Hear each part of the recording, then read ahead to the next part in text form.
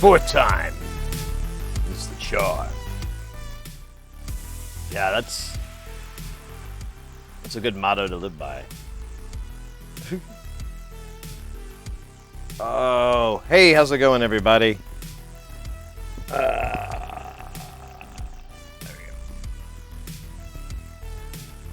go. Burp, burp, burp, burp, burp. There's that. That's that. Yeah. That battle royale is pretty crazy.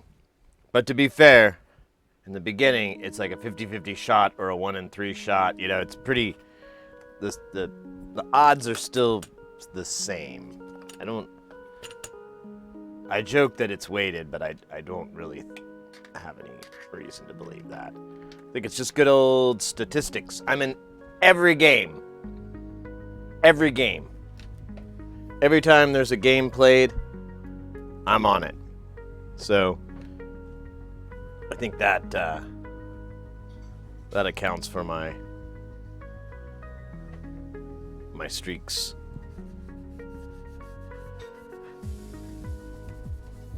A second here, I'm just cleaning off my laptop here. It's really dirty.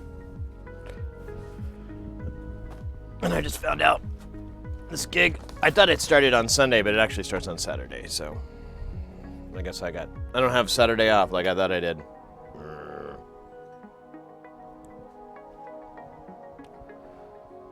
Happy Thursday to you guys as well. Hope you guys are doing good. We've got a good day planned. I think we're going to fix these two ADSRs, get these guys working. And then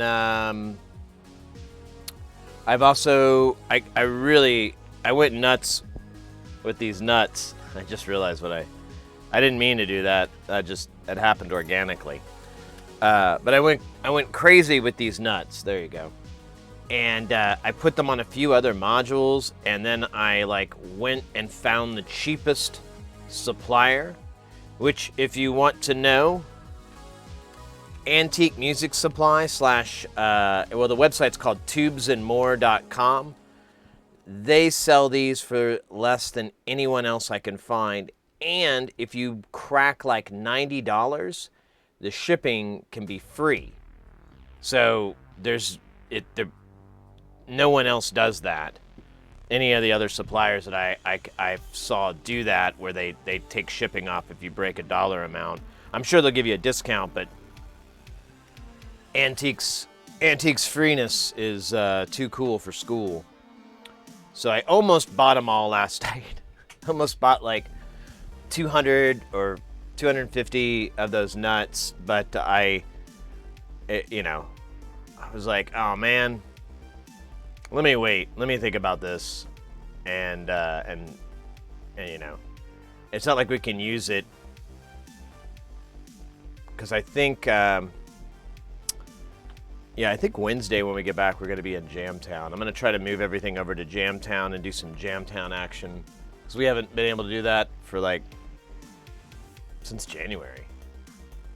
So, that ain't no good. Ain't no good, no way, no how, no good. We need Jamtown action. But stupid work.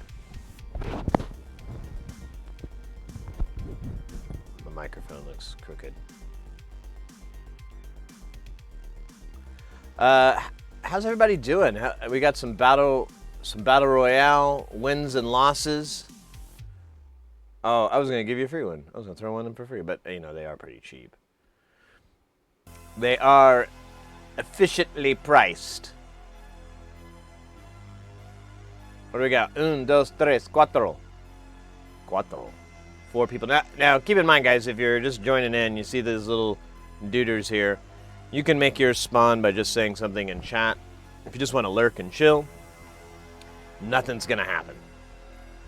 And, so the mass bomb during a battle royale is ineffectual. Just a heads up there. Would be a whole different game, though, wouldn't it? I don't like being over here. I'm gonna scooch back over to here. It just feels weird. Oh wait, what's that?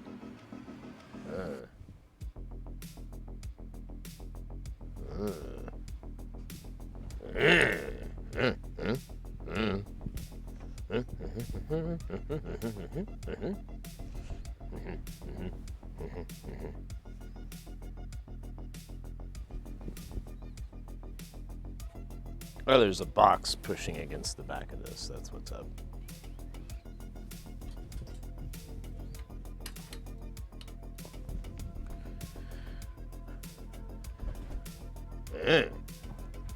All right. There you go, Eldritch Noodle. Now you walk upon the ground. Now, if you want to customize your character too, there's a box that says Stream Avatars. You can also do exclamation point commands, and that will bring up all the different moves that they do. Most of them are like fight, fart, jump,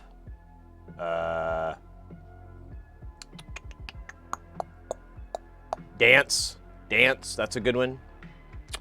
That's all I got. That's all I can think of off the top of my head.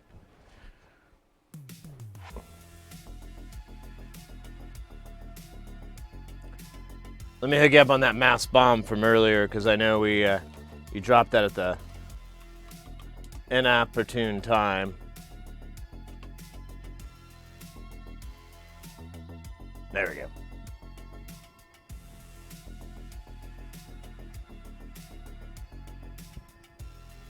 Marzapanda, good to see you, mate. How nice are these? Are we? Oh, yeah. Oh, I have not. Ooh. I might go there.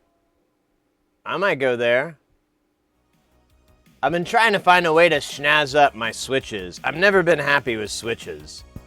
Like, I like the paddle rather than the bat, but the bats are so much more prevalent, so it's kind of hard to find the paddle style. And then I've seen like with the bats, you can get colored little condoms on them and put them on there, and I kind of like that because I'm like, ooh, color coding. But like the nut and how it dresses against the panel has always been like a point of grossness to me. Hey, Grot. Oh, Electric Beep and Bloops. You bet, mate. You bet. I neither understand anything about music theory nor electronics. Color me impressed. Hey, you know what? I don't either. I kind of, I kind of wing music theory. You know, I understand the broad strokes. You know, like these notes sound good together. These notes don't sound so good together. I kind of have that, but it's not much any deeper. And then when it comes to electronics, I'm figuring this out as I go along. A majority of this stuff is assembly. So, you know, if you've ever built like a model plane or something like that, it's not going to be horrendously different than building a guitar pedal.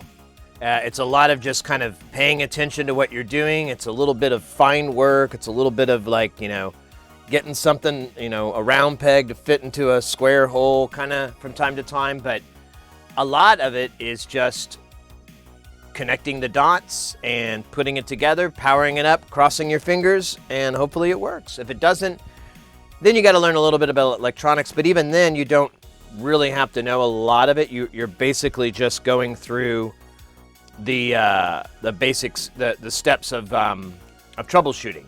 Start here and work your way until you run into the point of failure.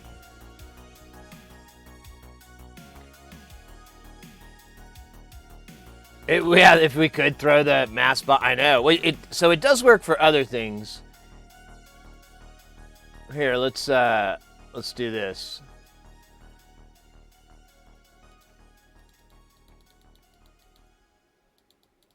So we throw this shit around here. Let's get a nice flow here. All right, I feel good on that flow. And then we're gonna, let me put this away, and then I'm gonna mass bomb again. Sit back and watch the pattern. This pattern is always the same. Oh wait, I think I took that one out. I don't know if that sample's in there. Look at that, everybody's a winner.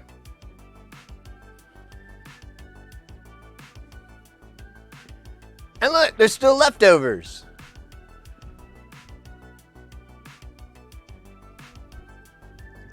Bonus round.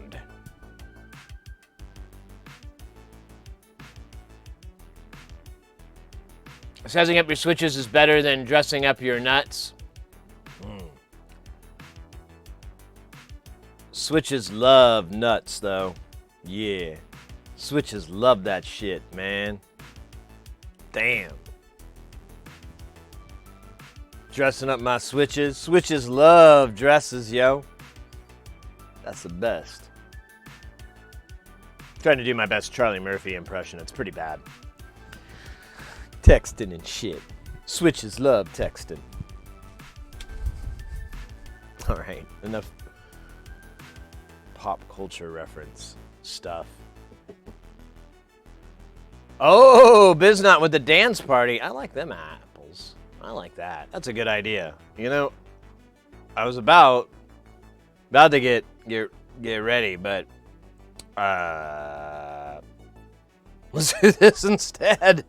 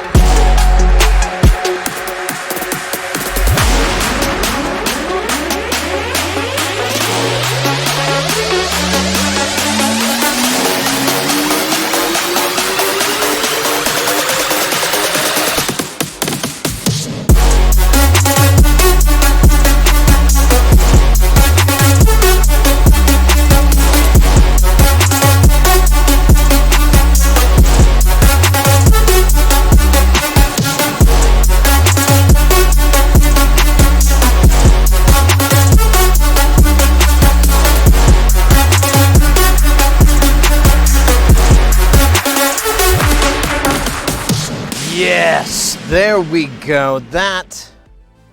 Oh, I guess I never turned that music up. You know, and it was light. It's not that big of a deal. Oh, there you are.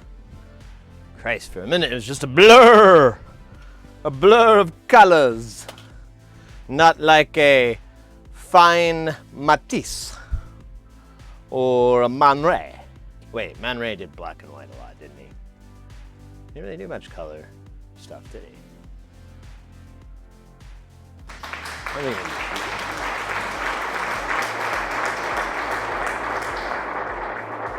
don't know if I like that applause. I might have to substitute that with a different applause. That one's a little lackluster, you know? It's like, kind of starts up. It's more like the applause that you get at the end of like a grade school performance, and like the audience doesn't know if it's over yet, you know? And they're like, oh, okay, the kid was supposed to run off stage. Okay, let's go. anyways. So we got the hydrate on there too.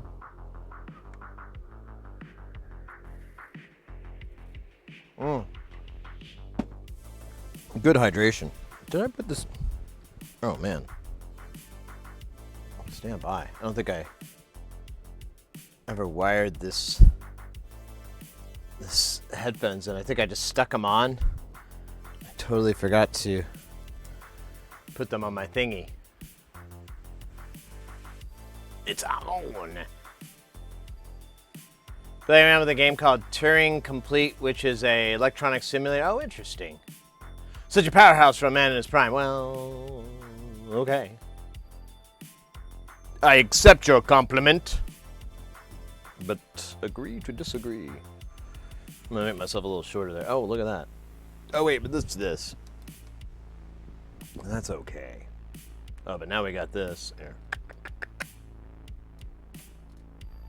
There it is. Oh, now we're good. What the hell's going on? What are we doing? Who am I? What year is it? What's the date? No, the year. Yeah, I went nuts, actually. I keep doing that joke. I didn't mean to do it. Actually, I don't think I have enough.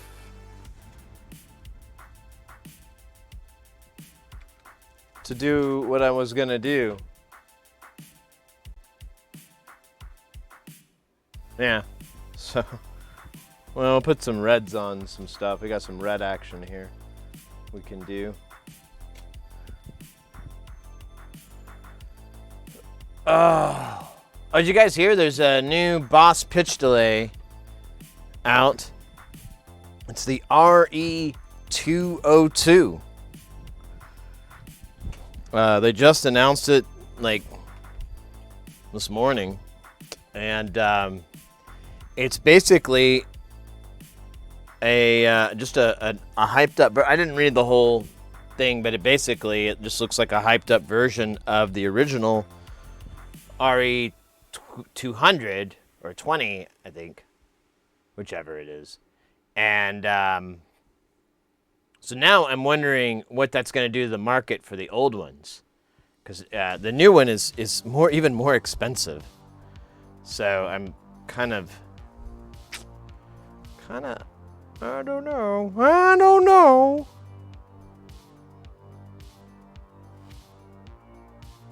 Yeah, this is all red jacks except for this one. I really want to do that? Let me think. 1, 2, 3, 4, 5, 6, 7. Yeah, that's fine. All right.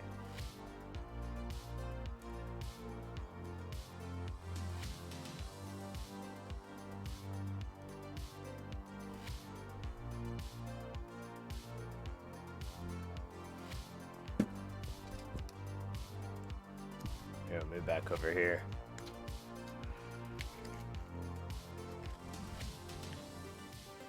Yeah, I don't know, I'd like one. I'd like to get a different delay here for our sound effects and our alerts and stuff.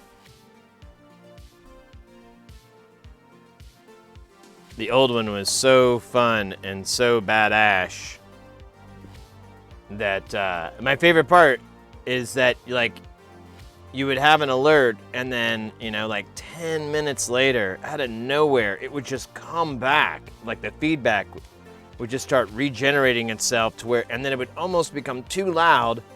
And I'd be like, do I need to go and press the feedback knob? Do I need to hit bypass? What? And right then it would cascade back down and just go away. And I'm like, what in the fuck is that?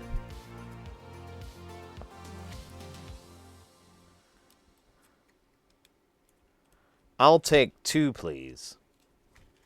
But the older one is around $200 or $250, I think, is the price. And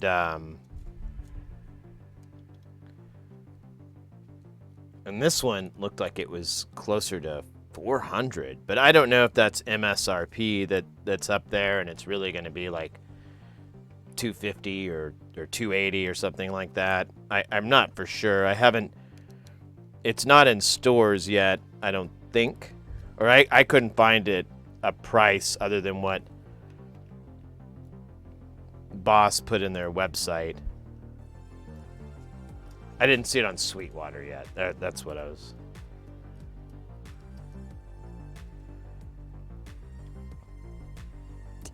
That's going to be the only blue one here.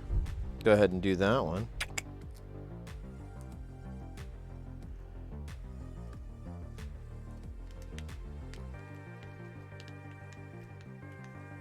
When you're 20, I think of the THR micro. Yeah, I know, right? I really wish there was some talk before companies came up with model numbers.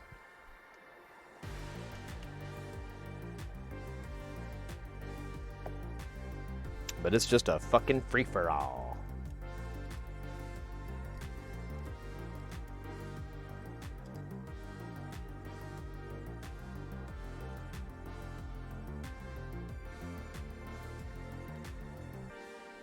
Man, I stayed up really late just putting these things on. I'll have to take some pictures. I was trying to, so that the sad thing is these will not fit my older modules, like anything that I use Switchcraft jacks on, it will not, and these don't fit. And I don't think there's really going to be an option short of what I did before, which was spray paint the nuts and then carefully put them back on, which, I don't know, maybe I'll get around to that. Maybe it'll bug me so much that I'll take everything off that's a red and just spray paint a whole bunch of them, let them dry, maybe do 2 coats.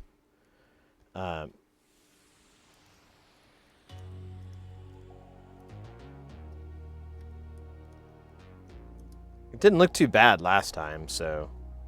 And surprisingly, it hasn't really scraped off. I thought it would, but I haven't noticed.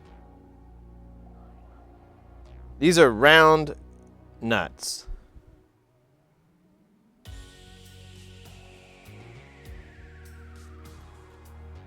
They have a little lip. But yeah, these are round. They're supposed to look like banana plugs. Is what they're kind of supposed to emulate.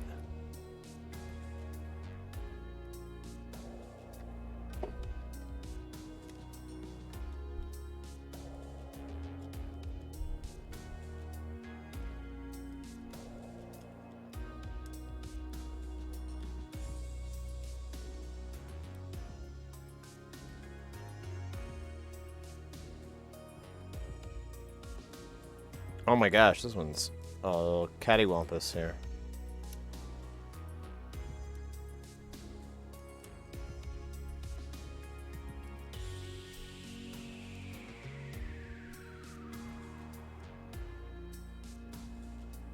They make colored hex nuts?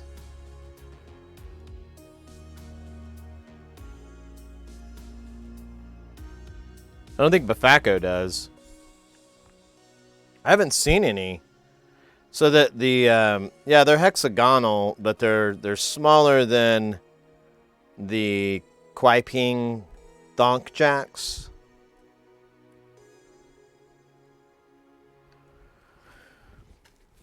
I don't have an example here because I've pretty much moved them away, but they're a good size bigger than this one, like about three extra millimeters in diameter.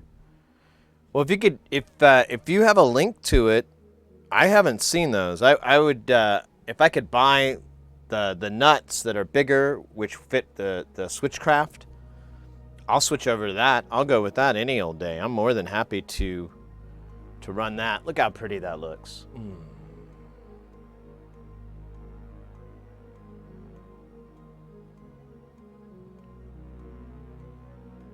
So the way my color coding is set up, Red is binary signals, which is it. This is basically the surge setup. So red is binary signals. Blue is single polarity, so basically CV, but anything that goes from 0 to 5, 0 to 10, no negative values. Black is AC signals. Oh, yeah, that's right. DC signals, that's what I've been trying to think of this whole fucking time. So DC signals, black is AC signals. Purple is a specialty. This is sync. And then green is usually represents the inverse of a blue. So if a blue goes positive and it has an inverted version of itself, it'll be represented in green next to it. And that's it. I was looking at all the other colors. There's white, there's orange, there's yellow. And I couldn't really, I stared at the system and I was like, well, where am I going to put oranges? Where am I going to put yellows? What the fuck is that supposed to represent? And I didn't want it to get too complicated. I wanted to kind of keep it simple. And so I think I'm just going to go with these 5 colors. I can't count, can I? All right, you got it here. Let's check it out. Interesting. Donk sells them.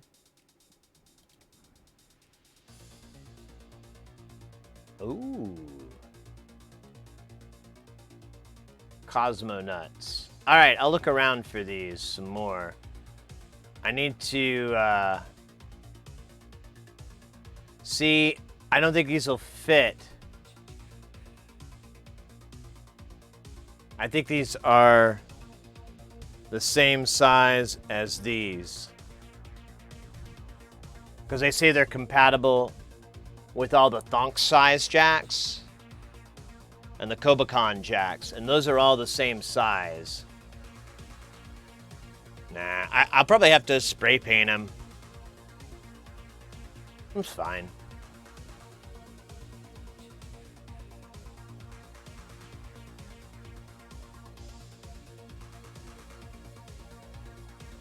You can mail me one? Okay. Yeah, I'll give you my P.O. box. I never get any mail in my P.O. box. Yeah, these look really nice. I recommend them if you're DIYing, and I mean, it doesn't work for everything. There's a lot of stuff that these won't fit on, either because the 1/4 inch or the 1/8 inch jacks are recessed, or they're just not the right size.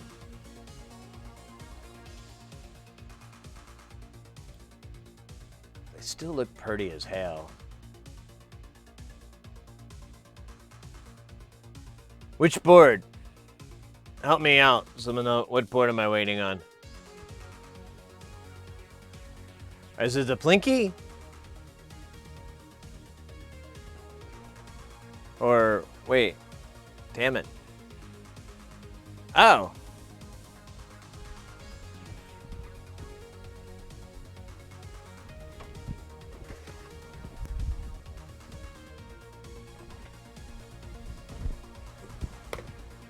You've been MIA, haven't you?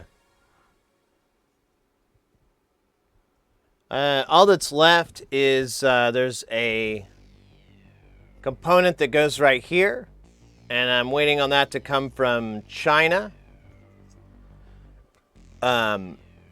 Once that's in, I need to research what the fuck these jumpers are for. I think I have an idea because they're near the rails, but I need to figure out what these jumpers are for. And I powered it up, and the white lights came on, but the blue ones didn't. But I have no idea if that's normal or not. My plan is to power this up and kind of just do as much testing as I can get away with before sending it off. And because I don't want it to come back. I want it to get there and work like a champion, but it's so tricky because you don't have any way to test it. And I already had a couple of builds that didn't work perfectly, so I'm a little nervous. And this is 603, which I don't have the greatest track record with. I still have, I don't have as many wins as I would like. My win-loss ratio.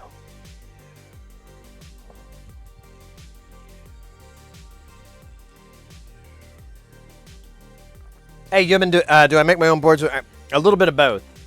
A little bit of both.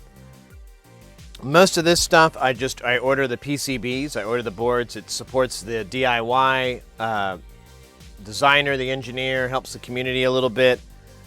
But I do have my own boards as well. I didn't technically design this though. This is a buddy of mine. But if you go on our store, we have our power supply board, and this just comes as a PCB. Actually, we sell a full kit, so you get all the caps and everything. And this is just a bipolar power supply. It's designed for 12 volts. It's basically to help you out with your Euro rack adventures. So you have a little external power supply to test on your bench and so forth and calibrate instead of having to stick it in your Euro rack and, you know, potentially damage stuff, which is unlikely, but let's just say you could damage things, or it's just a pain in the butt to calibrate it, you know, because the power cable only gives you this much play and you're like trying not to short things. Ugh. That little power supply is great. I love it until I got the regular bench supply and the noodle tester. It was my go-to. And that design is originally from Ray Wilson. My buddy Cat and Cog took the design and shrunk it down so that it would fit in a smaller form factor. It's a pretty common design. It's AC, low voltage ACN, and a bunch of caps to clean it up, and then it goes to a regulator, 2 different regulators. One shoots out positive, one shoots out negative. You can change those regulators out without having to change any other the components. If you want to go 15 volt or 9 volt or whatever the hell. It should be good. It's rated pretty high. I believe those are for the power from the main module. Yeah, I know, but it powers up the lights, which is weird. So, and I imagine there's a 5 volt power supply that comes in here because it's not generated anywhere on this board. So I'm assuming 5 volts comes down one of these pins, or possibly I can power it via the USB. I guess I could plug USB in and see what this happens. I need to, honestly, I just need to read the documentation. I've been very lazy about not reading it yet, and I'm not proud. But whatever, I got shit on my plate.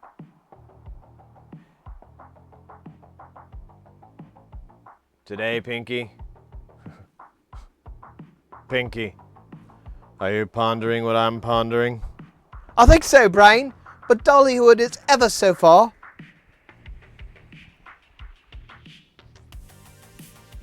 I think so, Brain, but where we gonna find assless chaps at this time of night?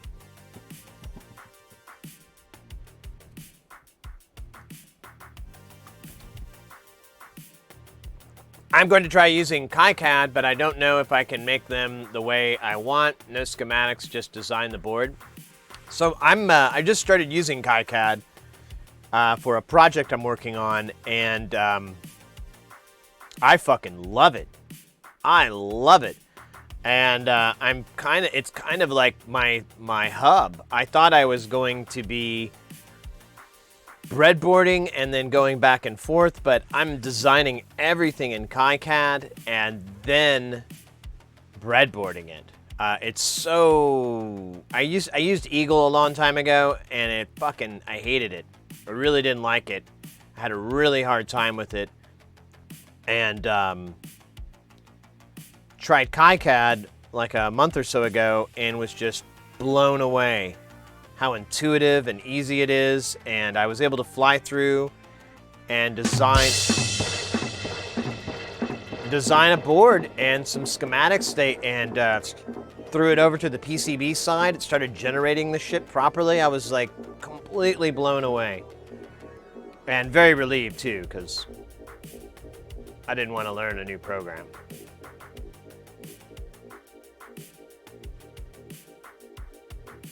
Plug and play is the way. KiCad.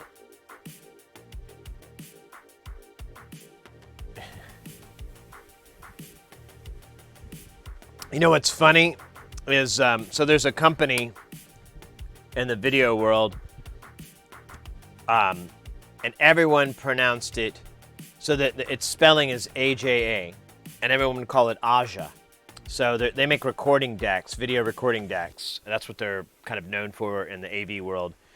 And people refer to them as Aja decks. And they make the KiPro,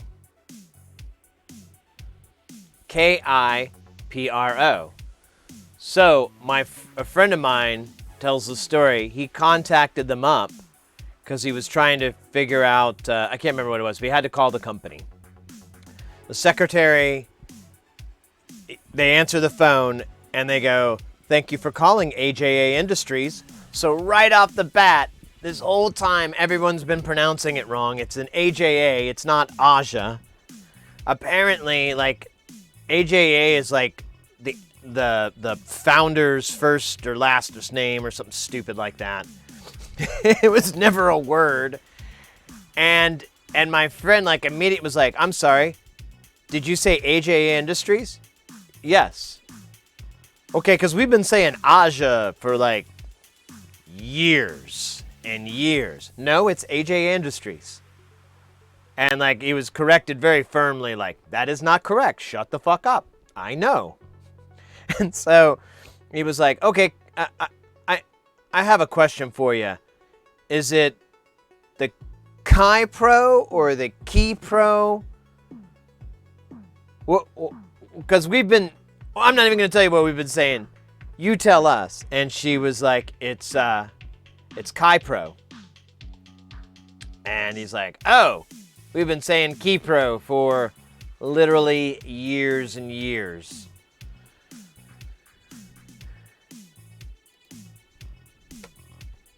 I just got so deep into that story, I forgot what I was saying. Oh, yeah.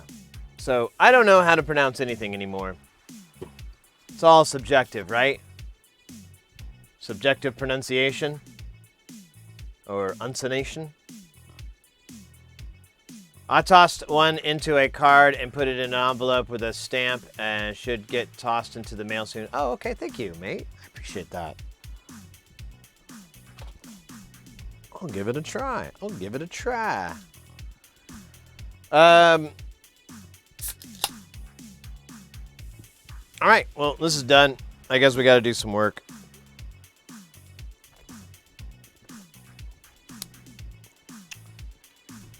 It's kind of a bummer. I was having fun not working.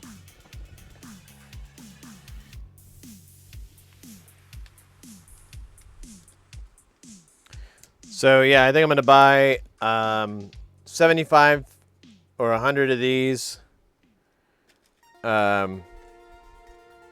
75 or 100 of these, and 50 of these, maybe 75, and we should be good. I don't know what I'm gonna do with these old nuts. You know what? I could give them to the less fortunate. You know, the holidays are coming up. Actually, they're way behind me. Whatever. When this holiday season comes, I will be able to give my nuts to the less fortunate. I'll go around the city, give nuts to the young and the old. That'll be great. We'll film it or something, you know? Put some holiday music to it.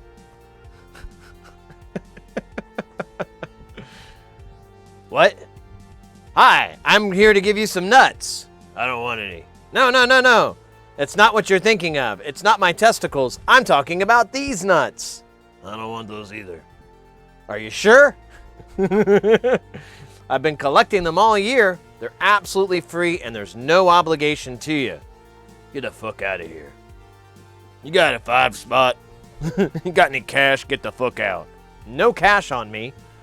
Came down here with nothing but my flip-flops. Didn't even want to wear shoes, was afraid they'd get stolen. Put Crocs on instead. No one's gonna steal your Crocs.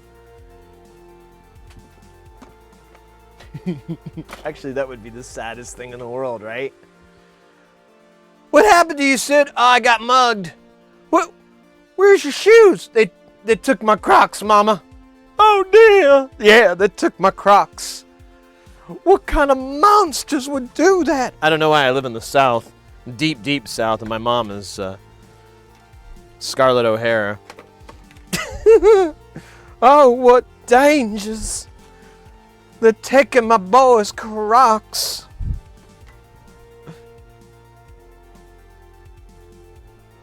Your Euro ruler showed up today. I, for one, welcome our Euro rulers. Take us to Zion. Well, that sounds a little weird. Start a new economy at the hobo colony under the bridge based on nuts. Hey, this is a nut man. Hey, nut man. Hey, what do you got? You got some shiny nuts for us today? Oh, you know it. You know it, Herbert. I do. I got all these nuts for you guys. Very excited. Nice. That's a cool ruler.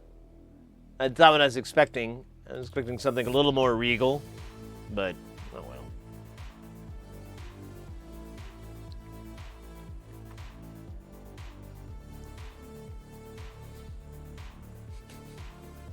It's a Nutman! That's my nickname. I like that. There's a joke there. I'm just gonna stop it. Because I already know what it is. I guess I could tell it, because it's okay if I tell it. But I'm not. Fuck it. Nutman's my name in the bedroom. All right. That was infinitely worse said out loud than it was in my head. I'm very, very, very sorry about that. Thought it was funny. I took a chance. I failed. That's life, man. It's life. That's how the game is played. Don Henley wrote a song about it. That's just the way it is. Doodle-doo, doodle-doo, doodle-doo. Some things will never change. Wait, I'm going the wrong way. Doodle-doo, doodle-doo. It goes this way on the piano. I think a keyboard guy would know that. I don't.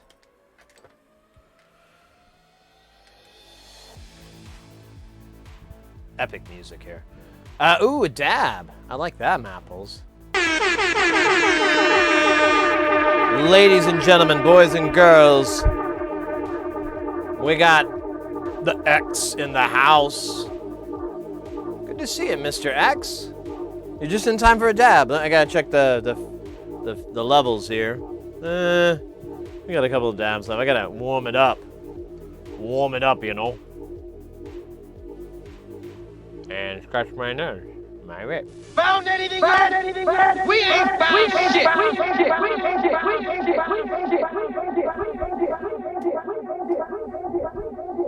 think I need to get one more light. And then I will be pretty. I'll be pretty. Oh yeah, the dab. I know, man. So we were talking about that just a little while ago. I'm wondering if it's going to affect the market for the old one. Like, are those going to go up? Or are they going to go down in price? Or are they going to stay the exact fucking same? And then the other question is, what the hell is the new one going to go for? Because the only price I could see was MSRP, and it was outrageous. Like, there's no fucking way in hell I'm paying $400 for a delay pedal.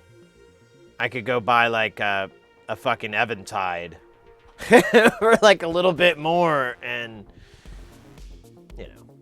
Or Eventide. I've been pronouncing it Eventide because it sounds like a really smart-ass way to say it. Actually, I had a buddy who used to say it that way, and I always thought it was funny. He also pronounced Ableton, Ableton. I miss that dude. He passed away, but I'll always remember his weird ass fucking pronunciations. Hey man, have you used Ableton Live yet? No, but I've used Ableton Live.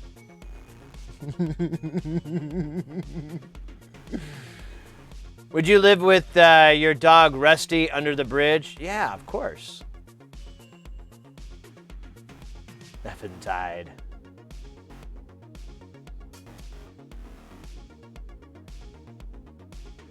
Well, the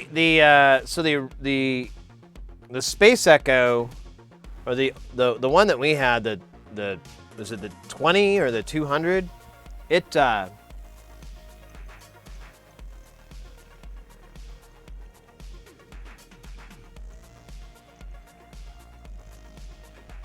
it's a dub man's dream.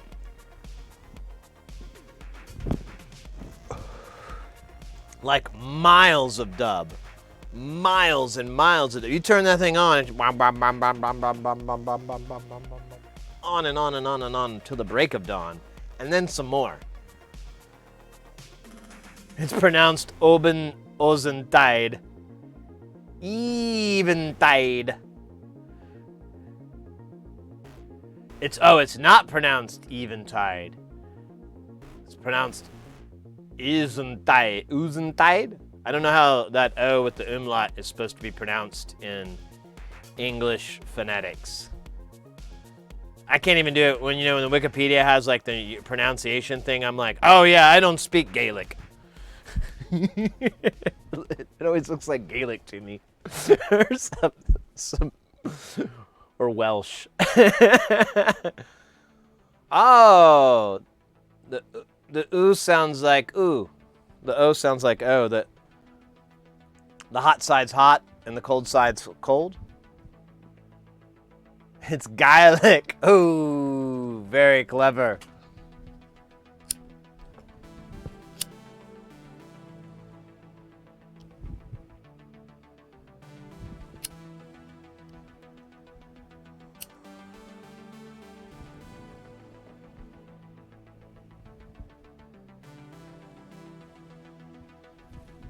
It's not Gaelic. It's Gaelic.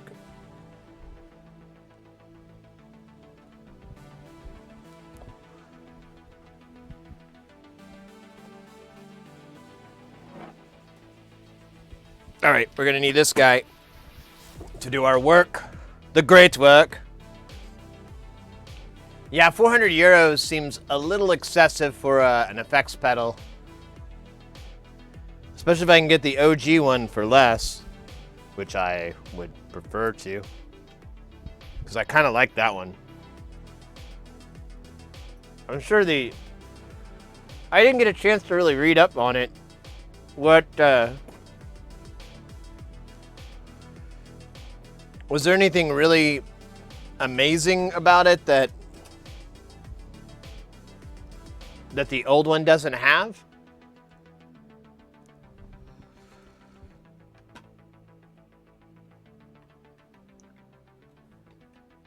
Does it have power windows? Anti-lock brakes?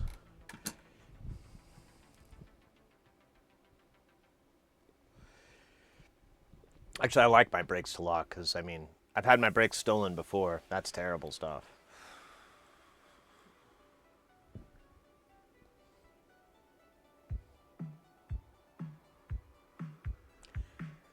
You know, come to think of it. Sorry, this is like a really random thought, but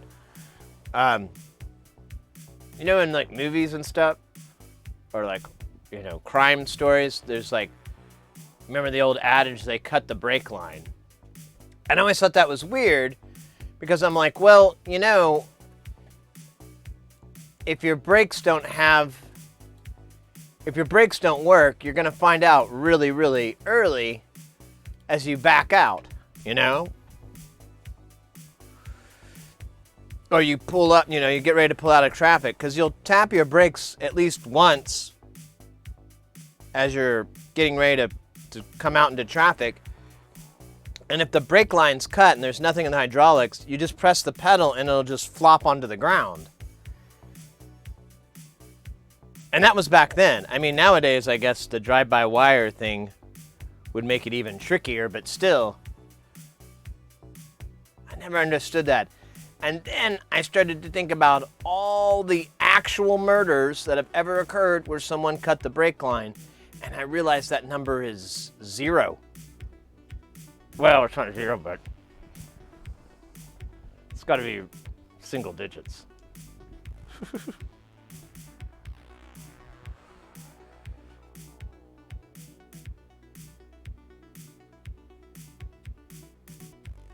Guitar line signal, I don't care about that. True stereo reverb, I don't care about that. We're in mono anyways, baby.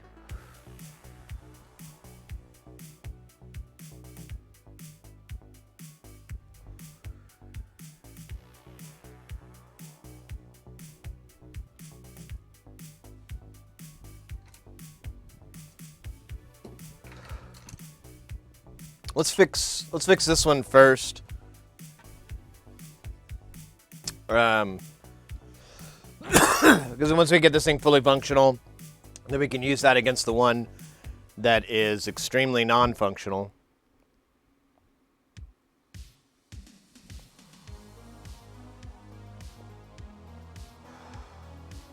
Man, I wish I didn't. These are like the big boys.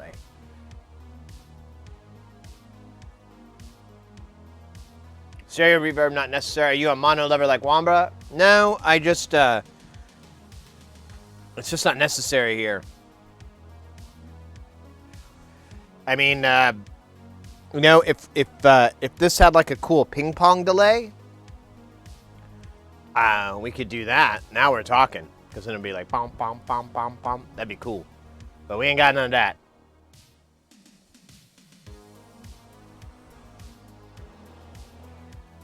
The drive-by-wire stuff with a modern car actually makes it easier, since security has been afterthought. Since security is an afterthought on most of these systems. Yeah, but I mean, when was the last time you heard of that, though? I guess now it would be more feasible to imagine that, because you could have a, you would have the perp or whatever hack the car so that the brakes fail 40 miles out. That would be a good move. Oh yeah, there you go. There's your new murder mystery story for the modern day. They hacked the car, and they put a virus in it through the USB port for their iPhone. Yeah. And then their their wife or husband or whatever is driving, and all of a sudden, all the lights go out, and and the readout's like, "You're gonna die, Bill. No!" And then like the gas just floors, and the brakes won't work. Nothing will happen. There's your murder mystery story. And the grieving widow or widower. Oh my God! Are we writing this? Are we writing this? Are we doing this? Are we writing a murder story here? I think we are. All right, so the grieving one is like, plays it off like it was a suicide, you know. Let's first we'll make the wife the murderer and the husband the victim. So the wife will be like, oh yeah, you know, Ted was really sad, you know, he lost that promotion at work, you know, she'll feed it in, you know, so to work, and no one will know she knew how to program viruses. She's been hanging out and learning Russian, learning with the Russian hackers. Da. She learned Russian and program Ford Focus to kill husband. Da. Big insurance policy. Oh wait, then she can't say suicide. Oh, but she could fake it like she was trying. Oh yeah, like she didn't want people to know. Oh, yeah. Are we taking notes? This is a good story. We could at least get it. I have some connections. All right. I don't want to go into detail. I don't want to name drop or anything. But if we wanted to get this on TV, let's see here. We could do it. Check it out. Within the scientific community, knowledge is represented by two equally important yet very different disciplines: executing experiments and learning from failures. These are their stories. So yeah, we could do that.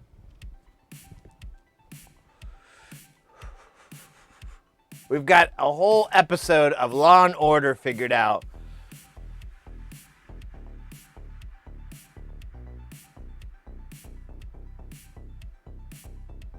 We need some wisecracking cop stuff, though. The older cop will be like, I don't get it, you know, but then the younger cop, yeah, that whole...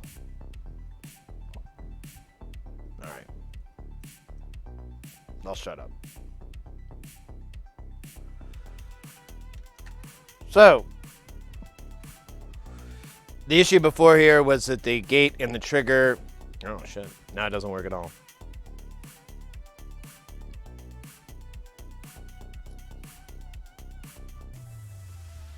Oh, shit. This doesn't work at all. Oh, wait. No? Huh.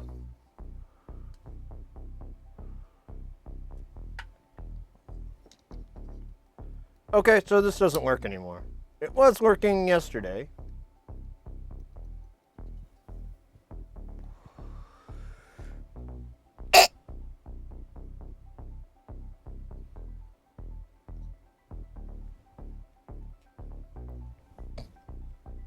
No idea what the hell just happened.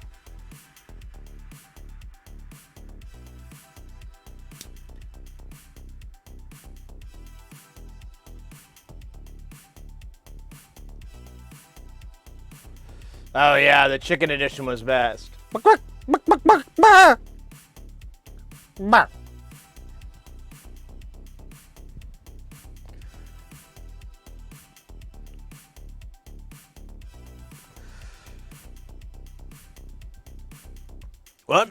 Very confused why this doesn't work now, but it worked yesterday. It's very disheartening.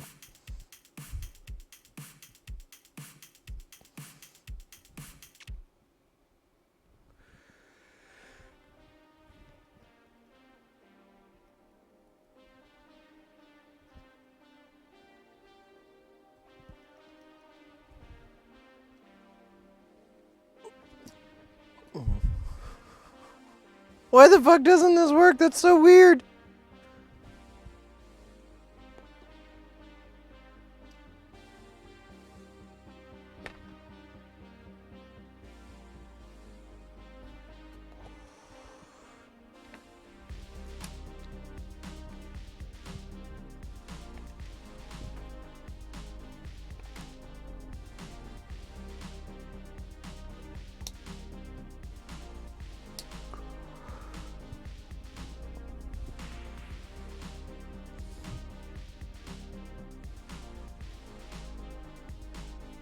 My chickens will peck your face off for that, Mr. X.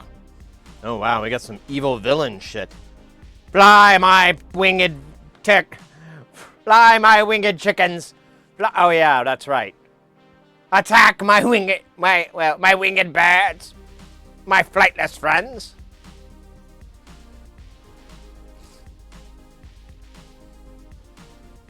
Serve your master well, and a treat will be given upon all of you. I don't know if that's what you sound like, but that's kind of what I got in my head for you, Wire.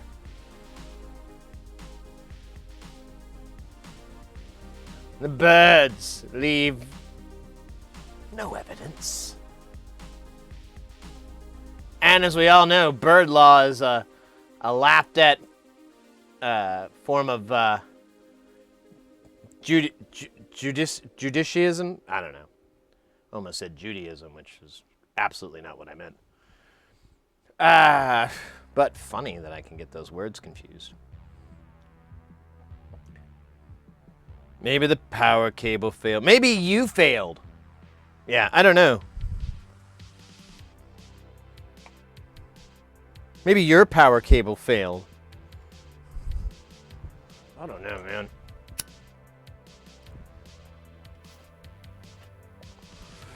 Let me finish this guy, and we'll bop it. Go. Do the thing. Do it. Come on. Make the things. Aww.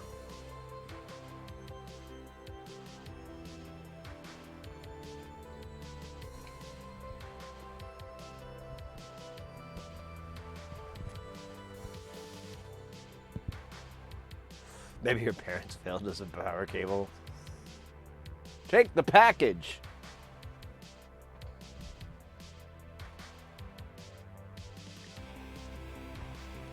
Don't ask questions.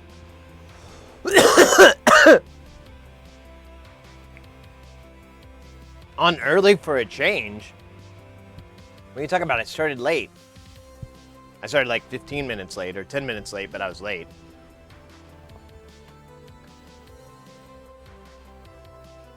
Or are you talking about you're on early for a change? Ah, I should have figured that out. I'm a little embarrassed. I'm actually a little normally. I'm like 5'5", 5'6". 5'6" on a good day, 5'5" on a bad day. I used to be 5'6" forever, and then Mrs. Heresy is that height, and she's like a little tiny bit taller than me, so that's when I had to realize I'm not 5'6" anymore. Which is fine, you know. Everything's fine. All right, I'm gonna leave this guy here. We're gonna come back to you, Mr. J. I cannot, in good conscience,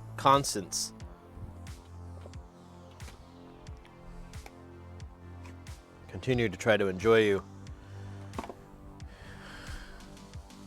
and not burn my nose hairs. All right, so yeah, this thing is broken.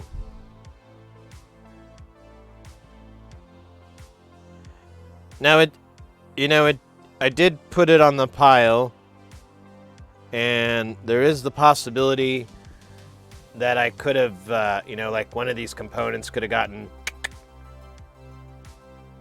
because these things are a little more delicate than I like to admit. However,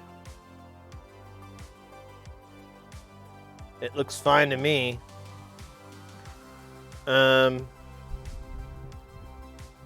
Let's find out if we're getting power to the rails.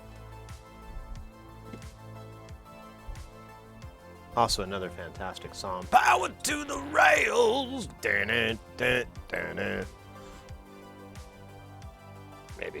Maybe I made that all up. Oh, scheisse. Ooh, scheisse.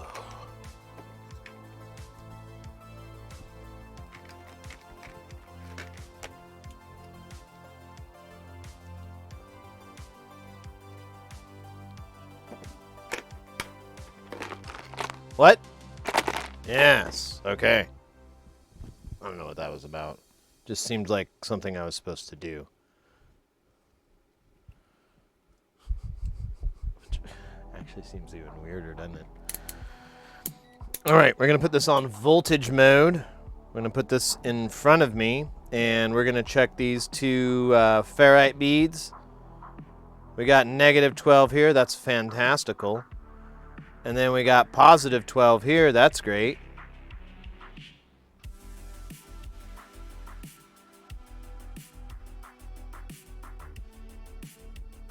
These guns are warm, but nothing insane.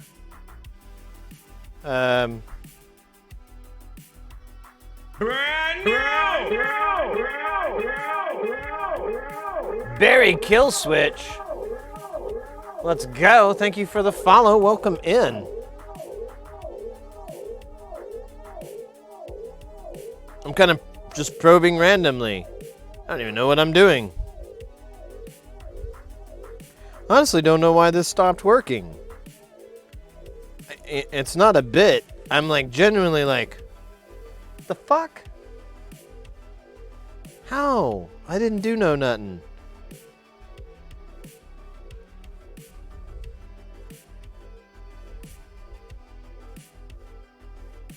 We'll probably need to put this under the scope and do a better job of looking. But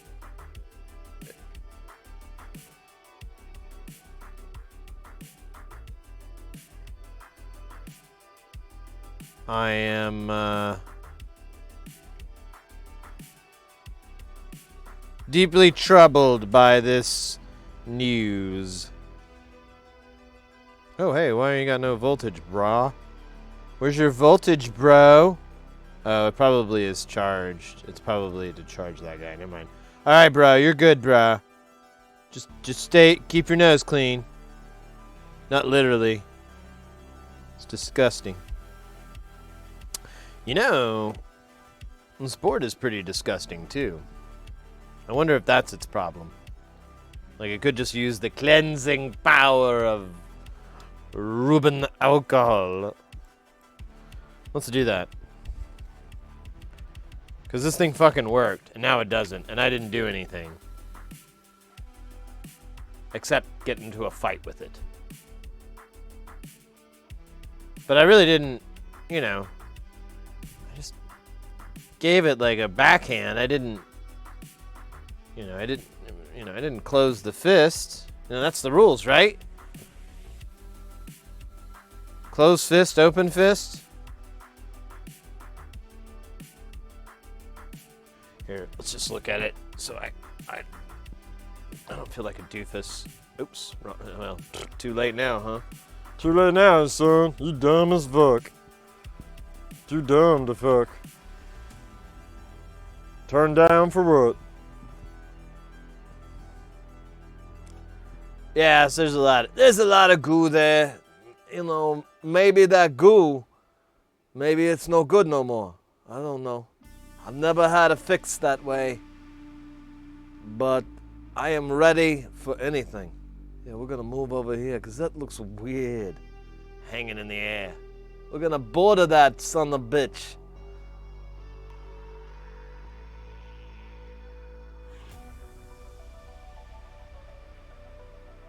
I'm just looking for a component fall off or a piece of metal that draped across a fucking IC.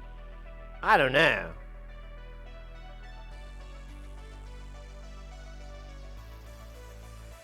I know some of these resistors look beat up. I was very mean to them.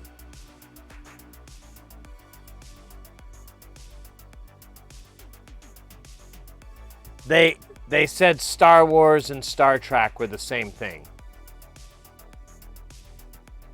I know, right? I was like, whoa. That's not even kind of cool. All right? And so I had to rough them up a little bit. But now they know the fucking difference, don't they?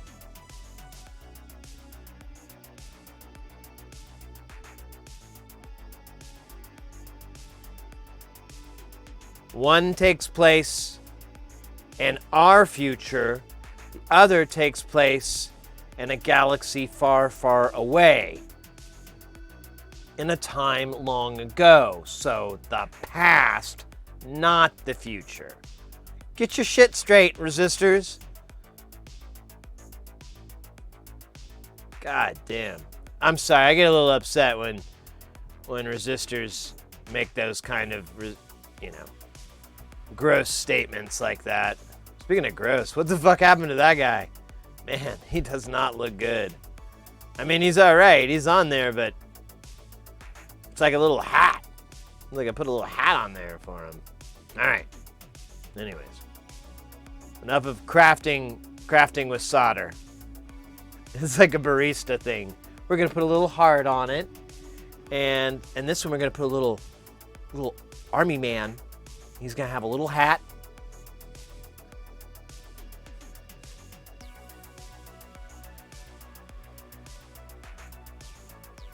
Darth Sidious.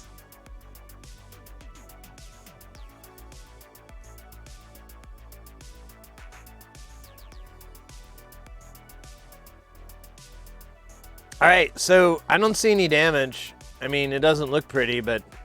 Oh, here, let me fix it. Okay, so this looks great.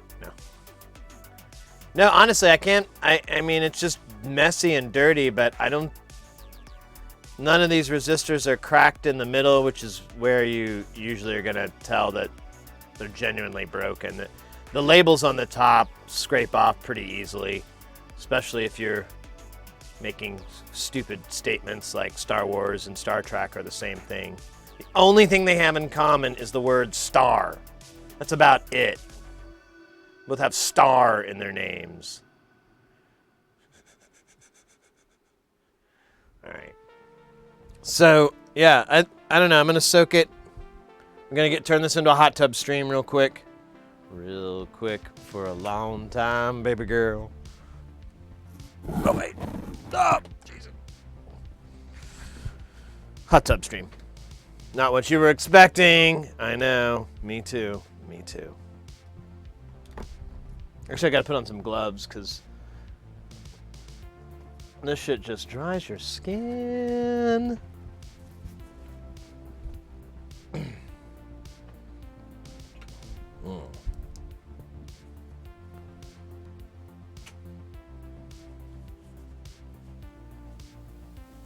A lightsaber be RGB? That'd be slick as fucking hell, man.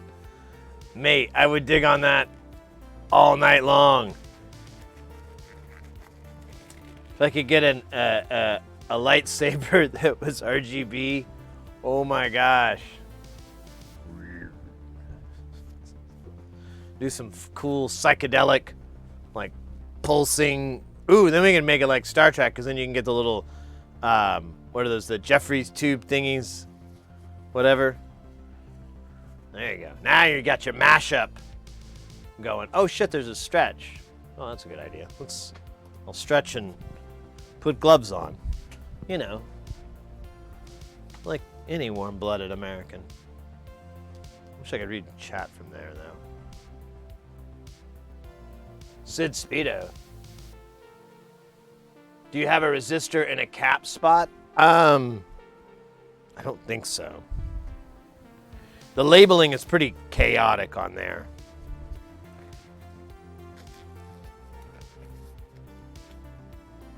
Oh my gosh.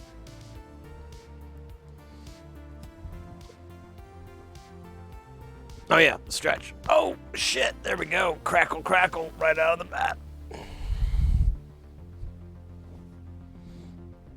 Thank you though. Ooh, yeah. Oh, yeah, I needed that. Actually, I feel, oh shit. I feel way better.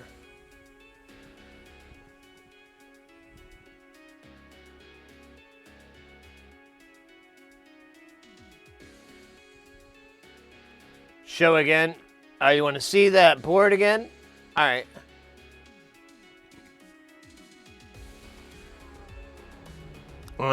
Let's...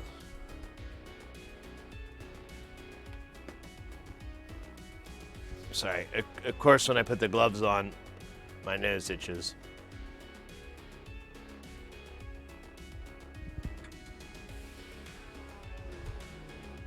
All right.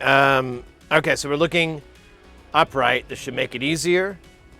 Let me scooch over here.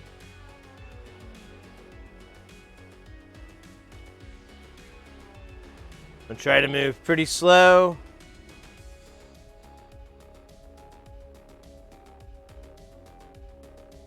Sajik would say original Star Wars and it was boring as they updated it. More violence is all. Kappa. Jean-Luc Kenobi. There you go. Should never scratch your nose. I think that's pluck your nose hairs.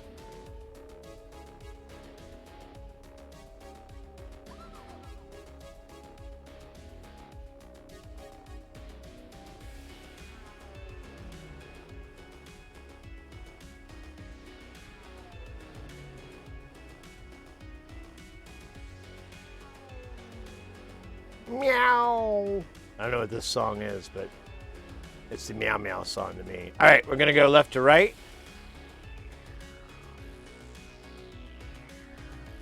Here, let's get rid of me again. This will be easier to see. And I know there's a lag in chat. I'm keeping my eye. So if you see something, say something.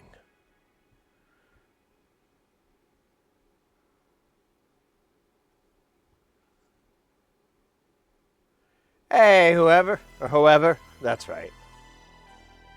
Derp.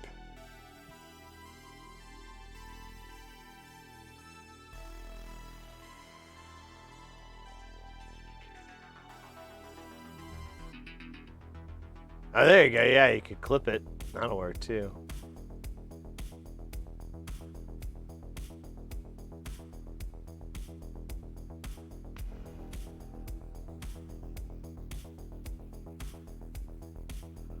Found anything yet? We ain't found shit. Broken via at top center. What are you talking about? All these vias are sealed.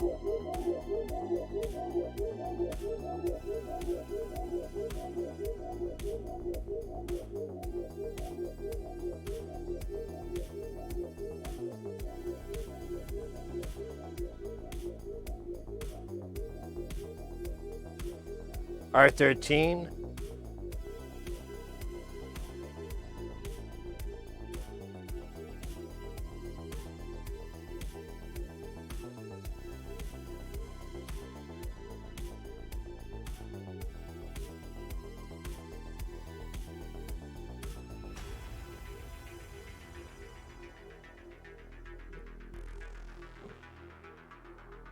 Yeah, okay.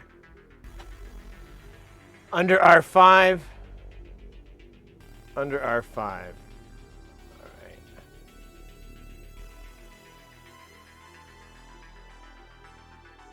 right. I don't see anything. Copper is missing.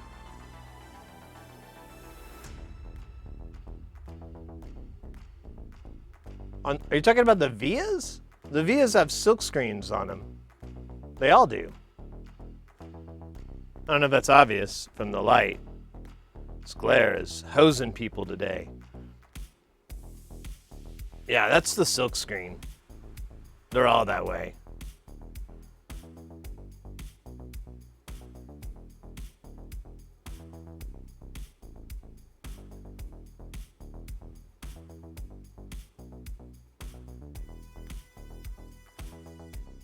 So that's one, and then we're gonna go to the one R5 that you saw. And there's that guy. They're good. Here, I'm gonna zoom out. Now they're good, they're good. If anything, I mean, like, I'm kind of wondering if there's a broken trace. That's why I thought you were talking about it first. I thought we were talking about a broken trace. Because I'm like, oh yeah, that could happen. But this silk screen's honestly pretty damn tough.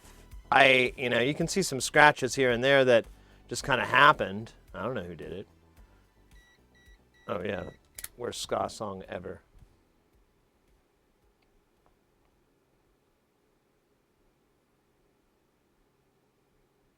Hey, 6X, what's up? All right, so I'm gonna give this guy a bath. If everybody's cool, we've explored every possible. Is that right? Is that how it's supposed to be? Explored all those. I'm gonna take out this guy. Honestly, I should probably give him a little extra brush in here.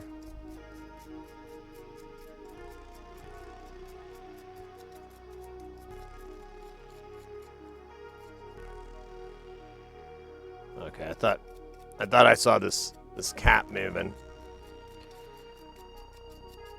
All right, let me give it a little rinse here. All right, nice.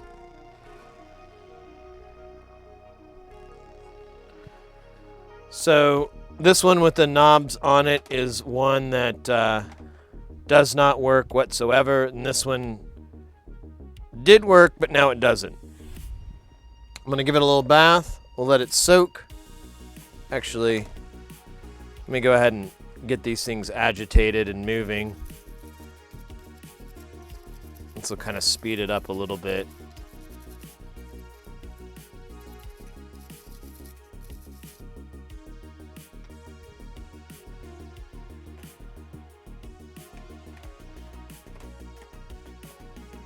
Oh man, this fucking tool holder is not being good. Not being a buddy. Did you live in the year 1980s? Your style's from the 80s? Yeah, I was born in the late 70s, if you want to get a little bit specific there. My style, interesting. Well, we're listening to some synthwave because, I don't know. I just been in that mood a little bit for some synthwave love. But, aside from that obviousness, I definitely was born in the 80s. Well, but prior to the 80s. I lived in the 80s. There you go.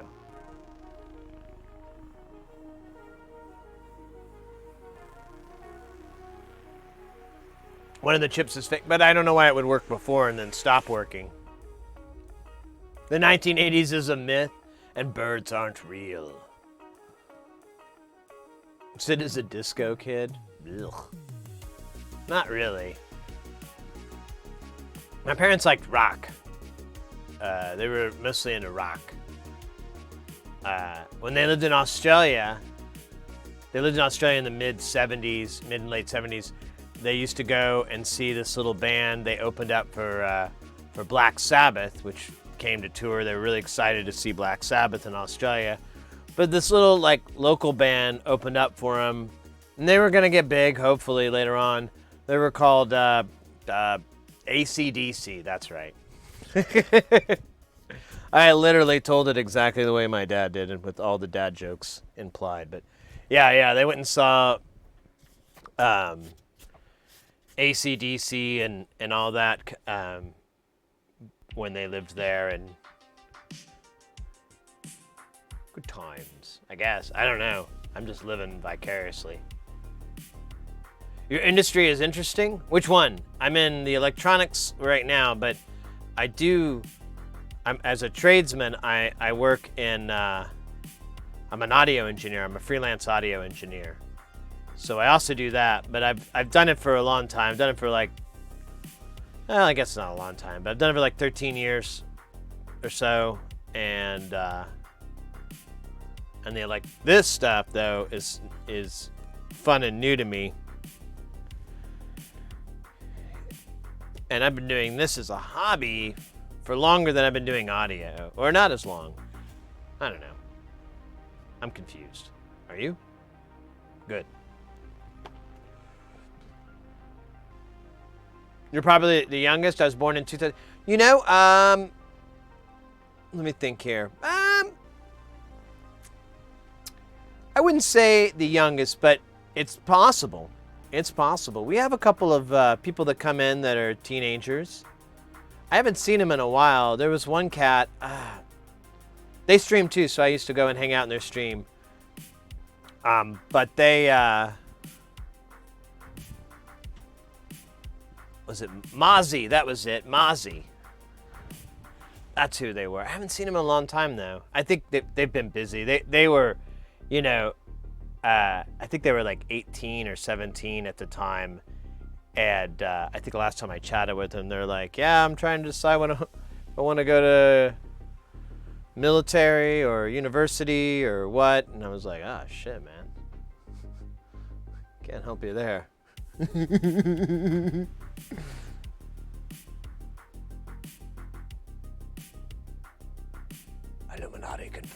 Since you are an engineer and I am a currently university student majoring in cybersecurity, I'll learn from you. Oh, yeah. Well, feel free to ask any questions. Mostly what we're doing is just assembly and troubleshooting. So, and both don't require an enormous amount of knowledge. Although this one's probably going to be tricky because envelopes are tricky as hell, to be honest with you. They are not friendly.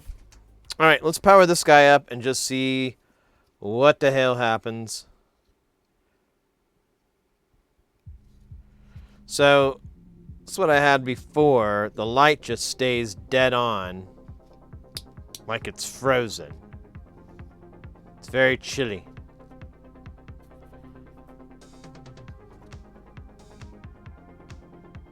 And then I want, oh no, that was the other thing that dimmed it after a few minutes. So,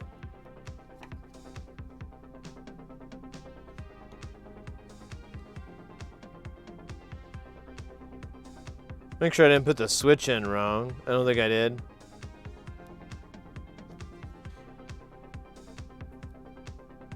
Oh shit, that's really warm. That doesn't seem normal. So our TLO 84 here at the bottom is really fucking hot. I'll start there. Something is fugged over there. Man, it still looks nasty from, or maybe that's just the light. Let's put it in the cradle. I don't know what that's called.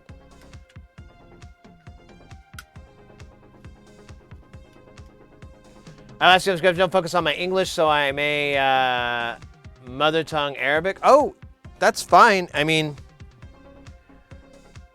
your English is fantastic, so I understand you perfectly. You can always look something up if you need to on like Google Translate or whatever, and I'll figure it out. I'm not that stupid. I'm only mostly stupid. There's a big difference between being completely stupid and not.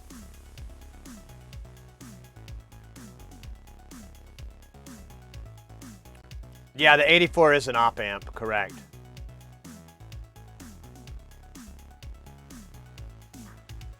When you started engineering, as an audio engineer, I just started mixing and reading. I read a lot of books. Actually, that's what I started doing. I read, I might even have it here. Oh, no, we put it in the library, but, or the bookshelf, I should say. But there's a couple of books I read when I first got into recording and so forth, and I just read them over and over and over. Like, the same fucking textbook. I would just read certain chapters. Well, I didn't read it from front to back over and over, but I read certain chapters over and over again so I could like memorize those concepts or those ideas. And then it wasn't until much later that I really got to apply those things and try them out. And but I had the knowledge in advance, so I went in knowing what I was doing. Kind of. Minus my bad memory. Okay. That's fine. Whatever works. I was just saying, if you want to use that, it is fine with me. Oh, we got a dab from Cross Solette and some air drums and a dance party. Oh, I'm getting my exercise in. I'm gonna take these gloves off. Loser.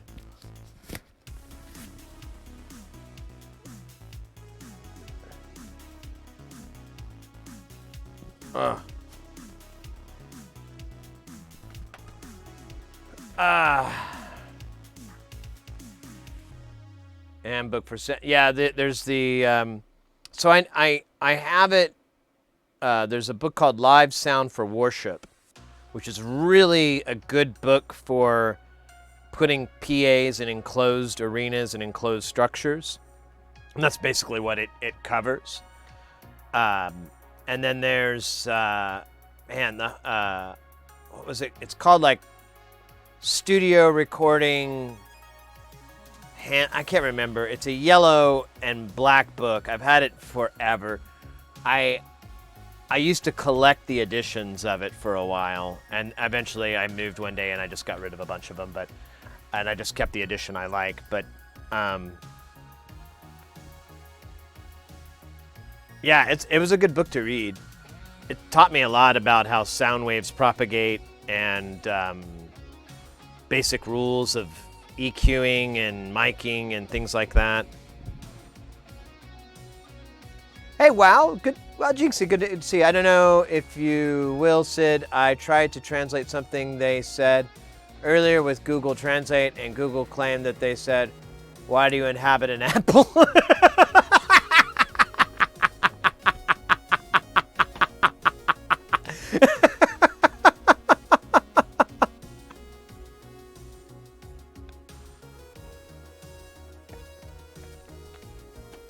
That's awesome. Why do you inhabit an apple? Have you tried it? Living in apples is really dope. Let me tell you how cheap Apple computers are.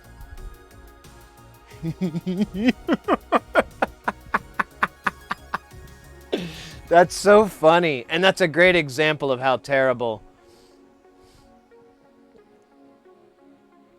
My question is, do you use mathematics in your practical time? I do not use much mathematics beyond basic arithmetic, like subtraction, addition, multiplication, division. That's it. I never get into higher levels like trigonometry. I know that that is something that does come up, but it's more in when you're doing certain designs. So if you're doing something, I know for like analog synths, like what we do, I should power this off for a minute. That thing's gonna smoke. For this kind of stuff that we do, there's a temperature coefficient that you have to work with. But again, actually that's still arithmetic, actually, because you don't have to break out your graphing calculator for that. It's already been done. Yeah, there's a little bit of math, but it's surprisingly, most of it's already been done.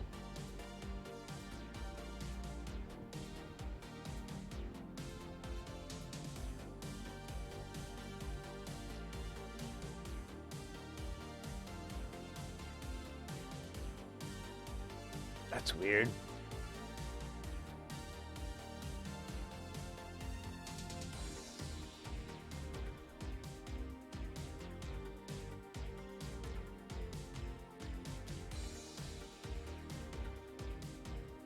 Have you benefited from mathematics in your so when I do audio, it's all very simple math. It's all arithmetic again, just subtraction, addition, division, and multiplication.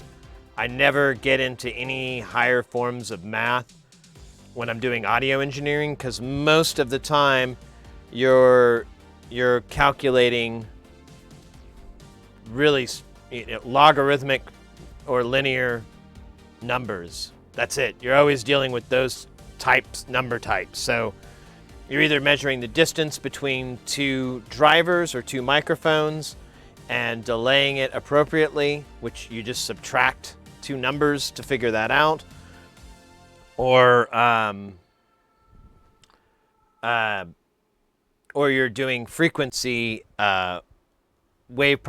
frequency propagation, and so 200 hertz will resonate 400, will resonate 800, will resonate 16, will resonate 32. It'll go into that comb. And again, that's just like dumb logarithm. It's not even, it's mathematics.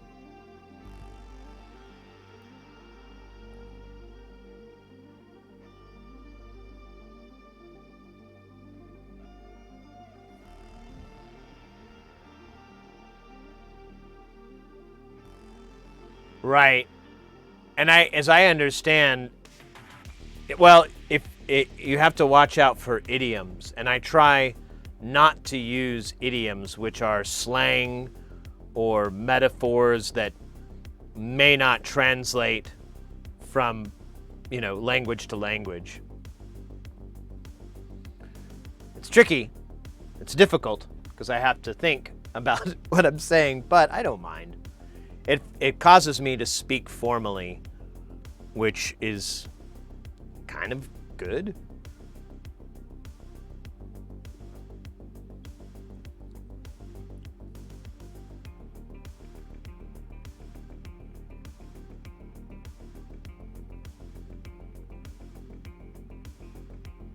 But DeepL doesn't support Arabic yet? That's... Oh, shit. So we got a dab. Let me take care of that. Get that going. Man, that thing is still kind of warm. I guess there's a short on there, and that's why it's broke. That's my guess. It's an educated guess too, because I'm an idiot.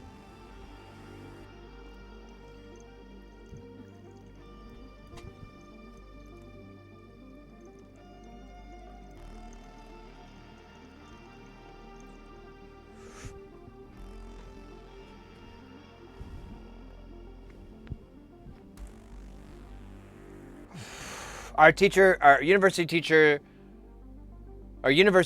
us, I'm sorry, I'm reading it wrong. Our university teaches us details about mathematics such as calculus, algebra, statistics, and complex arithmetic. And honestly, it's I would like to know those things because there's a lot of I've learned there's a lot in like 3D mapping and programming where you have to use much higher math. And, it's like I was reading about, I'm sure you guys have heard of the YouTuber Modern Vintage Gamer. I remember he did a video about how this person made a clone, or not a clone, but ported Doom over to the Super NES and or the Super Famicom, and one of the things that they did that was crazy and I thought was very brilliant was so the CPU didn't have a coprocessor to do all the complicated math that it would need to do for 3D, geometry and all that. So instead, they would just put lookup tables. So all the math was already done, and it would just make a call and it go, the value is 6123455. It would just be, they just automatically make a call for the value instead of trying to calculate what it is on the fly. And when I was learning about that, it made me think like, man, I don't think I can get into to programming 3D stuff if I don't learn a little bit of trigonometry and higher level math. I have a friend who's very, very, very smart on that topic and is literally my go-to for any high level math questions. They're like, and they're so good at it, it's hilarious. They're just like, oh yeah, well you can just take Pythagorean's theorem and blah blah blah, and he just like rattles off the answer. Well, without knowing X, I can just assume that you want to take the square of the pi, and just rattles off, and I'm like, yes, thank you, human calculator. Where do we hit the button for it to print out? Does it come out of your mouth, or it doesn't come out back there, does it? Oh, hey! Stone Monkey Research! Let's fucking go! Let's go, let's go! Yeah!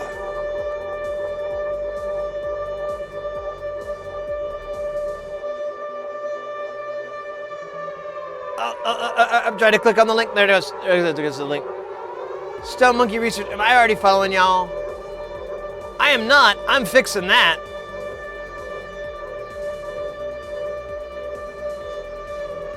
We're doing computer stuff, streams likely to involve making Marble Machine and Redstone Minecraft computers, or talking about making physical computers out of stuff. Awesome!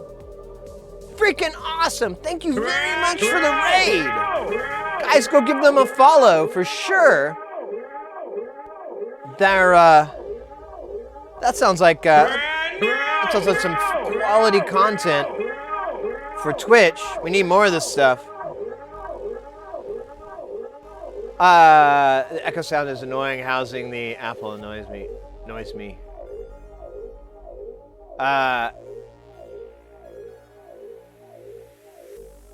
Welcome in, Raiders. How's it going?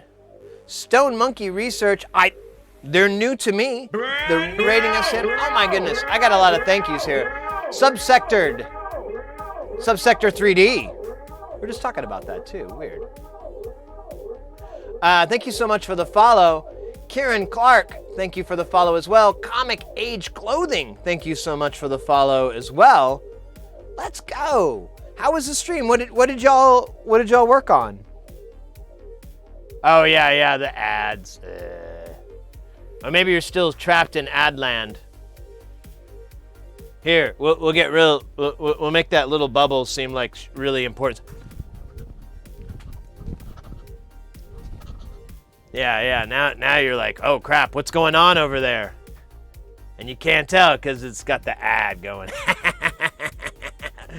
The ultimate troll.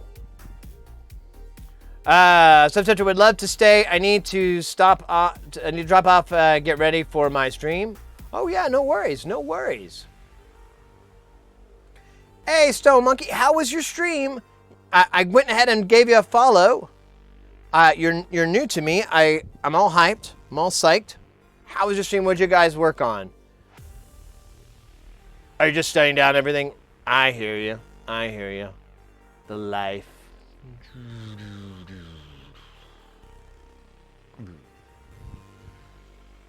Watch that electric bill. All the lights in the neighborhood go up a little bit. You guys got us at a great time. We were talking. Something we never do. No, so dumb. Now, we're actually working on a couple of Eurorack modules that we built for a client, and it's weird. We built two of these. One didn't work, and the other one did work, and then the very next day, they both don't work. So, working on that one. We do have a good suspect here because one of these chips is really hot, so I'm thinking there's some sort of stupid short somewhere. Just got to figure out where the hell it is. We already had a couple of crazy mistakes on this board to begin with, so pretty likely I made another mistake. I was just talking about my plans for a Z80 homebrew microcomputer. Oh, fascinating. Stone Monkey Research is another streamer, very new to me, but is another streamer on Twitch. Fairly new one, I would say. New to me, anyways.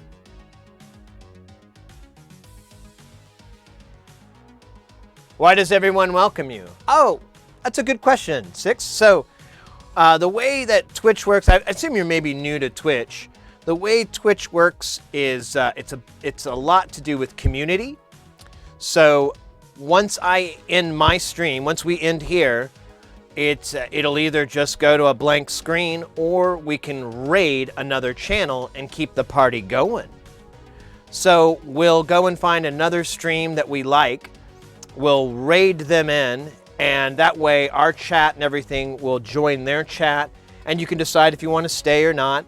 And but that way you can introduce yourself to another stream, and at the same time kind of mingle your communities together and get everybody kind of hype in what you're doing. It's a great way to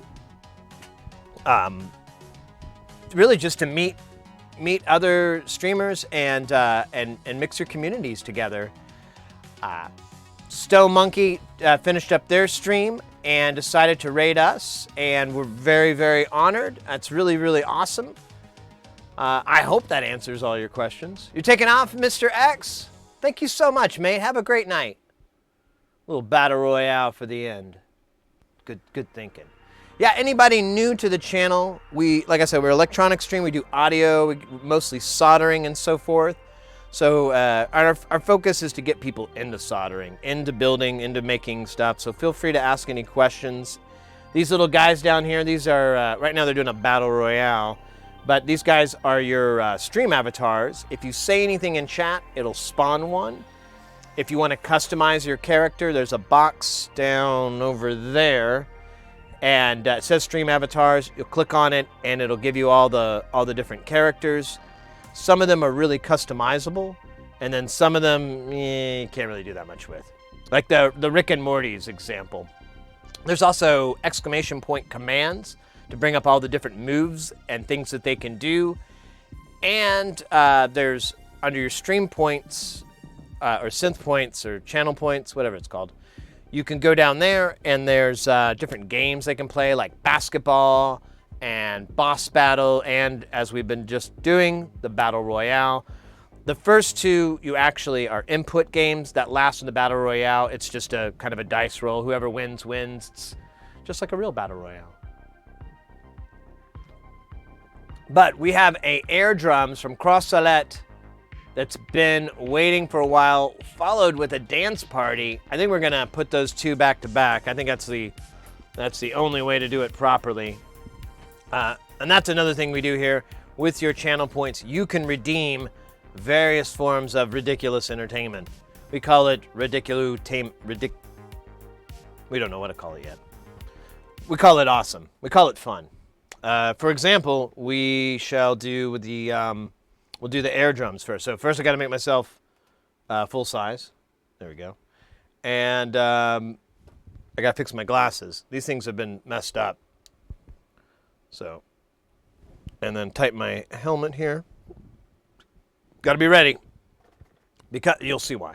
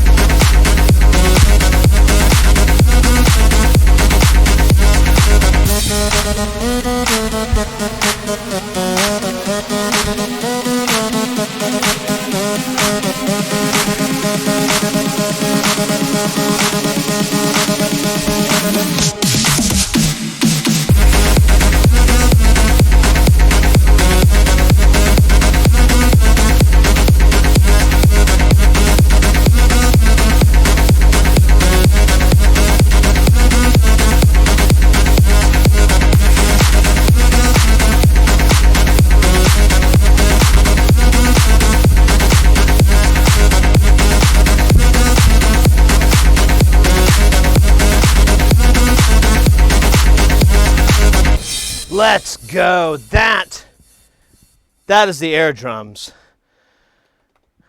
This is the dance party.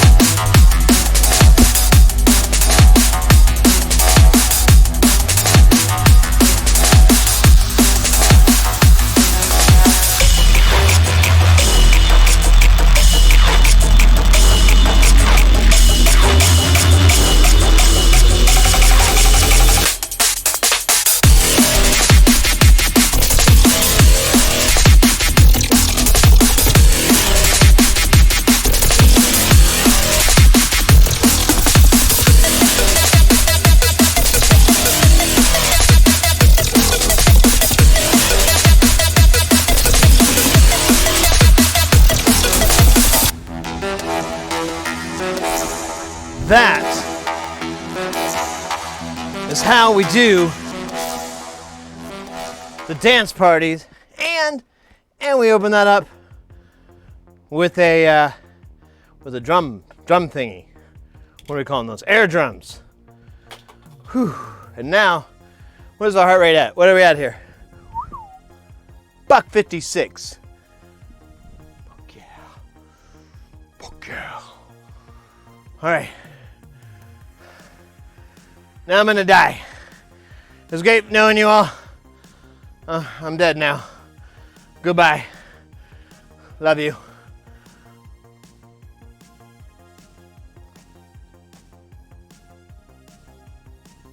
Oh my God. Now my air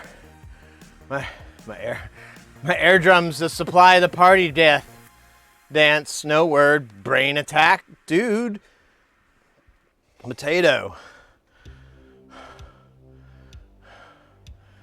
What'd I miss, mates?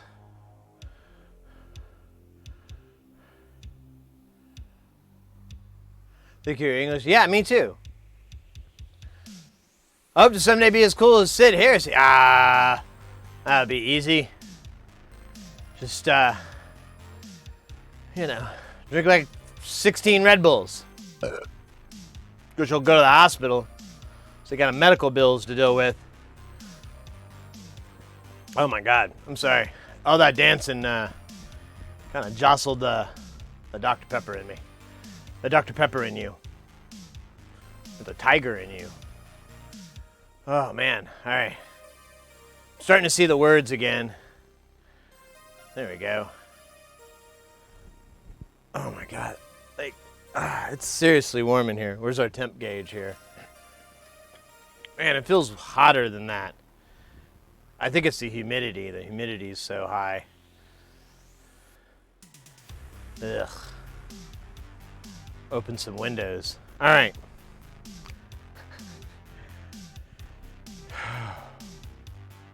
Do you watch BigClive.com? I don't know that one.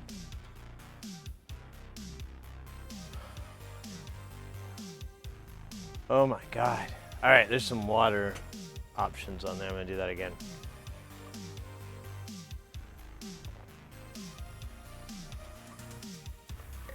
All right. Man.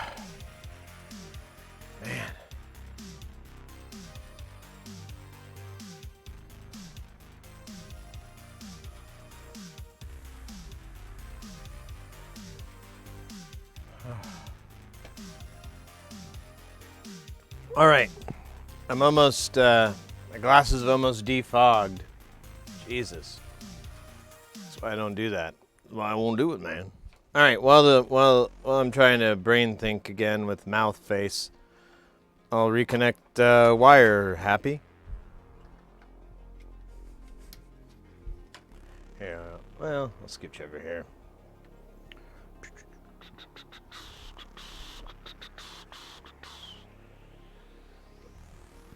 All right. I'll power this sumbitch up. I'll take this here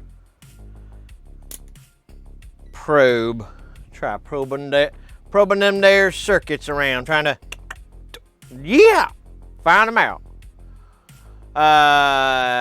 He received reviewed dangerous UV light that held a charge after being unscrewed. Oh, weird. Ugh. Yeah, I have this UV light, but it's LED and it sits face down all the time. So if it were to accidentally come on, it would still be shielded from the world. Put this up. We're gonna do some solder. There we go. Oh my God. It's really warm. I might aim that fan more at me. Yeah, I think I'm gonna do that. Talk myself into it.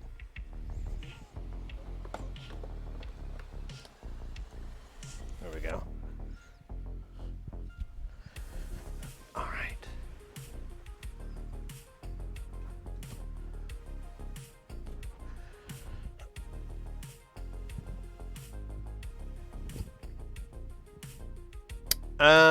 Let's do the thing where we look at the stuff. So this is the chip. It's hot right now.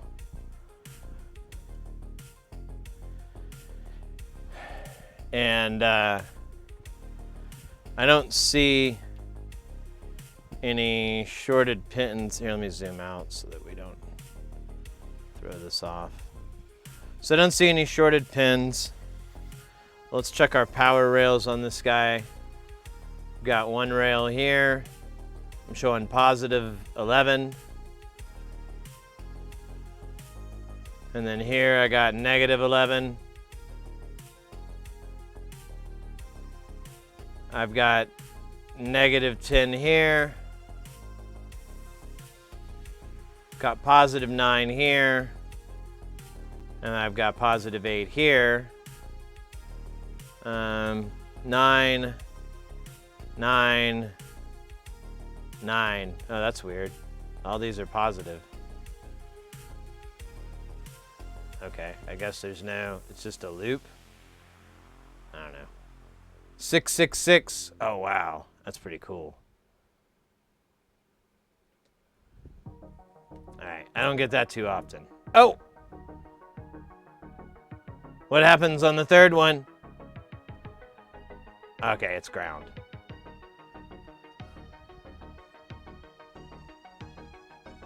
So this is 8, 8 or 9, 9. So this is the one that's kind of weird because it's really high.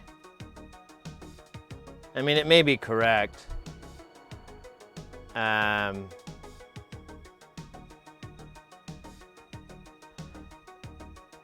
not sure. I guess I could pull, I think there's, oh yeah, there's a schematic, but it's a little weird.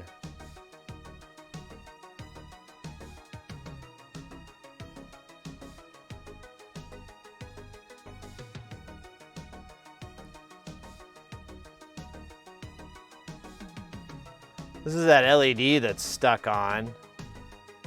It's got like a negative voltage just pooping on it. Spreche Deutsch.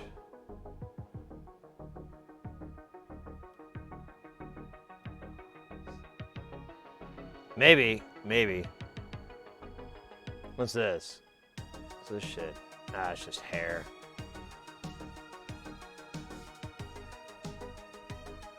So there's something going on down here that's not cool.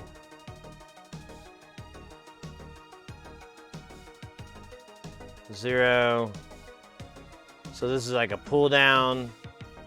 And this is another pull down for this. This is 11. And then it goes to this via.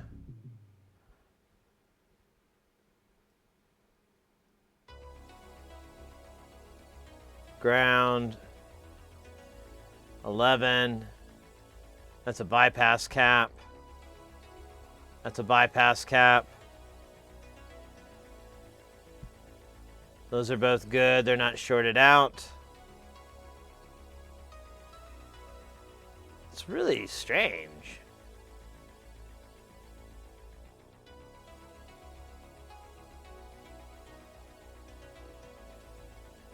What the hell is that? It looks weird.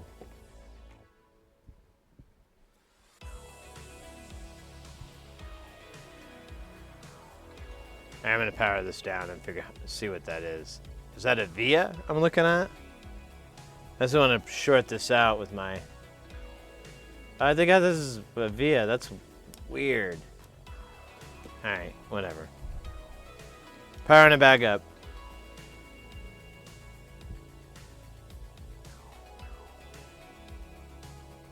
We confirmed all the diodes are going the right way. Oh, thanks, wow. I thought I turned the YouTube on mute. It's kind of cool, though.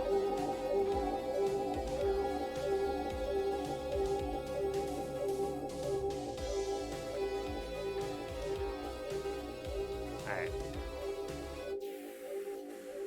Change the music. All right. Man.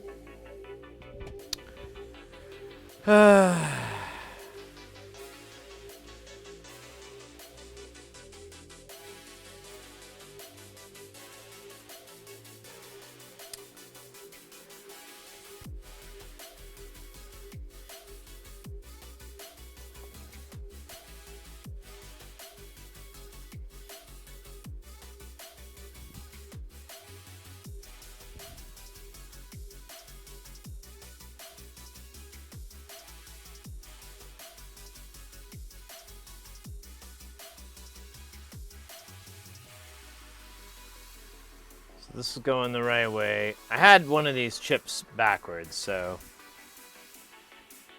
it doesn't hurt to idiot check it again. Okay, that's going the right way. Those are both going the right way. Let me douse this. I can't read it very well. There we go. That one's going the right way. Are they the same chips? What are these? Oh, this is a 4106. It's kind of a weird chip, to be honest with you. And we're going the right way here, so we're good here. This one we flipped around and just double check on its brother one more time. Yeah. So all the ICs are facing the correct way. What's up with this dude?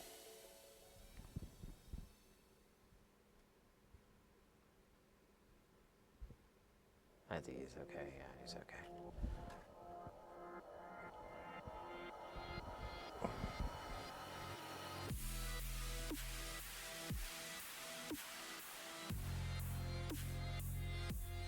Yeah, it'll mess up your heart. is what I think is the danger there.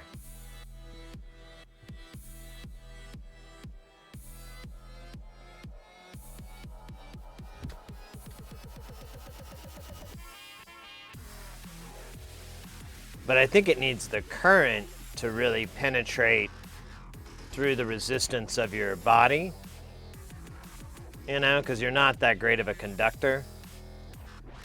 So I think you need current for it to get, I'm you know, using a horrible metaphor, but so I get it. I think that's kind of more of what happens.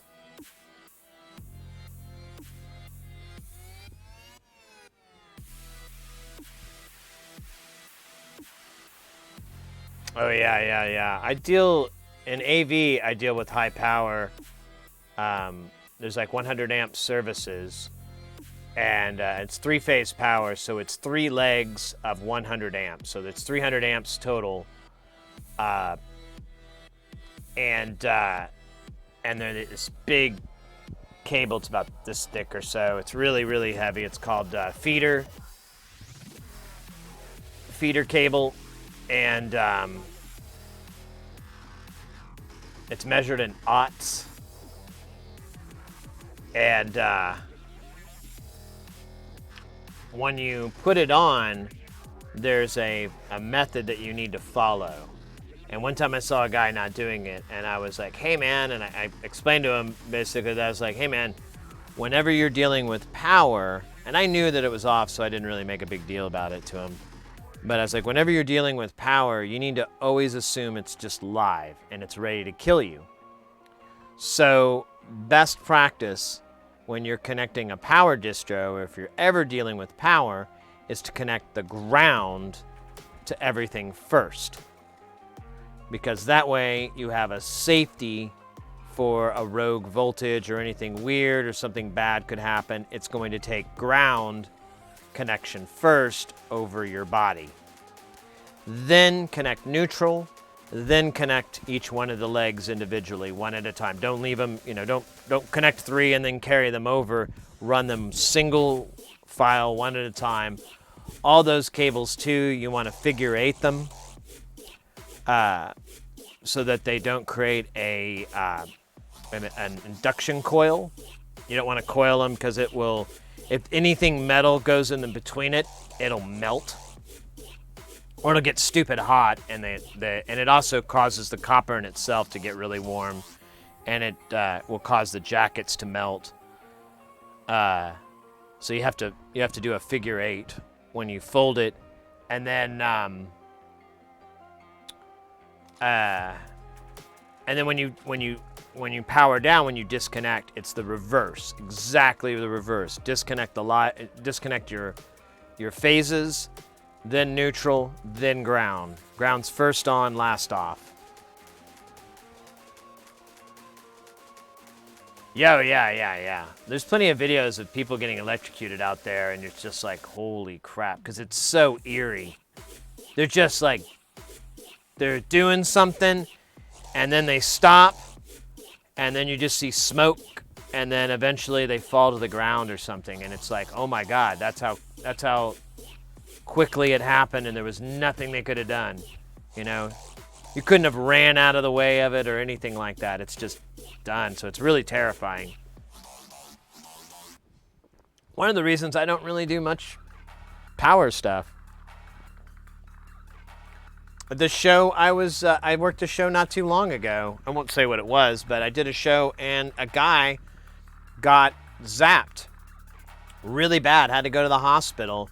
Knocked him unconscious, and he was in a basket. He was up in a lift, in a scissor lift. So luckily he fell into the basket, but he was just going up, and for reasons I never got an answer on, a giant arc leaped from a power distro box that was resting on the truss up in the air, which isn't uncommon. A lot of motor distro boxes will be up there because they'll run the motor distro powers to there, and all the power lines for it. And but I think we actually flew power distros in the air, And I never got an answer as to why, but the guy was going up and an arc jumped from the distro to him, to the scissor lift. And of course he was in proximity, so the fields got him and he got zapped from it. And it knocked him unconscious. They had to emergency lower the lift and all this stuff. And he went to the hospital. And I never heard back from that story. But it's one of those things where you kind of assume that guy's probably really fucked. You know what's really fucked up? Is it may have been crossed phases. I've seen it before where they plugged in ground to a live leg. And they flipped it. So the way these power distros work, there's a main on-off switch, like the fucking big huge breakers. They're called knife, or I call them knives. You got a knife on or knife off, and so when you're connecting those things, like I said, you act as though they're live, but you really don't want it to be that way. It's very dangerous. Now, when they make it active, that's a different story. So there was a scenario, they wired up a lighting distro. So a lighting distro has, you run 3-phase into it, and then you're able to organize within it, here, we'll take off of this for a minute. You're able to organize within it what the, what lights are gonna come off of what legs, and you're able to patch these live if you have to, so that you can balance the load, because you have these 3 legs, XYZ, and you want your loads to be even, because if there's an offset, the extra voltage goes down neutral, and that can cause issues. So you want to try to keep it as balanced as possible. So it's just, and it has these massive connectors called Socapex or Socapex or Soca, I don't know. And they're these large connectors, and basically they have, I think it's 6 channels of AC, and it's 20 amp AC. And the reason that is because in theater and everything like that, nowadays it's not the case so much, but well, if you use conventionals, it's the case, but those lights are dimmed at the power distro. So there's a rheostat to lower and increase the voltage going to that light to get a different dimness. Ergo, why you need the whole balance, because some scenes you'll have all the lights on, some scenes you'll just have some on for just the stage, or all these different scenarios, and you have to calculate out for it. And but they have these large connectors, and you run these connectors, the big huge cable, and you run it up to the truss, and then it fans out, and you can plug all your lights into it. There's other smart connections for it, but that's it. So they're at the end of this day of setting up. They've got the lighting distro plugged in to the feeder, plugged into the service, and the house through the main, so it's live and ready to go. And this guy picks up one of the Socapex, and the lights are still floating. They're not up in the air. They're just at working height. So they're on the truss. They're suspended, but so you can just work at it at an easy height. And he grabs this cable, and thankfully he grabbed it by the jacket and not the metal end. And it's really, really heavy cable, so he's hauling it, and it's kind of swaying, and it gets close enough to the case, and an arc jumps across it to the metal housing, and it goes. My buddy was there. My buddy heard it. I laughed like right before it happened, and but my buddy ran up and told me the whole thing. He's like, dude. He said it went for 2 solid seconds of, and then bop. He said it sounded like a fucking shotgun went off. What had happened was they plugged ground into a live leg, so the entire housing of that thing was energized with 120 volts at 100 amps. So when he swung that thing, it saw all that metal and arced to the metal and went down the line, and it energized the truss, which made all the welds in that truss compromised. You can't use that truss anymore. I think they might have. It was a weird show. I was just there as a hand. I wasn't there for the show. So I just showed up, did some work, and left. But it didn't kill any of the lights, weirdly enough. The power distro, the connector that he was going to connect it to, melted. And then the connector that he had was fucking melted as well. And that is made out of metal and super, super high temperature plastic shit or whatever the hell. Like, it shouldn't melt unless it reaches like thousands of degrees, which electrical plasma can attend that.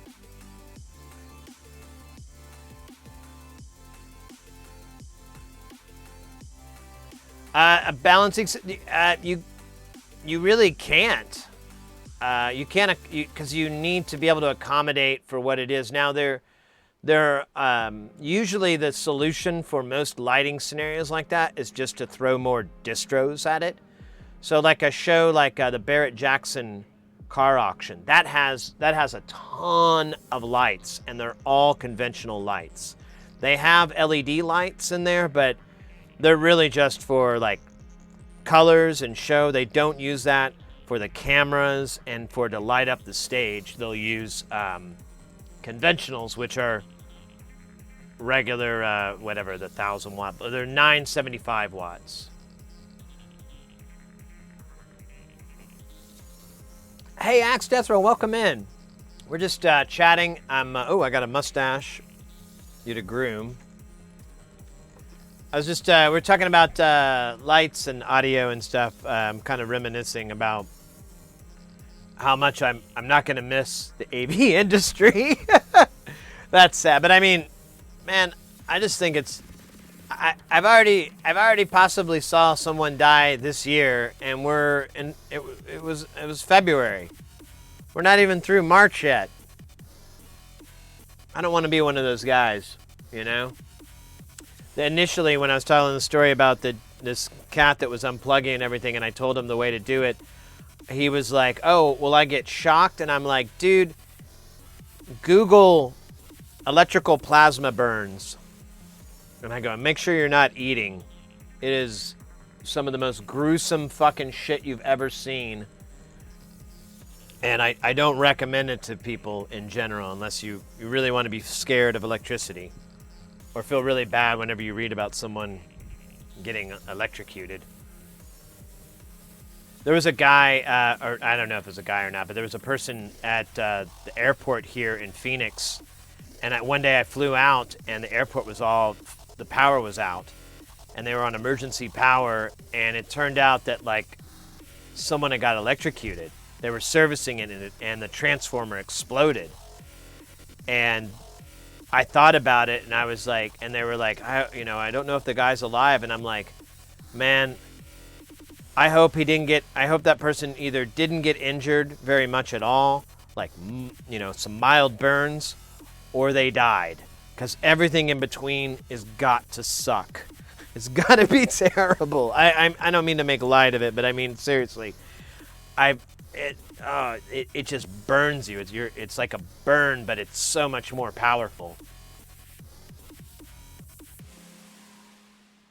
Halogen, so no, I don't think they use halogen. I think they just use conventionals, which are just going to be regular filament light bulbs. They're 970 watts or something weird, but that's because you can put 3 on a 20 amp circuit.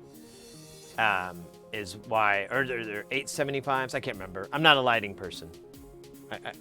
I should clarify that. But no, I'm pretty sure it was conventional lights. What's cool is they have them all for the light box, and then they have this scrim as a diffuser, and then all along the side, you can't see from the front of the stage, but if you look at the side and the back of the stage, they're just filled with box fans that they've rigged in, and the box fans are to blow air across those things to keep them cool. Because the heat is ridiculous on all these lights in close proximity like that. And yeah, that's right. And they spray painted all these box fans black, so it just looks like part of the scenery. But they're just like fucking Walmart box fans. All right, we got a dab on here too. Then we'll get back to troubleshooting.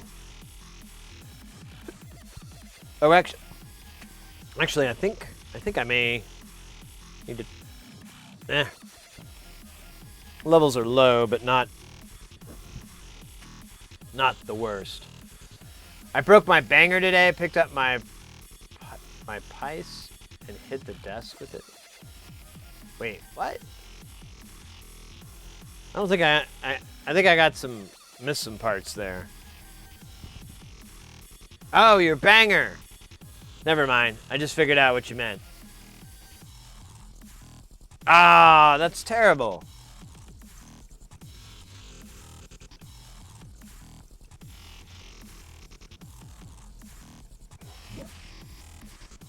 Man, I hate it when they start to crack. Because you're like, you just like, one day you're just like, why is it smoking like that? That's weird. Why is smoke coming out of the side? Oh, damn it. Gotta go buy a new one. Then you gotta go down the head shop.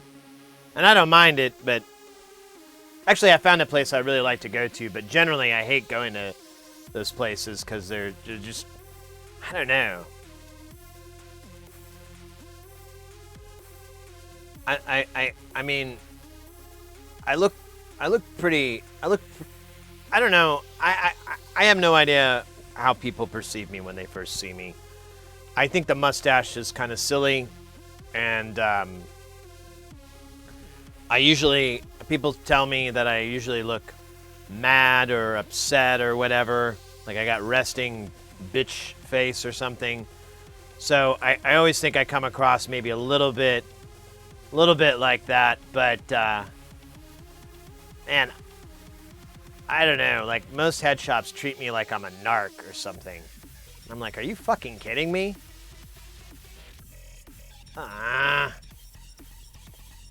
But this place I used to go to, I haven't gone there in a while. I go there whenever I need to get stuff, get glass or butane.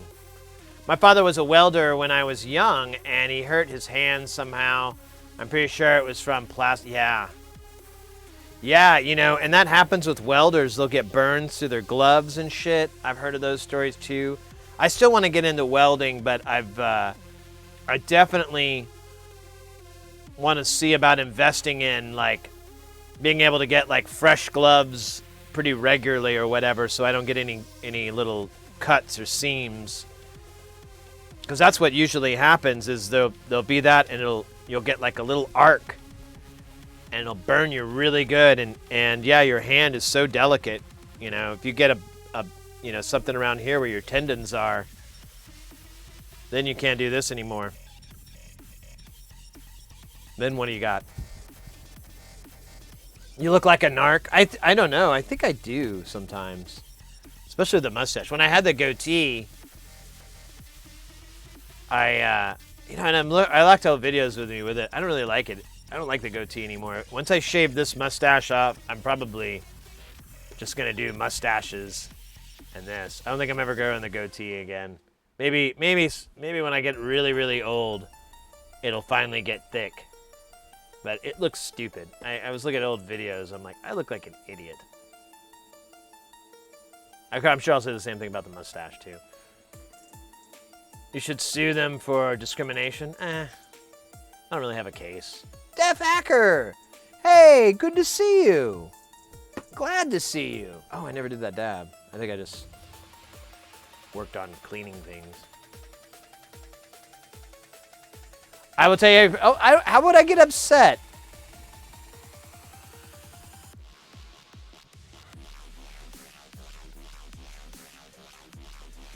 You guys know you can roast me. I mean, as long as it doesn't cut deep. As long as no deep cuts. Like, you're the reason your father was disappointed. Ow. Ow. Ow. Yeah, none of that. But, you know, you look like a porno version of Hitler or something like that. Oh, yeah, I get it. I get it. Fine. Ha ha ha.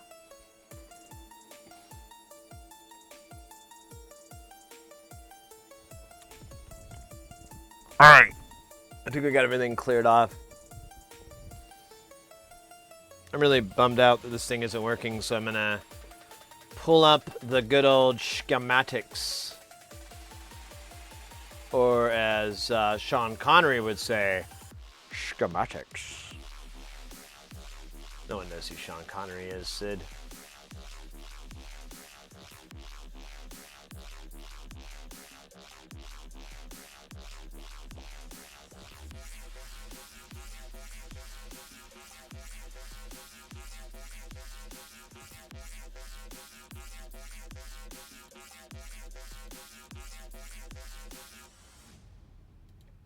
That was great. That's not the window I want. I want this window. Wish I could remember Windows. Be a great skill for Windows.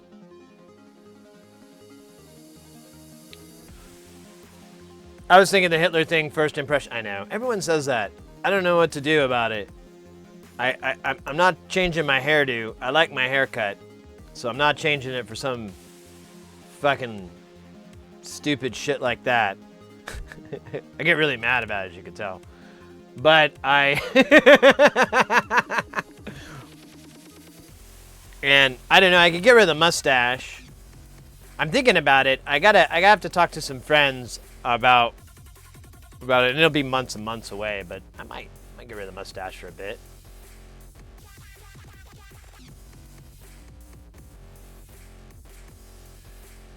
Grease fart. Are you talking about Are you talking about electronic supply stores and their antisocial conduct towards retail? No, I was talking about head shops actually. They're okay.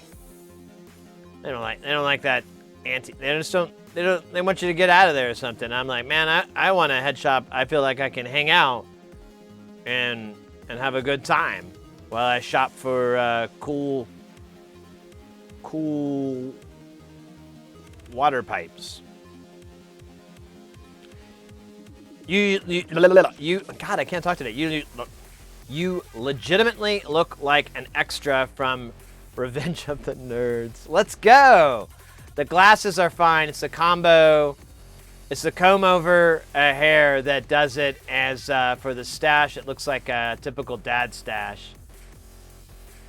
Change your mustache and embrace the Hitler. God, no. I will never do that.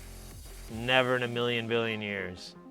And for one, I don't like that mustache. If anything, I'd like to do the reverse. I'd like to get this part removed and keep the sides. But I've seen it. It looks terrible because this is the part that I don't like because it like tickles your nose and you're always like, ah. And I mean, I've tried to trim it, but then you got to stay on top of that, and that's no fun. I'd rather just let it grow out of my way, but ugh, man. The troubles I've seen.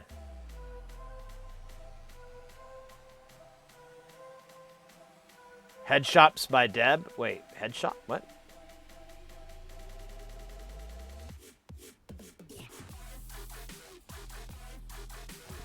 No, I want to keep my hairdo. I like it. But the stash, I don't know, I'll get rid of it. Our stash anniversary is this April. Save the date, guys. April 5th. Little star. That's when our little mustache here will be a year old. Really proud of her. Or him. I don't know what my mustache. I guess mustache was a him. I don't know. I think it's technically an it. But I like to anthropomorphize my stuff. Any way I can.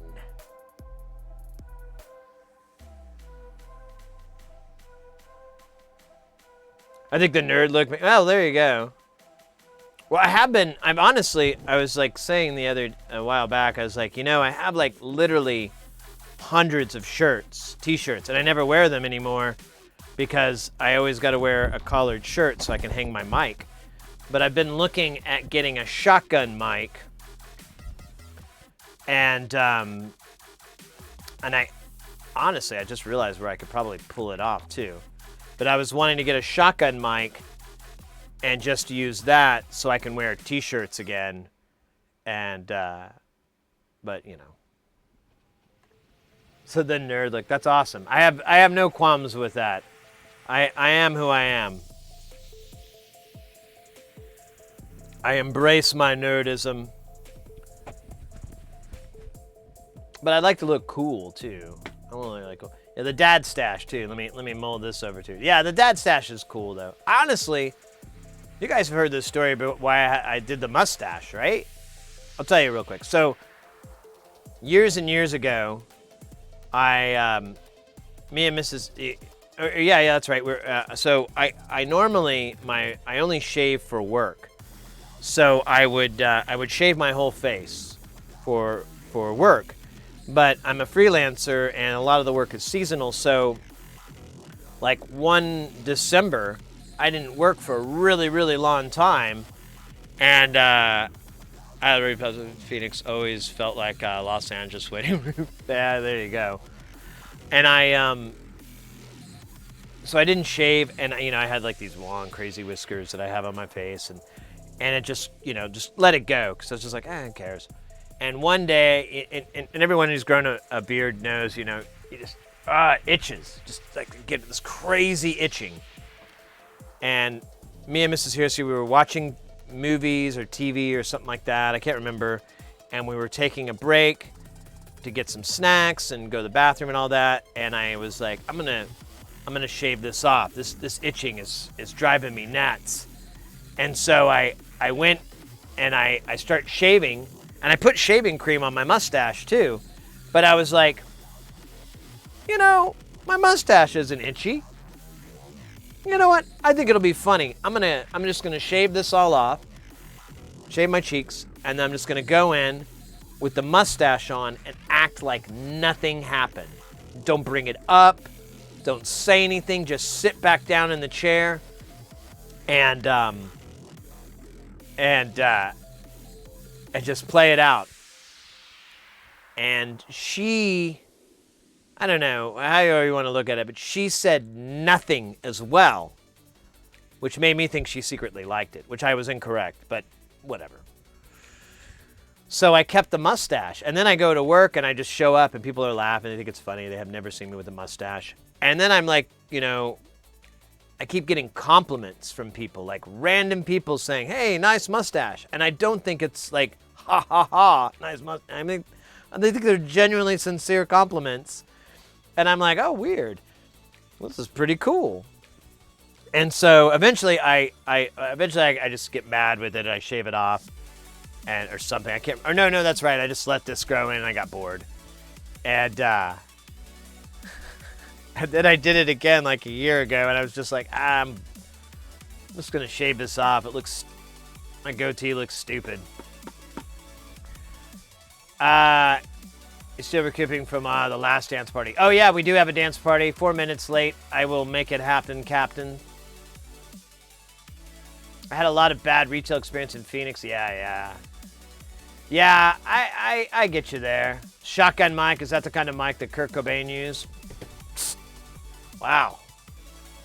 That was a pretty bad joke, but I LOL that one. Still. Shotgun mic is it's those microphones that you see that have the really long shaft. I don't have one, but here we can pull one out.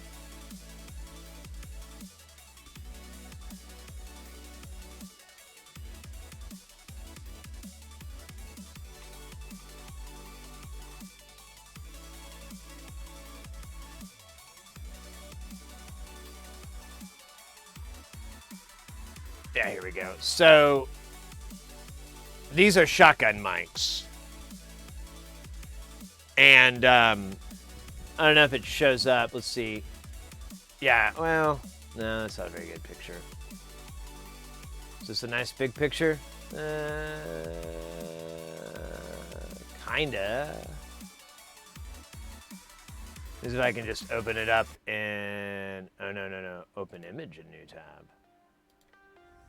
tab. So the way these mics work, or shotgun mics work, is so there's a capsule that reads here, and so everything that comes into here, based off of what the cardioid, you know, if it's hyper or super or extra badass, I don't know. There's other kinds, but based off that kind of dictates what its field is from there. But this is what makes shotgun mics really neat. So what this does is collect all the ambient noise in that area and rejects it. So if now you have to have a wall to kind of bounce off of, and it works in different formats. Like if you're doing it outside, that's why you'll see like fuzzies and so forth, because you know the wind messes it up. But if there's like a plane, or well, a plane won't work. It has to be a nearby sound, like there's a bunch of people around or whatever. You can aim a shotgun mic at your newscaster, and it will reject all the ambient noise of people talking around and just get what's coming in here, because it basically compares what the audio is here with its noise, and then it takes the noise from the rest of it, it's just noise, not the audio that you want, and then flips it 180 degrees so that it's gone, it's rejected. And you just get the voice coming down. It's the same kind of way that TRS cables work as well. It's creating a rejection. You get two signals, one that you want, one you don't want, and you flip the, you get a copy of the one you don't want and flip it 180 degrees and it's gone. That's what a shotgun mic is, and the benefit is that you can get a very nice field, and so for like for a stream or whatever, I don't know, I'm gonna have to borrow one, I think, or I'm gonna try to rent one.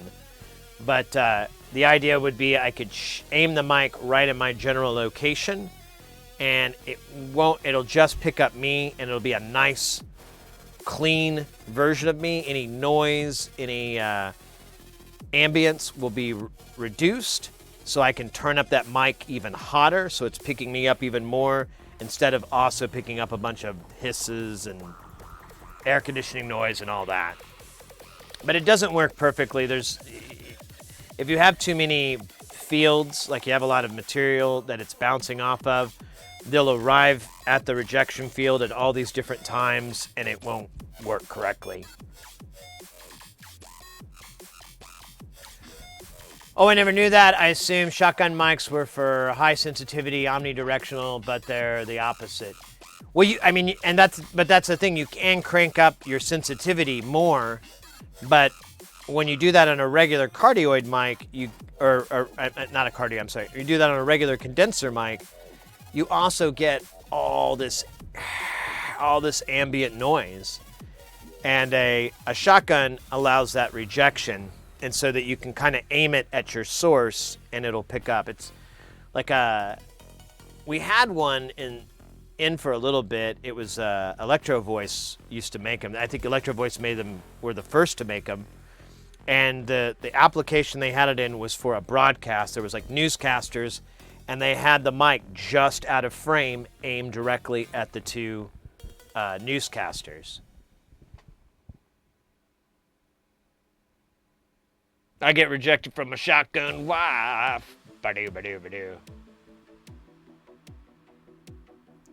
Yeah, the sensitivity is high, but the directionality and based off of what the capsule at the end has, you'll get different responses. And really, it's kind of crazy. All microphones kind of use that architecture to create different, like the capsules to create different pickup patterns.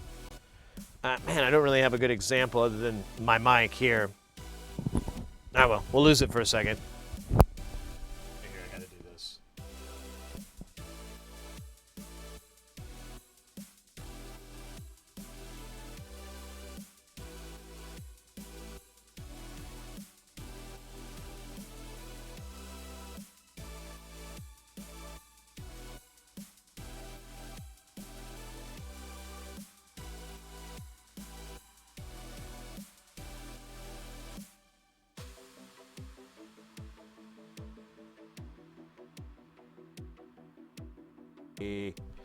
So, I'm going to hold the mic up. I'm going to explain. You can, I'll show you the mic and I'll explain.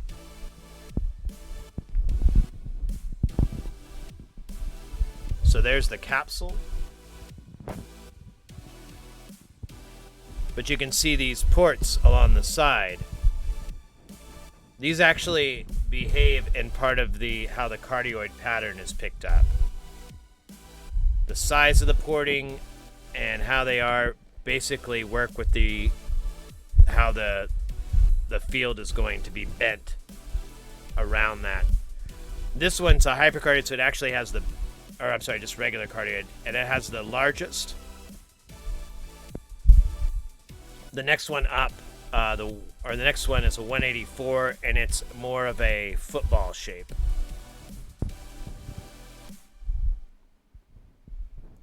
But yeah, I find it amazing that you just see this in microphones. If you take a 57 or a 58 apart, see, that's why we need the. If you take a 57 or a 58 apart, you'll see similar things around the grilling of the capsule that are part of that field. All right, let me turn this off and put it back together.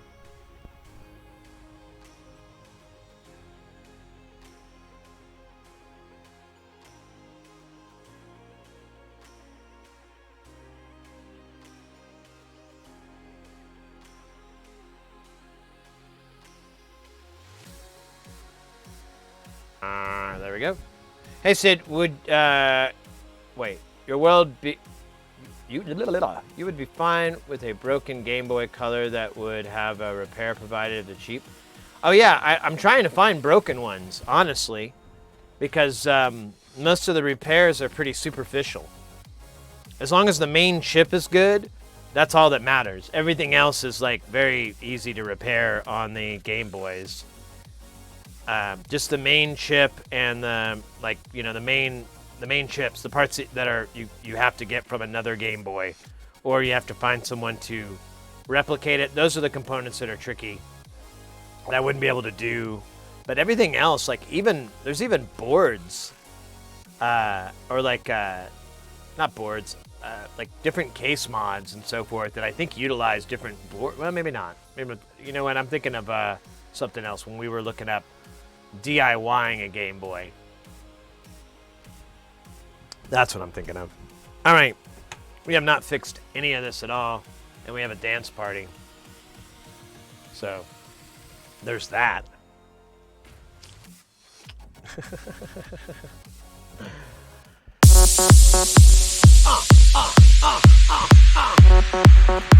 What? Yeah. Keep it funky down.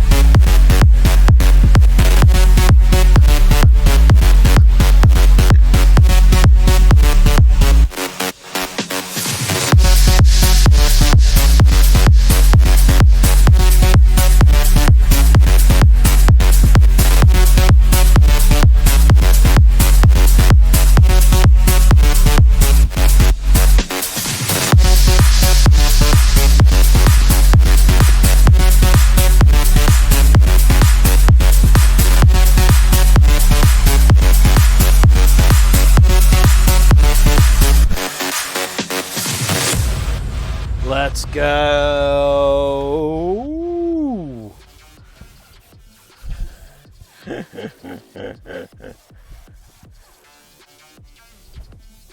We're definitely gonna get this thing fixed today. I can feel it.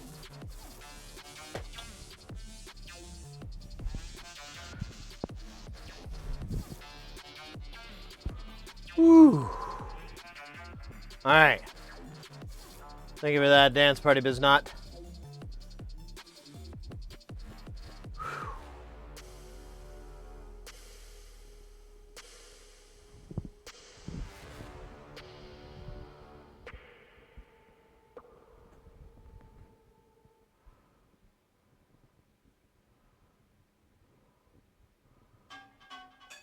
What's our numbers at? 90? Oh yeah, that's right. Okay. Well, I'm getting better, getting healthier. That's good.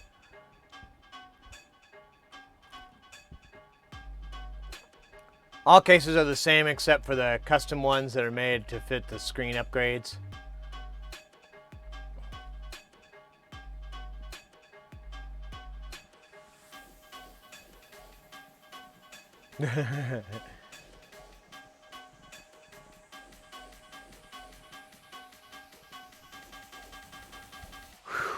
All right, I think I got my breath back. Breath. I said breath. Jesus.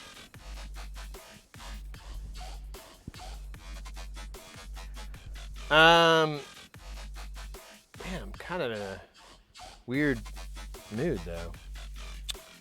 though. Oh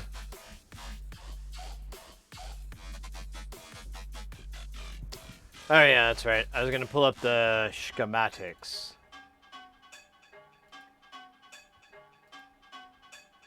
And we were gonna schematicize on them.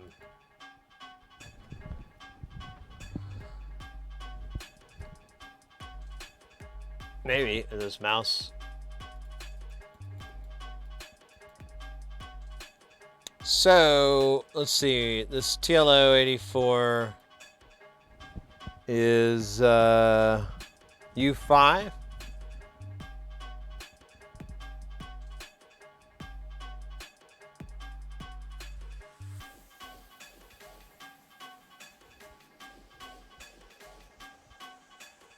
All right. Well, this helps. And that's not sarcasm. Or, that's not sarcasm. I don't know why I pronounce sarcasm weird. So, oh wait, where's... Okay, there it is. So we got 5, 1, 2, 3, 4.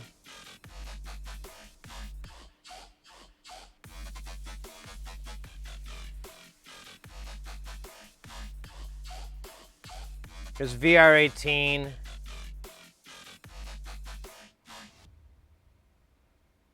And what is this? Is this our long? No, that's our momentary switch. I think. What is that switch? S2. I have no idea. There's 2 switches.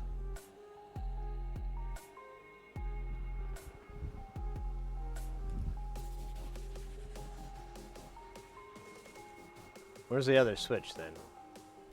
It's got to be over in this trigger. So,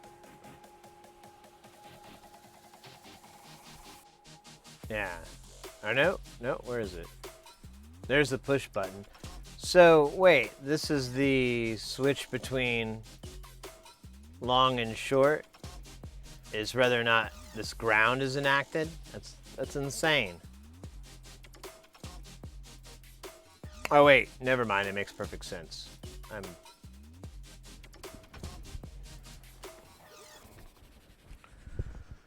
All right. So, I guess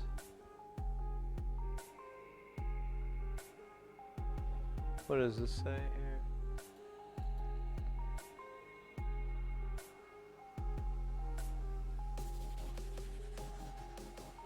here? In, out, out, in. U4.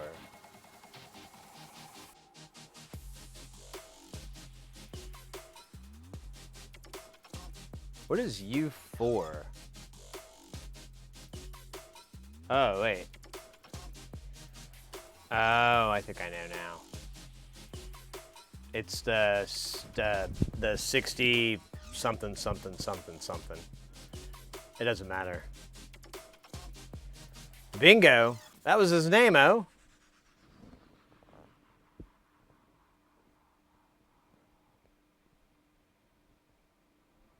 I can do that one. And I can clean that sticker off. I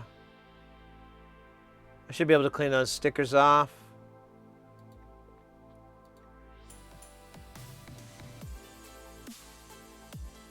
Looks like it's in okay shape. Physically,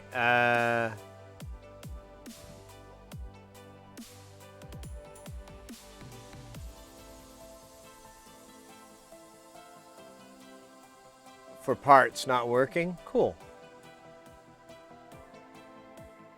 And it would be around 47 bucks. I could dig that. I need to see if I can find some cheap Game Boy games, but I could do that.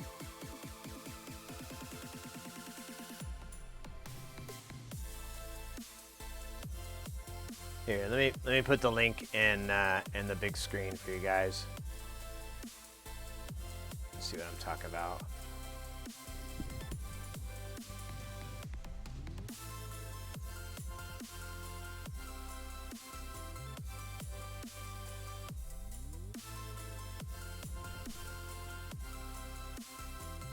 Oh wait, this is that Japanese. These are from Japan, aren't they? Yeah. Okay. So this person's selling a bunch of them, and they're all coming from Japan. The shipping isn't terrible, but none of them work. And I found this person earlier, and I was kind of debating it because I didn't find $30 though. I don't think I saw this one. But I was kind of debating. I'm like, man, 50 bucks for a broken one. But it's, you know, I don't know if these are Japanese models or the person's just happens to be in Japan. There's no indication that. Oh, you know what it is? Yeah, so these are Japanese Game Boys. I don't think there's region locking on it, if I remember correctly. So I think we're okay.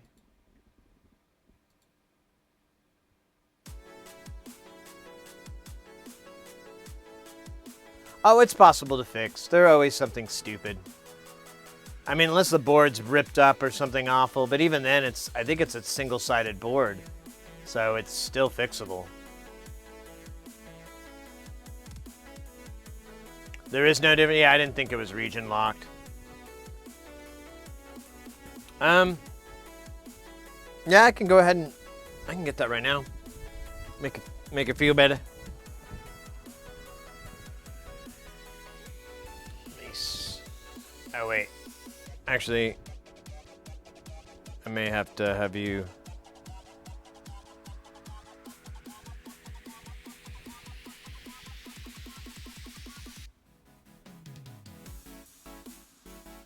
Let me try refreshing this. See if I can get that link. Can you whisper that link to me? It'll just be easier, and I'll just go ahead and grab it. Because I was looking at that earlier, and oh wait, I got it. Never mind. It showed up in the history here.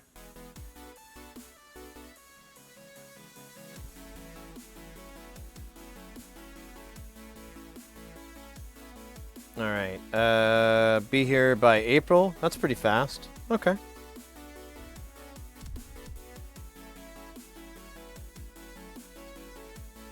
What did it say there? The item, I just read it. The item does not work. We checked this item, it just couldn't power on. We were unable to confirm. No battery cover. Oh, so there's no battery cover on it. The screen is burned. Oh, yeah, are you okay with that? Not having a battery cover? Because that kind of sucks.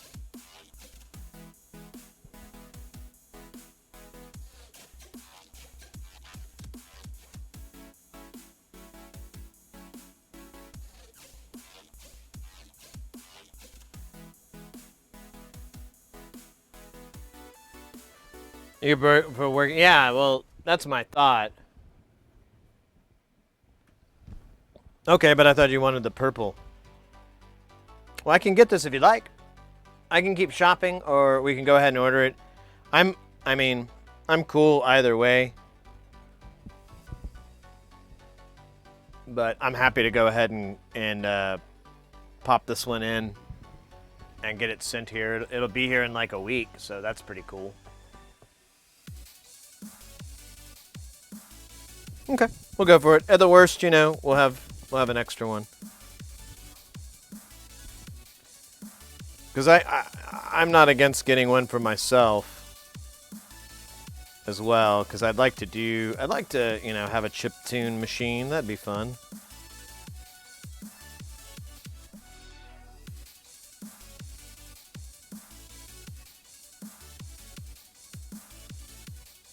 Stand by, it's authorizing. Authorizing.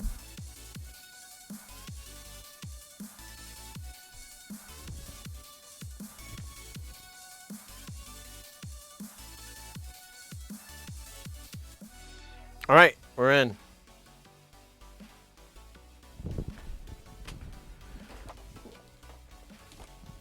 We're in. $49 later, it'll be here in about a week, about 10 days, I think.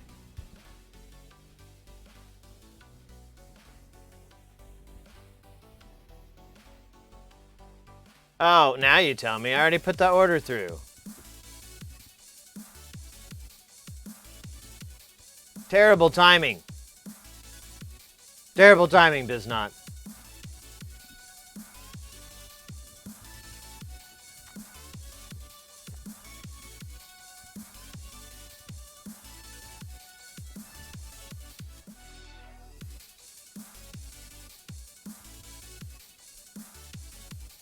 All right. I'm gonna finish this guy off.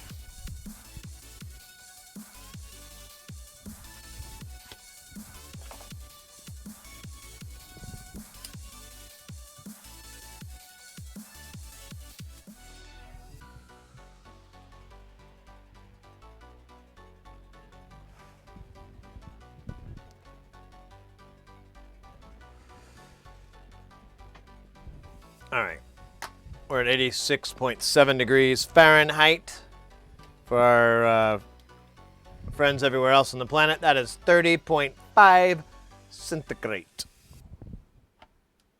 It's insane, but not as insane as I am.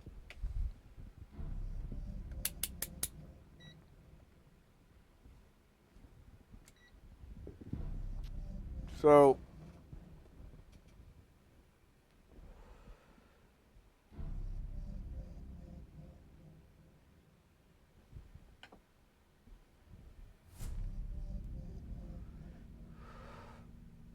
I'm not really worried, honestly. Does not wow Jinxie. I'm not.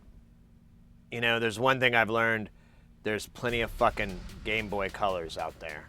So if we get this one and we don't like it, and we're kind of like, we'll find another one. And the one that we have, we can harvest stuff from. We can, you know, learn from it.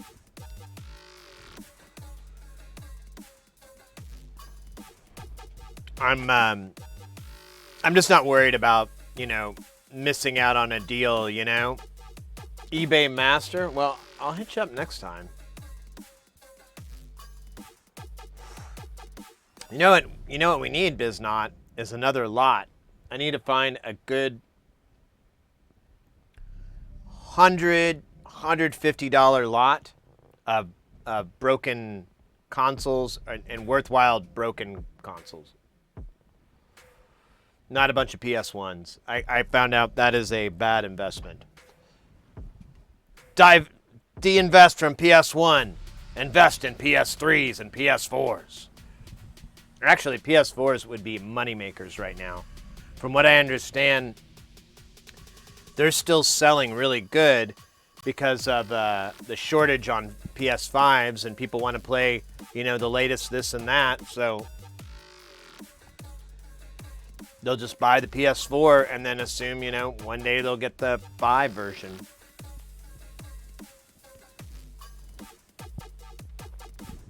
Since it's great. Yeah, I tried. I really do. I really want to make you guys happy. I'm very customer service oriented to begin with, but like I'm always terrified that I'm gonna come up short for you. So here's an example. So someone bought a module, and I gotta ship it out. I'm gonna go do it tonight. That's why I'm probably not gonna have a beer during the stream.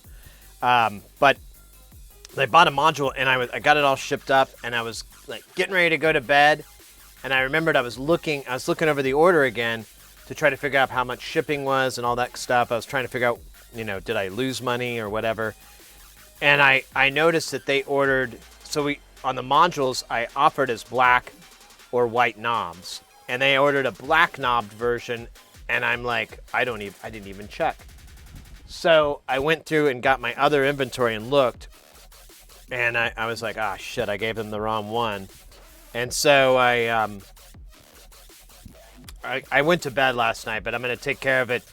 And my plan is I have to open up the box, but I'll just swap out the right module, and I'm just going to throw in, since I'm covered in knobs now, I'm just going to throw them some extra ones in there. I have a PS5. It's not good. Ah, that's terrible.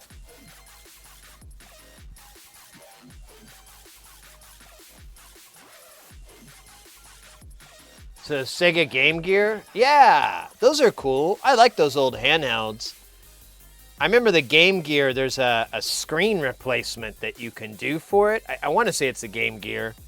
And I saw a review on it, and it was fucking awesome. Like, the person was literally just blown away because it was a modern display, and the old one had like a fucking lamp behind it, and it was just ugh. And this was like crisp and clear, and you could really see the original game artwork. Oh, there you go. That's a little pricey though. Trying to keep it well under 150. 255 is pricey. How many is that? Is that? Hey, Bite Man, thank you, mate. Sid's Live, hope you're having a good day. I am, mate. We're not getting as much work done, but that's okay. That just means we'll have more stuff to do later. We're kind of goofing around. So, a future project that we're going to work on is doing some Game Boy stuff. And Wow Jinxie has asked for me to build like a Game Boy mod for them and get it all, nice and souped up and cool. And I was like, yeah, that sounds like a lot of fun. We just found a Game Boy. But I was talking earlier about how I'd love to try to get, for future content, I'd like to try to find a lot of broken, consoles. Preferably something, preferably things that are, worthwhile. But it's kind of tricky because you're asking for, well, what I'm trying to do is get something that people will pay me a lot of money for, but I want to not pay a lot of money when I buy it. It's capitalism, and so I can't. It's kind of stupid for me. So it's one of those like lucky break kind of scenarios, like, oh, someone's selling a lot of broken stuff, or they don't even care. They just want to get it out, and we could swipe that, but.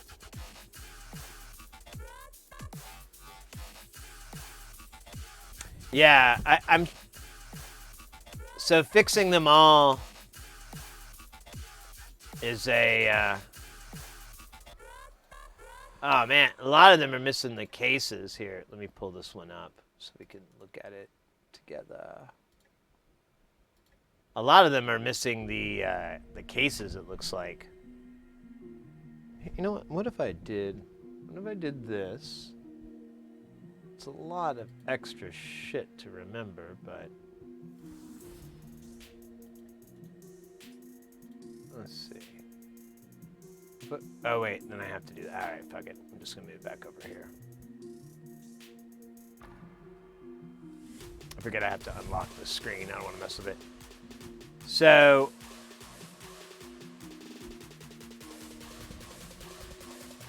we'll just assume labor is infinite.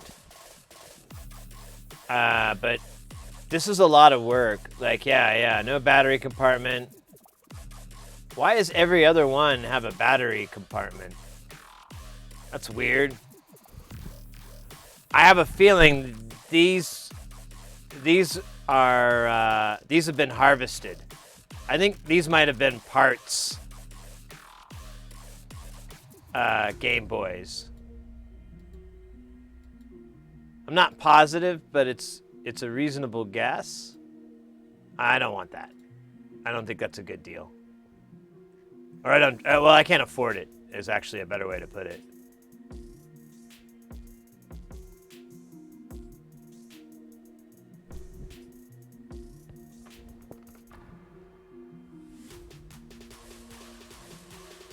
Although they sell it like they don't have a clue, but I don't know. It's just kind of weird that every other one is missing a battery pack. Nice attention to detail to display it that way, though. I like that. I'm into that.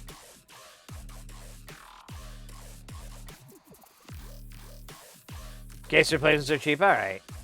Hey, GM, good to see ya. People want the real deal. You start adding cheap replacement parts, your sale price drops. Yeah, and that's what I'm wondering too. Is like, how do I get that classic, this or that look? Well, I mean, for that one we got, we're gonna have to replace the whole case. Most likely. We'll see. I'm doing good, GM. We're kicking it right now. It's almost 90 degrees in here. Might want to turn the AC on. I might look into that. It's not gonna cool this room, but it'll cool the other rooms. Actually, I probably should do that. Just check, because my God, it is really warm. Yeah, it's almost 32 C for our non-Americans.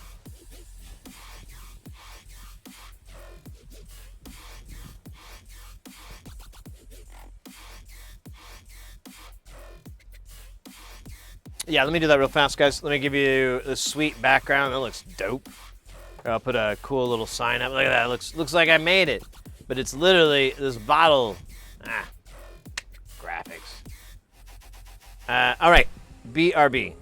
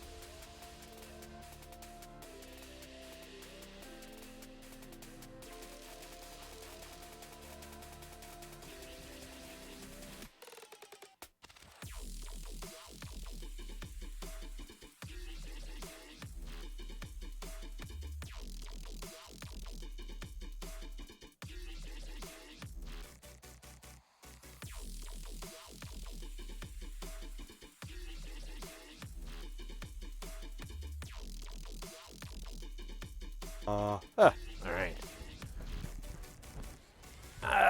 People recapped movements. Yeah, that's true too. That's a good point. Yeah, if you get an old Game Boy that hasn't been serviced and whatnot, yeah, you got to kind of can guarantee it's going to fail on you one day. Wipe out your saves.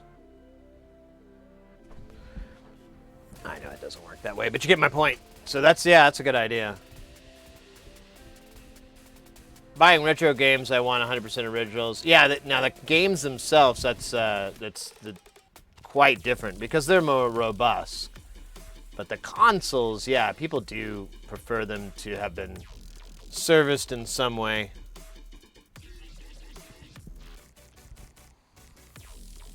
For the collectors, although people don't really collect. I mean, the Game Boys aren't that collectible. They were so prolific that, you know, I mean, we're literally like picking through dozens of Game Boys and going, well, I want to pay under $50. This one's $51. That's too much. So it's kind of a nice place to be in.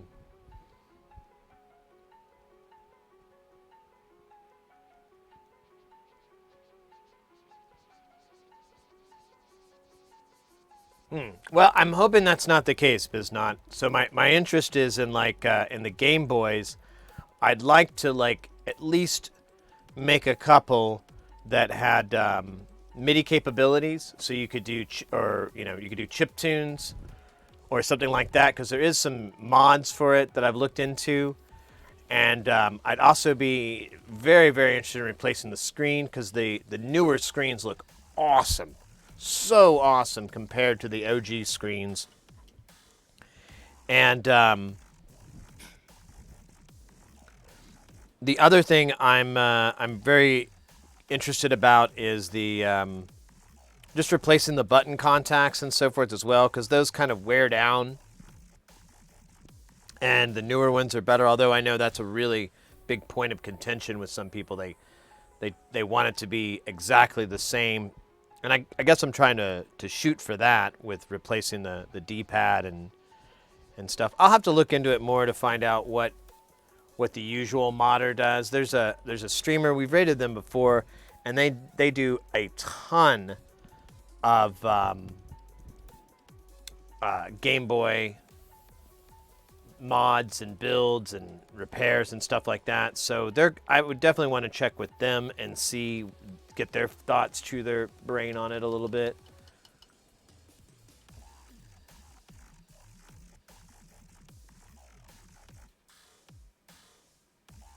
Narrow market, sure. Sure, I understand that. Yeah, I'm not really trying to bust into that business. I'm just doing it for shits and giggles. I just don't want to invest too much money into it, you know? So, I'd like to walk away with maybe making a couple of bucks from selling one of these things, hopefully one of you guys. Laboratory 424, a long time ago before he had to shut down. He's back, by the way. If you didn't already know, Lab is back.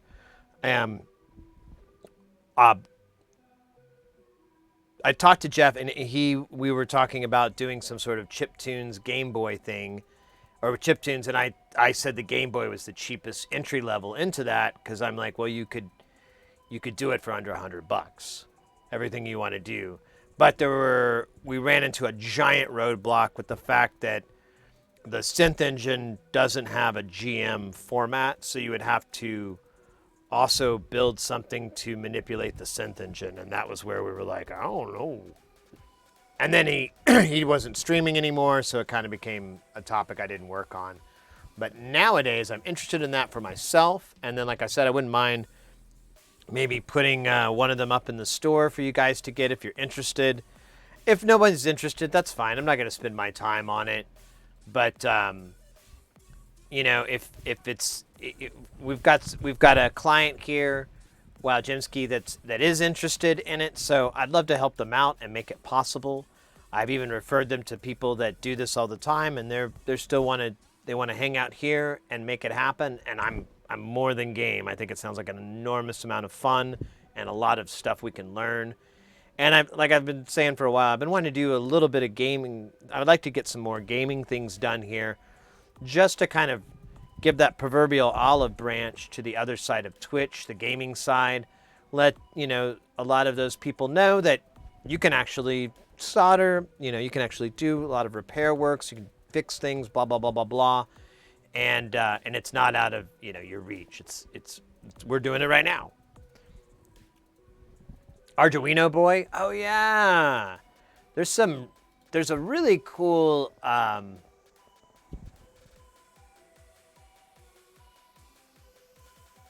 wow, a Tensy. Interesting. How much was that? What was the price? 60 whole American dollars.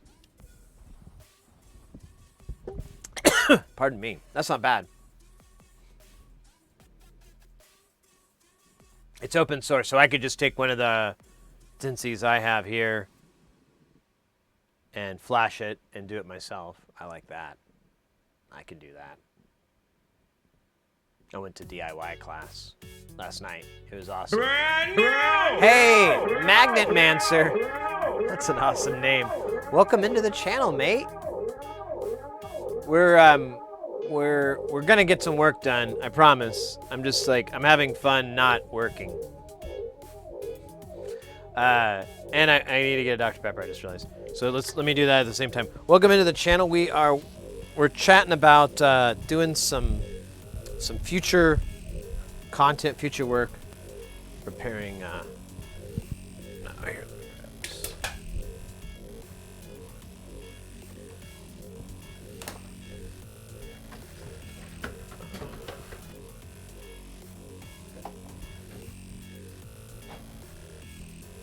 Repairing consoles, like game consoles, and stuff like that. We've in the past so far we worked on a PS2 Slim. We got 2 of them, and we mod chipped one. It has a bad disk drive, and I'm trying to decide what I want to do about that. And then the other one was already modded.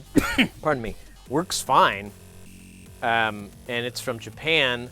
But the mod chip, I've seen it, but I can't find any documentation on it. So I don't know how to access the menus or anything like that. And so that one's been oh. I did recently run across a cool project. I was watching a YouTuber, Adrian's Digital Basement. I think he has a couple different channels, but I was watching a video where he put an HDMI out on I think it was an Apple IIe or a classic Mac. It was an old Mac computer. And the project that they were using, it was an older video. It was from 2020, 2019, I think. But I was completely blown away with the settings and the level that you had on this this thing that you basically just used a Pi. You didn't even have to have a Pi. Someone was making boards for it. I need to follow down that hole and see if that project's still around, and if there's any way I can do that, because that actually looks like the solution. It's small enough that it would fit inside the PlayStation Slim, and I would be able to get a high quality HDMI signal out of it, and it would, it'd look good. And you could still use the regular output as well if you wanted to. I'm trying to find some more data on any of the video caps on there and which ones, if it's worth replacing any of those caps, or at least checking their impedance and all that good stuff. Checking them their impedance, man. I'll tell you, one time I checked their impedance, got sent straight to fucking jail, man. They put me in jail for checking impedance. I was saying I was just checking it, and they said, "You've been checking them penises. That's different." And I said, "Oh, I thought that was what people were saying when they said that there was checking impedance or it had a high impedance or a big impedance. I thought they were talking about their penis. That's not it? Oh, I'm very embarrassed. I will have a lot of emails to write to grand family. My grandmama, my grandpappy. Didn't mean to wish you a happy penis. Nah, it doesn't make any sense.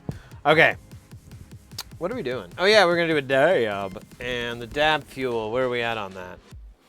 There's still some left. That's amazing. Let's go dabs.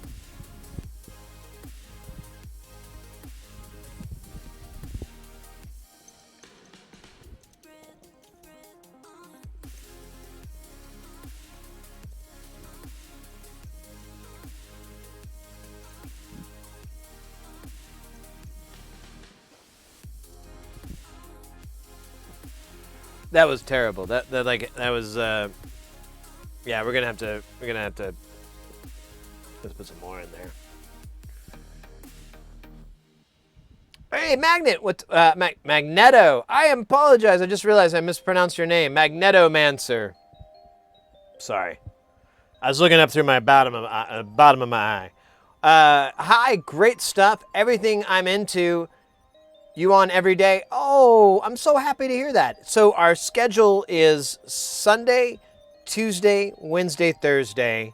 We start at 2 o'clock Pacific time, which was about 3.5 hours ago. And that's our usual schedule. Now, it's not etched in stone. For example, this Sunday and this Tuesday, I will not be able to stream. But we will be back Wednesday, Thursday, and I think we're gonna make up for the difference and maybe party some on Friday and Saturday as well. We'll see. I'm excited because Synthfest is coming up, and so that's gonna be part of it too when we get back. But anyways, that's our schedule. It's been a little weird this last month because I've taken some freelance work. But yeah, we're on. We have a Discord as well. We've been around for about 2 years. We focus on audio equipment for the most part. As electronics. Here, let me do this.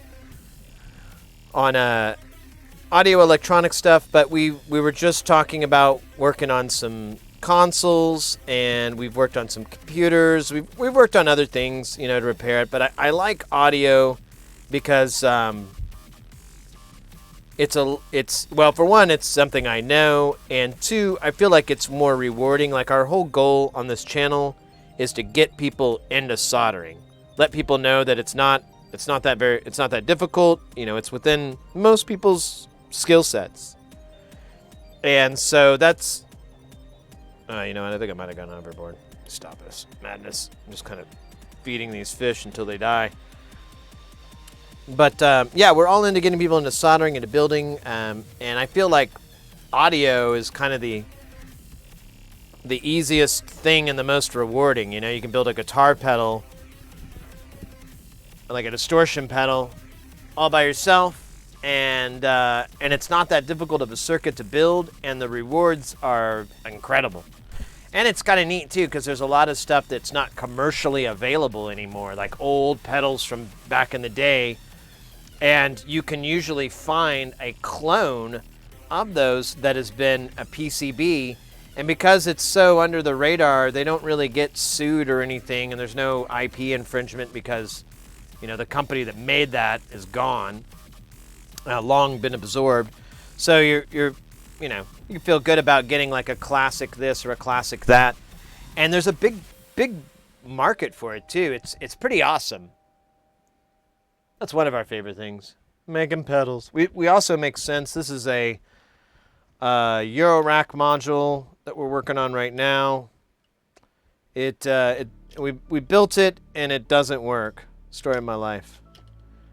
It just comes on solid. We have another one that we built identical to it, and it worked yesterday, but today it doesn't work. No idea what's going on there. But it was really dirty, a lot of flux, so I'm soaking it in the flux juice. Well, alcohol. Freelance. I got a new gig too last week. Oh, let's go. Nice. Yeah, I've got a show. I thought it started Sunday, but it actually starts this Saturday, and it ends on Tuesday. Tuesday's the last day. It's just a 4-day show. I'm happy for that because I'm already getting burnt out. What's so funny? Oh man, people are like, I don't know. I just found out I have an A2 for the show, and I'm like, why? I only have 2 microphones. But I did an A2 for the same company, and I never mic'd a person the entire show. I just hung out backstage, ran a Getner.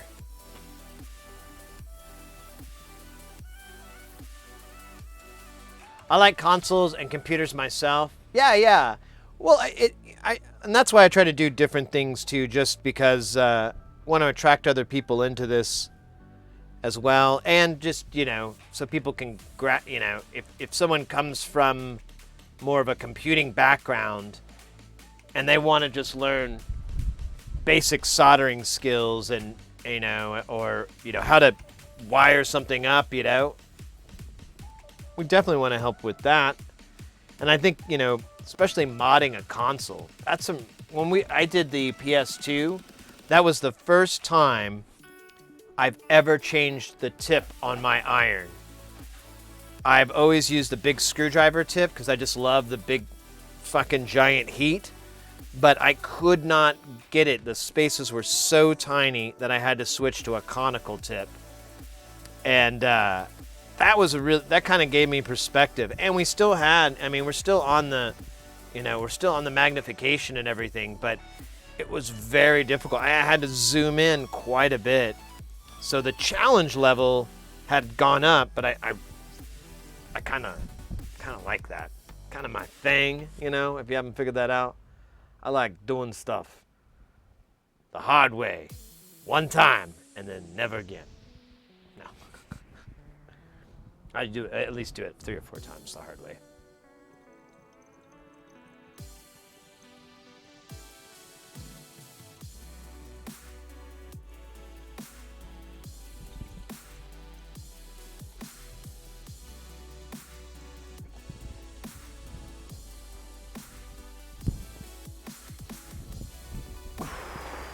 There we go. That's a proper tab.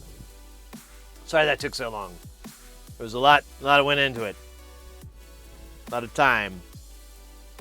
All right. Let's solve the greatest mystery of our time. What did I do wrong?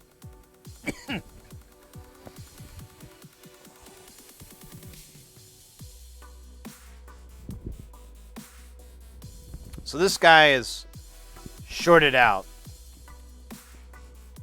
This is the TLO 84.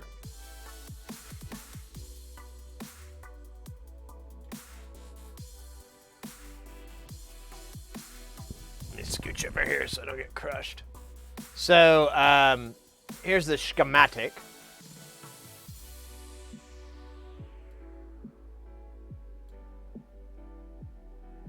So I guess the best thing to do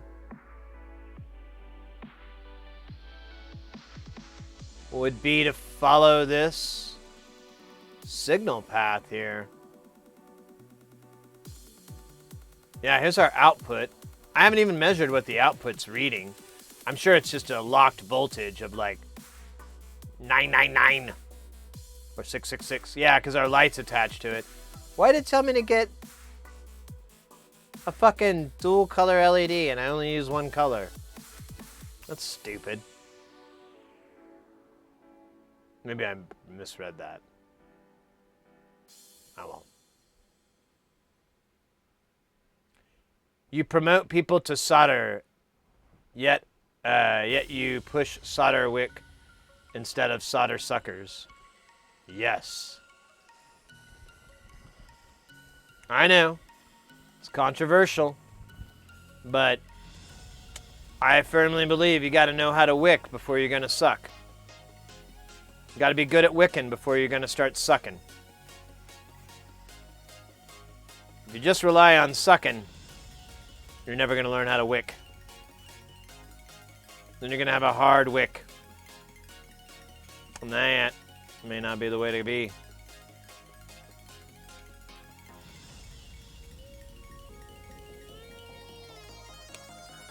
All right, so the voltage comes into here, and if the, well, there's the gate point.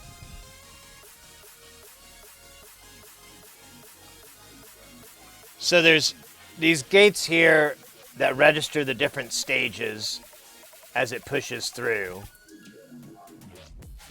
And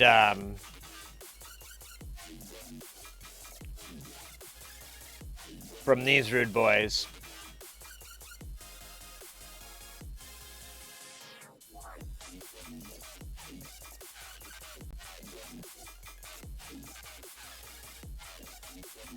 the day I bought my solder gun is the day I started to get good at wicking.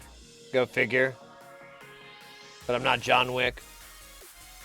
With a fucking pencil. He removed the solder with a fucking pencil.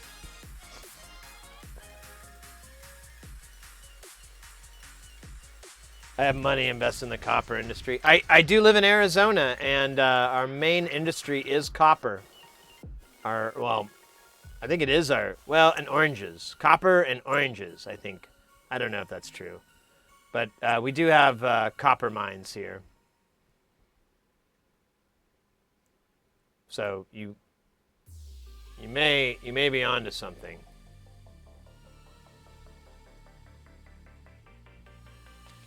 All right, so I think this might be broke, to be honest with you. I don't think the issue is down here. We can follow this signal back. But the more I'm looking at how this circuit is and how it's supposed to be, and I'm like, oh, it's stuck? Weird, because this part is where all the movement occurs. This is part of the gate circuitry. U2 and U3. Oh my God. We've got a raid!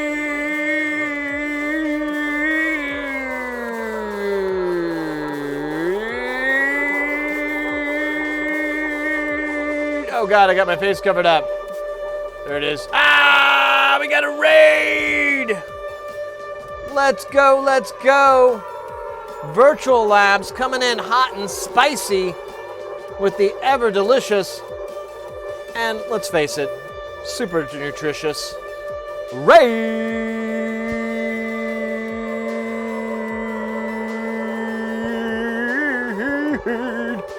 Yeah!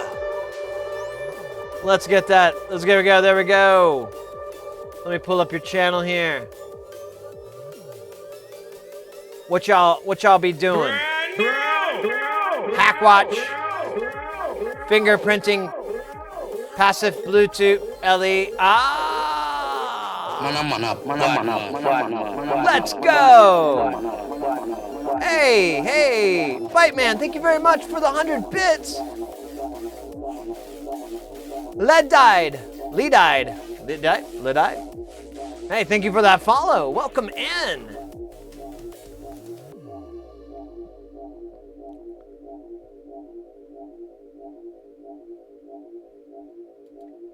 Oh, you bet.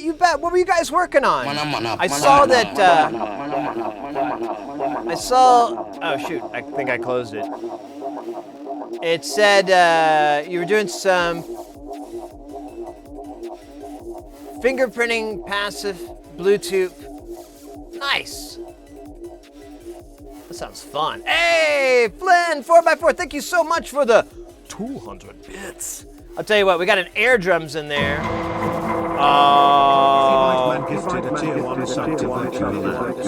This is their first gift sub in the channel. Let's freaking go! Oh my goodness, that's so cool. Thank you very much, Bite Man. Exactly, I was working on a custom firmware for the ESP32 based smartwatch.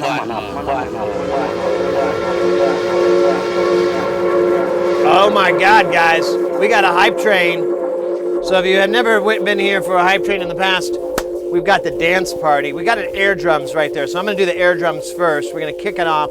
We're gonna keep going. It doesn't stop until the hype train stops. Now, that may be an incentive to stop. So, I could be hurting myself. We'll find out. Let's do the drums first. We need a good drum track here. Let's do, oh shit. Let me do this. So it's right, there we go. Let's full size us, and we're gonna do the hit.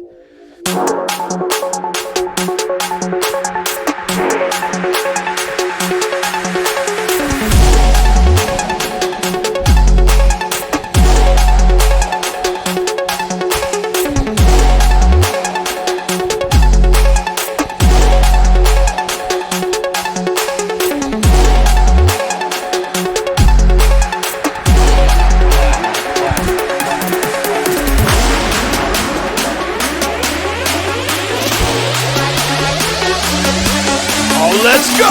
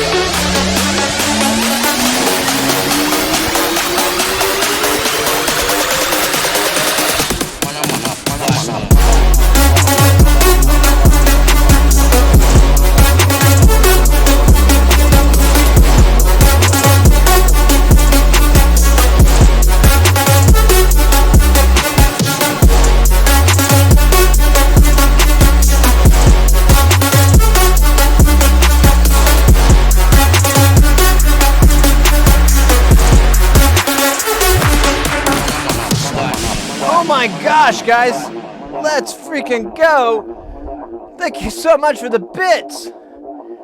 Ether Surfer, Bite Man. I said the Bite Surfer on this one. Cross Solette. Let's go, mates. Thank you so much. I wouldn't miss anybody. We got more jams. We got more tunes. Don't worry. I know. Let's do. I don't think we've done this one today.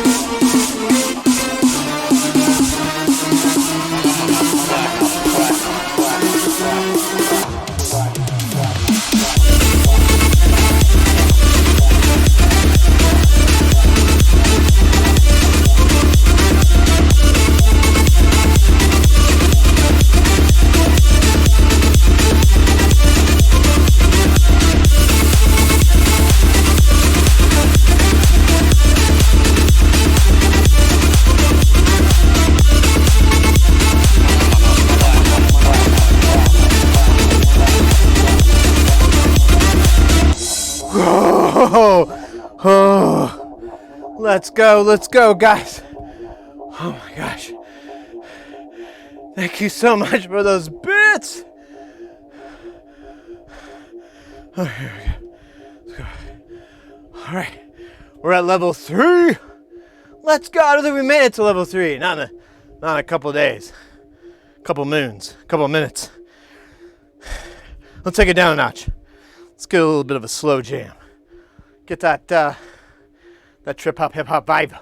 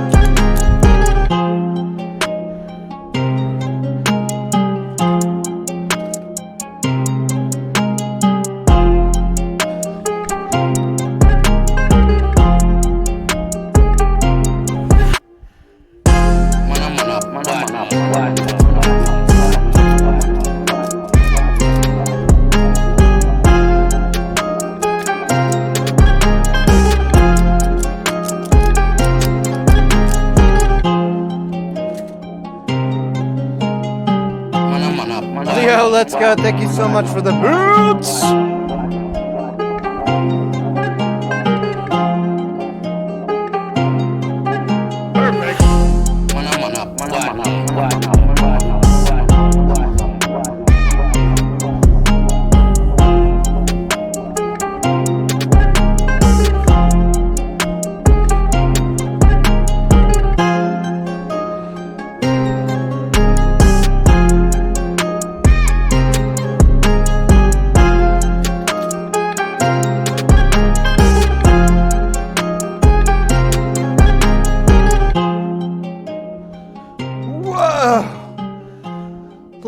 Let's go. Oh my goodness. Corporal Tunnel, thank you so much for the bits. Bite Man right in there, right behind Cross Solette with the bits as well.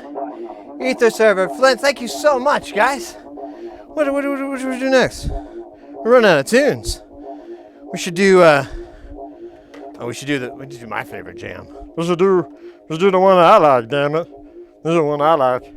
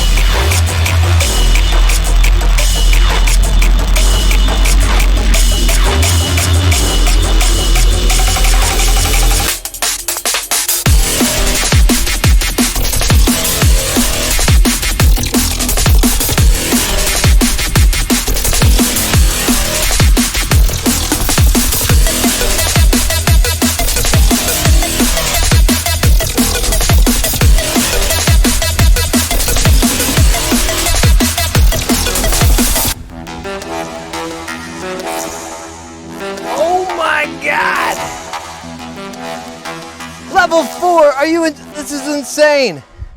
I don't think we've done a dance party all the way to level 4 and lived to tell of it. Let's do it. What's a jam we haven't done in a while? Oh, you know, we haven't done this one. We haven't done this one yet. Let's do it. It's another slow down. For the club. When you run the club, you is the club.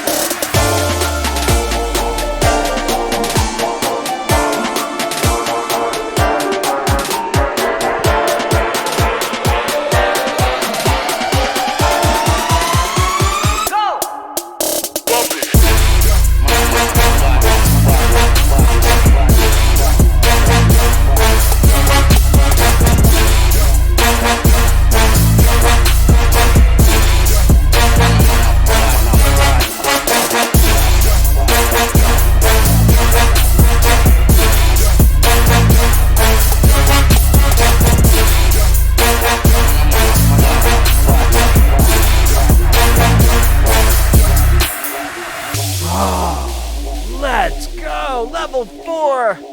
Hype, I cannot believe this! This has been a mana bad man! Remember that! Wait a minute, need the server across the line. Thank you so much, guys! Oh, wow! I don't think we have any more tunes. We're literally, we've done everything. Unless we want to do an encore.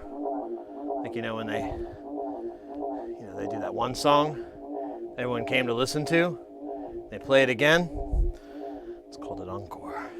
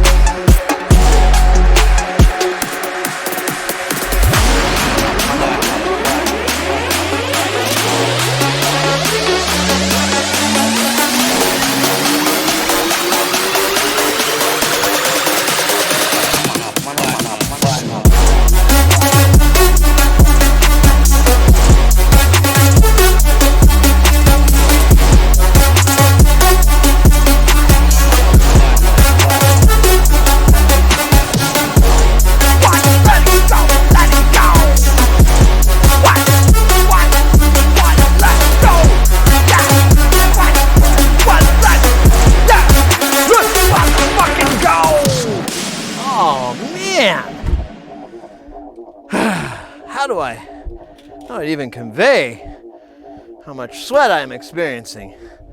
It's like a ridiculous amount. I don't even think the glasses are gonna stay on my face. They're not. Let me grab a.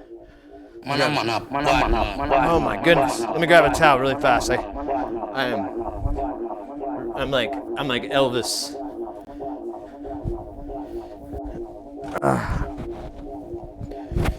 At the Grand Opry. Okay. That doesn't make any sense. I don't think he played there. My goodness, guys. Oh my, wow. Bite Man, 1,000 bits. Thank you so much. Thank you for the 21 bits. Ether, thank you for the 100 bits. Bite Man, thank you for the 71 bits. Thank you so much, guys, for the hype train. Let's fucking go. Ether Surfer with the 100 bits. Bite Man, Ether. Oh my gosh, guys, you just went on and on and on and on and on and on until the break of dawn. Crossolette, thank you so much. Corporal Tunnel, thank you as well. Oh my goodness, guys, that's insane. I don't think we've gone that far, and I lived. Usually I die about halfway into it, and then there's like a nice little funeral. But there's like a cheese plate at the end. That's really what you want. Aw, oddball. Thank you as well, mate. Yeah, I'm gonna move this fan I have directly to me. I'm like,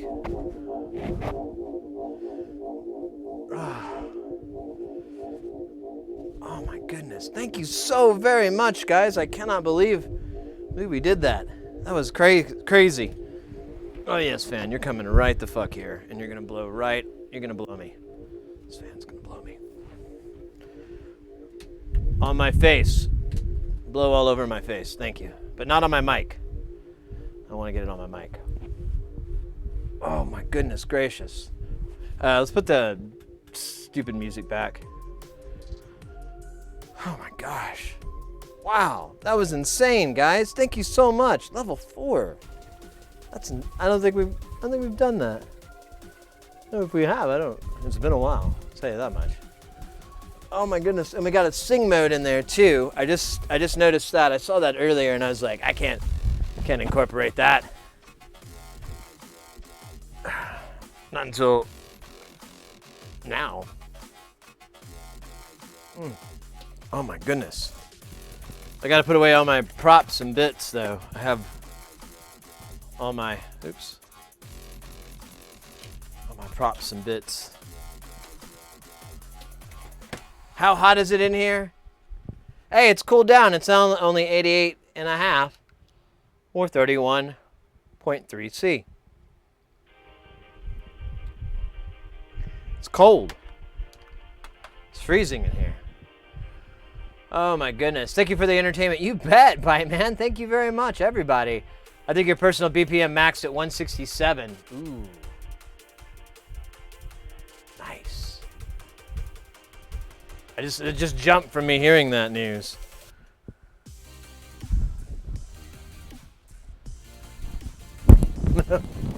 Fucking towel off my gut. While listening to those jams, I hand soldered my very first 603 resistor. I'd rather give medicine to a cat. Oh my gosh. This is 603 that we're working on right now.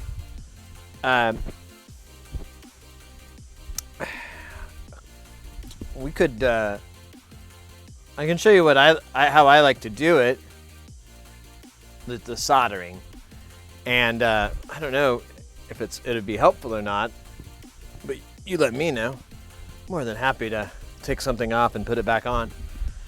It's pretty much my whole life. Oh my gosh. Fan, continue your work. Service my face. Exquisite. I say wrap the resistors in meat snacks, but yeah. Yeah, no. They like tuna. So you want to put it in some tuna. Most cats like tuna. Oh my gosh. All right. I think I'm more or less dried off.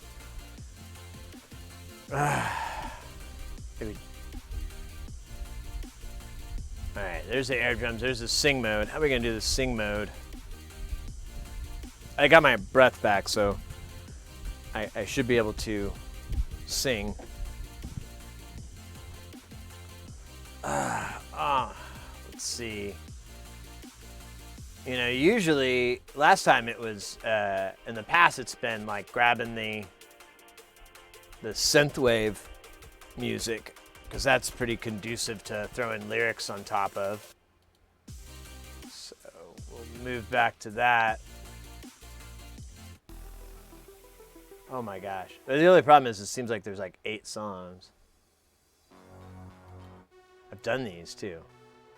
I've done that.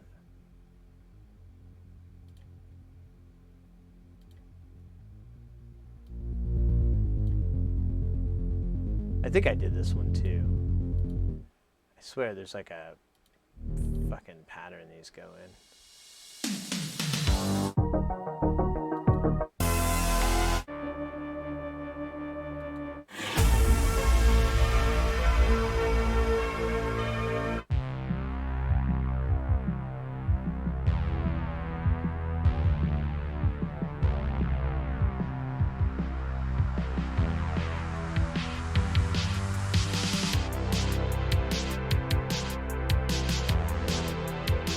Hey, where's Synth Fest? I believe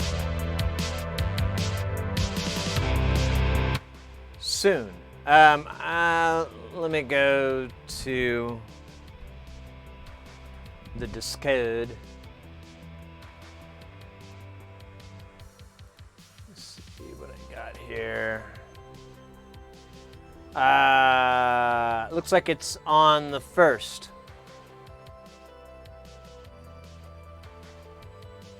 Looks like it starts on April 1st.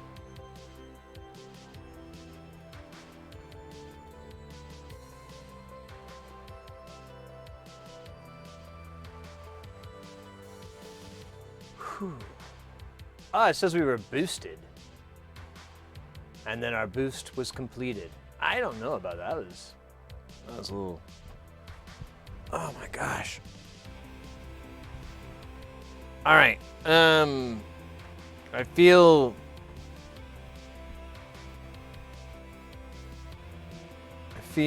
like we could.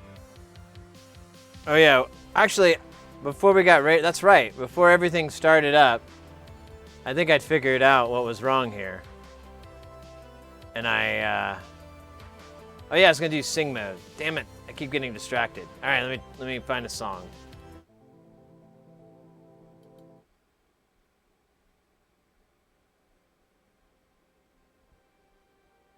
Pump it.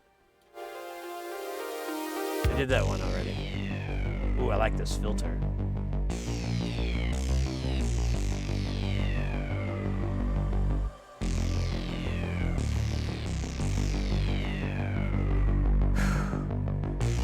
Hey Siri, set a timer for 5 minutes.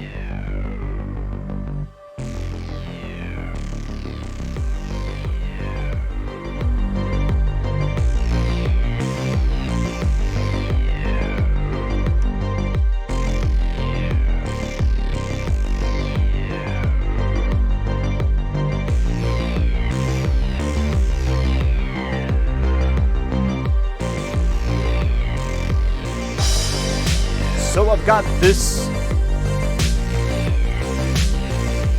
Norgate right here. And then I got this thing, I can't remember what you call it, but it's very important.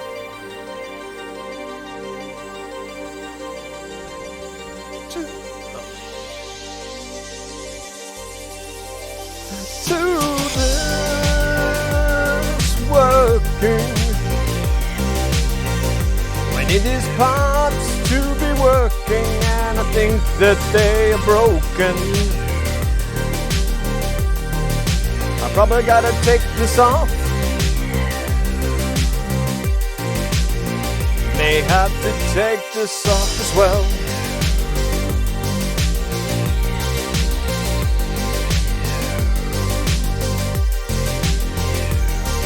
But let's make sure that these op amps are working. Start from here and get to here, and then we'll go to here.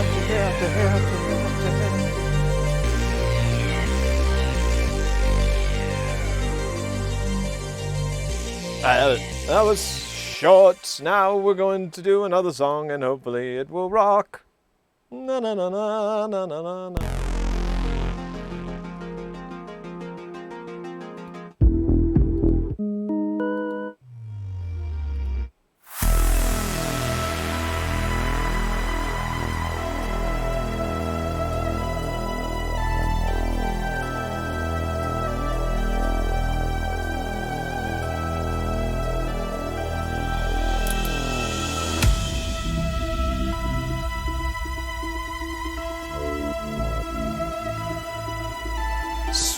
Sweet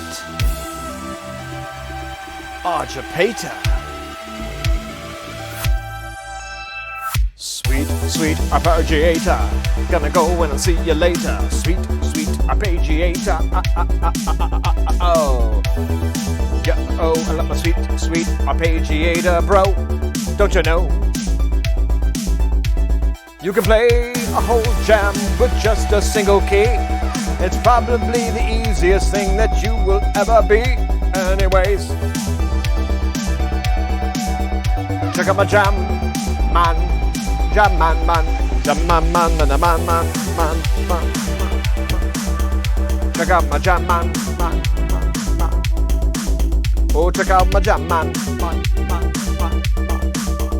Jam, jam, jam, jam, jam. Oh, damn. Check out my jam. Check out my jam, it's a arpeggiator. I got this when I was only just so old. Arpeggiate, 8, 8, 8, 8. Arpeggiate, 8, 8, 8, 8. Arpeggiate. Arpeggiate, 8, 8. Forgot to put the power on.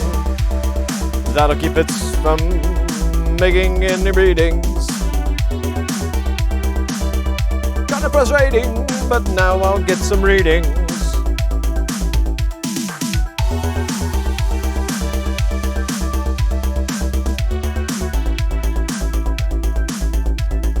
Bum ba dum ba dum. I'm trying to figure out what's going on.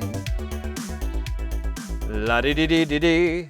So this has a 14-bit package, and I'm supposed to go to 11. 11s. This is 7, right? 8, 9, 10. Oh.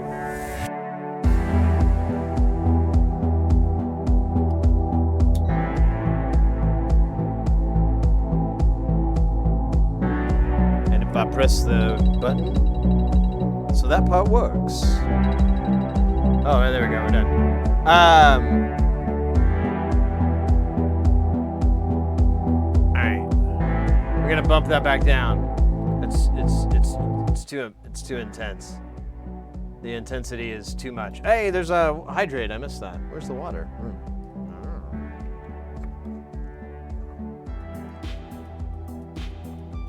Oh man, we wrote a song with this one here about the operational amp. I've been meaning to put it on the YouTube. I just haven't gotten around to it. I have it all clipped and ready. So I wasn't really singing about this because it didn't rhyme. But what I'm doing is I'm basically this is the feed from the button, the push button, and the gate and all that. And when I press it in, it should go to a lower voltage, and it does. There's 11 volts, and then I press it, it drops down to 2, and that's what it's supposed to do. And then it's supposed to output of pin 10. So let's see if that happens. I've got 0 volts coming out of 10 right now, and then I press it, and I have 10 volts. So that does appear to be working. So far we've verified up to here is all working correctly. So there's our diode. We'll check on the other side of D1. And then really, we need to check U2. Wrong U2. And look on whatever pin this is. Pin 1. Pin 2. Oh, wait, sorry. I keep falling into that. But yeah, we need to check pin 1, and then we'll carry each other. Damn it, I can't stop. Carry each other. Now, let's go to, let's skip through this bullshit, actually. And let's see if we get a signal at pin 1 of U2. Not to be confused with the Negative Land album U2. All right, so I'm going to put my probe on here, and it says 0 volts. I'm going to press the button. Hello? Nothing happens. Let me put it on microvolts just to make sure it's not something teeny tiny, or millivolts. You know what? It does do a pulse. It does pulse, but it's like a pulse, which is weird because this gate has because there's another part. My bad. So there's 2 parts to this. I didn't realize that. Check it out. I'll quit talking. I didn't realize that. So it feeds into this guy. So that part works. It's like a little pew. But then it also feeds this rude boy. And this is pin 1 of the chip that we were on earlier. So we need to verify that outputs. So far, this is all looking good. Our feed into here looks good. And this chip looks good. The CD40, or what the fuck is it? 4106. Here, we're gonna stay down here anyways. So we just need to verify that it's all good, and then we'll check this rude boy, because I think this might have failed, but we'll see. All right, what are we doing again? Oh yeah, Superstar. So we need to check pin 1 of this rude boy. We're gonna come down here. And right now I'm getting 0. Oh wait, let me put it on big boy voltage. Big girl voltage. I'm gonna press the button. I'm getting 10 volts, and then I get 0 volts. So that part is working. It feeds another one that goes into 13. Let's do that one too. So 13's right here. 0, 10. Yeah, this works. 13 outputs to 12. 12 works. So now we just need to check this chip and verify it works. Now it's not getting hot. Oh, it's a little warm, but yeah, they're both kind of warm. So we may have toasted these from reverse voltage. Or bad voltage? I don't know. Dirty voltage. But let's check these guys. Let's go. We'll check pin 3. How does this pan out here? It goes, oh, really? So pin 11 and 10 are the ones that feed the 2 stages. So when you press down, one will go high, and then when you release, the other one goes, or something like that. Something similar to that. I don't want to try to think of what it is. Hurt my brain. So let's just see. We've got voltage. We got that pulse coming in on 1. So let's see what we get on 3. I've got a little tiny bit of voltage here. Let me put it on, so I got 14.2 millivolts. Oh, yeah, I'm pressing the button and nothing's happening. It's like fucking dead. All right, let's skip around and let's go straight to 11 and 10, because I have a feeling they're dead too. So 11's going to be, or 10 is going to be half a volt. And then I'm going to press the button and nothing's happening. This guy's bad. Let's take this guy off. Let's check the power on it real quick. We'll check the one other guy here. Yeah, this isn't working either. It's stuck at 6.5 volts. It's getting 11 on the pin it's supposed to. But this is U2, right? I think U2 just has a positive rail. Yeah. And ground is pin 7, which is good. So yeah, let's float this thing off and replace it. I'm pretty confident I have a shit ton of these. In fact, before I take it off, let me confirm that suspicion. What are we looking for? These are 40. This is a fuck. 4001 BM for big motherfucker. I know what you thought it meant for. Bogus money. Nope. Let's use this guy because I peeled the tip off of this one. I can get to them. Booger money. That's what you thought. That's what I thought BM stood for a very long time.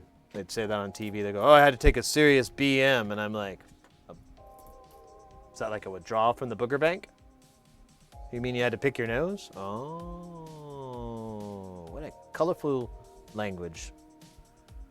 What a colorful language we have. So to take this guy off, I'm going to use fire and ice. No, I'm just going to use solder wick. Made from fire and ice. No, I'm just going to get this solder wick here. I just found laying. I don't know what it's from.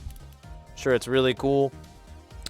And I'm going to put some gloves on so I don't get that stuff in my nose from when I'm digging for... Wait, it won't work that way, will it? Well, the gloves will remind me. Man, why hasn't my heart rate gone down yet? I'm telling you, it's at the temperature of the room.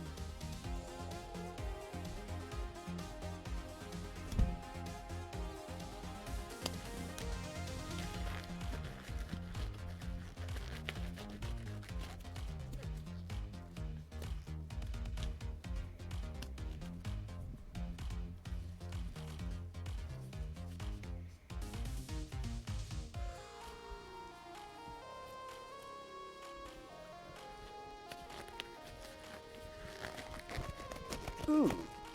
I just like went into my brain for just a moment and I was trying to think of things that would be cool. Like I kind of like the data that we have up top, the heart rate data, and I was just thinking like, you know, I'd love to get the temperature to show up and have like a slash for Fahrenheit and Celsius. And I could do it, you know, it's just a matter of getting the things and applying it, but I don't think I could use my existing, which is where I'm like, oh, well, I kind of wanted to do that. But I was thinking there's certain data that would be nice to have, like the hot air station's temperature, which we could just update manually, you know, just exclamation point, blah, blah, blah, and make it like a mod command or a command that I can do so that it will just update automatically up there so people will know what our temperature is at. And because that's just some, you know, it's a detail I don't think a lot of people think about, and it would be nice to have.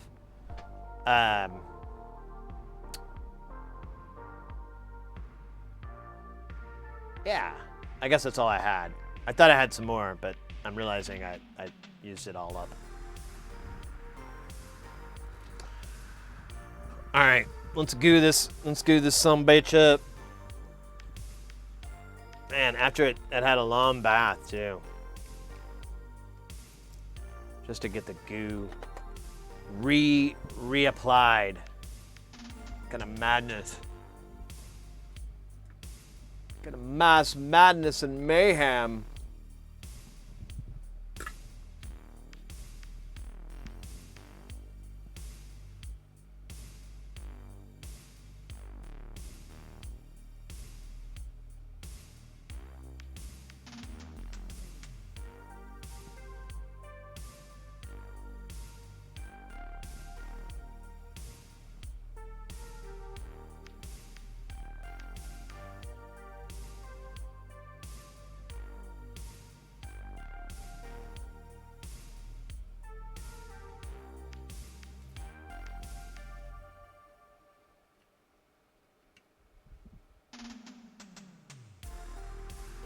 Dude, this stuff is so twisted. You can't even tell on the microscope.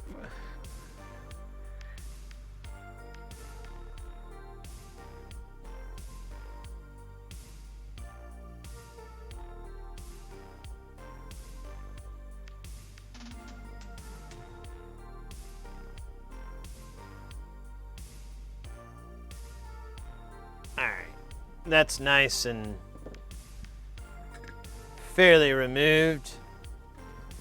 So this chip is right next to these caps, so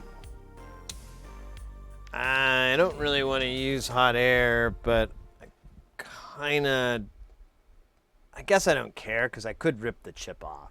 I don't want to damage any pads though. This board is super fucking tough.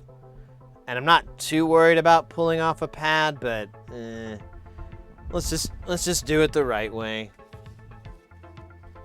He said, unhappily.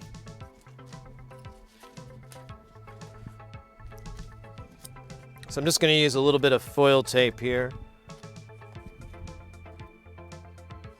just to build a little wall, so that cap. Oh, you know what? Let me build another wall just to be on the safe side because there's another cap. And it's far enough away, but why risk it?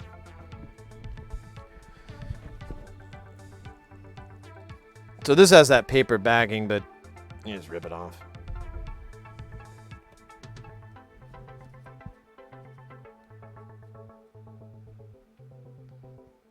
Oh man, I don't think I ever... Did I hydrate? I don't think I did.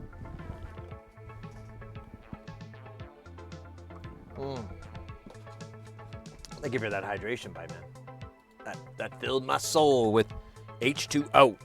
Oh. Hey, Redlocks! Oh shit, I just dropped it. How's it going? Good to see ya. I think we might have found, well, we found a problem. I think I killed both those chips, though. I think there's 2 of these, and I think they're both got fried. Because I don't think they can take reverse voltage so well.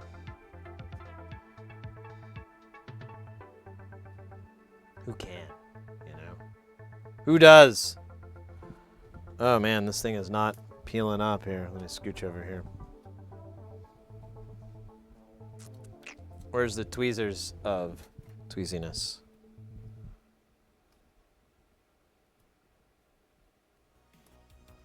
Alright, that's not really helping. I thought it would. Just making tiny shit corners.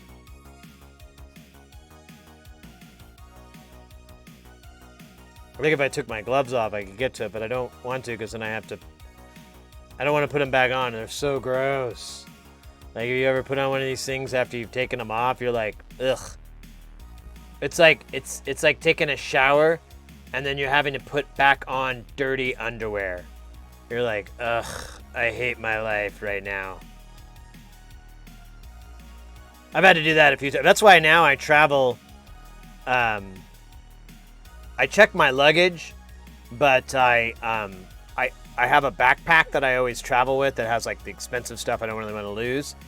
And tucked away in my backpack in the Ziploc bag, sealed up really tight, is an extra pair of underwear and an undershirt as well, like a t-shirt. And it's, you know, it's like a gray t-shirt, so I could just wear it like a regular shirt and it wouldn't look bad or anything like that. Just in case I get stuck in an airport or, you know, something happens. Emergencies! I've always got a spare pair. I cannot believe I can't get this up. I don't even know. Ugh. The madness.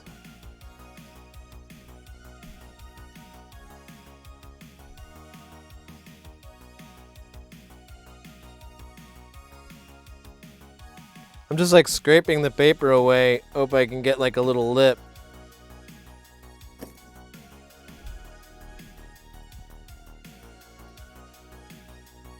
Oh my gosh, it worked. Oh, wow. Alright, that was a big pain in the tuchus.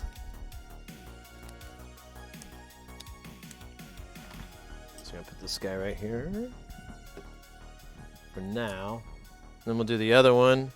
Let me try that same technique. It seems to have worked in that instance. Let's try a different corner here. Oops. See, I can't find a good corner for myself. Story of my life.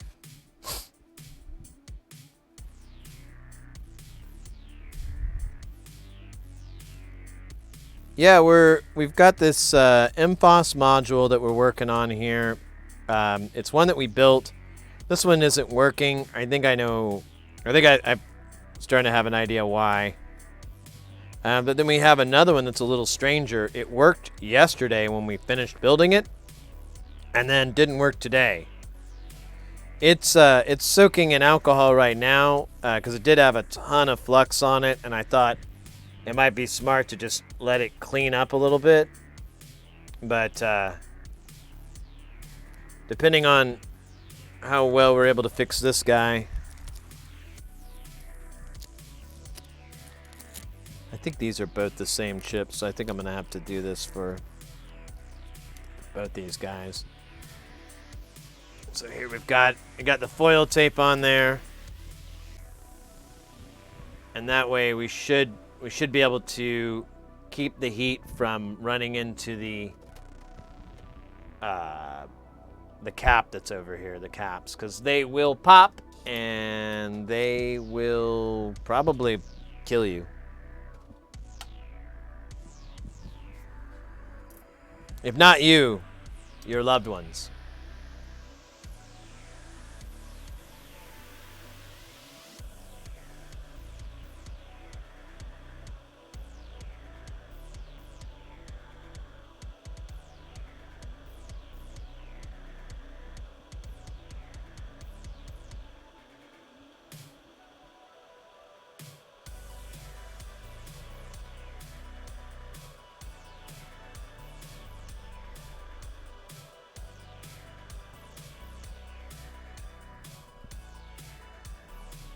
Is it the same down here? Is this a 4001? No, this is a 4066. Now, it's acting weird, too. I don't know if we're going to have to take this guy off. But as far as I can tell, I don't think the 40001 is working right.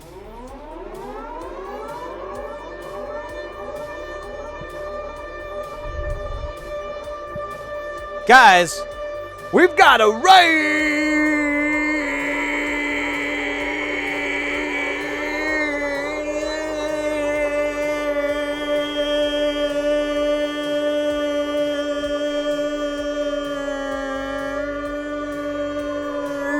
I don't know. Oh my God. That's twice this week, mates. Let's go, let's go. We got the lab in the house. So happy, so happy. I literally went and watched your VODs last night. Watched some Lab 424, watched like the initial back stream, and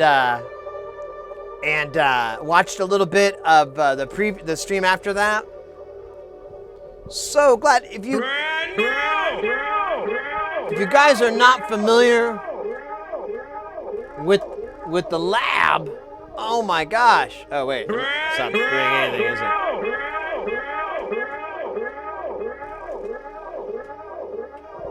There it is. If you guys are familiar with the Laboratory 424, they are another fantastic sci-tech streamer. Extremely fun, extremely interactive.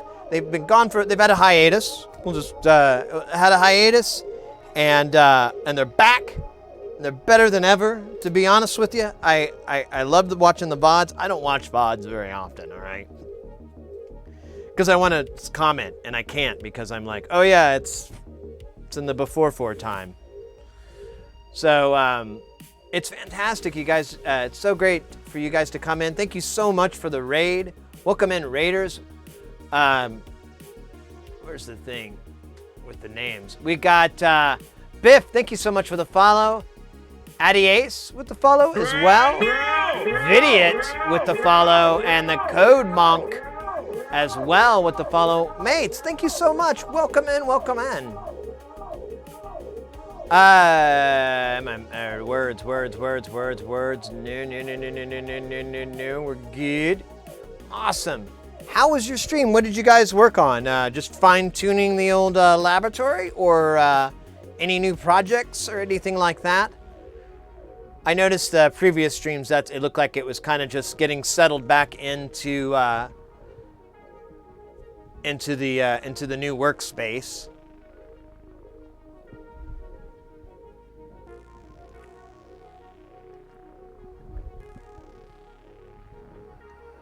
Yeah, mates, welcome in. If you're new to this channel, you haven't been here before, we do electronics. We do audio electronics, so it's mostly like analog stuff.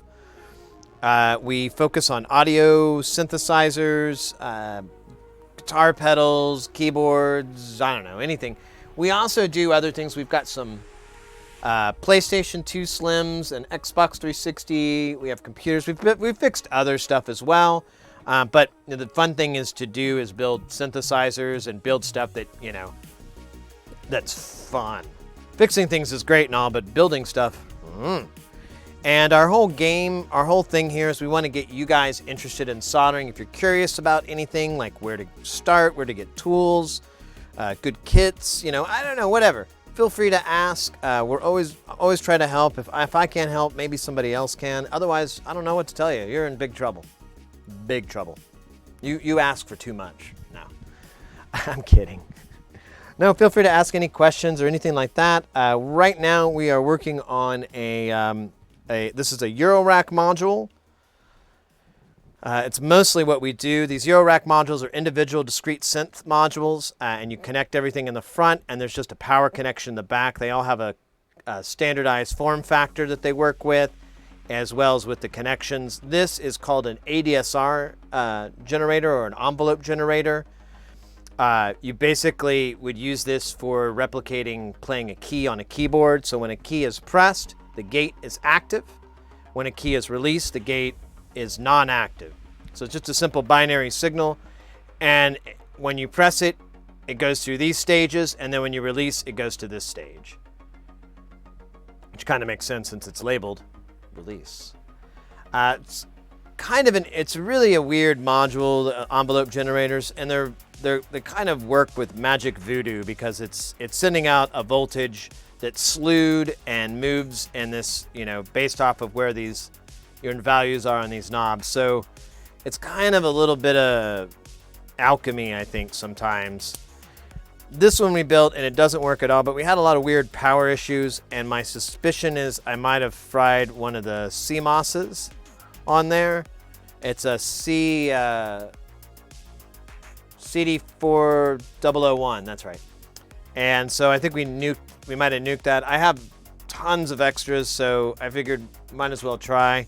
It didn't seem to move when everything would you'd get reactions on the button press and so forth, and you'd see voltage moves until I got to that chip. Like once it came in, you'd see a pulse, and then on the other side, zilch. And it's possible that it occurs and it's not within the speed of my multimeter, but I don't know. It's kind of warm too, and I did send it a lot of the wrong voltages.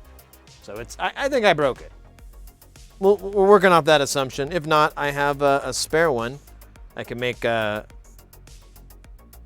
don't know what I could do with this. I could make an earring. I could make a brooch. I could make a, Sorry, I'm just ripping off my material from Airplane. We just floated one piece off with, we desoldered it, and then we used hot air to take it off, to float it off. We're gonna replace it with one of these, see if it works. And then I'm assuming I probably fried this other chip, this other CMOS one. It's a different type though, so I don't know, maybe it was tougher. But that thing gets really, really hot, and it acts very dead. So I don't know, one chip at a time, that's what my mama always told me. Still getting things running, ready for experiments with the new target ideas. Ah, nice. You can make a hat. You can make you can make a patchouli. You can make a brooch. I can make an earring. I can make a nose ring. Or I can make a glasses to him. We pulled up Stryker's record. It's worse than I thought. Oh my gosh, I can't get this thing out. Have we all been there?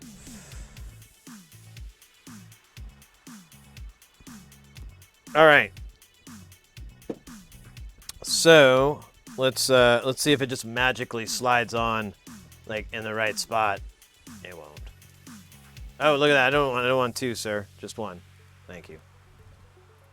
It did. That's cool. That's a nice trick. Wish I knew how I did it. All right, so let's put this rude boy right here. Or not. I'm just gonna let it stick to my tweezers. That's cool. This is fine. Everything's fine.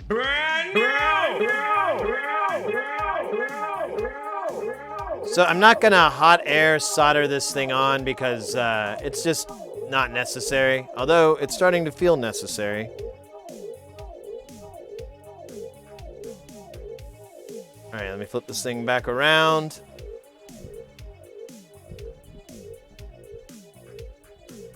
Ambrosine, thank you so much for the follow. Welcome in.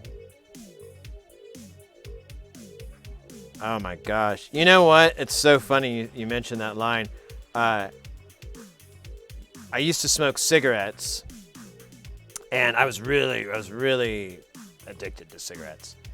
And I decided to quit and everything, and I'm quitting. And this is like 15, this is longer than that now. That's about 15, 16 years ago. Like all these like ridiculously bad things just happened to me in succession. It was so ridiculous. Like, and I just kept laughing because I'm like, oh man, I picked a fine time to quit smoking. Oh man, I picked a fine time to quit sniffing glue. No, like, what was it? I quit smoking, and then I was dating this chick, and she turned out to be cheating on me, and I was living with her too, so that was even more fun. And then it was like a really bad breakup, a real messy breakup thing, because, you know, obviously. And then I move into this like really rundown apartment. I start seeing this other gal.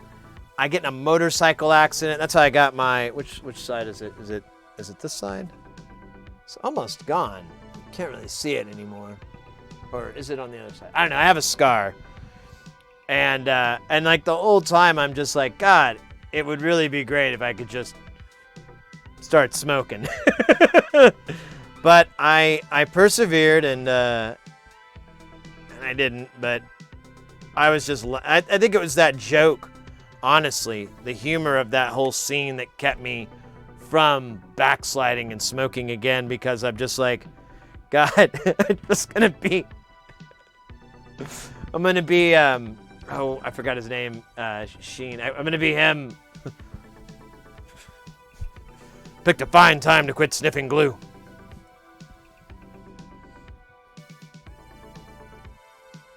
Yeah, it is very difficult to overcome, and I always bring it up to people if if everybody's wanting to quit, and they'd like to know what I did and adapt it or whatever.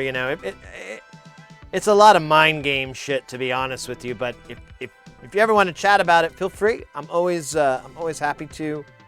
I'd love anybody to quit smoking, as long as they want to. I kind of had this like epiphany one day. I was outside smoking because I couldn't smoke indoors, and I live in Phoenix, Arizona, and it's like 178,000 degrees, and I just like suddenly go, why am I doing this? This isn't fun anymore. And I kind of decided to quit there and used like a patch. I think I used the patch. And it worked.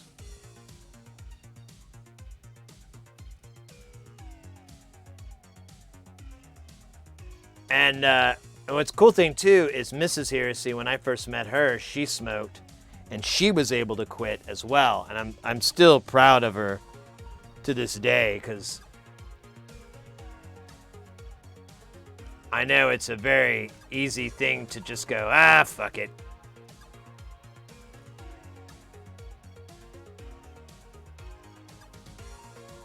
Because, it's just cigarettes. It's not like it's not like it's crack.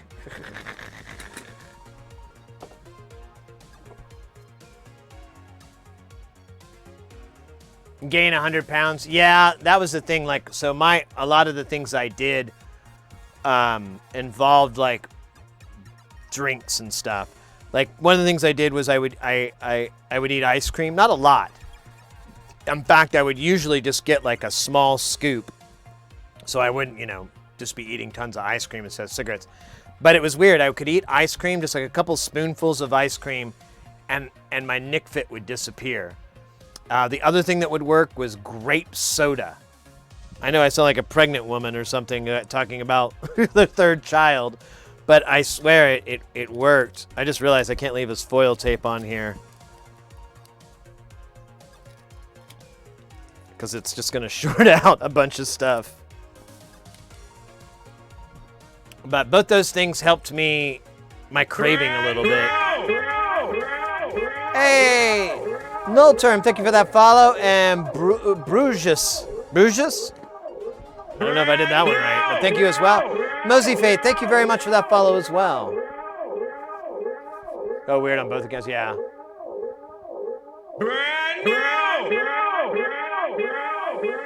Nehi?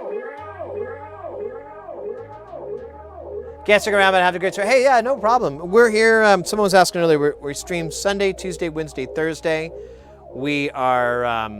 I won't be here Sunday and Tuesday, but we'll make it up the rest of the week. We'll make it up. We'll come back on Wednesday, and then we'll do a stream Thursday and Friday probably. But we'll definitely make up on that. And then the rest of April, it's probably going to be pretty standard. I do freelance work every now and then, so that's what it screws up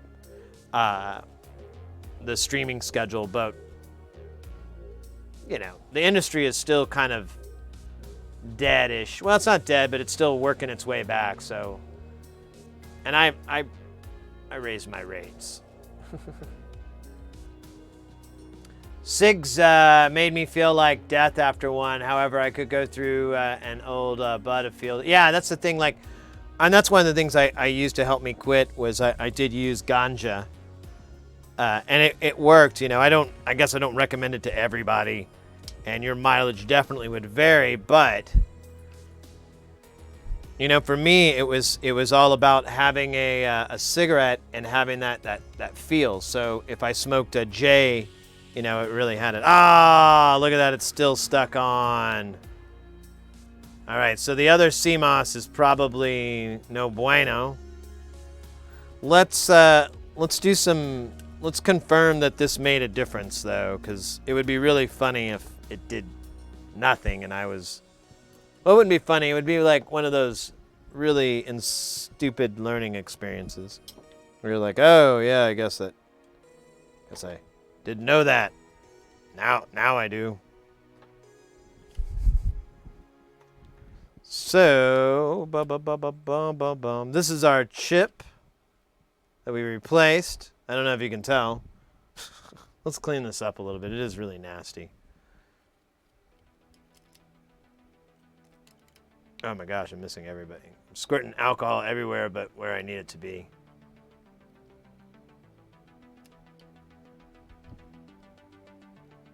All right, that's pretty good. Man, I love these swabs. I was really on the fence about spending money on them because they're not cheap. But look what that fucking you can't argue with results like that. I'd like to see you try. Look at that. It's still got the alcohol in it too. Oh, I love this thing. I'm gonna name you after my first dog. Hey, why doesn't that have a lot of solder on it? Is that supposed to have more solder on it?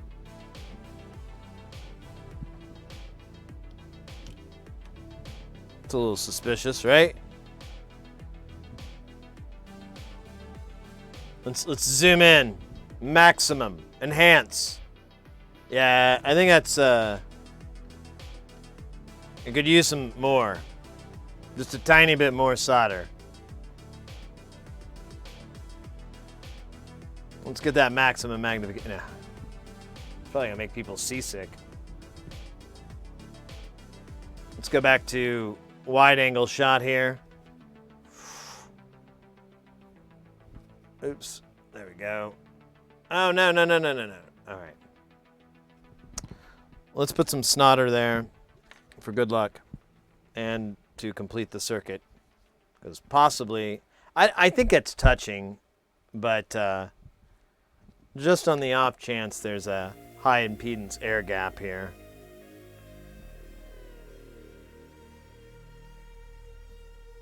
There we go. All right, so that's all good. Let's power this thing back up.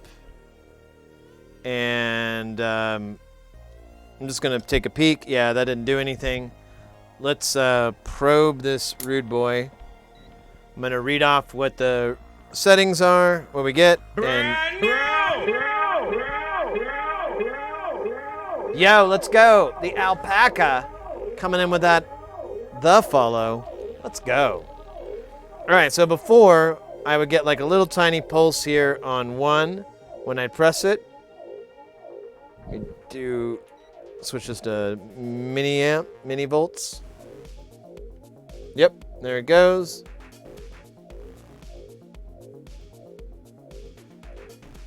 Yeah, so it pulses, and then it's supposed to come out at 3. Yeah, I don't see it. And then we have 11 and 13, or 10 and 11, that's right. So 10 has 0.6 volts. I'm not seeing, oh, wait a minute, yeah, I am. Maybe not.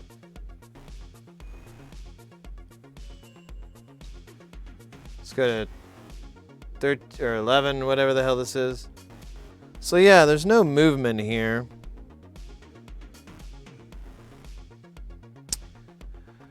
So I don't know. Let's pull up the schematics, as Sean Connery would say. Bring up the schematics. Oh, right. I say we're buggered.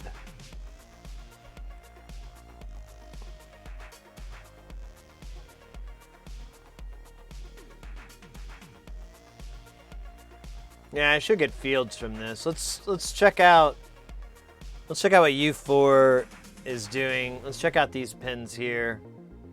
Let's see if we get action from here. Because U4 is another CMOS that we may have killed.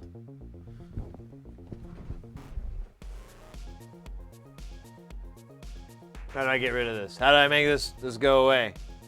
Oh, I totally forgot. Everybody new into the channel as well. You see the little duders run around here? Those are your stream avatars. If you say something in chat, they'll spawn. They'll run around.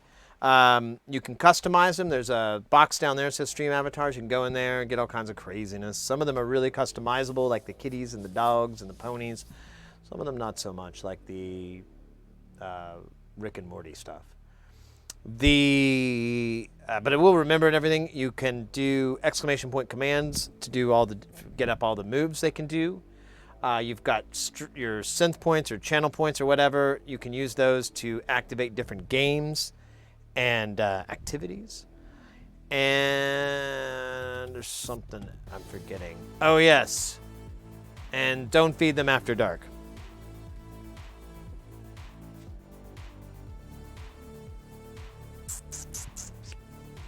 So I need to check.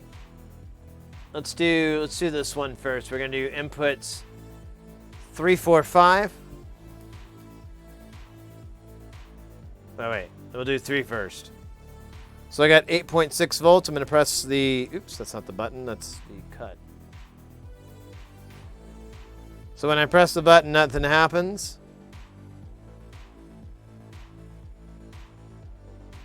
I'm going to 4 here. Nothing's happening. Let me try changing these knob values. Oh, hey, there we go. Oh, wait, maybe not. Well, they do kind of change.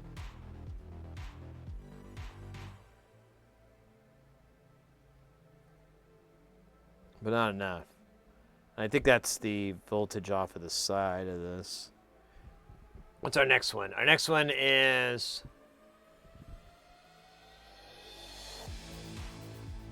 689. 6 is the control.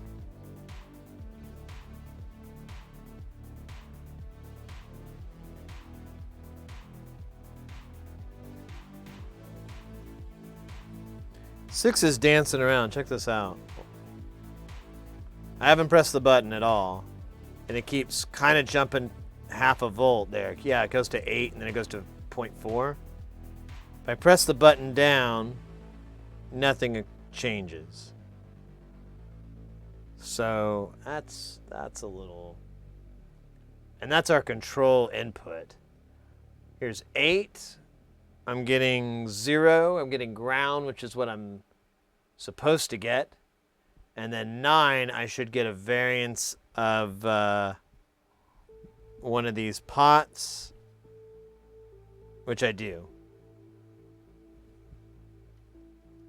I don't know. I might have broke that.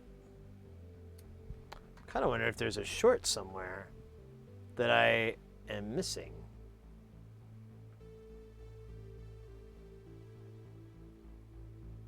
You know? Like,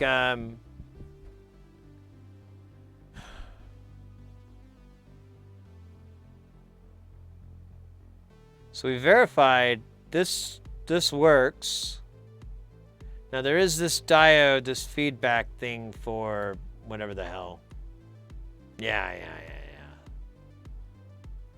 So, and this is our one that's stuck. That's all hot. What if we took this guy out, this IC out, because it's really, really hot. So I don't know why it's doing that as well. But I'm thinking...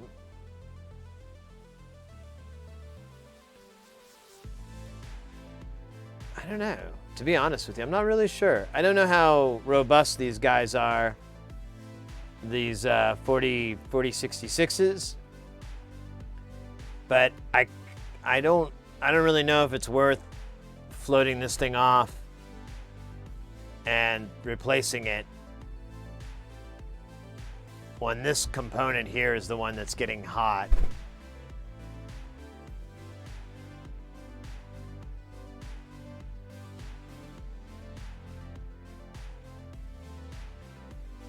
It's stuck at a voltage though, so it's being fed on pins 9 and 5, which are the beginning and the end stages of this whole thing. It's also 9, 14, and 5, my bad.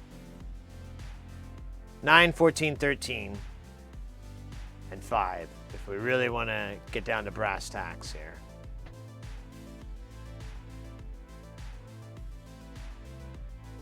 Ooh.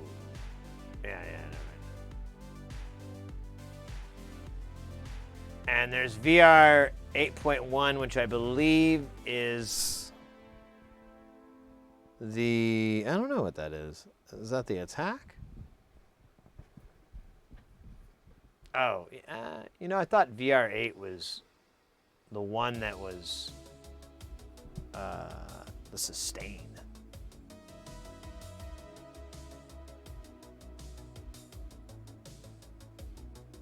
Yeah, there's nothing physically here that would cause it to short on itself or do something weird. I guess let's look at these pins. So pins 1, 2, and 5. I was wrong, not pins, not these, because that's gonna get that shit. But this will get something. Let me turn these settings to useful. And then, yeah, let's hunt around. So, 1, 2, 5. And I want to see if there's a button press that occurs on it.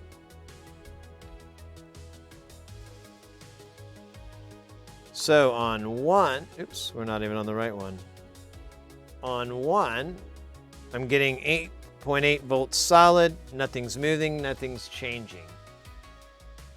And so I'm gonna get the exact same thing on 2. No, wait. This is the wrong IC. My mistake. We needed to be on this one. Okay. This is 1, I've got 9 volts solid. 2 is gonna be the same thing. 9 volts solid. And then 3, 4, 5. 5 is 9 volts solid.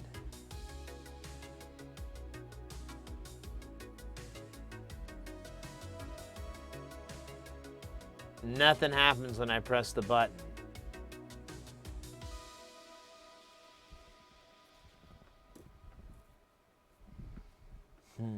And it's really, really hot. Oh, you know what? It's kind of cooled down.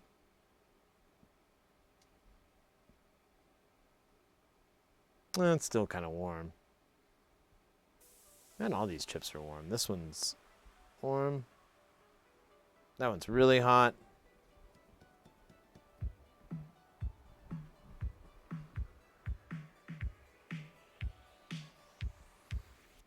Are you taking off? Andromulus will take care, mate. Have a good evening. Or day, whatever it is.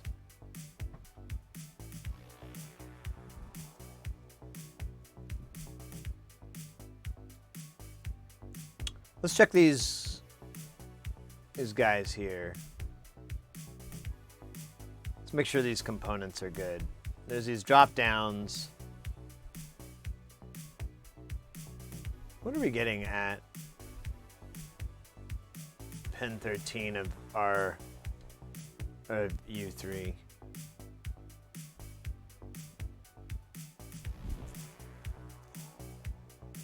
I believe we checked it. And then also let's check pin 6 here. This should have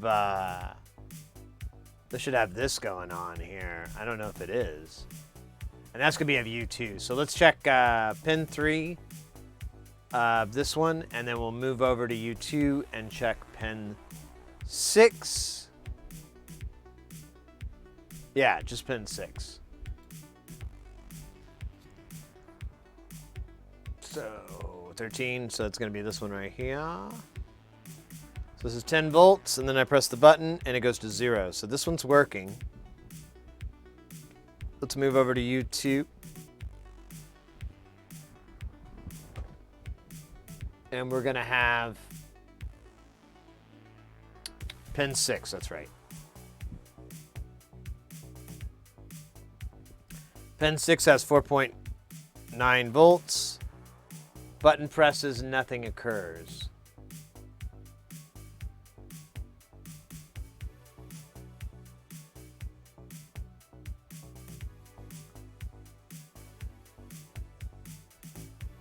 The only thing I notice is that the release time changes. Thank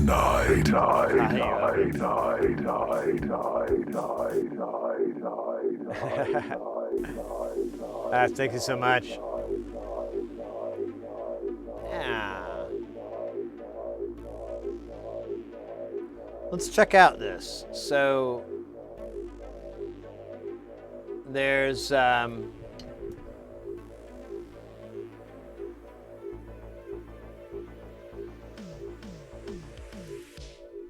so when I measure here, I just get a static, what was the fucking number again? I forgot.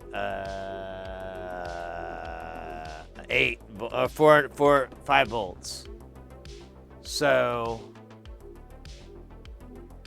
that's interesting to me. And nothing changes. I can change it a little bit with the resistance on the release time, but it's nominal. Let's look here. I'm wondering if this is fucked up somehow.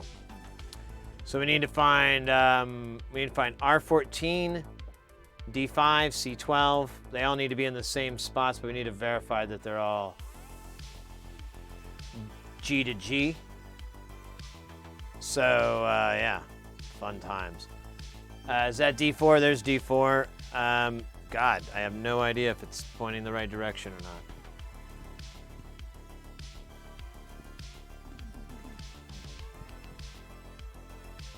I probably should use the tinier one, but it's so far away. Yeah, let me do the tiny one, because it's going to make a big mess.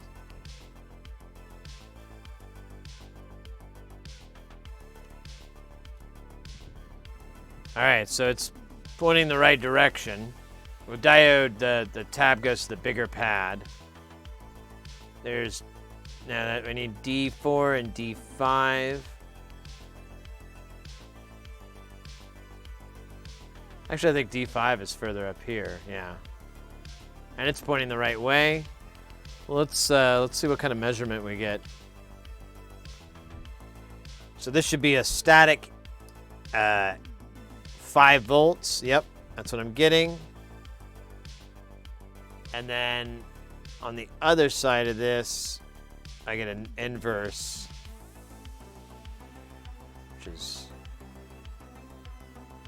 not exactly what I thought I was going to get. It's kind of interesting. Oh, and then I have 10 volts on this side that goes to ground. And then I have, oh wait, 10 volts on this side that does go to ground. Okay, we're getting somewhere. So C12 is this capacitor here. All right, so this side doesn't seem to get affected when I press the button. Oh. Okay, so this side says 10 volts. I press it, it goes to 0. This side is just 5 volts and nothing changes. So this has to be the side. R14 is our next one. It's supposed to be 100K. That's the last part of this circuit. 5 volts, and then the other side should be ground. It is. Oh, shut up. Fucking multimeter went to sleep.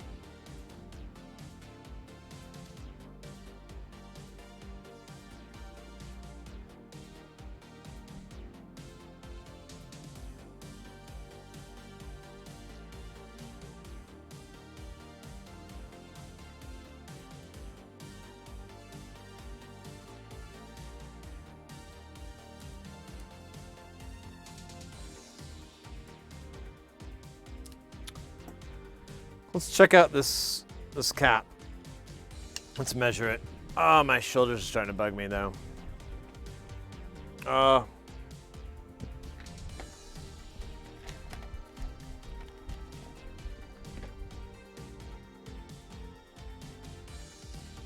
my gosh. Yeah, I think I had a bad stance. Bad stance. All right, we're gonna put this on capacitance. I don't know if it's gonna work, but we're gonna try, damn it. This is a 10 nanofarad cap, so we should get 10 nanofarads. What are we getting? What are we getting?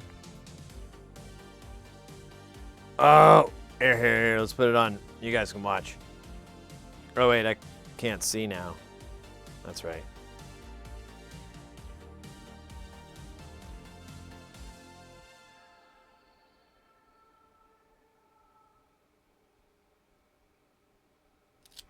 What's our resistance on this? 93K.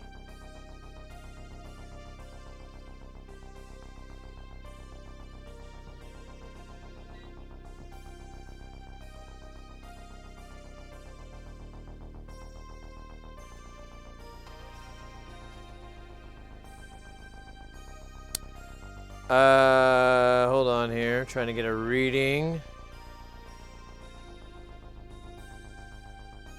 I'm not able to get one.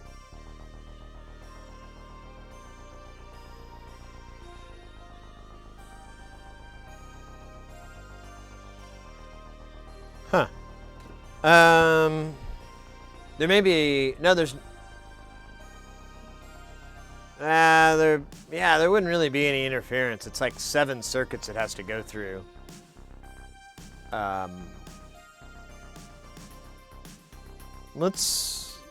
I mean, this capacitor, I don't know what its resistance should be, but 92 doesn't seem bad. I don't know. Let's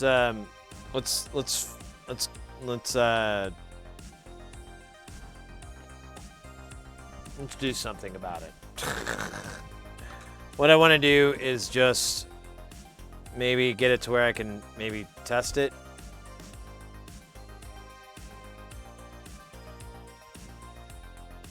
Yeah, there you go. Just be a complete pain in the butt. Now I won't be able to test it because I don't have the little tweezers. And there's a bunch of goo on it, so this is gonna suck. But I will definitely need the magnification here. Probably should have just heated one side. Let me do that.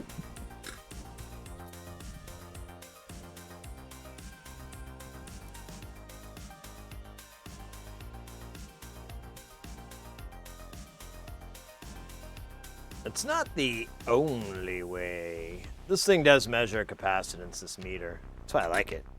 It's not bulletproof, but it does all right at protecting me from bullets. All right, there we go. This is much easier. And we have an accurate reading of... Oh, wow. It's tricky from here again. Yeah, there it is, 10 nanofarads. So this cap is good. It's not the capacitor's fault.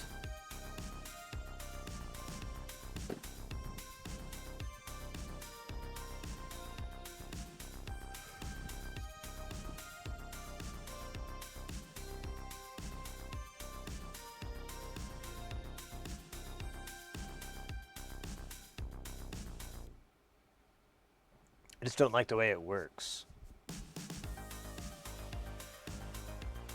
Let me check what the voltage is now that that cap is floated off, though. The pot's not being soldered? What do you mean? The pots are soldered. The lugs aren't, but the pots are. Unless I missed something. 1, 2, 3, 4.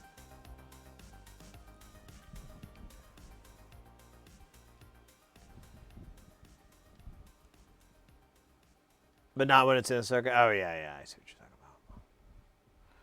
All right, let's power this up. Let me apply some juice. I wonder if, yeah, I'm still getting a stuck signal.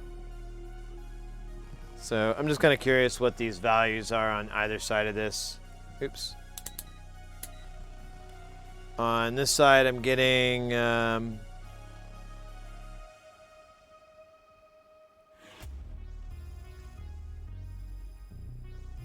no volts. Like, you know, it works. It's like 0.1 volts, 0.2 volts. And then on this side, 4 volts. Wow. Important part here.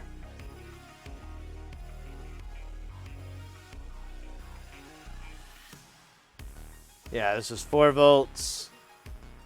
Oh, now we have 10. I guess I wasn't getting a good reading. And there it goes to 0 and 10. And this goes to 4 and nothing occurs. All right.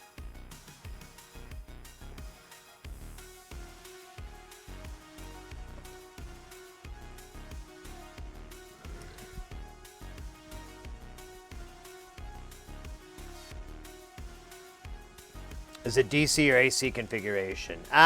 It's DC, I believe.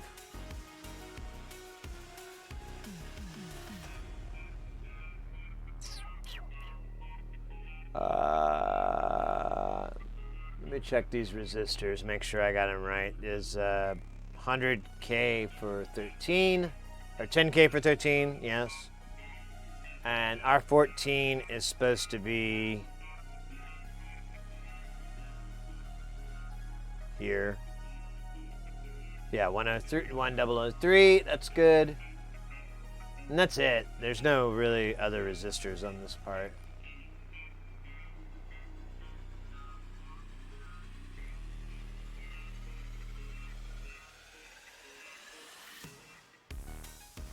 Lugs are not part of the grounding. They're mechanical. They don't play into the circuit. I mean, I guess in a holistic way maybe, but not really. Hold on. I got it. I gotta scratch my ear. Oh. Wow, I feel better now. I had to take off this glove just to do it. All right, we'll put this thing back on because it's not the problem. And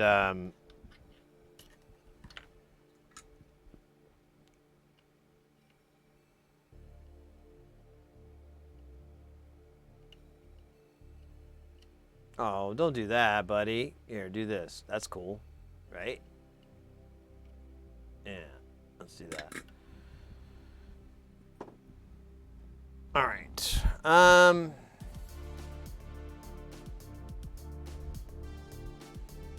Wait, wrong button.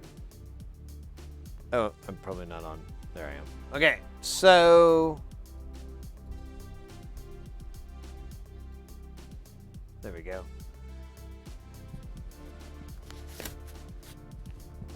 So this thing is stuck in some. It's as far as I can tell. This part is frozen, and I cannot understand what the issue is.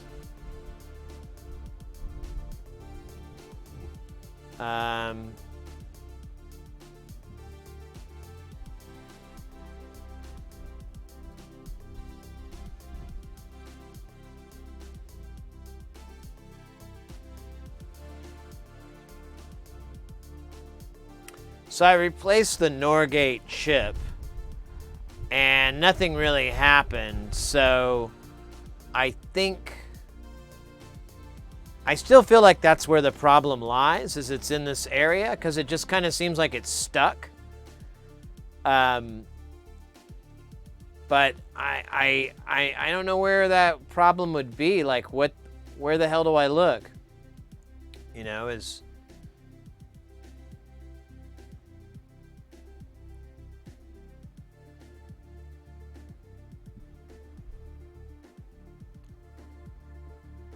I am kind of weirded out about these 10 nanofarad caps with these diodes, and then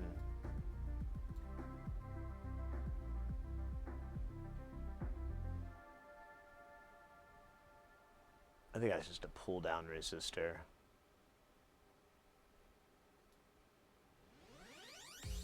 Looks like a toggle. Yeah, so it just has key down, key up, and it goes down to these stages here to move through them.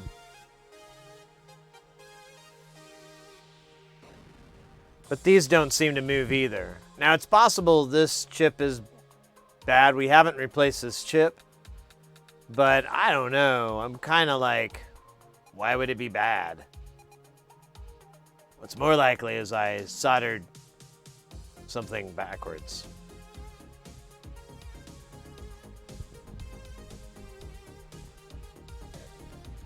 From the Pirates of Penzance? What? What are we asking, Blake? What about the Pirates of Penzance? Are you talking about the Major General song? And the synth points? That's probably it. I probably could have put that together earlier. I'm a little slow. Yeah. So in the synth points, I have the Major General song, and I recite it, nearly all of it from memory, except like The third verse I've been working on. Although I could probably do the third verse from memory, but I pop it up just to make sure I don't stumble. Lately, we've been kicking it up a notch, and we've been mashing it up with Meatwad doing the Major General. He's not able to do it as fast because it's a little bit of extra gears moving in my brain. But yeah, it's a lot of fun. I used it as a way to check microphones because when you're on stage, you have to check mics. And so you're like, 1, 2, 1, 2, check, check, hello, check, check, 1, 2, 1, 2. That gets really old really fast. But if you're like, if you do, I am the very model, or actually I don't even do it that way. I say it really slow. So it's like someone, talking Ed, because that's mostly what I'll do for audio is spoken talking head stuff. And so I'd just be like, I am the very model of a modern Major General. I have information, animal, vegetable, mineral. I know the kings of England. I can quote their fights historical. From Marathon to Waterloo and Orderland, got a Goracle. And so it creates a nice dynamic. It's kind of fun. You get a couple of shout outs from people that are like, hey, Gilbert and Sullivan. It's good times. Danny Kaye doing that in a movie. Nice. I was watching, me and Mrs. Hearsay, we've been watching Better Call Saul, which is like a precursor to this other show, Breaking Bad. And there's a character in there that was introduced in Breaking Bad, Gale, and you kind of see his genesis. And at the time, he's reciting the version of this that's a periodic table. So you're like, there's rubidium and idiom and I can't even remember any pieces of it. Oh, ferric, you took the words right out of my mouth. Damn that insipid lag. Yes, exactly. Yeah, the character's reciting it. And I was listening, and I was like, it was more musical than I thought. And I was kind of into it. I'm like, maybe I'll memorize that. It makes more sense. I can have them all up in here. I put that in. Yeah, no, you definitely get credit. You get street cred for sure. Oh my goodness. I'm so annoyed. This isn't working. So we have another one that's been soaking. I'm hesitant to bring it out. It worked yesterday, and then it didn't work today, and nothing was done.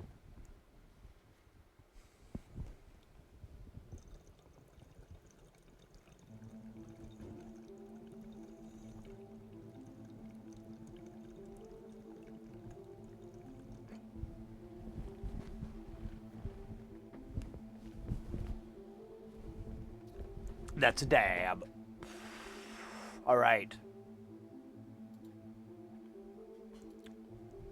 And this temperature is correct. It is 91.5 degrees or 33 degrees Celsius. It is stupid hot. But that's how it is in the desert. I kid, just teasing. No worries. I kid a lot too. I'm pretty comical. So when I can be. When I try. Which is not very well. I hit the wrong button.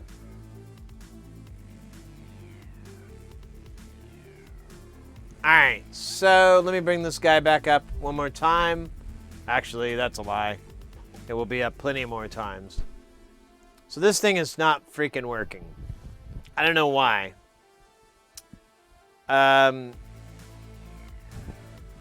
only guess, but I don't think it's going to do anything, is to replace U4, which is a 4060.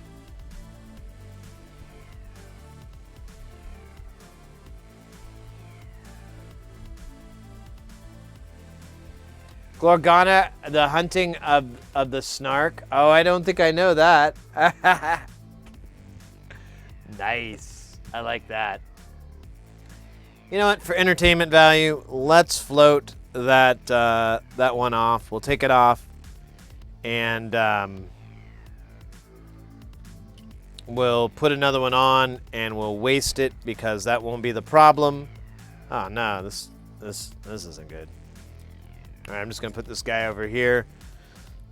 So the way the process that I like to do it is I'll desolder this with solder wick, and I'll soak up all the solder I can, and then I take hot air and heat it up so I can pull it off.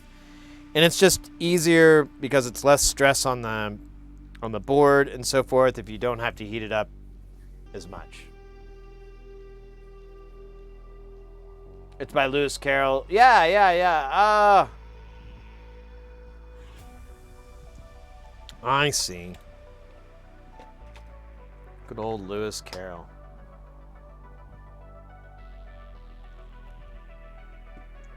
Weird cat. Weird cat. All right, my hands are almost completely dry from the moisture of the gloves, and I'm gonna put them right the hell back on. Oh, you know what? Maybe I could get by without it. Let's see. We got plenty of solder wick here. Let's do it. Let's just see. Oh wait, we gotta put goo on. Goo it up just a little bit.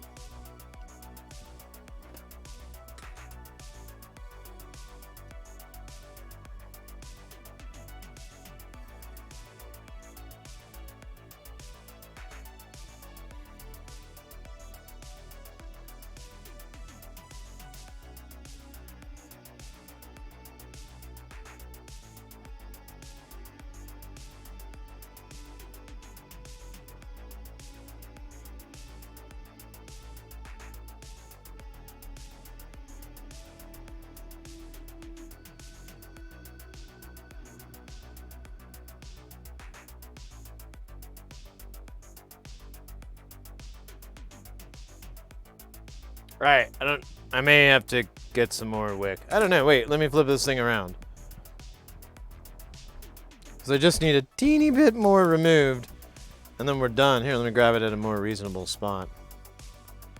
Wunderbar. Yeah, I didn't get as much. There's a little bit left over here.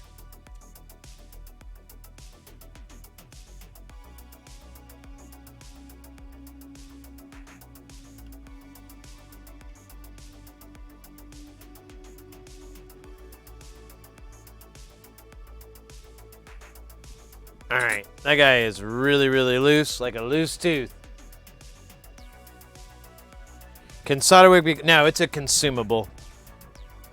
It's really not too expensive, but it does go by pretty quick. You can, you really have to measure it out by your width. So there's, that's a really tiny width one. I have some of this. This is, I think, 5 millimeter. It's probably not 5. Let's see. Okay, this is 2.5. It may be 3, but it's a pretty decent width, and you get a little bit more absorption. These ones I bought, I just kind of bought them to try them out, and they're, even though I thought I was buying 2.5 and 3, they seem really, really thin. But whatever, I'm over it.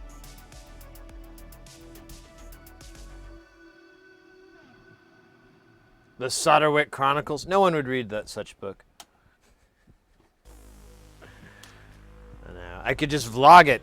I'll just vlog it. That's what people do now. They don't read books. They watch videos. That's the worst ska tune ever. All right, I'm gonna turn this around so I can not blow heat directly on these caps. Even though I've got the foil tape up, yeah, I don't want to risk it. So then I got to put another cap on.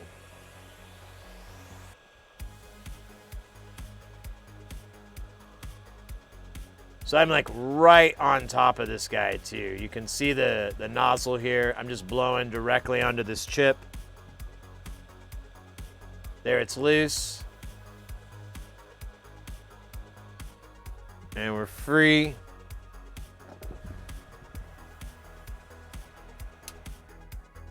What the hell? Oh, that's funny. I flipped off the power for the hot air station and my hand hit the fade to black button at the same time. It felt like they were related. It was pretty trippy, dog. Pretty trippy. Let's use more of this stuff I bought that's inexpensive-ish. Well, I don't know. I don't mind it. I bought this Chemtronics, but I usually buy my solder wick from Northridge Fix, but I've been using so much of it, and it's kind of expensive. I'm like, man, I gotta find a cheaper alternative. And so I bought some Chemtronics. It's not bad. It's not as good as the stuff he has, though. I still gotta figure out what it is. You've read them all at least once? Man, you're a better person than I am. I have so many books I just feel sad I haven't read and read. Yeah, I haven't read. You taking off, Ether? Hey, take it easy, mate. Have a good rest of your night. Or day, whatever it is where you're at. Day, night. Have a good rest of the... I don't know. Actually, let's just go on and on. Let's just have a good rest of your life. That sounds a little finite, though. I don't know. Maybe we'll stick with day. It's more formal.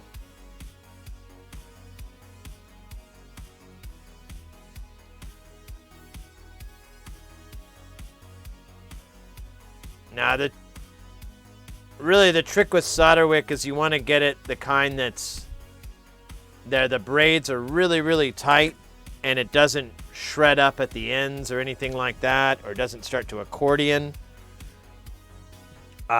That's kind of where I'm like, that's where, they should be. All right, I'm going to put this chip over here. I bet it's not broke, but it's not like I'm going to save it for something. Oh, shit, what was that chip, actually? I need to save that for something. That's a 4066. Let's put away these 40001s that we had from earlier. And 4066 right here. Let's pull the smaller stock.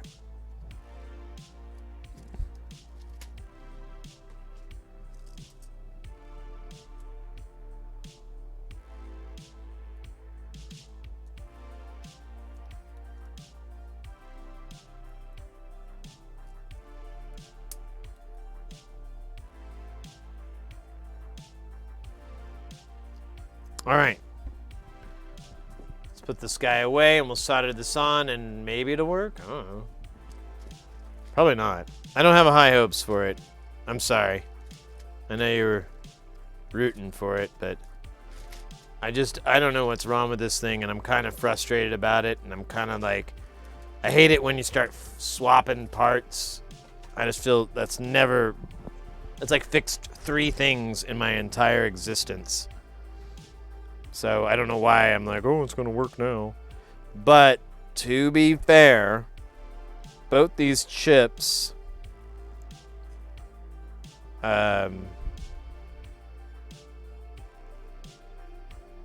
I don't think they actually got the wrong power. I think they got a negative version of their power, but I'm not 100% that would mess it up.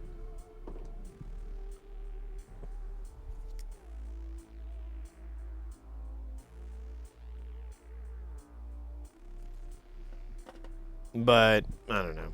Might as well just replace it just to alleviate it as a possible cause. But I'm pretty positive I'm going to be annoyed that I'm out another one of these chips. I guess I could save it, but I end up like never using it because I'm always suspicious.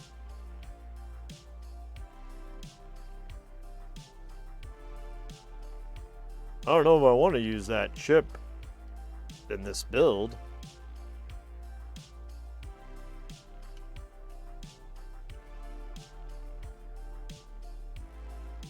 It's like a piece of shit on my fucking iron here.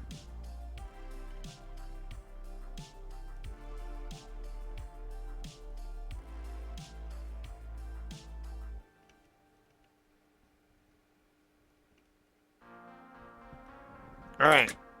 So that's a fresh 4066. We'll take these cool foils off. Hopefully they'll like their new hair color. Just to be good, I'm gonna clean this up a little bit with these badass things. I'm gonna try just to see how long I can go without throwing this thing away. So I threw one away, and I think I was a bit hasty. And like it had a lot more room to get nasty.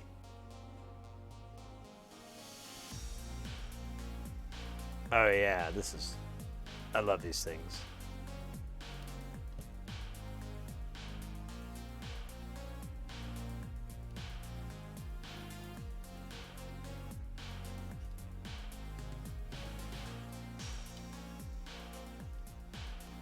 All right. Nice and clean. Let's power it up and see what happens. I don't have high hopes, but what the hell? Why not, right? Let's give it a try. Let's see. Come on, there. Big money, big money. Ah! Why? Why? Why?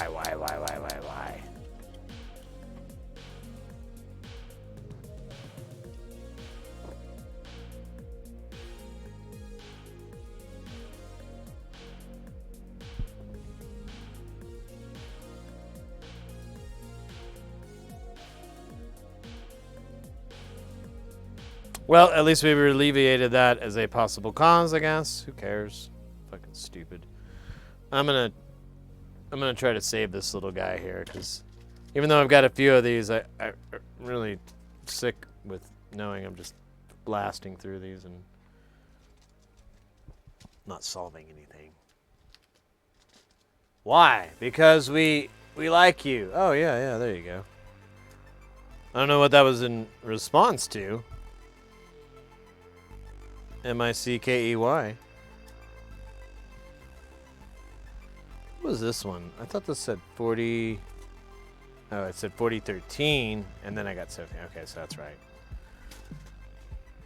right. So we could swap out this TLO84. I mean, it's an ST version, so it's not the Texas Instrument, which doesn't matter, but I'm just saying that to fill space and time.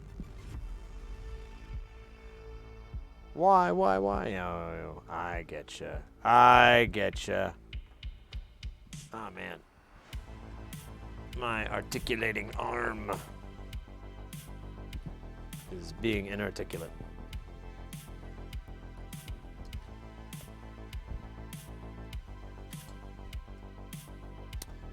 So...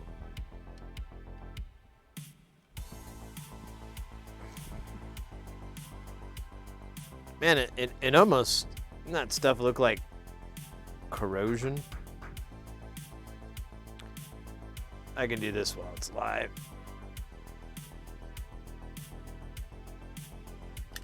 Here, let me try to stabilize it so it's not.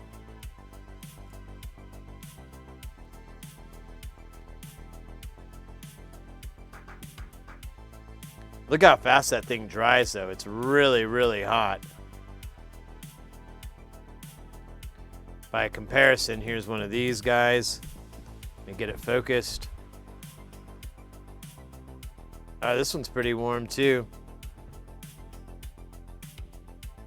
Oh, here's another CMOS chip. I don't know, maybe this one actually works though. This one seems to be functioning fine. Yeah, you can see it burns off a little slower. Whoa! My God! The Raid Parade.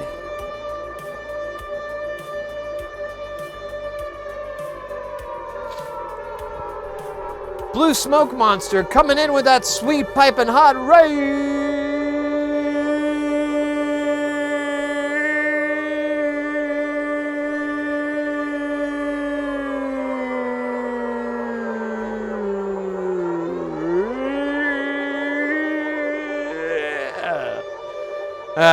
My voice. It's not what it used to be. Not anymore. Not anymore. Guys, if you're not familiar with Blue Smoke Monster, that's crazy. Well, you gotta go check them out. Go give him a follow. Where's the bee? I can't find it. There.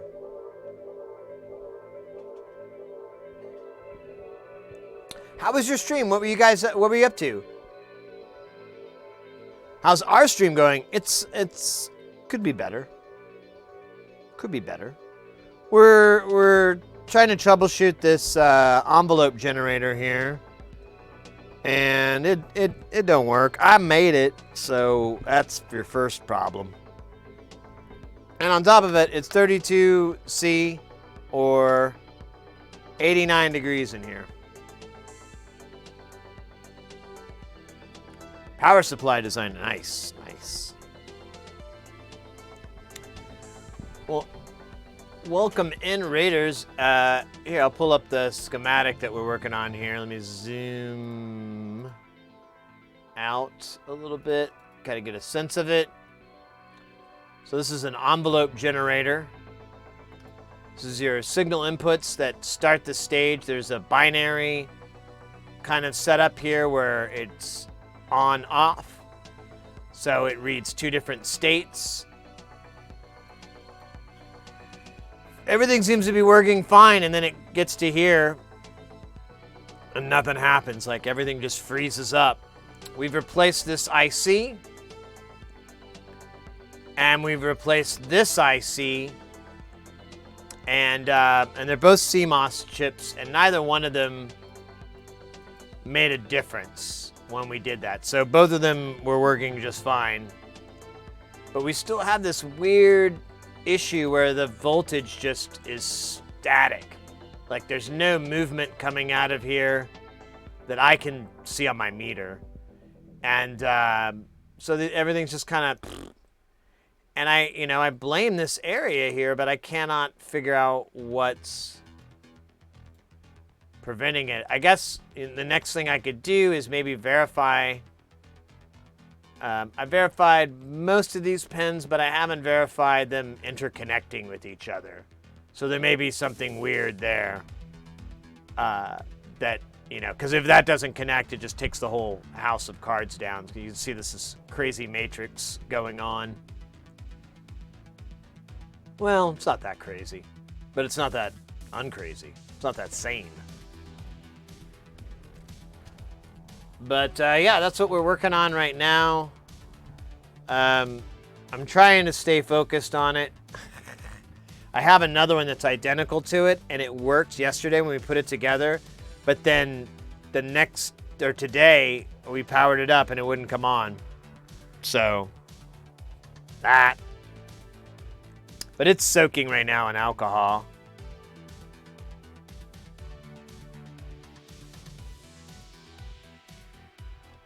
Let me just see something here.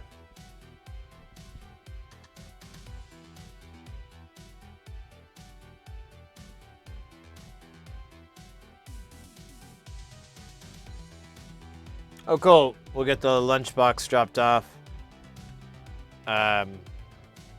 We'll work on that a little bit next week. Yeah, well, the old alcohol, the cleansing. I don't think it's going to do anything, but it'll at least keep people from going, your board's really dirty. I know. Well, that can cause problems. If you say so. I haven't had a problem yet with it, but you know what? It's so messy. I'm just going to freaking clean it just so you're happy, damn it. Cat's out of the bag, isn't it? All right, let's do that. Let's verify this is right. I'm just really annoyed that that nothing. I don't know. It's just really weird.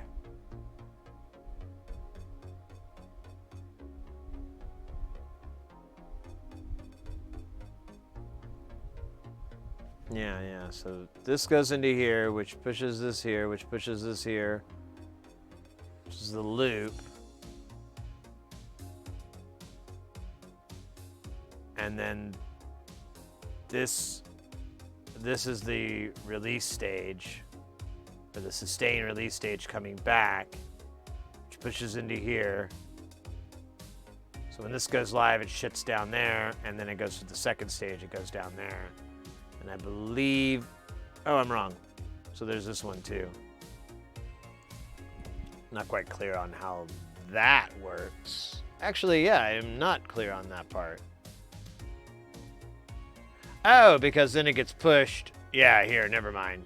Because then it goes pop, pop, pop, and that stage happens. So that one, okay, never mind. All right, so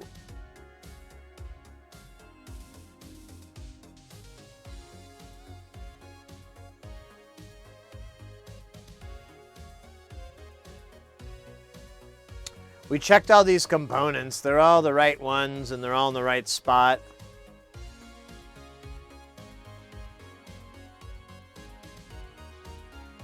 We haven't checked all this.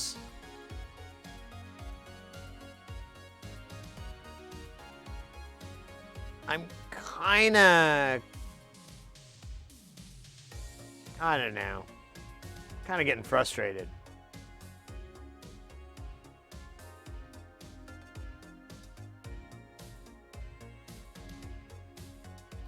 So this isn't that, I mean, it is complicated, but it's not ridiculously complicated.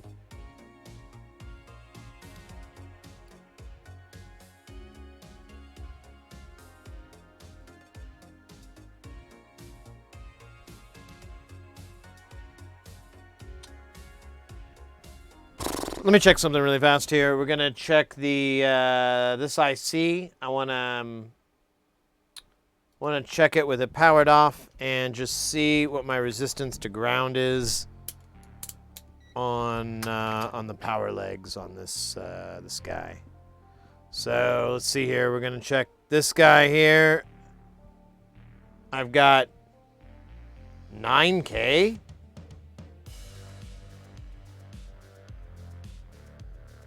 That's kind of low.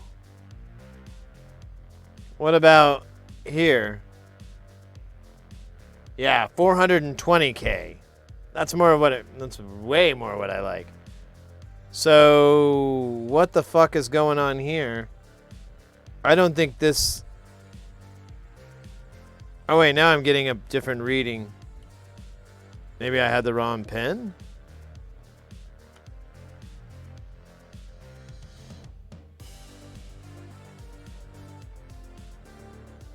Here. Let's just use a magnifier.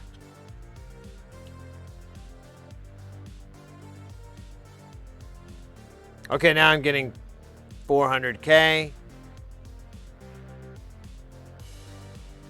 400K. Okay, so I guess I was reading something else. I don't know what it was. Oh, here we go. That's 2K. So it's not a power issue. Let me just check resistance from side to side on this guy real fast.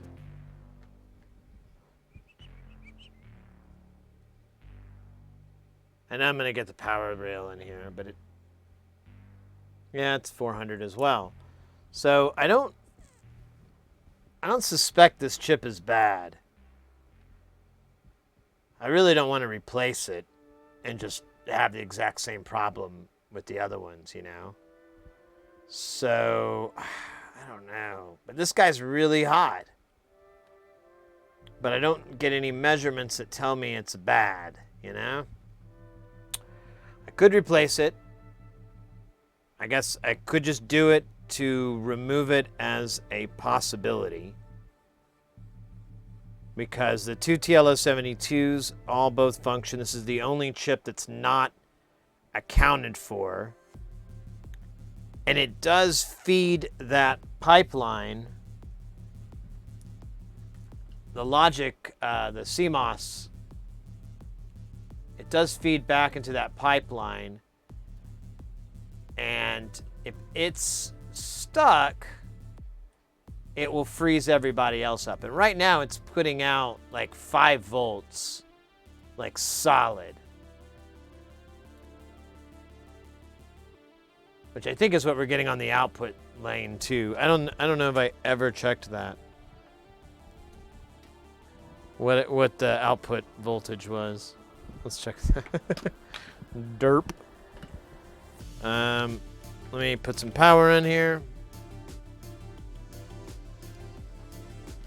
And we're gonna go to the output, which is gonna be this bottom jack down here. And it actually is gonna be this pin, I believe. Oops. Let me put this to voltage, and this pin is outputting 0.5 volt. Huh.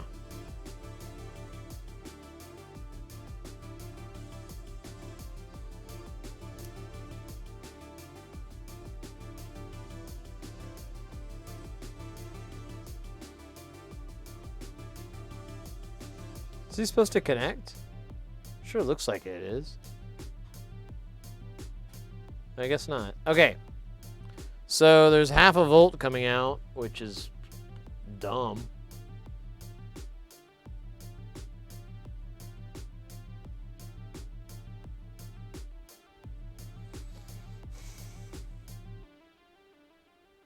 Man, I just don't want to float this and find out that's not what's wrong.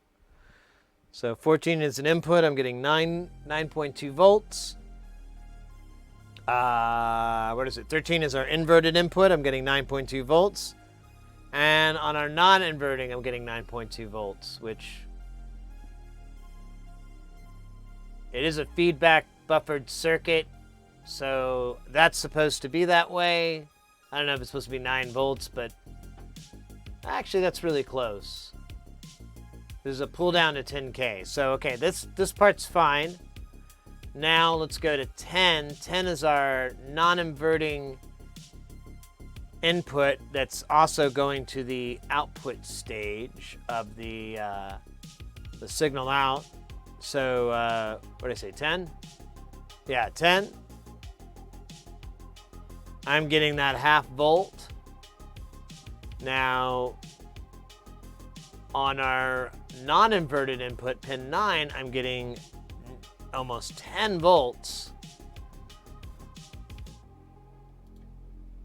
What the fuck does that mean? How the hell is that?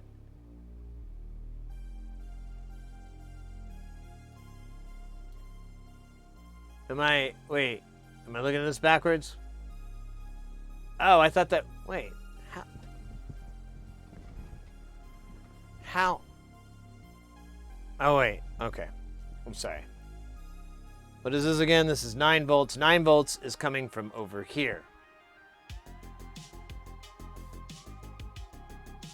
Okay.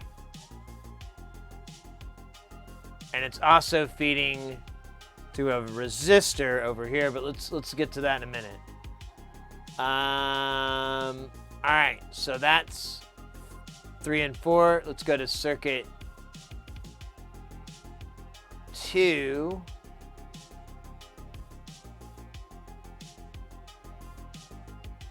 It's going to be 7.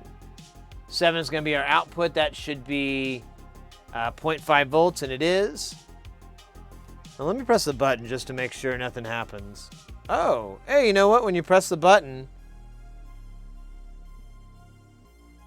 it goes up to a whole volt. Interesting. But it doesn't decay like it's supposed to.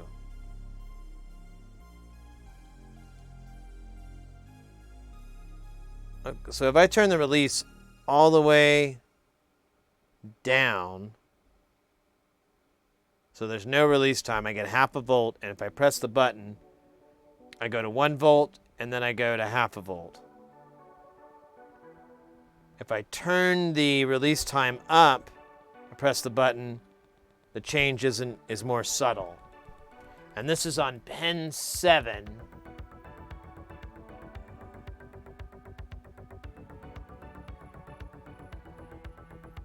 So pin 6 is going to have the exact same readings, and it does. What does pin 5 have?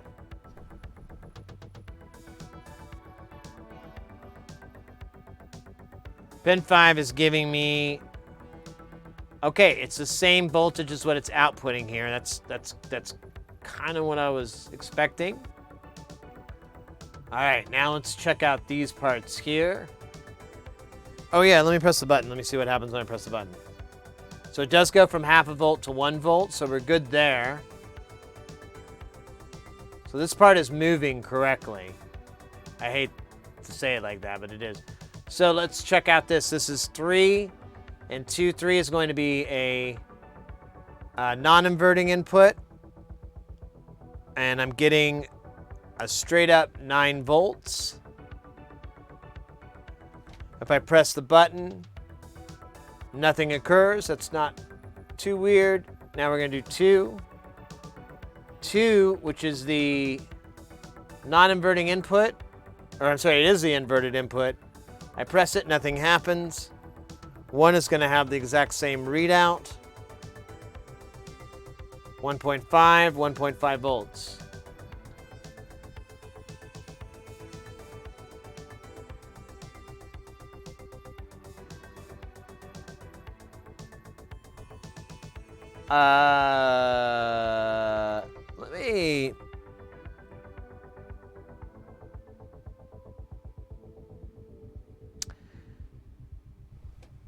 Let me check these these pots. That's the only thing I haven't checked, is to make sure that I put the pots in right. And it seems like there's a lot of this is working properly. So it was a 1 meg, 1 meg, 100K, 1 meg. Let me make sure that's right, but I think that is.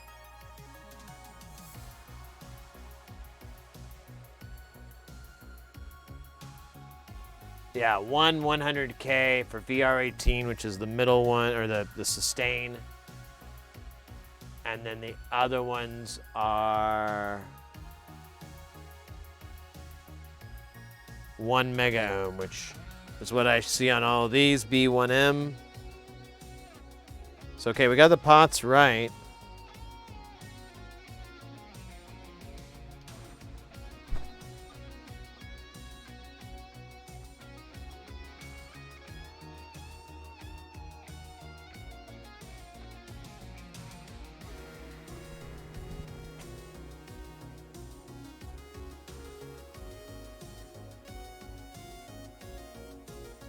So this part's working. So this IC, as far as I can tell, taking this off and replacing this isn't going to do anything because this part's working.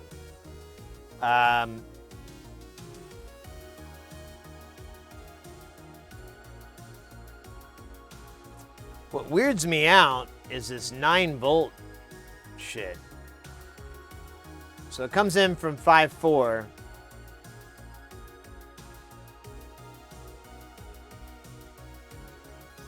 And there's even a little power and everything. So it's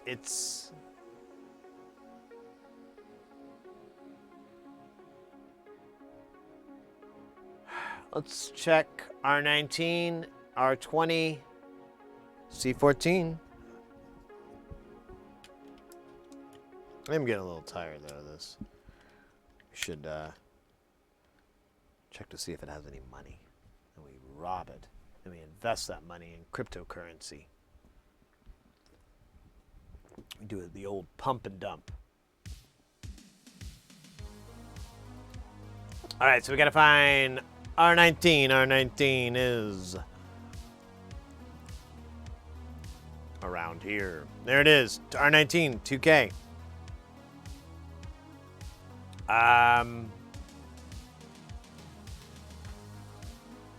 Next one is R20. That's supposed to be a 10K. Hey, you know what? That's hard to tell. That does look like a 1002. We can test to make sure.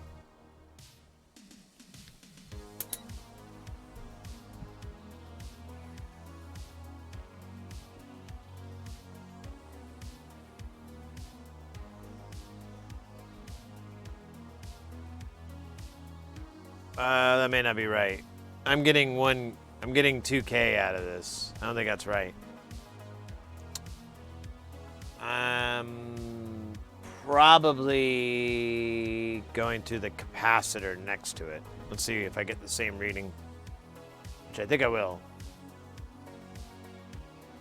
Yep, 2K. So, I don't know, I could, this is a pull down resistor. It actually is kind of important. It doesn't look so hot either. I should have put some goo on here. Let's put some goo on.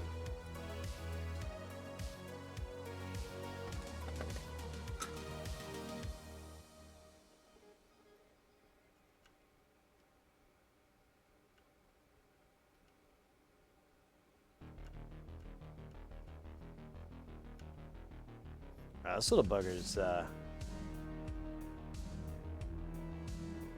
being a little tricky here, aren't you?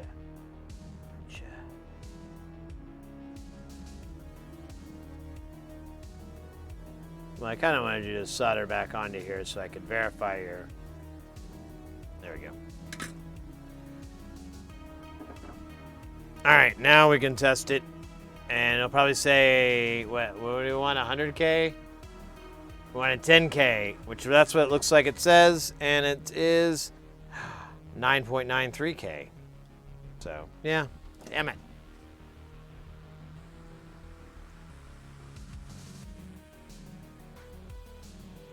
Could check this 2K resistor down here, this 19, because it's floating into a power rail. Yeah, it says 2K. Oh, wait. Wait, that's weird.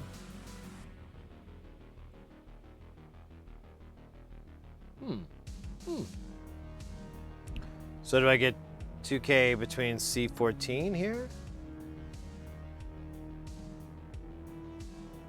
Oh, I get 2.4. So this dropped it down more.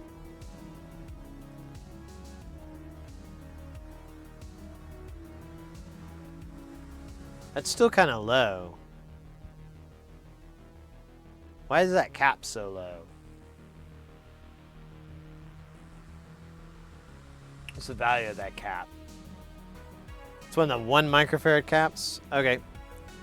I'll play ball. You can tell I'm going insane.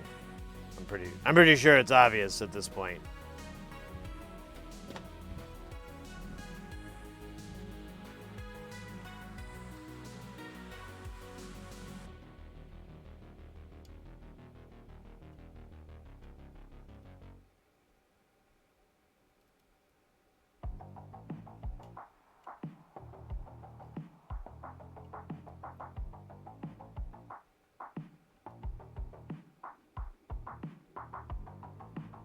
Oh, come on, you little booger.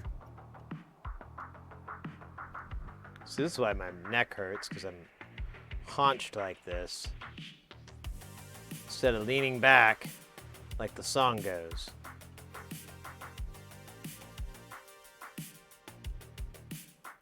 Lean back when you solder.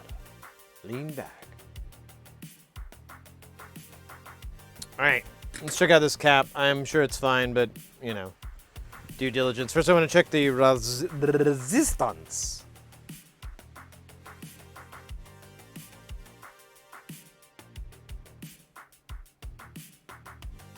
It has an infinite amount of resistance. Amazing stuff, guys.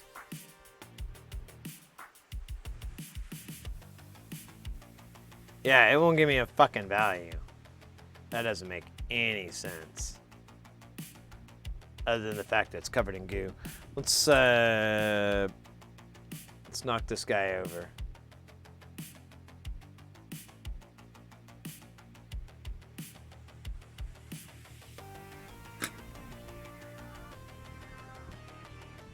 Try this again.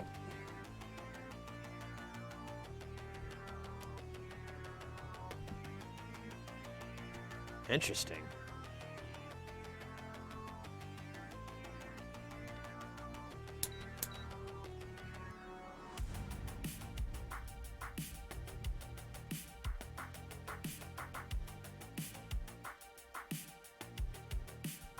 Let's see if it functions under nanofarads there. Let's see if I can get some capacitance.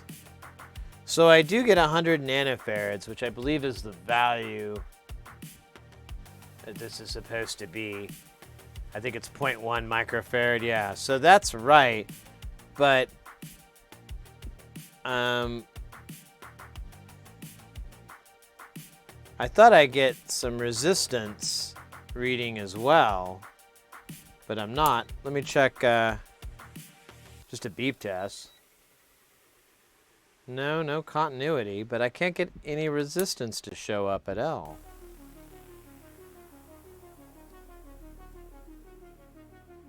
And I'm pretty confident I have a good purchase with my probes. But yeah, the meter won't even flicker on it. That could be normal, maybe. I don't know. I kind of want to try a different cap. What are you doing? I ask myself that at least every 22 seconds. What am I doing? Why? What the hell's wrong with me? Are you serious?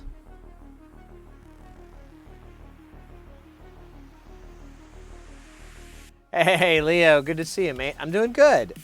Well, I guess, I don't know. It could be better if I could be solving this problem that I've been having, but no.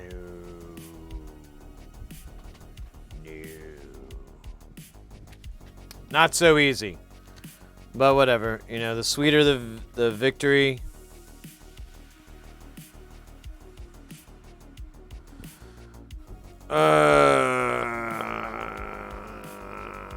Let's see. I've got a couple of different of these nanofarad caps. This was going to be R14. So let me pull up the big screen here. We'll look up R14 for all you pirates out there. Or C14, I mean. For all you Spanish-speaking and Italian-speaking. See? 15 is that? No, I said 14. C14. Big money, big money, big money. There it is. All right, so it is 100 nanofarads. It's a bypass cap thingy. Fine. Can I get some resistance out of one of these though? That's the question I'm trying to figure out. You know, I do have this other stock. I don't even know if I've tried this stock before.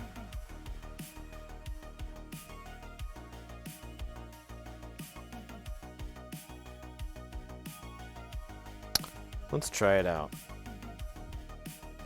I just want to see, honestly, I want to see if I can get a resistance reading. So maybe I should stab this while it's still in there. Hey!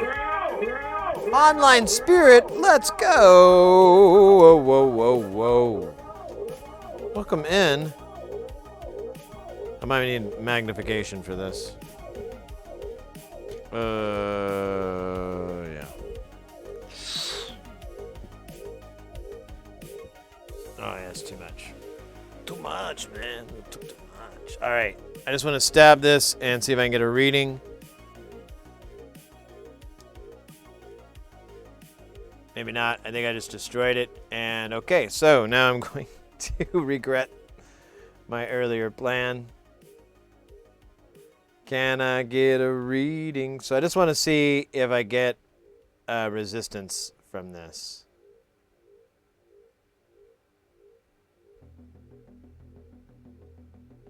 Ooh, I'm not. Oops, and now it's gone.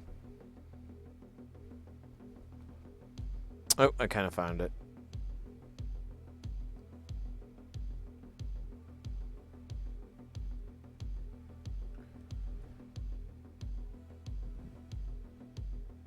Online, welcome in.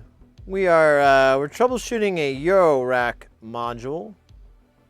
This is an envelope generator. It's kind of like what it sounds like. Generates a slew time-based signal that is excellent for music making. Yeah, I'm not getting any resistance from this.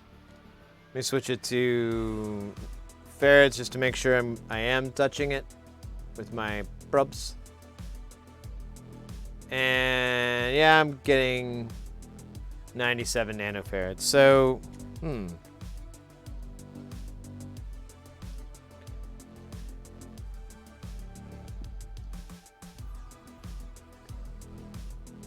All right, I'm learning a lot about caps, I guess. I don't know.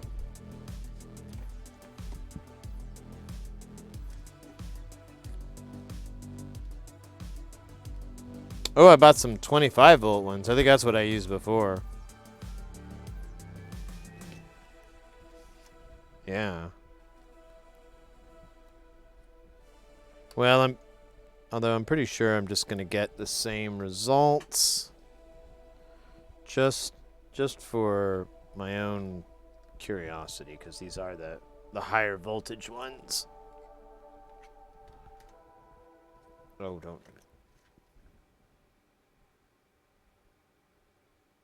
Oh wait, I don't want nanofarad, I want resistance.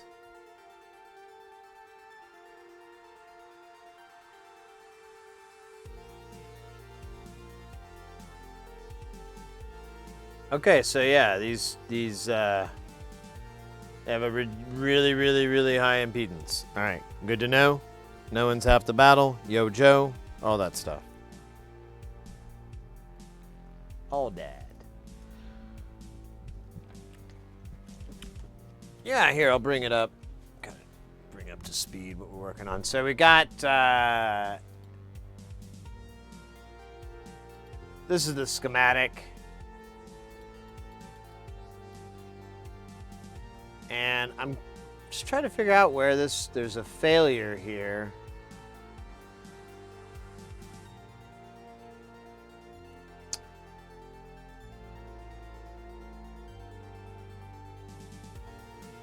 So the way, what happens is a button is pressed up here or a trigger signal is sent in, and it's a binary, it's a down, up, well, except for the trigger, but we'll ignore that. So when the button is pressed, you go into one stage, and then when the button is released, you go to the next stage. And you kind of have this little logic matrix thingy here to determine which stage is what. And I get functions, but it's not working right. And I cannot figure out what I'm missing here.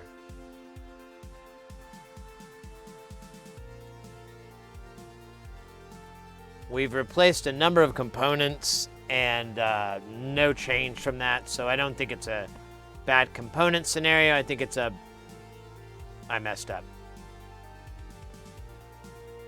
Hey Blake, I did some searches and I did not think Danny Kaye did Major General in a movie. I might be confusing it with Inspector General. It was like 50 years. Oh, I wasn't going to hold you to that one. This person's full of crap here. Look at this. That's not the same thing.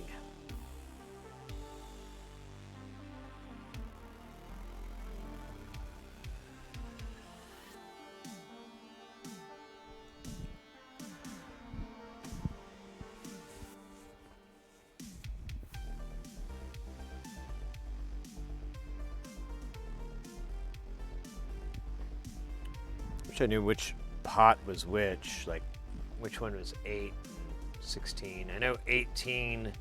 Oh, so 18 is to sustain. So what if I were to turn it halfway?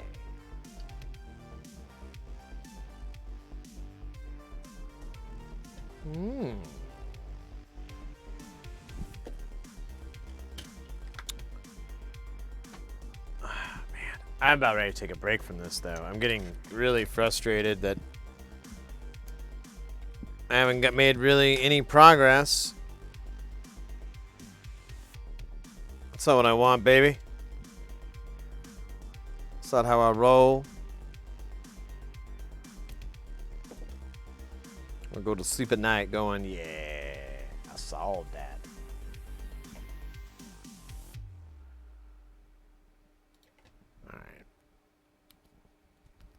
Well,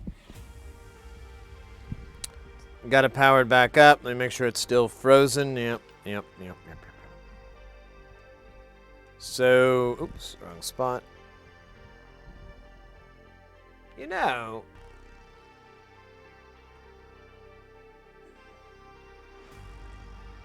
it should be a ground, and it's not. So like see this part here? This should all be at ground, and it's not. Let's check these components. C16 is that cap I soldered on. That should be fine. Let's disable it. We'll flip the switch in the direction so it goes to ground, and that will... wait. When it's switched this way, it doesn't do anything. Ground is when it makes it active. Okay. But this one's 1 microfarad. We'll just verify both of those. We'll make sure this R21 is a 1K. Let's just check our work, I guess. I don't know what else to tell you. I don't know. All right, let's go to R21. That is a 1K. Oops, sorry. Let me get rid of this. I'll read this, and we can follow on with the cool pictures. So C15 is going to be our big cap up here. Oh no, this is C16. Oh, hey, we should put this guy back. Sorry.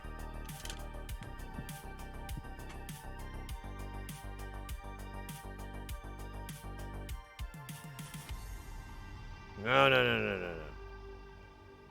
Don't do that. Come on. Be a buddy.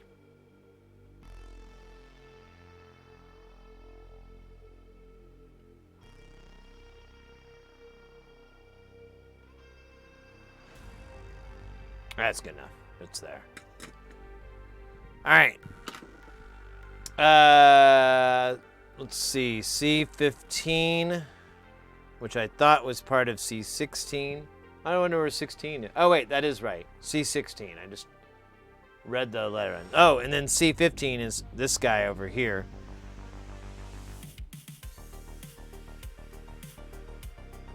So...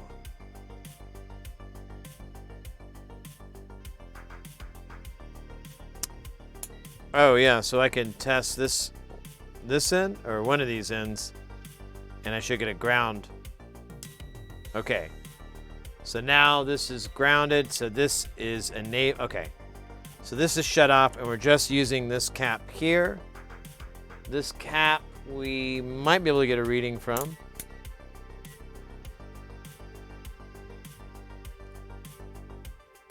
There should be a big old 1 microfarad. And that's exactly what it is. So that one's good. R21, I think we checked that.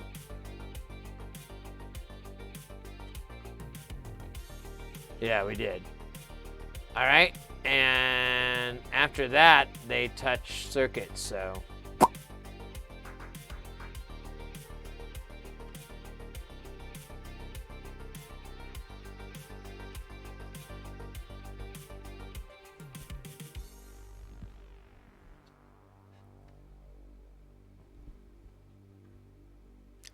I still suspect something's wrong over here, but I don't know where it is.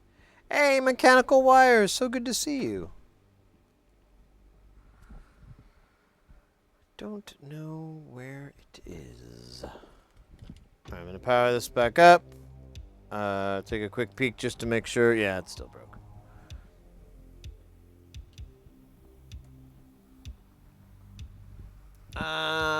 Let me check all these inputs on this. This is U4. So we've got inputs 5, 6, and 13. Weird. So 5, I've got oops, let me give a voltage reading here. So on 5, I've got 0 volts. I press the button. I still have 0 volts. That's really weird. All right, we'll come back to that one. Let's do 6. What does 6 have? 6 has 1.9 volts. I press it. It goes down to 0. Now that makes sense. And then what's our last one here? 13. 13 is working. Ooh. So this is interesting. 5 I'm not getting. Let me make sure I didn't fub it up. Yeah, I'm getting ground. And nothing changes. Ooh. Ooh. I hope I'm not wasting my valuable time. My ooze. All right, so this is 5. This actually is one of the earlier stages. And it ties to all of these. 12, 2, and 8. I don't think these are ground, though. So, let me make sure that's right. Yeah, that is absolutely right. It comes up here, and it connects to 12, 8, 4, and 2. And I'm seeing ground, and I don't know about that. So let's take this away and see if we get ground on these pins. If we don't, I have an idea. That thing looks so cool. Let's start with pin. Let's go with pin 2. Pin 2, what do you show? Okay, you do show ground. I'm gonna press the button. Nothing happens. Let me put you in millivolts. Just to make sure I'm getting a cool reading here. So 3.2 millivolts.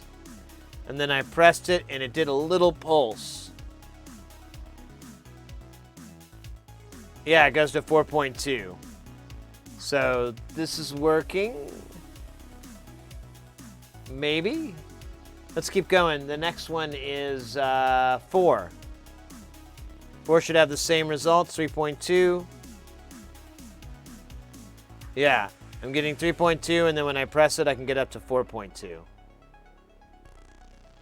All right, moving right along, we've got pin 8. Same thing. And then lastly is pin 12, 14, 13, 12. Okay, so that's working, and then that feeds down into, which pin again? I think it was 5. So it feeds down into here, into pin 5. Now, okay, and I do see it. Yeah. So it is getting it. This is getting the pulse. It just fucking sucks. All right, so 3 should be ground. Oh, no, it'll be voltage? Wait, that's not right. No, that's 4 anyways. So 4, let's see, 4 is going to be 1.2 volts, and I press the button, and it jumps up from 1.217 to 1.244, so that works. This is the feed. That works. The fuck is wrong with this fucking thing? Ah!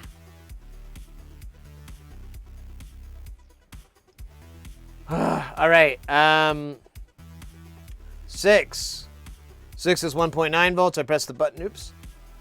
I press the button. It goes down to 0.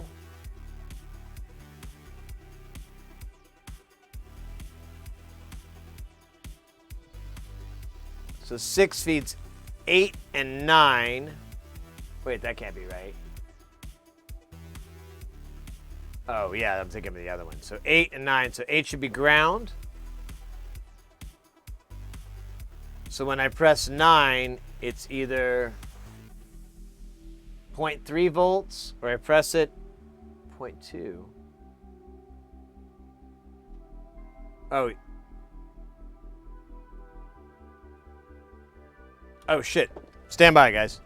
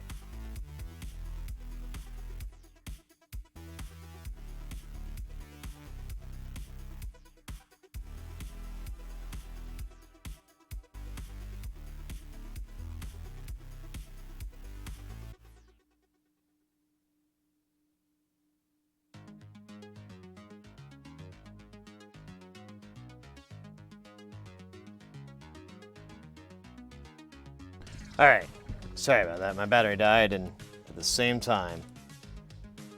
So this is great. We just got in. I just had a friend of mine drop by, a client, however you want to put it. Good buddy. Dropped off the lunchbox. So we'll put our these don't have anything in them right now, but we'll put our module in here.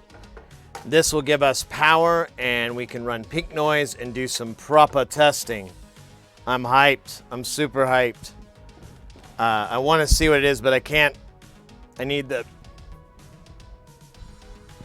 circuitry.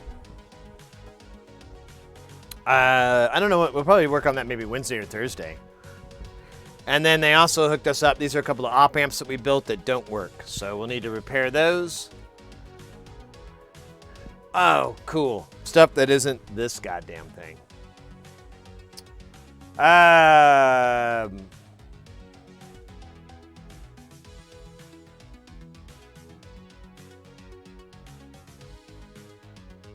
gotta change this music.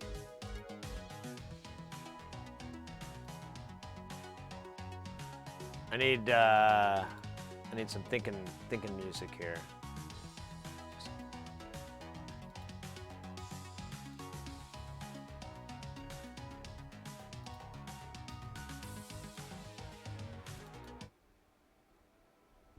There we go. This will help. This will help my brain activity from this life to the next. All right. So what were we doing? Oh yeah, we were trying to figure out what's wrong with this thing. So far, this part works the way it's supposed to.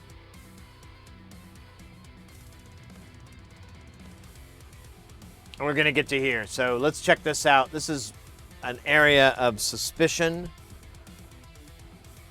because a big 9 volts comes into here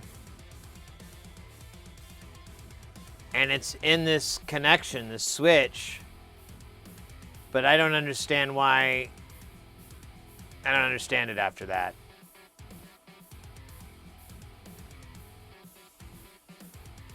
I guess it feeds down into here. But I want to figure that out. So let's, we've got it powered up. We got the buttons hot. We got the sexy on. Sexy fully activated. And let's see. Oh, so it's pins 1 and 2. So 2 is going to be like 9 volts. Let's find out. Oh shit, I can't read it. Pin 2. Pin 2 should be, all right, so what? I have 1.4 volts. That's not right. So pin, the fuck? All right, what is pin 1 on here? Oh, it is 1.4 volts. Did we change that value? With the sustain knob, with the sustain, that's right. So let me turn this knob. Oh, no. Well, I can get a little bit of wiggle.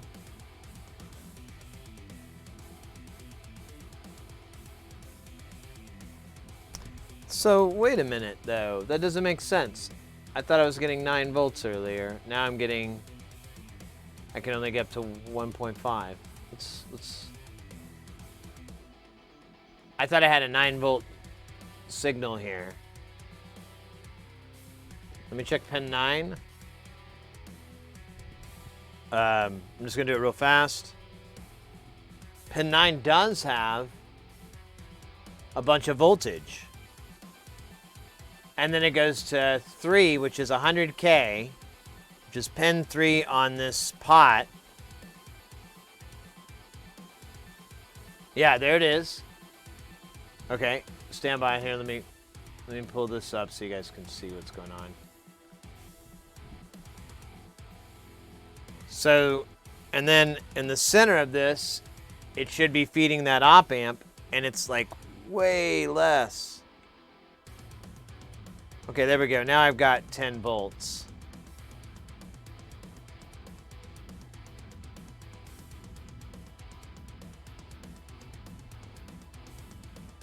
All right, so now let's move back to our spot that we were on, which was, I believe, pin 2.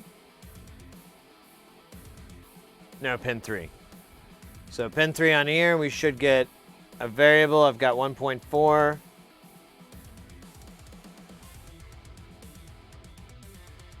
All right, I found it. I found the problem. Okay, so check this out. I measure this pin. This is pin 3 of the CD46. Let me make sure I'm not wrong here. Oh wait, I am wrong. Stand by. Oh wait. I'm turned around. Stand by. So it's pin 2.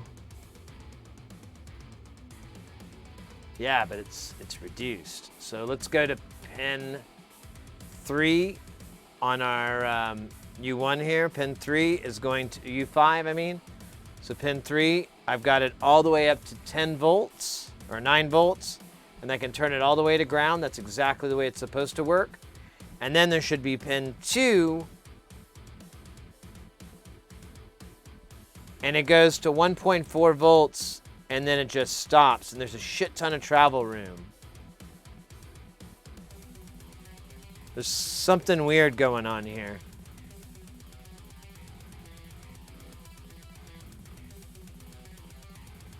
There's something weird here. I can't tell what's going on, but here, look at the meter. So I'm going to turn this slowly clockwise. We get a little bit of voltage, and then it gets to 1.4, and I'm not even halfway through the turn, and it just stops.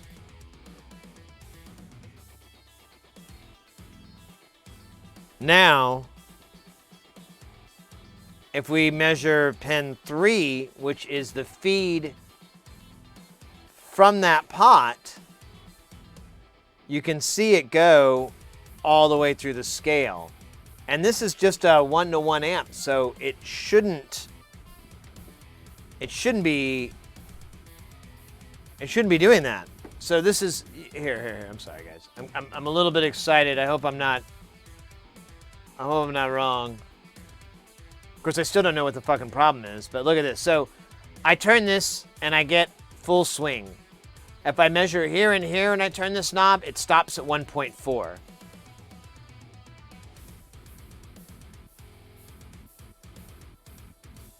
Let me check up, make sure that it's not this switching mechanism. Maybe this switch is down and it's doing it and lowering the voltage down, like acting like a pull down resistor. But there is one here. It would have to go through all these variables and then maybe get pulled down, but that's a significant drop. And then it's weird that it stops at 1.4 and never goes any higher. You know, that doesn't jive with Sid. Wait, I am not referring to myself in the third person. That's fucking weird. I just did. Damn it. All right, let me check this really quick. Here we got pin. This is U4, right? This is pin deuce. Pin deuce. I just want to turn this knob. Yep, stops at 1.4. Now pin 1. So pin 1 is up. And it goes to a different pot. 17. Which I don't know which one that is.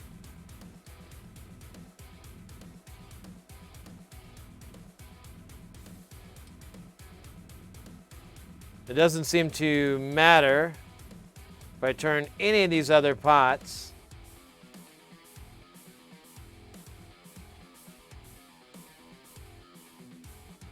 Except sustain, which feeds that driver. Let me turn sustain all the other way. I get voltage reduction and I get a little bit of movement, but there's something wrong, I think, around here. I don't know what it is, though. It's really weird.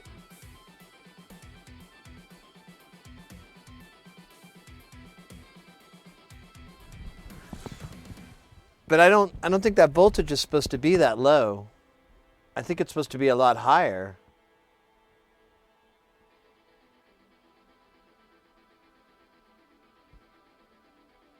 But why would it? Is there a fault in the board?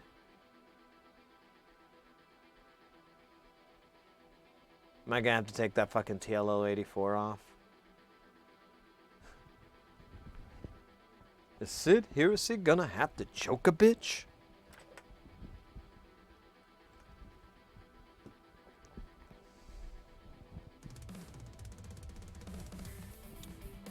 The only thing that's really suspicious is like that hole. I've never liked that hole. I'm pretty sure that via connects directly to one of those pads, but man, it kind of makes me nervous.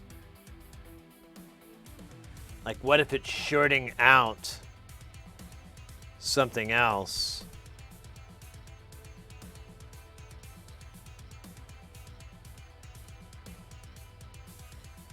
I don't know.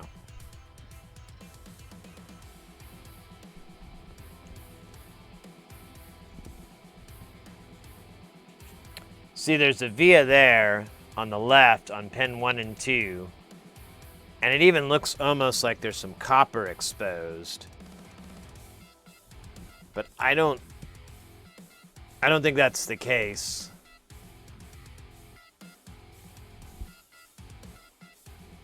You know, though, man, that's so haggard. Like, what if it's... Well, oh wait, pins 1 and 2 are supposed to be shorted out, so... That's fine. They're going to go to that via. So never mind. That's normal, but... Man. And it goes to 2. Or pin 2 of this other one, but... The issue there is...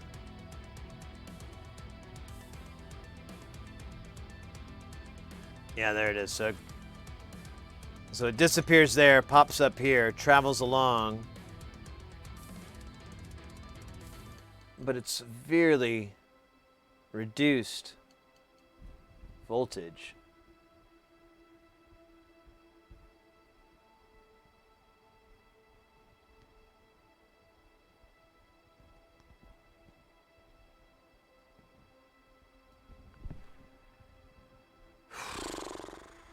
Ooh, yeah, there's a dab. That's probably a good way to go. I don't know. I don't know if I want to keep working on this or take a break from it.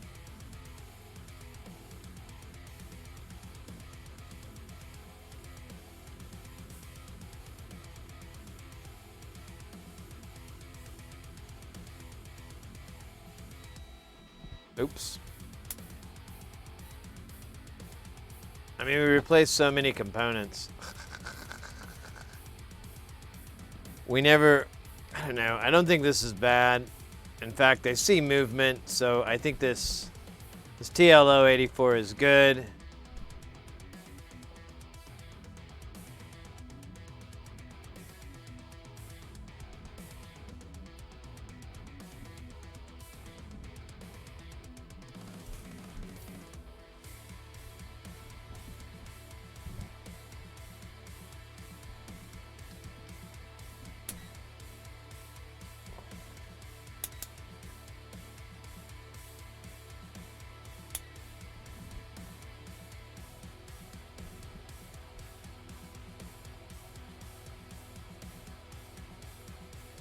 Yeah, so this stage works. It's just really low, and I don't understand why that is.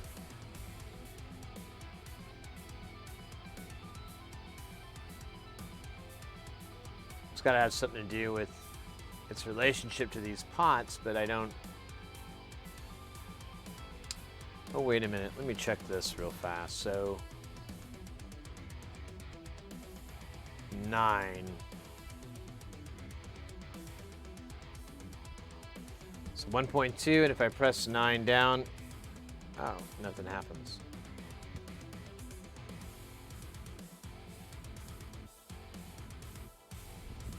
Am I on the right one? Yeah, 6, 8, 9.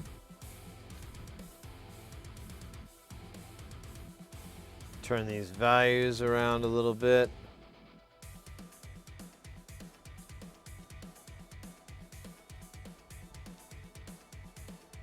Okay, now I got a little bit of a different value, 2.9. Yeah, so that... I thought this would go to ground now.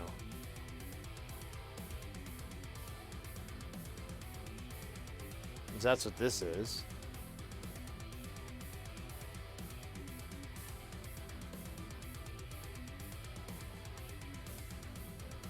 I guess it's a pull down.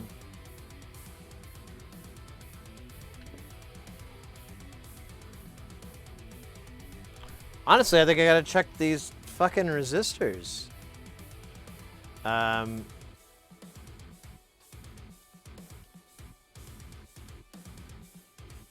Or the pots.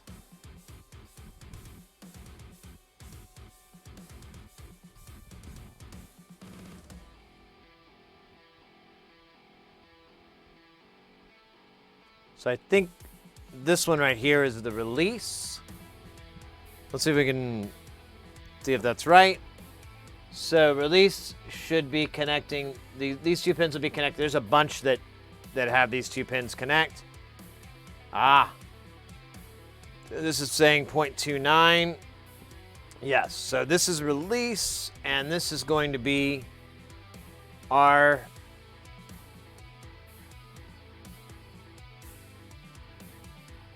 R20 VR22. And this part works. So let's check the other two pots. So this sustain is over here. We verified that one's good. So let's move on to the D. And I think that's going to be 17 here. So pins 2 and 3 are going to be tied. Ooh, but they don't appear to be. Maybe they're on the other side. So, yeah, pins 2 and 3 will be tied. In fact, pins 2 and 3 of all these pots are going to be tied. So if I were to probe this one down here, I should be able to get a beep on all of these through continuity. Let's do that. Let's use that as a method. I'm gonna kill the power to this so we can just do continuity test. Oh my gosh.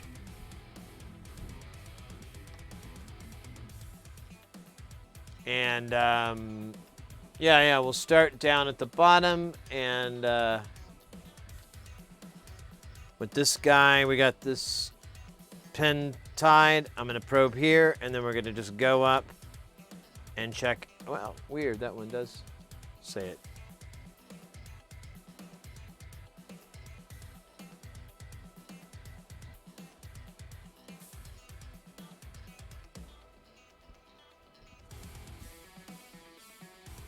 Huh. All right. Well, let's try it out. Let's see.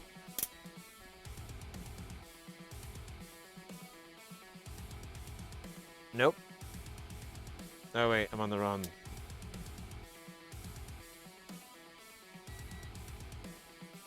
Okay. Nope. So my assumption from earlier was right. Okay, those both beeped. That's a good sign. We're going to move further up. Man, there we go. Sorry. Sorry about that wobbly wobbly. So all those connect. And then each one of these pins feeds, pin 1 feeds its respective input from 4.2.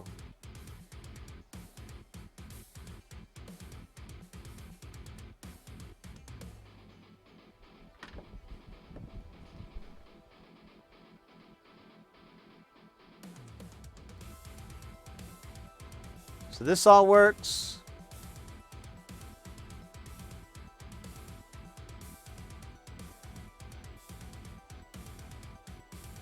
I mean, I guess I could check to make sure pin 1 on all these feeds to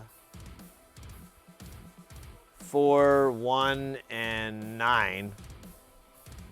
Yeah, let's do that. I gotta make sure that there's not some stupid air gap or a busted trace or whatever. I do have a dab, don't I? Let me see where we are on that. Oh yeah, we're at good levels here.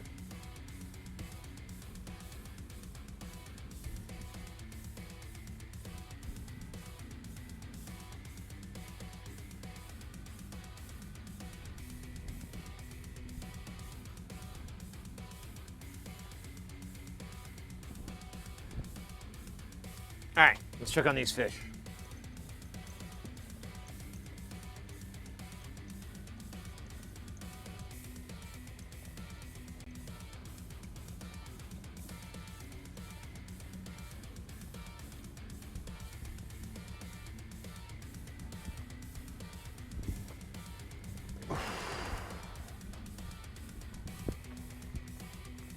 Better. Much better.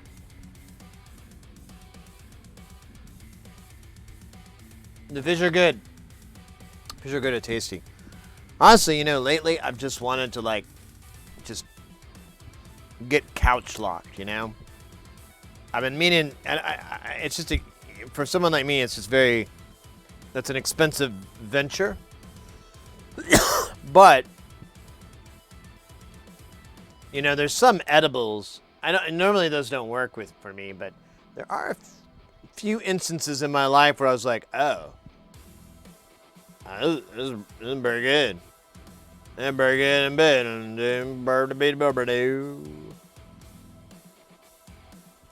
Bada bee. Or something along those lines. So this should be 4, if I guessed right.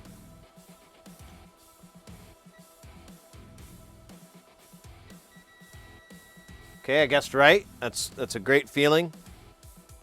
This should be uno.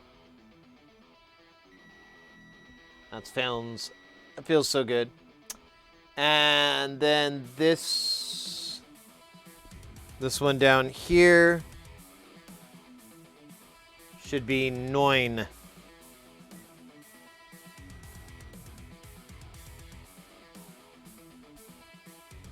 What's going on here?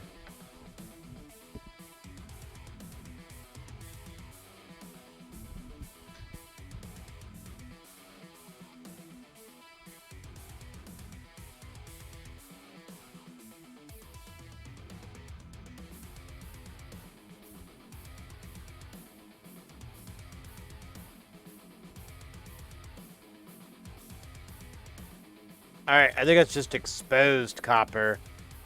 I don't think that's a damaged trace. Oops, sorry. Trying to move it ever so gingerly here. But you know that doesn't look so hot, right?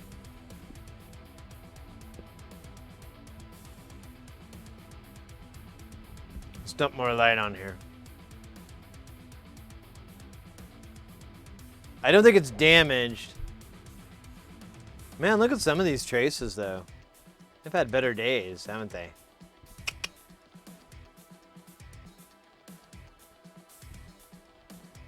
Yeah, and I usually get, like, distracted. Can you believe it? I, like, get distracted getting stoned. If that's not more of a clue that I might have a problem, I don't know. More proof?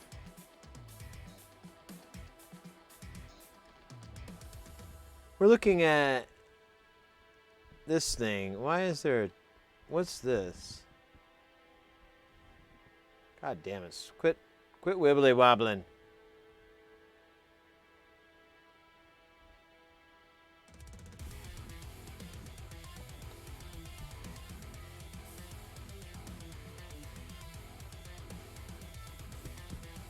Never mind, tweezers are fucking filthy. Stand by. Tweezer cleaning maintenance.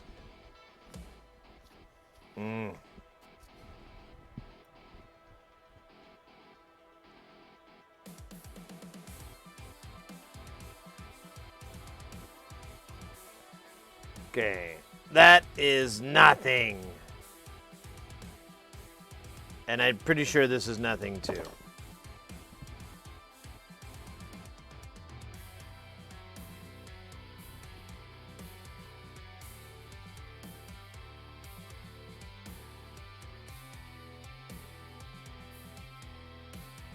I mean, it doesn't look good, but it's not shorting out. And to be positive on that, I shall beep test it. Where are you, big boys? Oh, there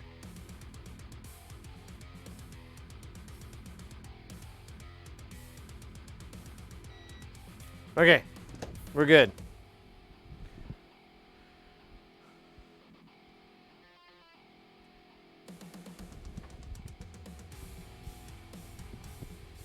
I'll turn the music down a little bit. I'm sure it's not everyone's favorite. I just need something a little different for my brain.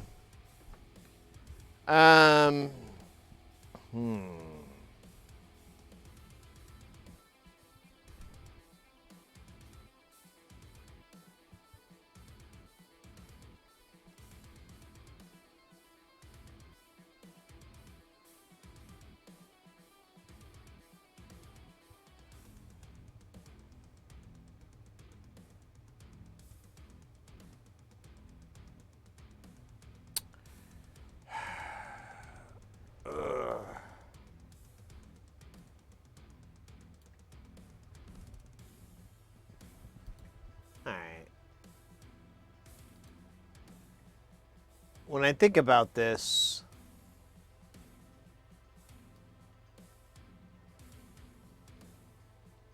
I feel sad. Now, I'm wondering, I kind of feel like there's got to be a resistor that's the wrong value. And that's why I'm having this issue. Like, for example, you know, I've got VCC here. And I believe it's live at the moment.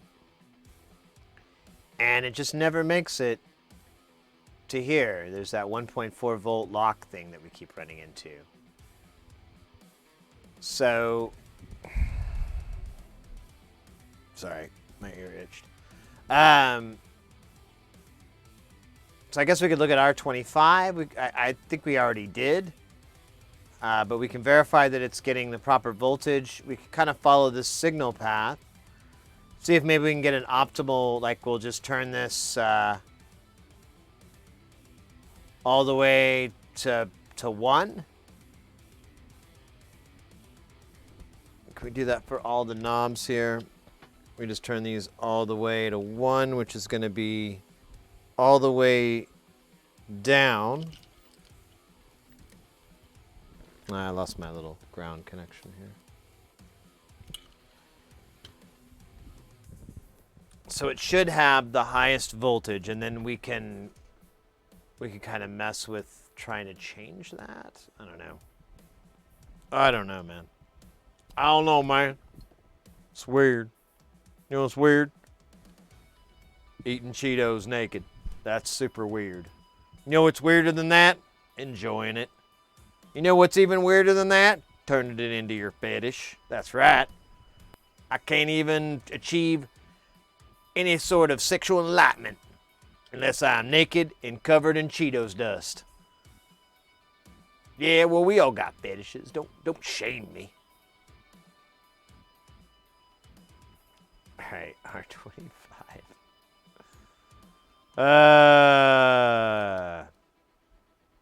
See, the madness levels get higher as the sadness saturation levels get increase. Oh man, speaking of sadness, this thing has come off again, my little brub. My little brub holder. Brub holder. Don't fail me, brub holder. They grab onto the thing though? No, it grabbed onto something else. Oh wow, this thing's actually getting beat up. Alright, we'll come back to you, probe holder. So we're looking for R25. Some say it's a myth, some say it's a legend. Cheetahs plus porn equals ornpeen. Yeah, I know. And then you gotta go to the doctor. Explain that to him. That's no fun. Alright, there's the guy in question here. R25, that's the name he's going by. That's the alias. The name he gave us. What we have on file.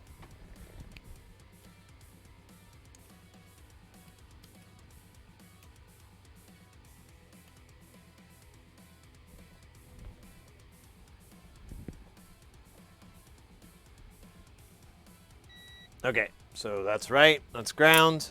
Let's plug this in. Just a quick peek. Is it still sadness? Yes. All right. So one side I should have. Wait, what? All right. So I'm measuring either side of R25. That's a 1K resistor. Let me get rid of this this guy. So where are we? This side I'm getting 1 volt. And this side I'm getting 11 volts. Let me press this button here. Yo, that's weird. This should be way higher than 1 volt. This is just a 1K resistor. Does it measure as a 1K? Let's disconnect the power. Swap our probes out. We're going to put it to resistance. And let's see what we get here. So I do get 1 kiloohm.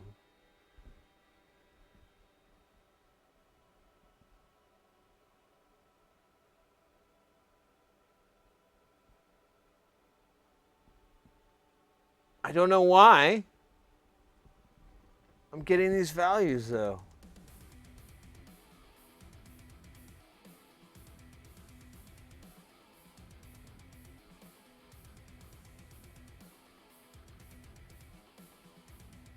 That's 1,001 ohms. It's a lot of ohms if you ask me.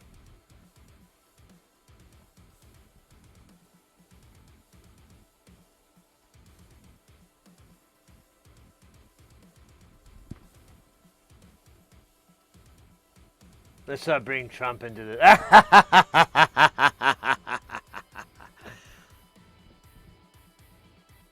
Yeah, this is measuring 1 kiloohm, but if I measure this side, the side that connects to pin 3 here, let's verify that with the beeps.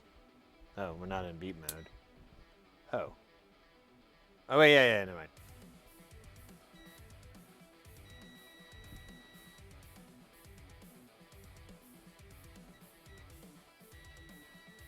All right, so that connects.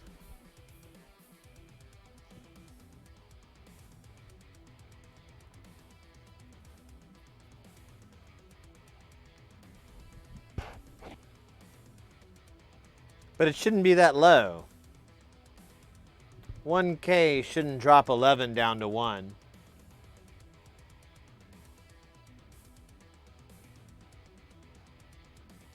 Unless I'm grounded out somewhere else. I can't quite tell. There's a lot going on here. So I've got these knobs all to 1. So right now, they're all tied together. So maybe that's my problem. Maybe if I take the knob 1 here and I crank it all the way, so now pin 1 isn't coming in, it's just pin 3. I wonder if I would get the same, if I get a different voltage here. So let me swap these out. Do you have probes? Let me get rid of this guy.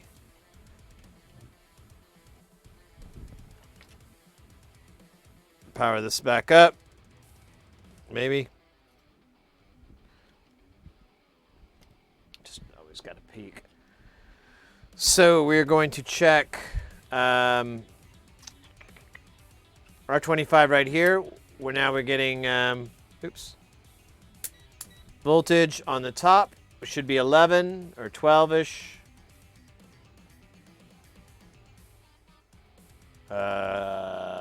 What?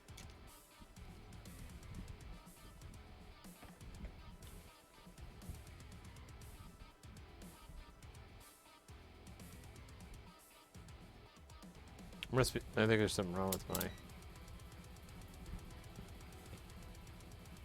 connection here. I'm not getting a level at all.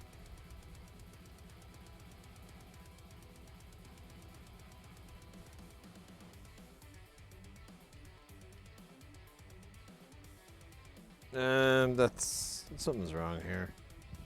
What am I missing? This is the probe. This is ground.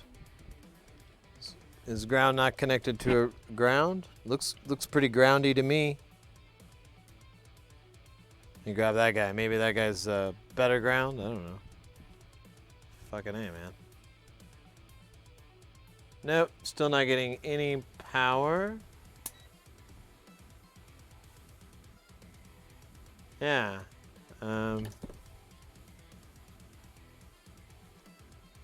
me just unplug and plug back in the power connector. That doesn't make any sense though, because I was seeing the...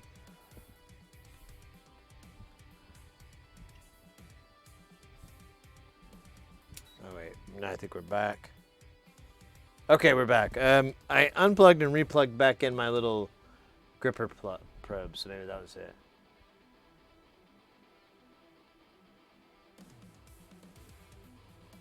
Yeah. Oh, weird. So I still get 1 volt, even though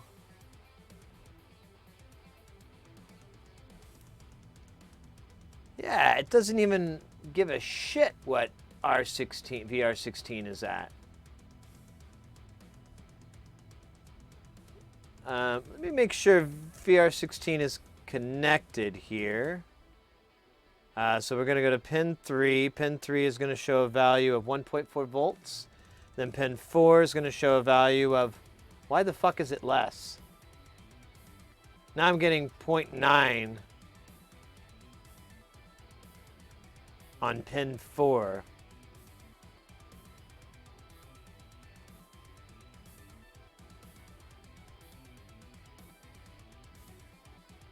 They should be the same.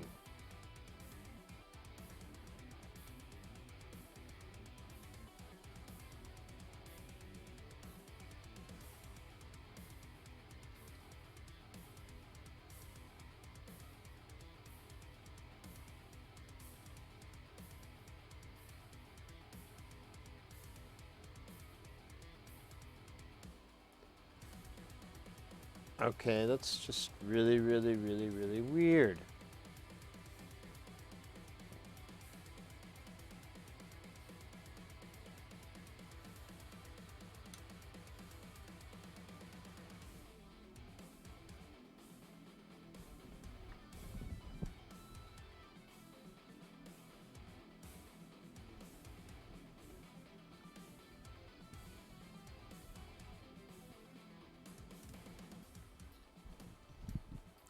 Let me try the last one here. Let me turn that all the way up. That's going to be release, which is going to be R20. So I got this one turned all the way this side. So this isn't getting any signal. And yet I still have this like massive voltage drop. And then there's another voltage drop here. And I don't understand why. I don't think 1K drops 11 volts down to 1 volt. I think you need more than that. And then this thing shouldn't really do that. And if I turn this knob all the way, I'm getting so confused. Try checking the other side of the board. You know what? We haven't done that yet. And probably not the worst idea. Let me check a couple of spots here real quick, and we'll disassemble the board and take a look.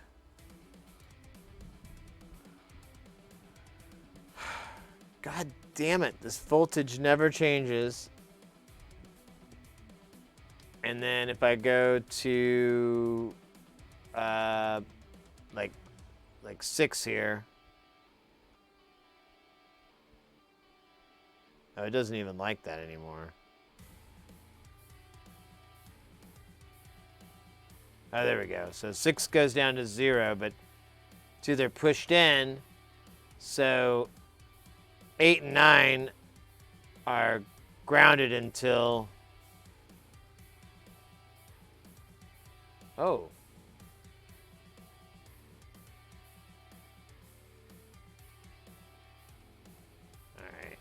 But I think that's because the release. So let me flip the release around and now press it. Yeah.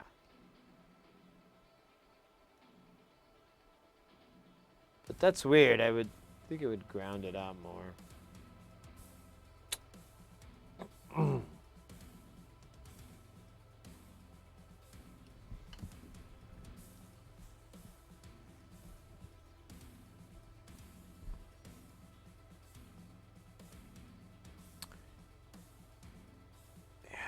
I don't know.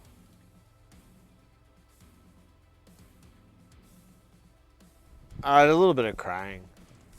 Nothing too big. Just regular Sid tears.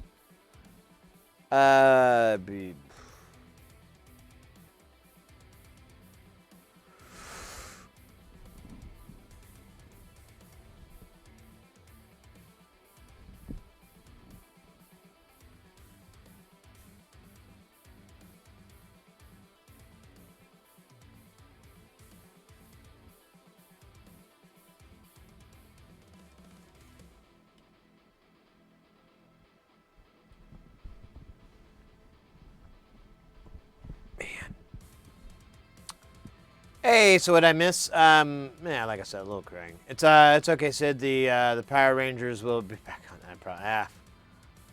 Don't tease me. Don't tease me. Damn it, mates. I don't know. I'm kind of getting tired of working on this thing. I don't understand why this drops from 11 to 1, even when I isolate it. So that doesn't make any fucking sense. Doesn't seem to even recognize this changing. That doesn't make any fucking sense.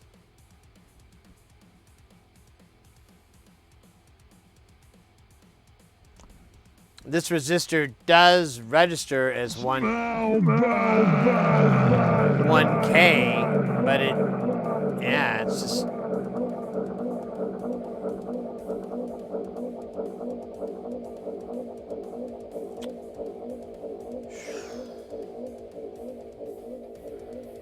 I know I'm gonna regret it. I know I'm gonna feel like it's a waste of time. But let's float. Let's float this thing up so we can read it. Kill the power. And a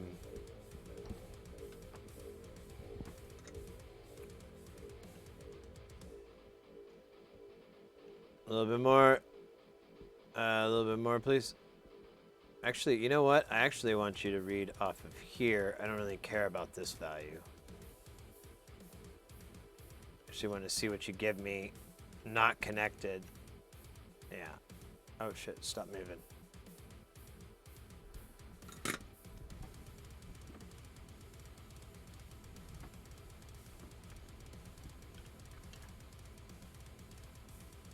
Alright, let's power this back up for the bazillionth time. Bazillion and one, right? Our green light is still stuck on. That's not good. So I'm going to read voltage, and I want to check on this side. So right here, I've got 11 volts, and on this side, I have 11 volts. That's what I thought. This 1K doesn't drop it at all. And then here, I have 1.1 volts.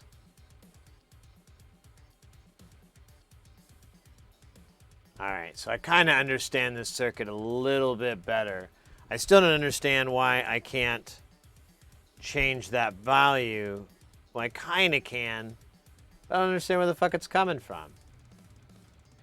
Maybe I got the wrong pot?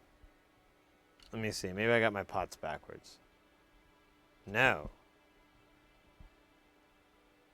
Yeah, I don't know where this 1 volt is coming from. Doesn't make any fucking sense.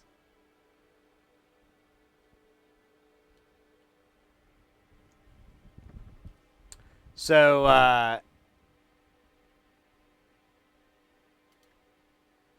right here. So I disconnected this guy. So there's no power here. And then I turn this pot all the way to the right or left. Nothing changes. That ain't right, right? That ain't how that's supposed to work.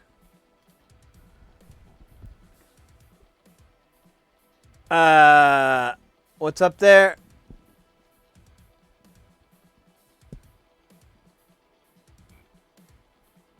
I am putting. I'm a grilled cheese sandwich. I am a meat popsicle. Preparing the nukes. Ah. You know you can't speak English very good, right? You sure as fuck can't even type it. But whatever.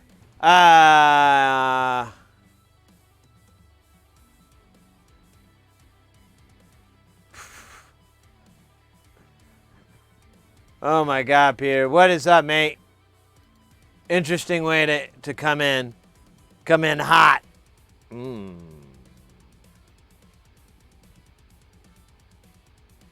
Why is Monax walking funny? What's a sexual thing? Where is he? I can't even read the words.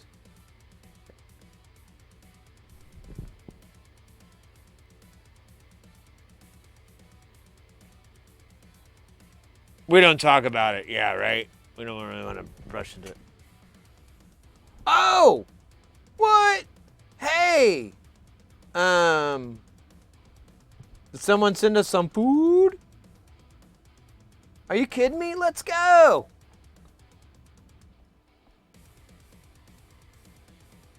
Let me see what?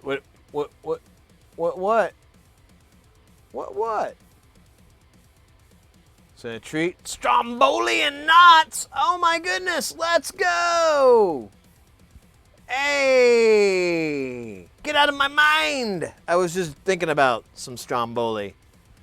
Like this morning, I was thinking about getting some tomorrow. In fact, because I'm like, man, I haven't had any good. And there's this place. It's actually, I think it's the same place we're ordering from, because they're nearby. And we've ordered them through TreatStream, but I've never gone into it. That's awesome. Thank you very, very much.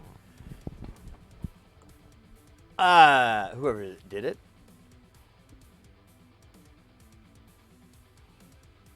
The cucumber. Yeah, well, the cucumber, you know, it was willing. It was cool. It's cool as a cucumber. Let's go. Treats. All right. Well, that means we get a meal. And that means a little bit of extra time hanging out. Let's go, guys. I'm gonna go tell Mrs. Hersey the good news so she doesn't, like, you know, forget. So the benefit is, like, you know, I try to order stuff like pizzas and whatnot, so they're not very expensive, but then I can split it with the wife, you know, so I don't look like a dick. Take notes. Take notes, ladies and gentlemen. How to please your SO. Don't be a dick. And try to figure some out. Get your shine box. Yeah, let me go spread the good news. Thanks again. And I'll just take a second here. I'll be BRB. Heck, I might have to celebrate. I wasn't planning on it tonight, but I might have to plan differently. All right, just a second.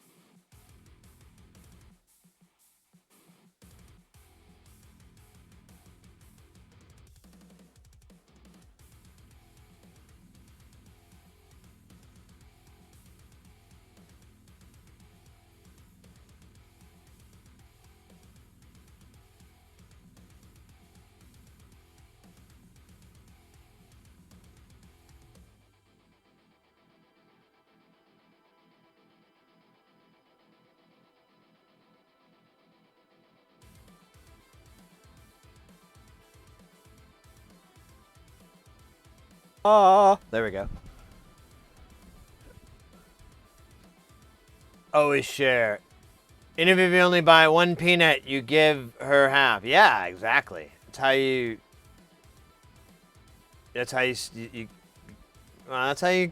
You know, it's how you treat your friends.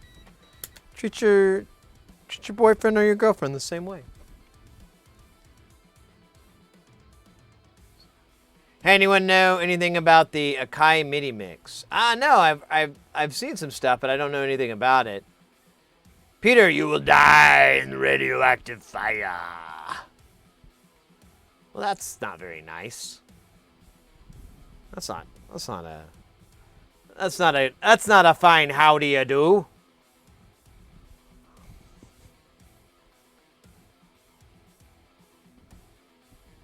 All right, it says it'll be here in T-minus, well, it says about an hour, but usually it's a little quicker. You know what? I need a nice break from this, so this works out great. Thank you. Again, I'm not exactly sure who did the food, but if you want to remain anonymous, that's cool, anonymous. Thank you very much. I told Mrs. here she's super hyped. She's like, oh, nice. That means you don't have to cook. And I was like, that's right. I don't have to cook. And she's like, that must be nice. No. I made all that dialogue up. Well, I made my wife up too. She's not real. I just love to eat and eat.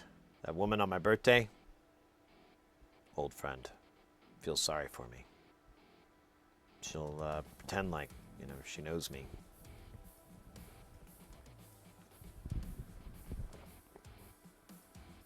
Names we want to. So it doesn't say who the names are. It just says someone. Yeah, why so mean? Why are we gonna die in regular fire? That's true. A true difference maker. Yeah, well, thanks again, Food Daniel. We'll have a little longer stream tonight. That's generally what that means, because that's kind of why I have to leave, is usually because I'm hungry. So we'll do that. And since and earlier when I had to run off, they brought some op amps for us to repair, so we could do that. We could look at what's wrong with those guys.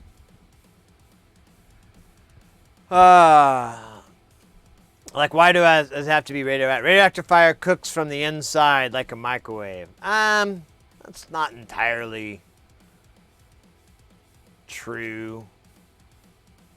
But it can penetrate flesh, so it kind of just cooks you all at once, I think. I think it's like a super cooker. Which is good if you're a cannibal. This is the way to go. Wait. Are nuclear-faring countries just a bunch of cannibals waiting for a big cook-off? Put that in your pipe and smoke it. Think about that one for a couple of seconds, and then never again. Yeah, I think you get like, so there's the blast, and then there's the shock wave, and the shock wave will typically like really mess you up. You'll usually lose your hearing, and you may may damage your eyesight as well.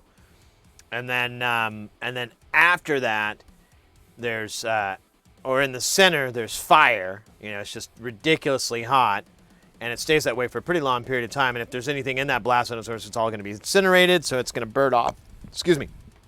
And then, what's the other part of it?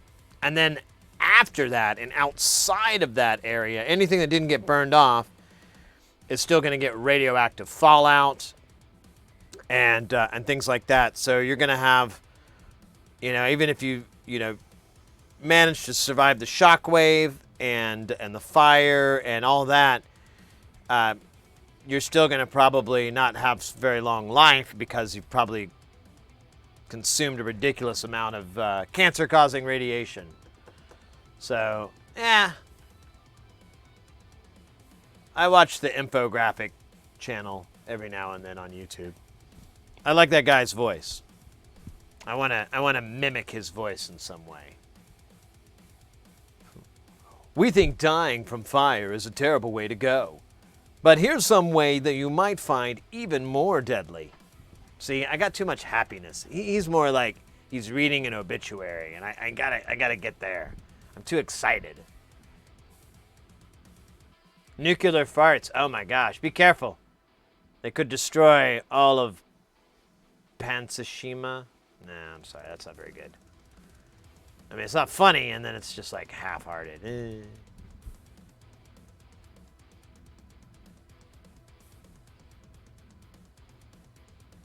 Yeah, why is a burrito frozen?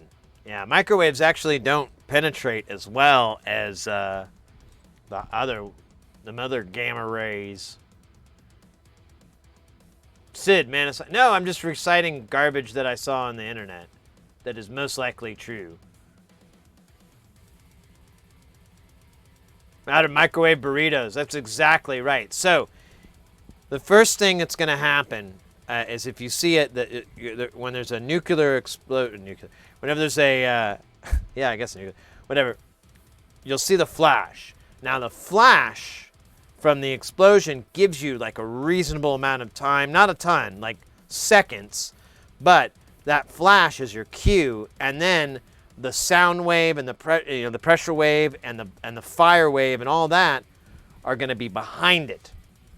So depending on your distance from there, you can get it. And I did see a thing where it says, like, if you do see that, the best thing you can do is to put your fingers in your ears and put your hands over your eyes to try to block the light, because it will blind you for a pretty good time period, and the pressure wave could deafen you in both ears. So you're basically kind of trying to prevent that. And I think I can't remember, I think you want to exhale or something like that right at or try to exhale or not carry a bunch of air in your breath so you don't get a pressure. Maybe it's the other way around. I don't remember, but either way, I'm going to die when it happens because I can't remember what I saw in this YouTube video.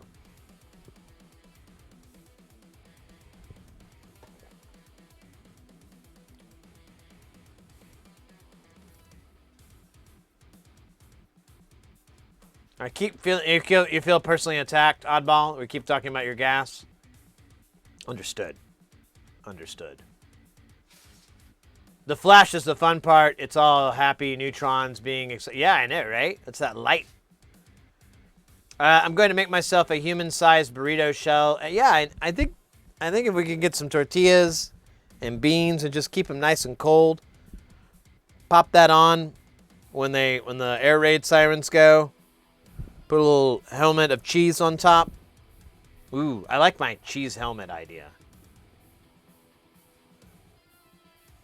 I really want that to be a thing. How much cheese would that be? That'd be a lot of cheese. That'd be an expensive amount of cheese. And then I wouldn't be able to... Well, I could eat the outside of it, but I wouldn't be able to eat the part that touched my head. Maybe I can line the inside of the cheese helmet. What the fuck are we talking about? Jesus Christ. Corn or flour? I'm a flour tortilla fan myself, but sometimes corn is good. Yeah, look at that. We got a corner.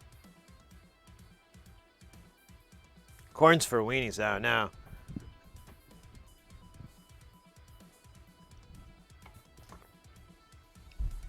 I make it some silly racial joke like, I'm white, so I like the white tortillas. See, it's like, it's not even that funny. It's not even...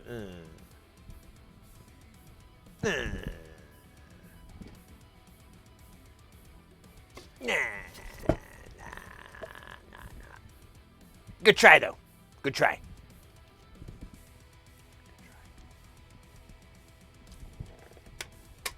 All right. In celebration of the meal, again, thank you, gifter, anonymous gifter. I shall celebrate the giving up of this, of working on this with a Voodoo Ranger Juicy Haze IPA. Now, I didn't plan to have a beer tonight because I was going to go mail stuff, but I think they lock it at like 11, so there's no way I'm going to get to there in time. So I'll just do it tomorrow like I kind of already planned I was going to. Anyways. Well, I don't need to explain myself to you. Don't give me that judgy eye.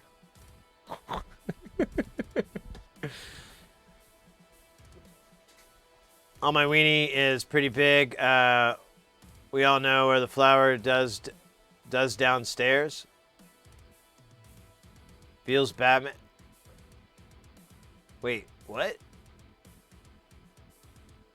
Are you talking about a hot dog burrito? A hot dog burrito? I invented the hot dog burrito.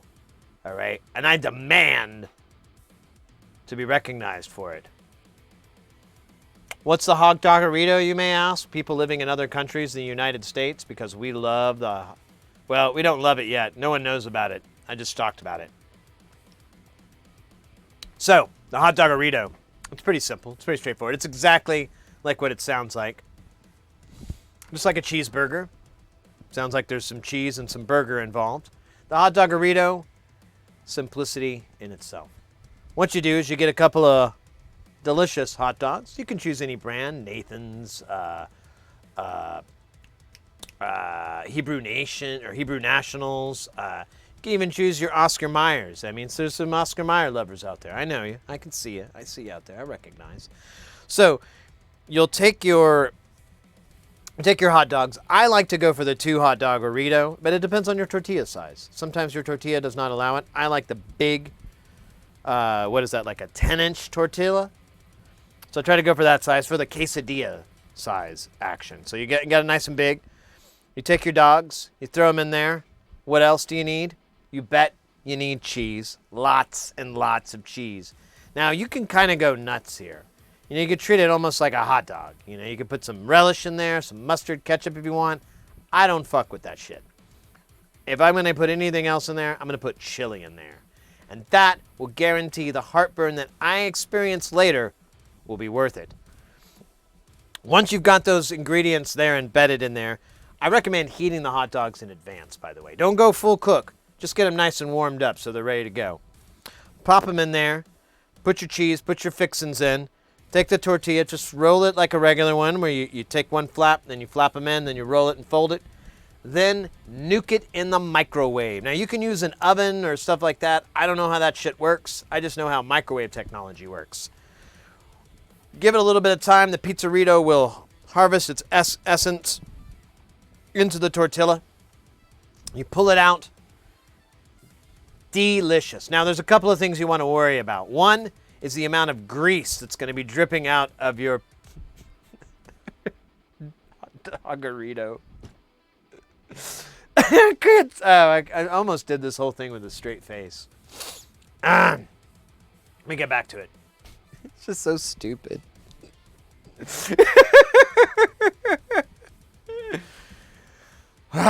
So the hot doggerito, you're gonna be dealing with massive amounts of grease, lots and lots of grease. So normally with the tortilla, you usually use a wrap or something kind of hold it in. You're gonna be needing that kind of skills in there, or you're just gonna want to eat it over a plate as it drips like a fucking faucet.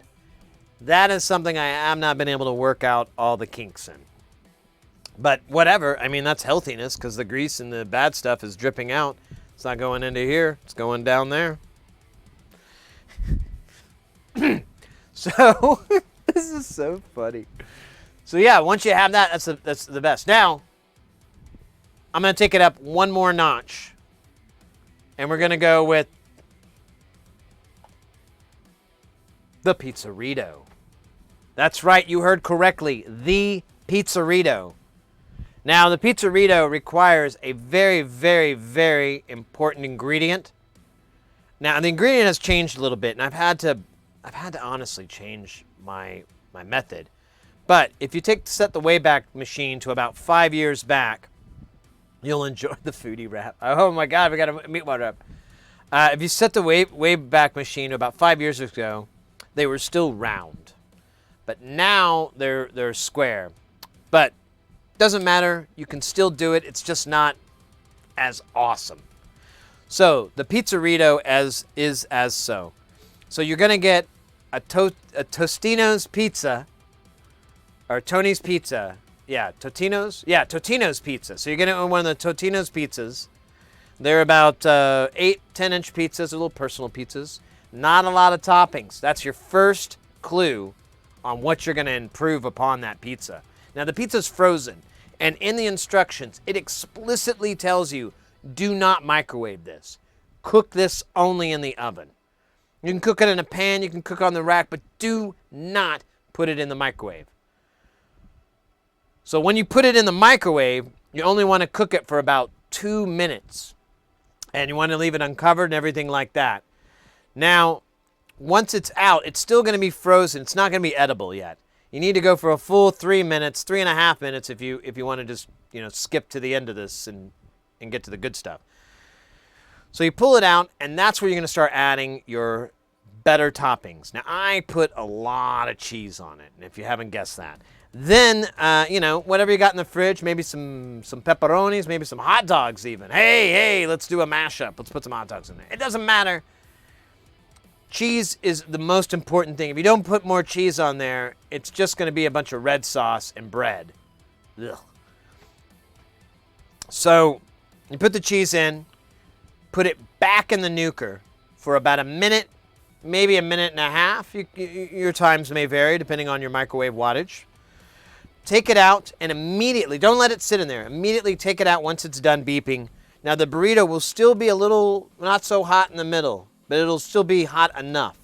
You take it, I'm sorry, I keep calling it a burrito. You take your pizzerito and you're gonna take it and you're gonna, if it was a circle, it's easier, but it's a square. So you're just gonna pick a side or whatever and you're gonna roll it up. Now you'll have to use a fork or some tools or something, but you're gonna roll it up into a nice joint pizza burrito thing. Then you're going to let it sit for about 2 minutes. Now that's where the cooking and that's where the magic happens. As it sits, all that heat there is in the center because you wrapped it and you brought the heat from the edges back to the middle. So now you've got this nice cooking convection-y thingy going. That 2 minutes will take the heat from the outside that's scalding, brain-burning hot and transfer it to the much-needed areas in the center. You see where my science is going with this? I developed this when I was like 11 or 35. And once it's done, first thing you want to do with the pizzerito is you want to just cut right into that middle and split it, so let the cheese and the goodness go in, and that's how you know it's all cooked enough. Don't go over, you never need to go more than like 4 minutes total for one. And that's it. That's a pizzerito. It's delicious. It's amazing. I just talked myself into one. I actually bought some Tony's pizzas or Totino pizzas because I kind of like pizzeritos.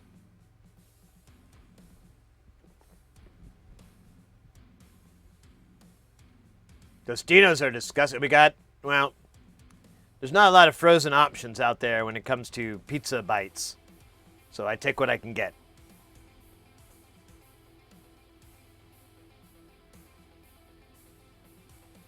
Yeah, exactly. You just need to keep adding cheese until you get to the proper I'm dead. I think I'm going to gag after this. Being a chef, I am now. Oh my God, you're a chef?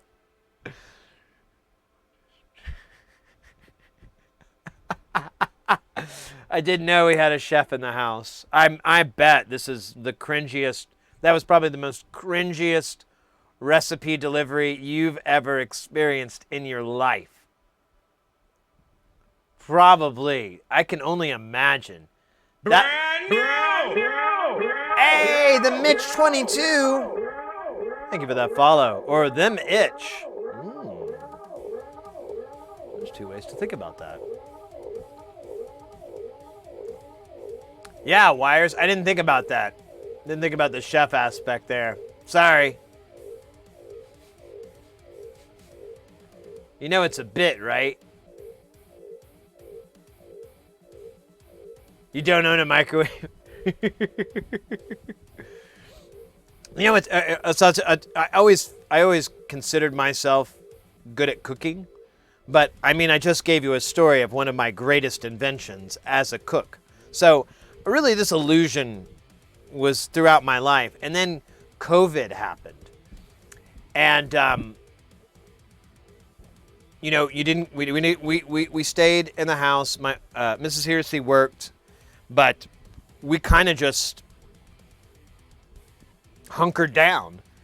And since I wasn't working as much, and she was going to work and everything, I kind of did the Mr. Mom thing, and I tried to do a lot of the things that she would normally. She used to cook, so I started taking over the cooking duties, and a couple of little things here and there. And so you fast forward up, and like I think it was 7 months when I finally went to my first restaurant.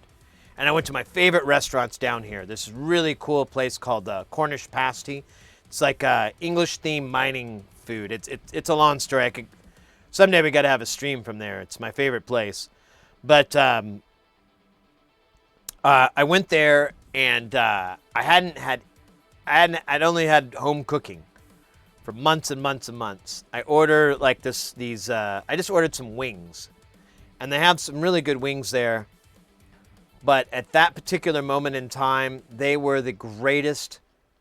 It was the best food I've ever had in centuries. And so right then, and I told I was sitting at the bar. I told the bartender and the staff and so forth. I was like, "Wow, this is like the first time I've had, foods that wasn't home cooked." And they're like, "Oh yeah, any good?" I'm like, "Yeah." The biggest takeaway is that, and I'm sorry, dear, but me and my wife are terrible cooks. Like really, really bad. Like I thought we were okay. No, I just tricked myself into believing that by going out to eat and going, "Oh yeah, I can make this." And then just never really realizing that I'm terrible. And So yeah. I kind of realize I'm not very good. Although we've been talking about doing cooking streams because I'm actually set up for it. But again, it's kind of like what you're saying, Wire. I'm like, I'm not very good at this. I'm not a good cook. I don't have any like cool recipes or anything. All my recipes are stupid, recipes everybody fucking knows, or if they are, it's something, almost gimmicky. So I've been hesitant to do it because I just haven't thought of anything cool to cook that I could cook that would also cook fairly quickly in a stream as well. Did you finally take cooking lessons? No, I wish. I will pay you to let me teach you to cook? Wait. How does that work? You give me money for me to learn to cook? That doesn't make sense.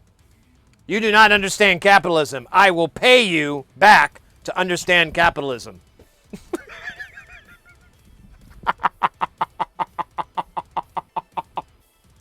To understand goods and services. You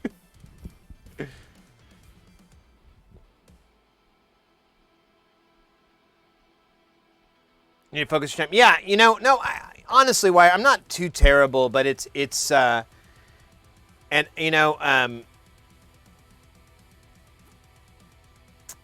I have a couple of dishes that I like to make, and they are like quiches. I was making quiches forever, and I might make some more.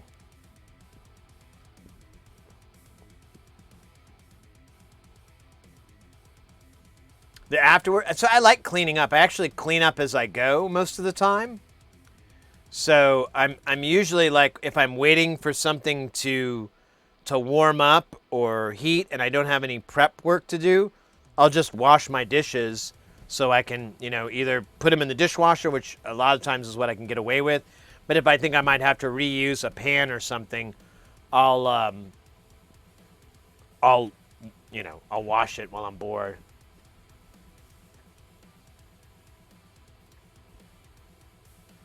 What the heck?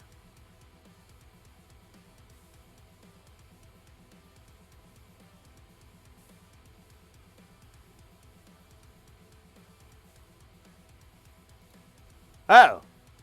Okay. I think I know who got us the food. That's very cool of them. Well, I don't know if they're in the chat still, but hey, thank you very much again. I appreciate it. Always nice to get some foods. And it's fun hanging out with you guys and eating it. You know what? We can watch Lords of the Synths. We haven't watched that in a long time. It's a great little, I think it's like 8 minutes. It's a little... That's a weird applause. That's different than the other one. What's going on?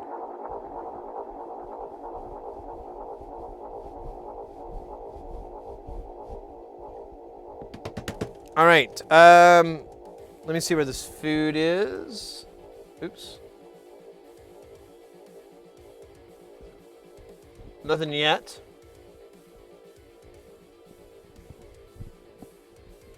I wish there was blackjack, right?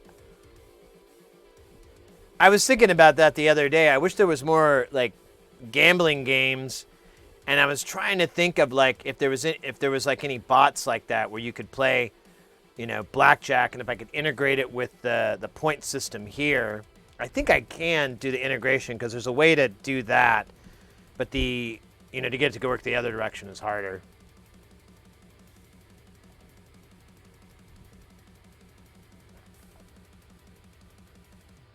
All right. I'm going to put this thing away. If we want, we could pull the other one out. It's been soaking in alcohol. Oh, yeah, you know what? We were going to take this apart and look on the other side of the board. Although, honestly, there's not a lot other than vias on the other side. So I don't know if that's going to help us too much.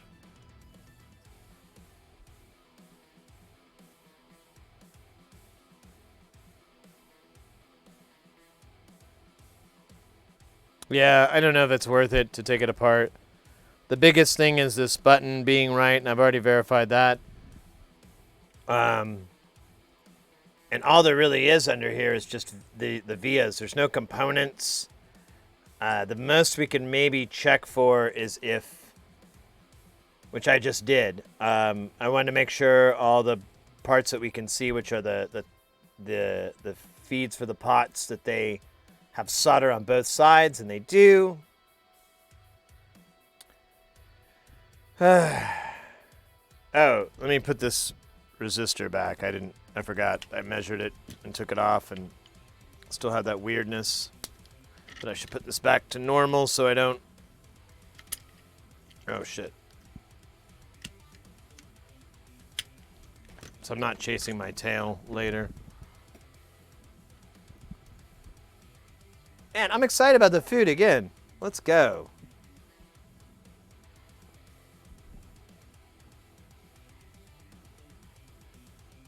All right. Right. There it is. Oh, sorry. I'm going to try to do this on the small screen. So for those of you who don't know, like the way that I stream, I mostly use hardware. Like very little of this is OBS, except for the parts that are too difficult to do via hardware. Well, I could do it, but it's just it would require more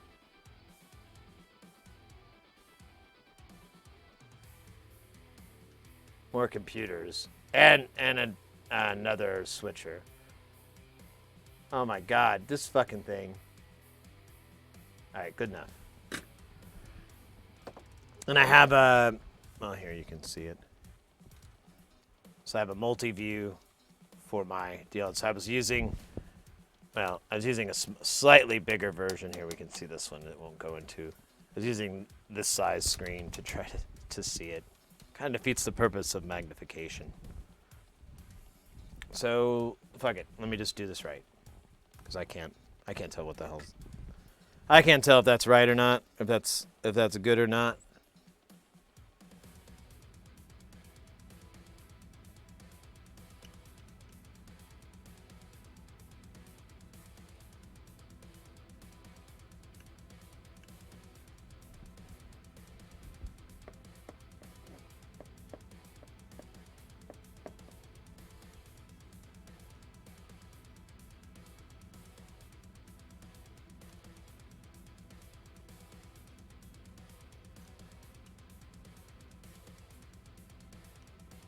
There we go. All right, good enough. It's actually terrible, but whatever. All right, this is out of my face waste.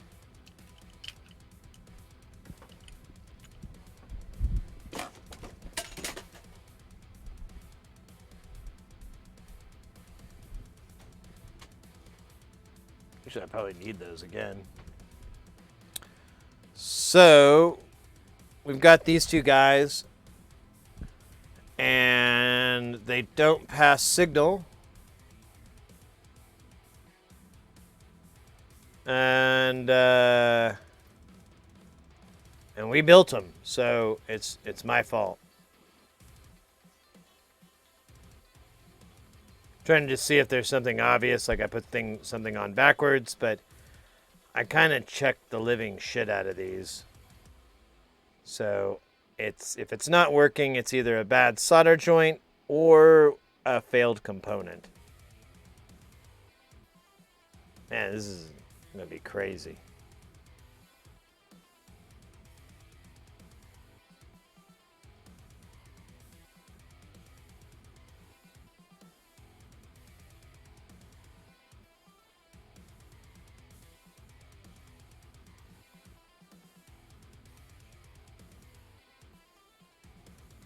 Yeah, I think these are all the right components, so yeah, we could just, we have a jig to test these, and we can run power to them and see what happens. If we get like a dumped rail or something like that, that'll tell us a bunch of stuff, but most likely we'll just never know. I see you shiver with anticipation.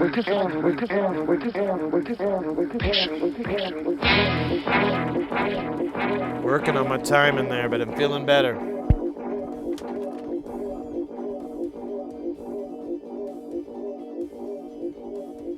Oh shit, Wire, we never did the Meatwad freestyle rap.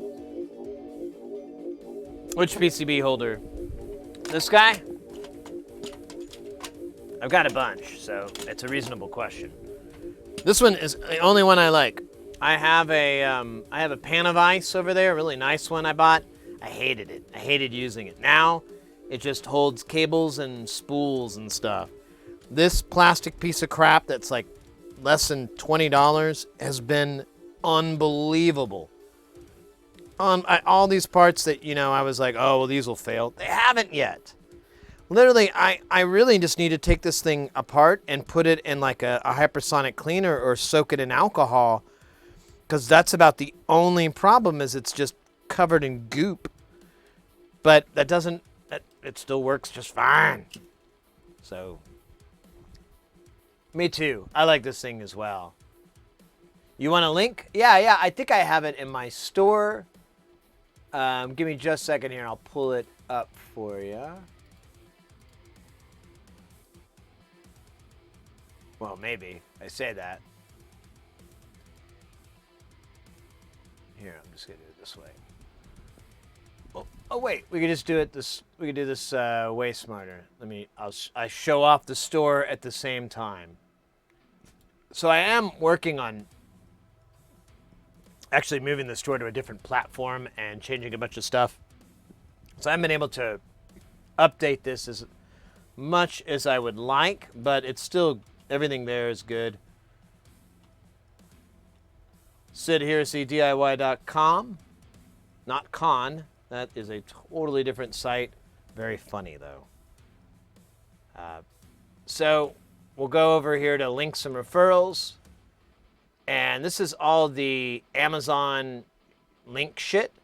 So if you're looking for anything that I use and you're planning on buying it from Amazon, you can follow these links and they'll take you there. If you're not using Amazon, you can at least get the brand. Here's Amscope, adjustable PCB holder. Now, I don't think mine is from Amscope, but I found the actual one. And if you go to, oh wait, I don't know if I want to do view on Amazon because I think it's on my open link incognito. There we go. But it won't. It's a separate window. Yeah, it's $16.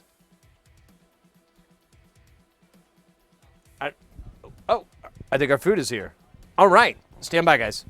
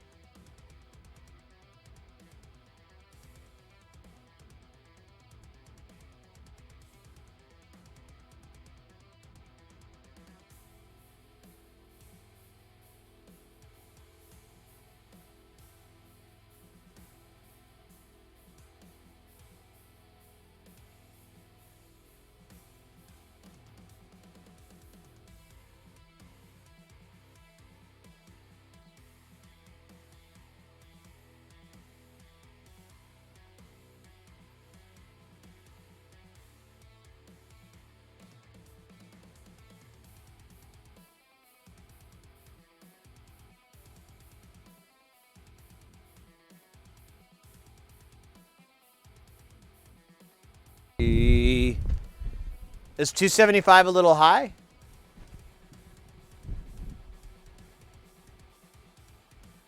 If you click on the link, I don't know why it says 275 here, but it's so you click on this view on Amazon, and I opened up an incognito because I'm logged in on this computer, but it's 17 bucks is the actual price.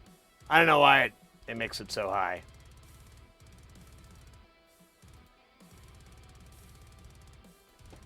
And you'll notice too, all the prices are all weird on there, and then they all say sold out.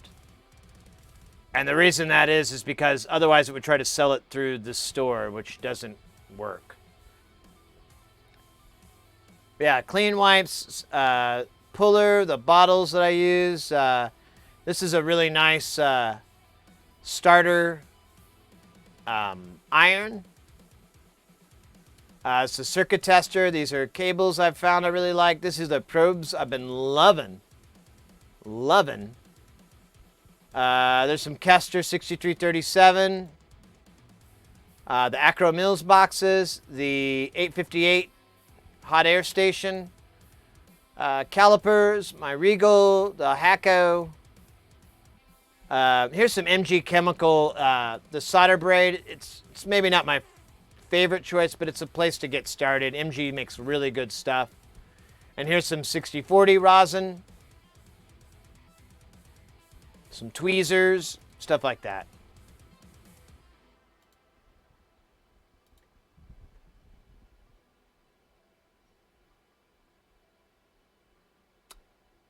PC Bose 2, oh yeah.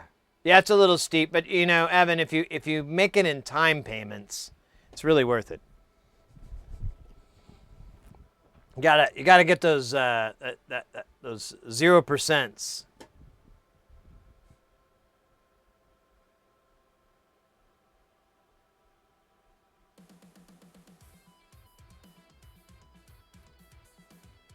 That's the same. Yeah.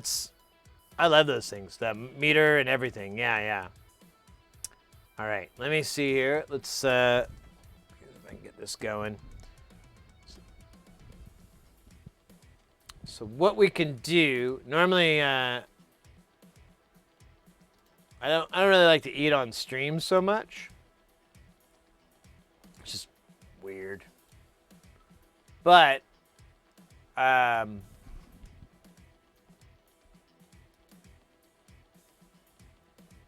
see here. Where'd I put it?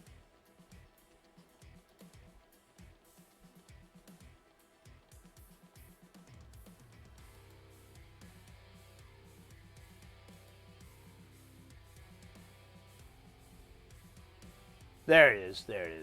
Number 21. So what we'll do, I don't like to eat on stream, so we'll watch a really cool video called Night of the Necropolis, Lords of Synths. You're gonna love it. I'm not pulling your leg. I'm not pulling your leg.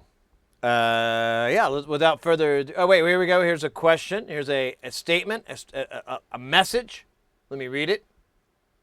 Can you tell me more about the PCB holder? I have one, and I have been having a bit of a problem with hold bores that have the IOs on the side. Oh, you're talking about with like putting things where it's kind of it is what it is. You can do stuff where you can like I'll use the edge mounts here, so you can grip the board so it's right here. So it's a little bit better. But, I mean, sometimes, yeah, when the board's crowded and it goes to the edge, there's really nothing you can do. On a board holder, another one I use for SMD, it doesn't work for through-hole, is this guy. You can put the board in here, and then these slide in to secure it. These parts are made of, I don't know, it doesn't absorb heat or anything like that, so you don't have to worry about sucking heat away. And this base is super, super heavy. It's this is my favorite board holder for surface mount, and this is the best for through hole. And well, at least what I found so far. I like it. I'll put it that way. That's a much semantically accurate way of putting it.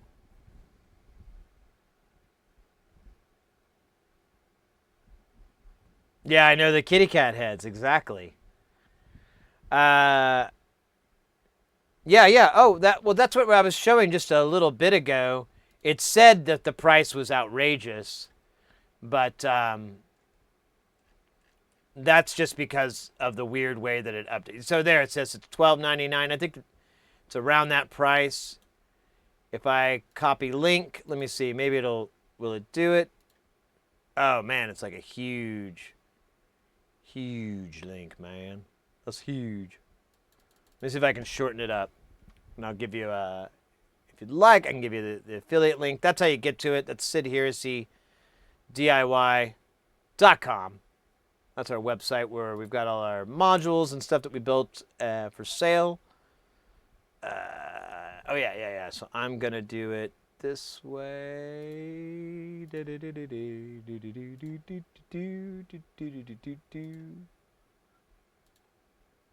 There we go. There's a short link. Oops. Yeah. Oh damn it! It did it again. I don't think I clicked copy. All right.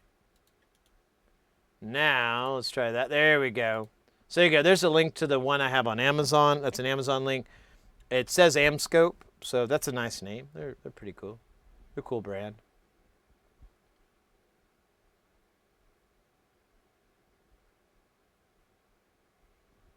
The other one. Oh, are you talking about this guy? So I got this from Northridge Fix. Northridge Fix is a YouTuber who's fantastic, one of my favorites, and he also has an online store that I refer a lot of people to. That's where I get a majority of my tools, my tweezers, my flux, low melt solder, the blower, a lot of stuff I just buy from him. I love his website and I love his tools. Hey, 350 gigabyte. Is that right? 350 gigabyte. 350. Thank you so much for that follow. Yeah. If you haven't bought from Northridge before, I highly recommend it. Really fast. His dad takes care of it. And I've actually modeled a lot of what we do here after his business model, because I like the idea that, you're streaming. People always want to know what's this, what you're using. Why not, provide people with not only links to it to buy through, stores and whatever, but sell it yourself. That way, all this stuff, I stand behind it because I use it all the time. I know it's good. So if you buy it, I'm not going to have to worry about you going, oh man, that sucks. I'll be like, well, that's just your opinion, man. All right. For dinner, I've got this. It's what was it again? Stromboli with knots, with little garlic knots. Pretty good. I've had this before. It's actually one of my faves. And there you go. We'll do an initial bite here, but I'm gonna throw the movie up here in a minute. But yeah, it's pretty good looking there. Not too bad. A little greasy. That's been my only problem lately with these dishes, is they're greasy. All right, let's throw the movie up, and I'm gonna turn off my mic. I'll come in. I'll be here. I'll be here with you, waiting. But I don't want to interrupt the graphics, because there's a lot. And if you know synthesizers, this will be funny.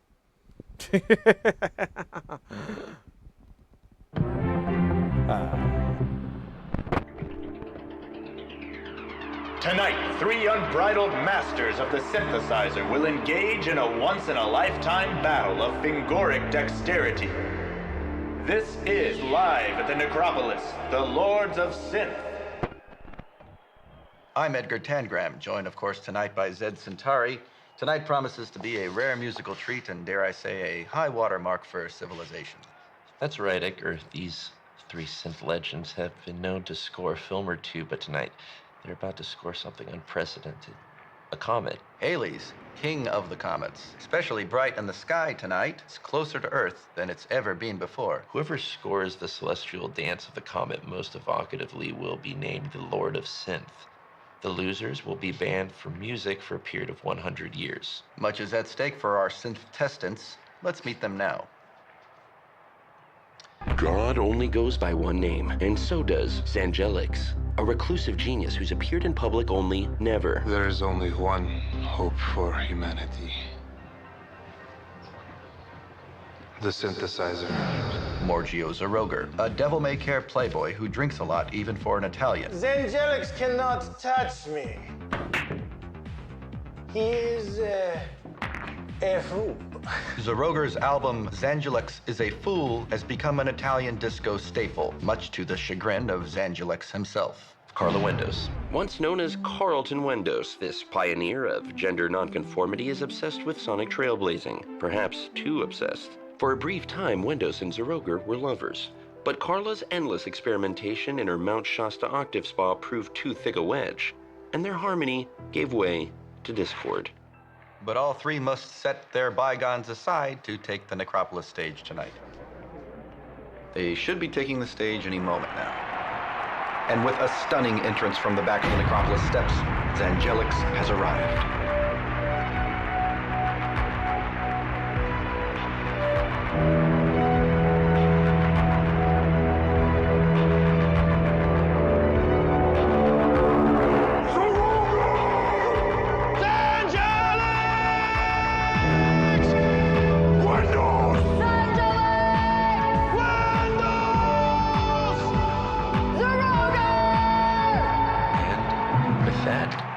Summoning is complete. They have said all the combinations of all the names.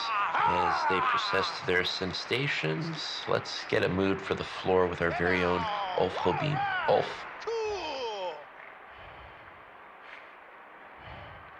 Ulf. Thank you, Ed. Thank you, Zed. The crowd is in absolute awe of the Synth Legends 3. You can see Morgio Zaroger himself getting quite friendly with East German gold medalist Gerwald Auersperg. Carla Wendos getting her own cheer from the grandson of the original Zorro, Zorro III. Of course, former President Gerald Ford. Captain Corelli and Captain Corelli's mandolin, a pulsating ball of pure energy. And look, Zangelix is bestowing a blessing on Panos, the Wonder Child. It's a magical scene here on the Necropolis floor. Back to you in the booth. Thank you, Ulf. And they've now finished the walk down the stairs. Gathering on the stage, preparing to score Halley's Comet.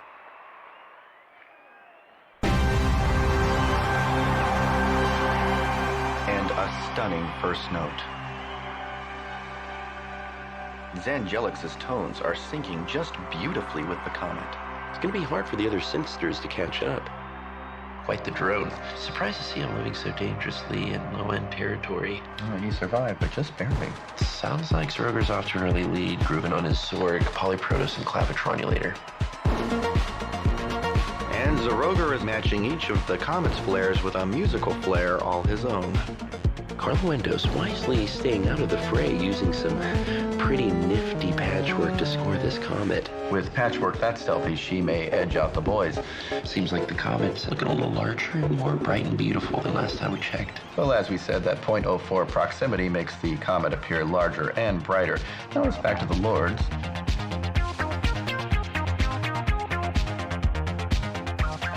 Zaroger has just taken some crystallized Eternal Plus, a powerful creative drug not yet available to the masses. And it appears to have taken effect. Take a look at how pink his earblood is. Terrific. Just terrific.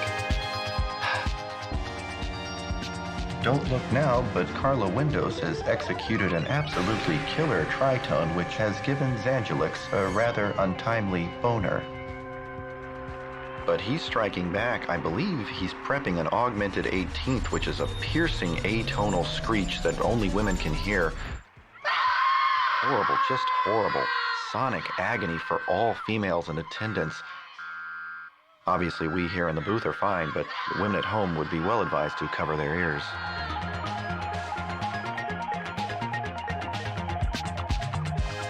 Let's check in with the Comet Cam. Wow, it is alarmingly closer. Edgar, is it possible that the sonic dissonance from these synths is somehow luring the comet toward us? Well, energy works in mysterious ways, Ed. It's not just the heat of the competition they're feeling down there, but rather the intense heat of Haley herself. We're certainly feeling it here in the booth. This is Ulf on the floor. It seems President Ford has answered a call on the infamous red phone. He's being escorted away. Not a good sign. Not a good sign. This just in, I get an official confirmation from the Reynolds-Svetsky Observatory that Haley's comet will be impacting Earth in roughly 3 minutes and 45 seconds. Let's go ahead and fade up the doomsday clock. And there goes the presidential pod, presumably carrying Gerald Ford to a secret ark. I can stop the destruction. I have the power. Seems to be getting hotter and hotter. Very close. Must be about 100 degrees in here.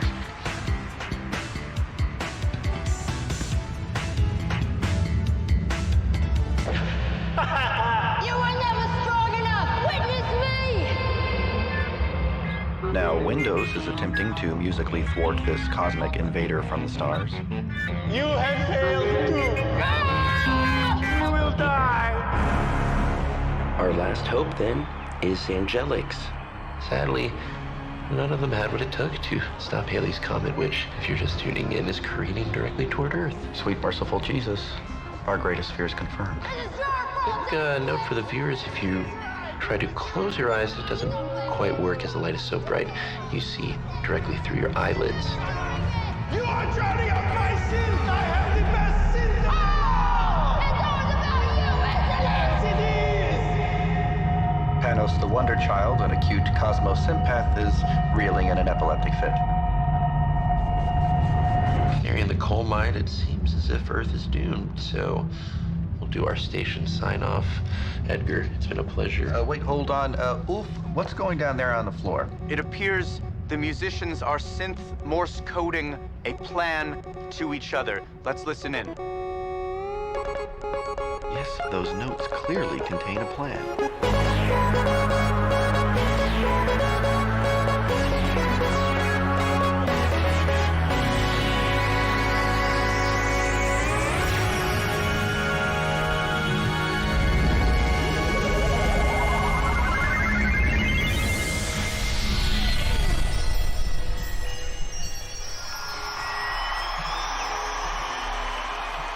Let's hit it.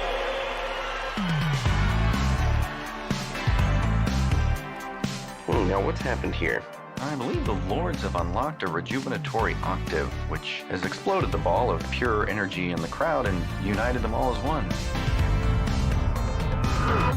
This funky tune has resurrected Panos like the Christ.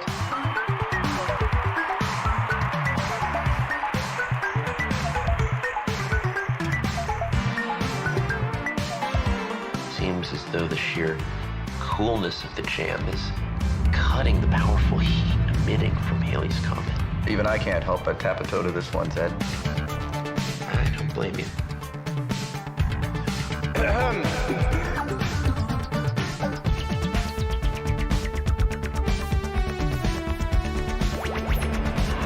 This is quite a sight. It seems as though a Pegasus has been summoned.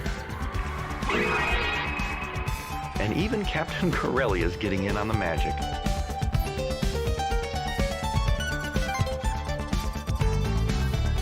And here comes the knockout punch.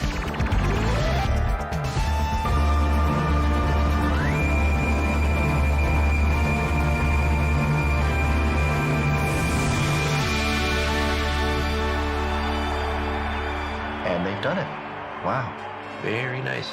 So to recap, the Synthsters have achieved harmony both musically and personally. As a result, Haley's comet has been frozen in the sky as Earth's second moon. It appears existence is saved.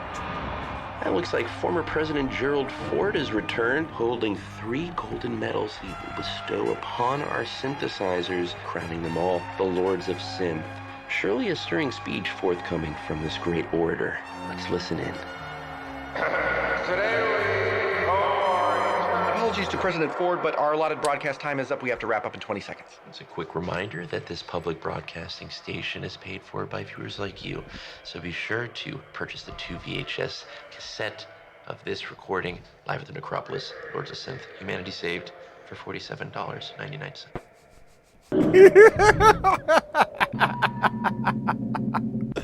Oh my goodness, mates! I hope you guys enjoyed that. That was. It's been actually a couple months since I watched that. I think I've tried to put a little bit of a pin in it so we don't watch it at all as too much. Didn't get boring.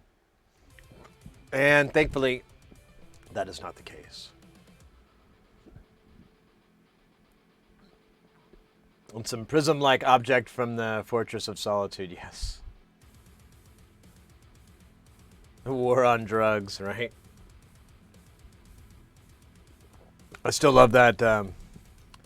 What is it? Zeroger has taken a pink a new music-enhancing drug not yet available to the masses, and it looks like it's taking effect. Look how pink that earbud is. Just great. Just great.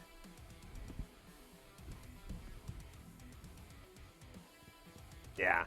That is, live at the Necropolis, the Lords of Synths. It was obviously Adult Swim.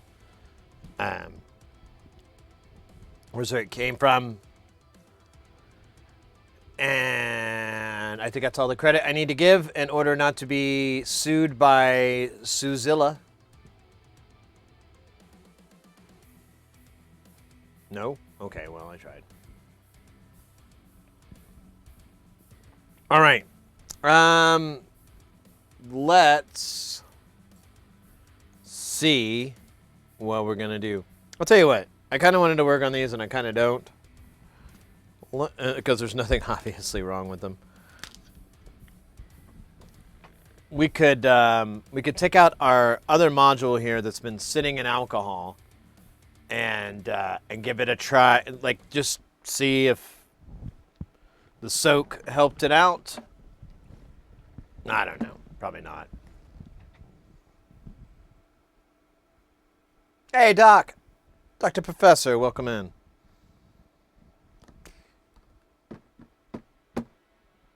Gotta put my gloves on, though. I want to dry my hands out.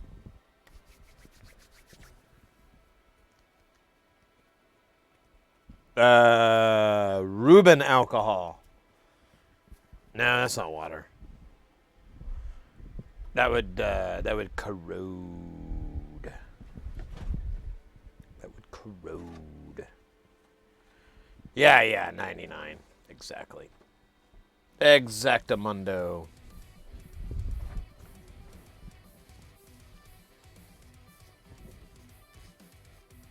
Yeah, someone from chat told me about this technique a long time ago, and oh shit! Man, there's a meatwad wrap. I totally spaced that.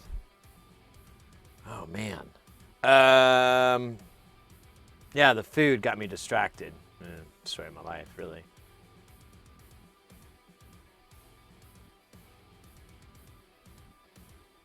Actually, it wouldn't corrode. All right, well, I'm not soaking circuit boards in regular water because it doesn't do it any good. I need alcohol to break down the flux.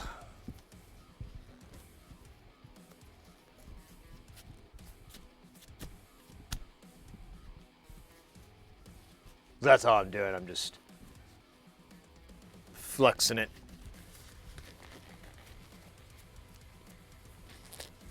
Oxidization. Yeah, man. Oxidizing all night long. I be oxidizing it up real tight, man.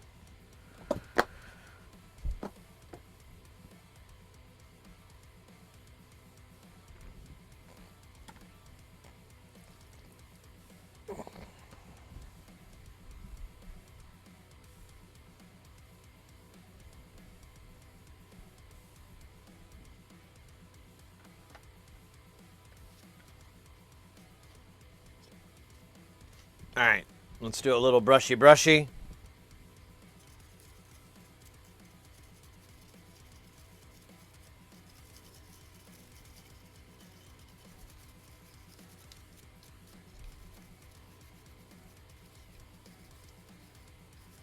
All right, we got some brushy. Now let's do some rinsey. I don't know why I'm treating this like something you would teach a 5-year-old.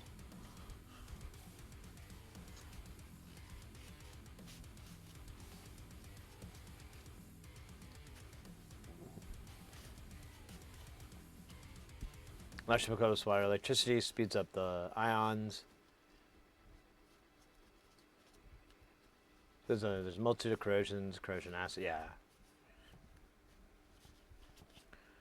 Well, I think everyone can generally agree water isn't exactly the best thing for electronic components.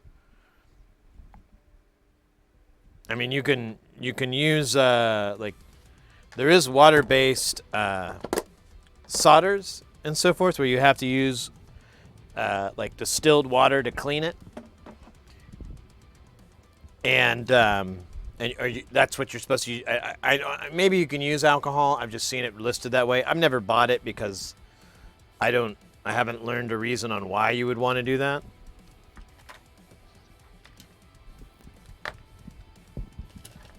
All right. Let's plug this guy in and see what happens. Yeah. It's like it's fucking dead now. That's so crazy. It was working yesterday just fine. And nothing, I mean, we just flowered it up and I put it on a pile and then we turned it on today and it won't work. So the gate button worked, but the trigger inputs didn't work. But this button would still work just fine. And if I remember right, it just shorts these 2 points together. So if I were to short this with my tweezers, yeah, nothing happens. Yeah. So the button works, but it's not sending signal to the rest of this, I guess. I don't know. We looked at the board for a little while. I couldn't see anything obvious, like a part that had been ripped off or anything like that. And then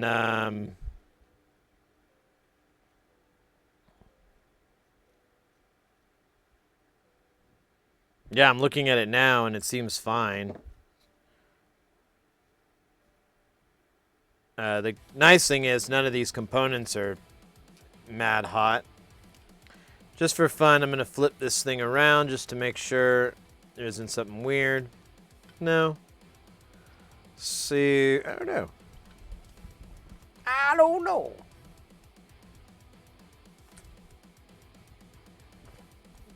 Oh, wow, you guys are going at it here. Do I have a dehydrator? I live in a dehydrator. That is the humidity inside my home. That is not the, if I want it to get even drier, I go outside. No, I don't even think they make those here in Arizona. I'd have to order it from some faraway land.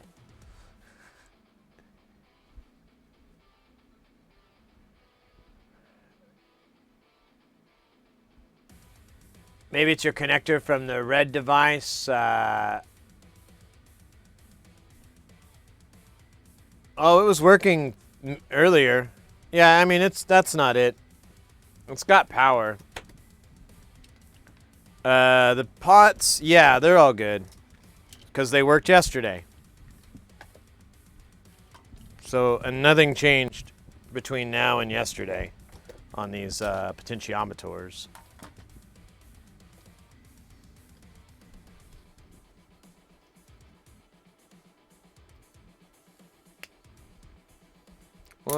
Let's do some measure around. So we'll check the voltage rails here. We've got -12 and I have +12. So our power is good. We can put that one to bed. We can also check the rails for this TLO72. I've got +11 on 8 and -11. Oops. Oh, weird. There it goes. I think I might. There we go. -11. So the first input signal comes into pin 1, I think, on this one. Or no, it's pin 3.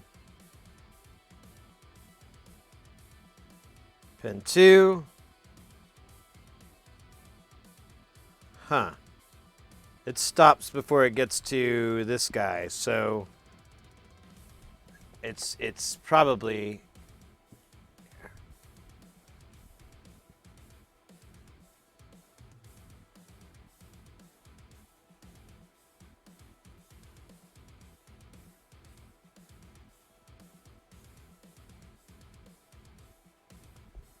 yeah, so the ribbon cable is not the fault because I'm getting power.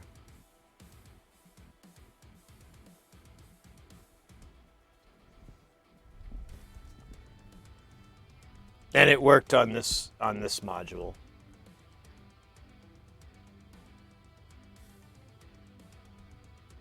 Knobs, ribbon, circuits.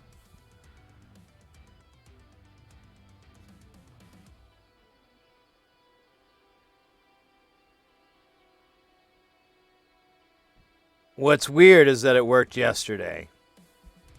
So that's the part that's really needs to be thought on is, well, why did it work today and it didn't work? Why did it work yesterday and not today? What has changed? Answer, my pants. All right, so let's bring this up. Here, I'll scooch back over here. And so let's pull this guy out. All right, so the triggering and everything comes into here, and that may be a clue into the issue. Because this was working, and now it's not, and it's the full fucking stage of the whole damn thing. So let's backtrack. Let's check out pin 1213. There should be a pulse when I apply the button. And then we'll move back and check pins 2 and 1, which should have a pulse when I apply the button. And if that happens, then I will amend my earlier statement. Game over, game over, game over, game over, game over, game over, game over, game over. So, what was I doing? I was doing 1213, so that's this guy right here. We're gonna do 13. I've got 10 volts. I'm gonna press the button. Oh, hey, shit, that's weird.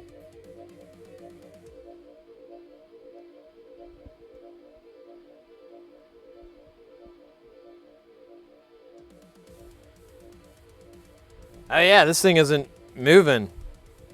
This part's not moving at all. All right, so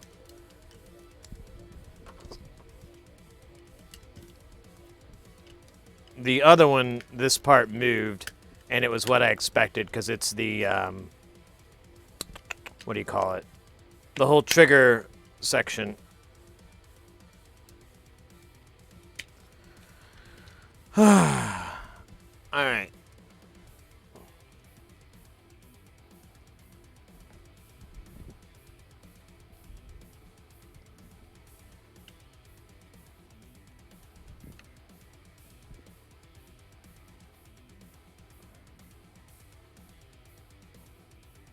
All right, so we're gonna check.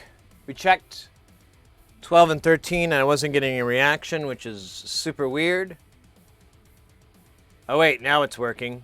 So now I press 12. I'm getting a reaction. Okay, so maybe I just didn't have a good purchase. Yeah, this is working now. All right, so let's go ahead and move up to this guy over here. This is our 40001. This is our logic gate.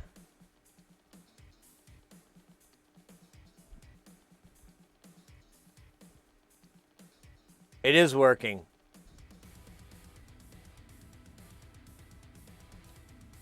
Let's check out 3. 3 should push up.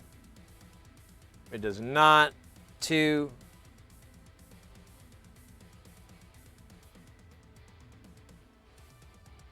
2 does work. Let me make sure I got these settings right.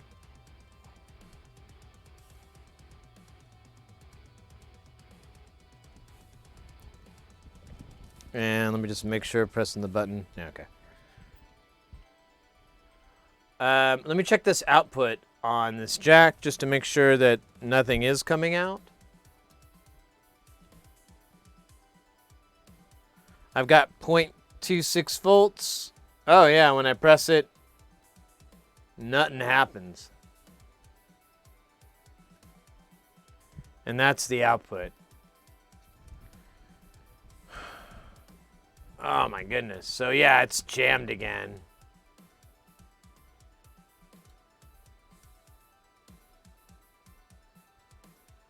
Hey, Mac Joe! I'm sorry, man. I missed you there.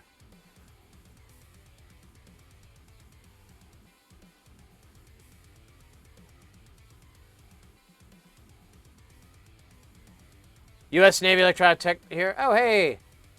Caviar, welcome in.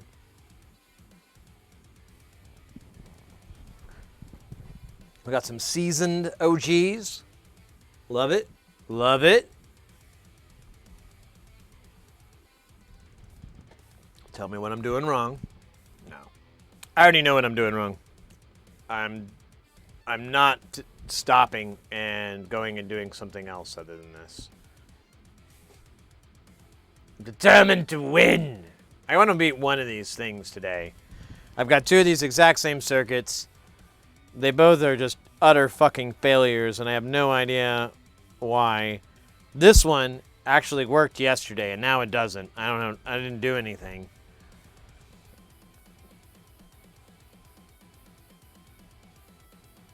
But, you know, I can't complain.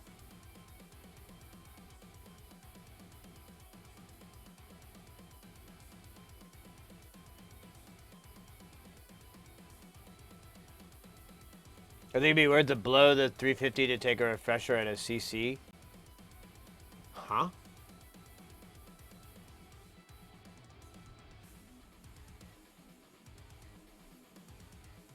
Mysteries of the universe.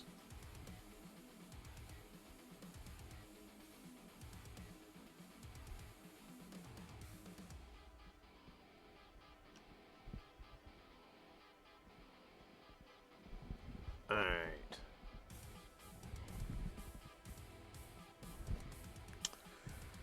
All right. So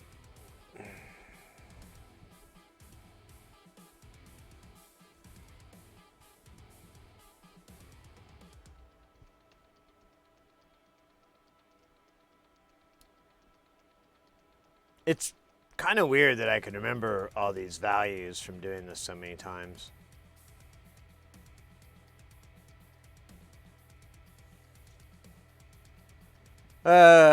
Fug, man. This stinks. So we're at the bottom, so we're at this one.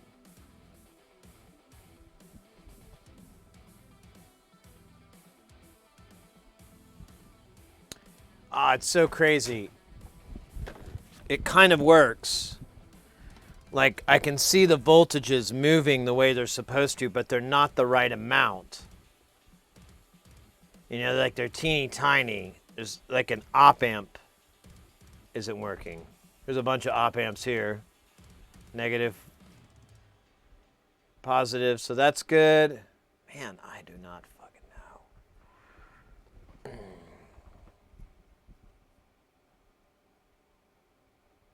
350 AEE. Oh, right on.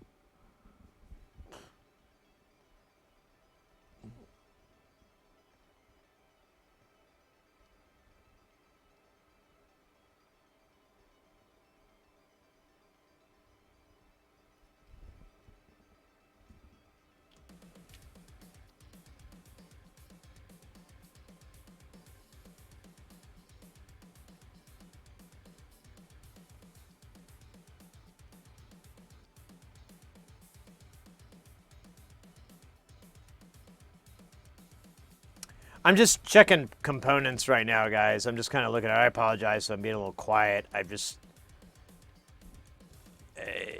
if I were to say everything, it would just be like, damn it, damn it, damn it, damn it, damn it, damn it, damn it, damn it. You know, so I'm, you know, trying to keep the stream a little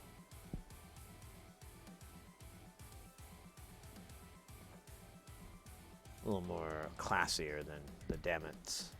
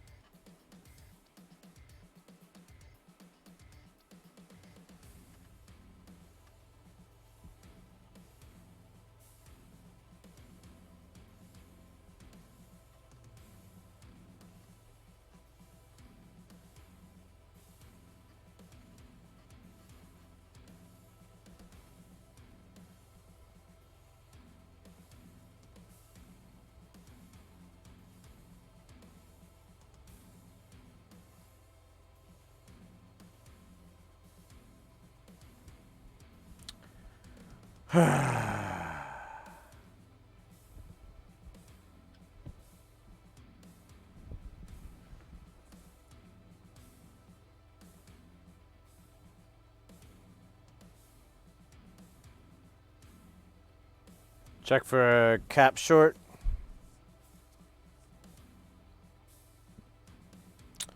Yeah, why not? We had that issue earlier.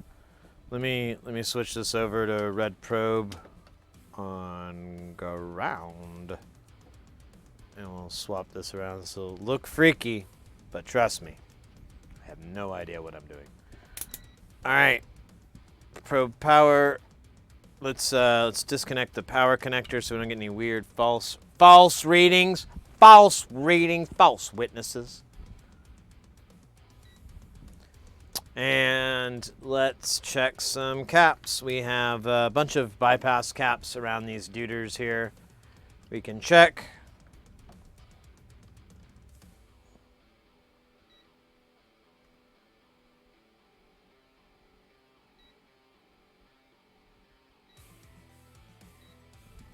Let's just do continuity mode. I'm not gonna do diode, I'm just gonna do continuity.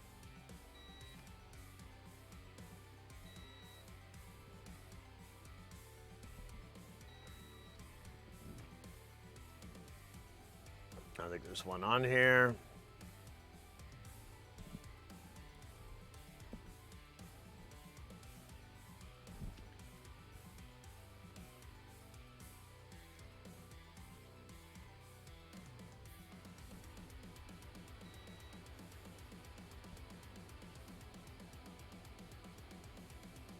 There's a bypass.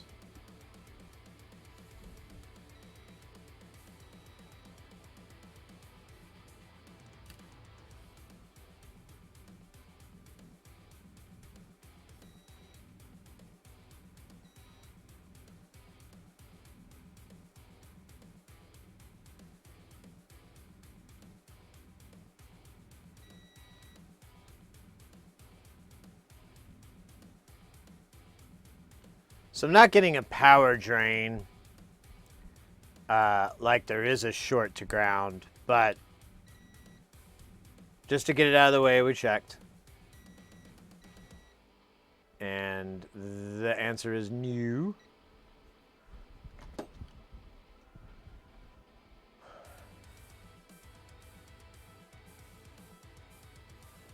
Yeah, I have the page up, Mac Joe, on the ADSR. I kind of read through it a little bit. The dark web, man.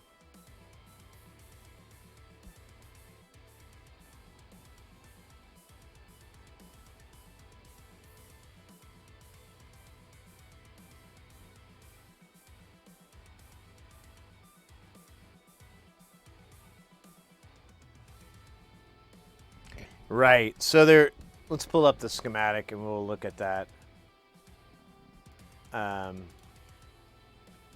So on the output stage, I'm gonna take these gloves off there. Fucking.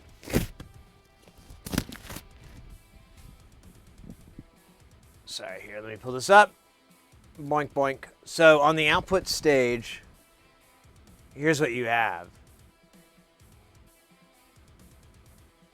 So there's no drop-down resistor or capacitor or anything like that. The closest thing you have is to this feed circuit here, which we can check. This is going to be around 10 volts, 9 or 10 volts is what's going to come out of here, or at least that's how it was in the other one. And it makes sense that it's that way.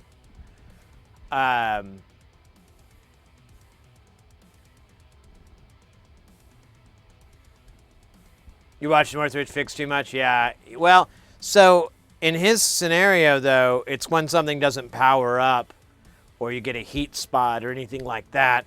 We're able to get power into the circuit. It seems to be there just fine, but for whatever reason, it's not getting to everything, I guess. I don't know.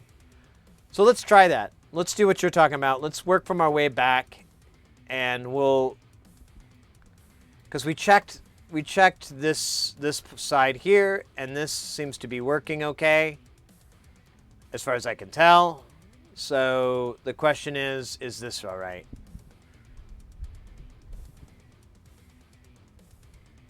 Oh my gosh.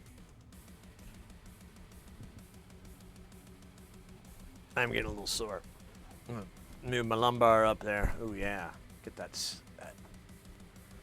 upright. Get my proper whatever posture. All right. Man, wires. I see that meat wad wrap. I'm gonna give that back to you if that's okay. I'm pretty tired. I don't think I'm gonna be able to do the meat wad wrap. But I gave you the points back so you can reinvest them into synthesizers. But I do see a dab, I do see a stretch. Let me do those. Maybe we'll circle back around. Maybe we'll do a free one. I'm just, oh my God. I just don't feel like it. Sorry. That's kind of sucky of me. But to be fair, I've been singing and dancing and jumping around for like the last 9 hours. Well, okay, more like the last 8 hours, and then this last hour was pizza time. But still, lots of dancing.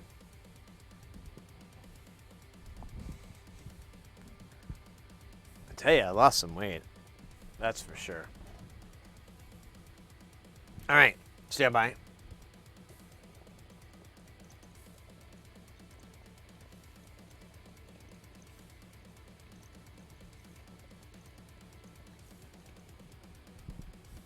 I'll be back next week. Got to make time to see you energetic. You need to make time?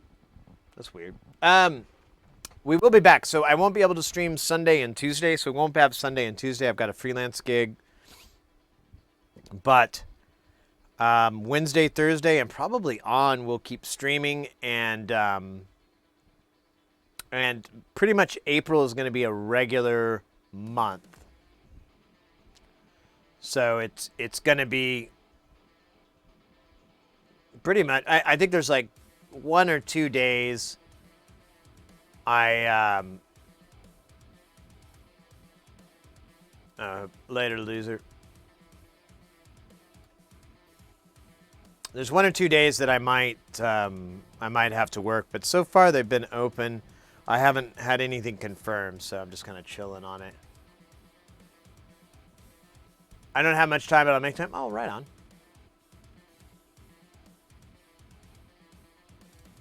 It's not an Android phone, it's bad, but bump. Cost equals business.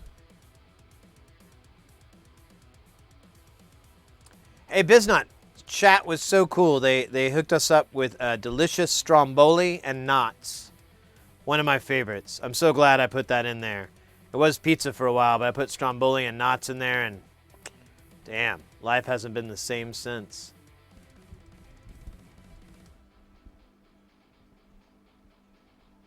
Because business, yeah, I hear you. I've been needing to work on some other projects. I've been doing what I can. It's just been hard. But once April comes in, that should be a fairly slow month for AV work. I mean, there's still going to be some AV work, but I have the feeling it's going to slow down a bit, and I'll be able to work on some other projects, work on some stuff I'd love to do for the stream, you know.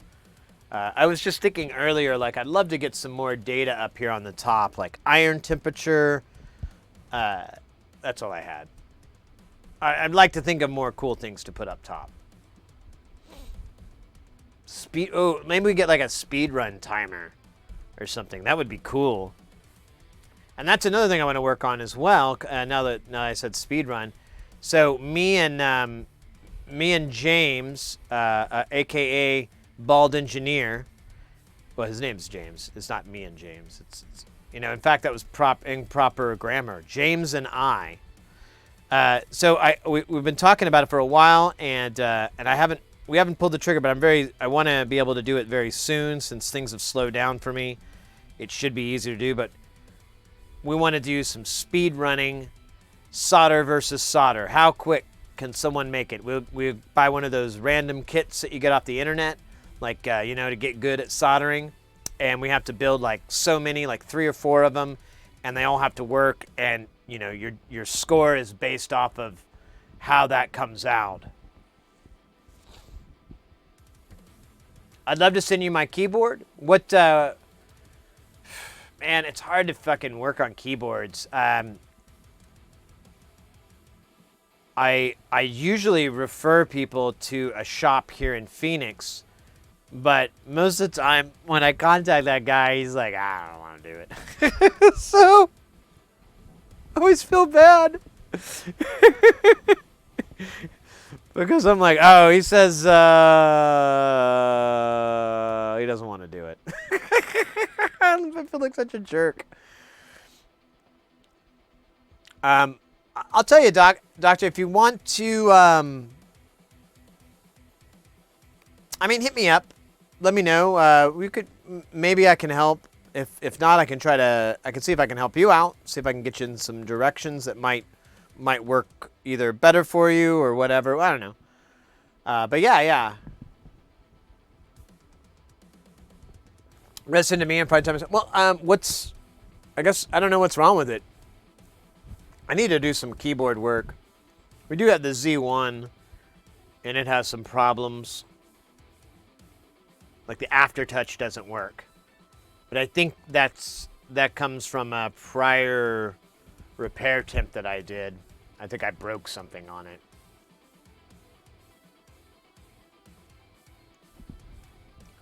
But think is the operative word. I really don't know. My right side control don't work. Your right side control, like on your keyboard? That keyboard? Oh, I thought you were talking about music keyboards. Wait, what are we talking about?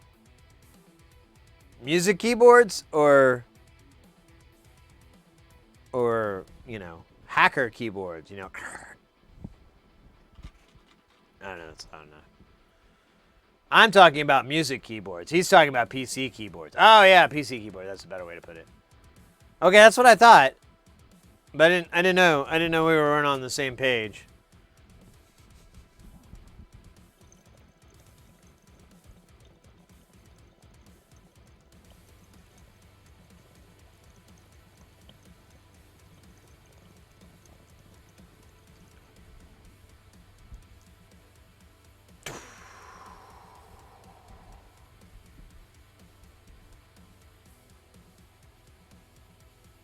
I figured if you can figure out how to customize a keyboard controller. Yeah,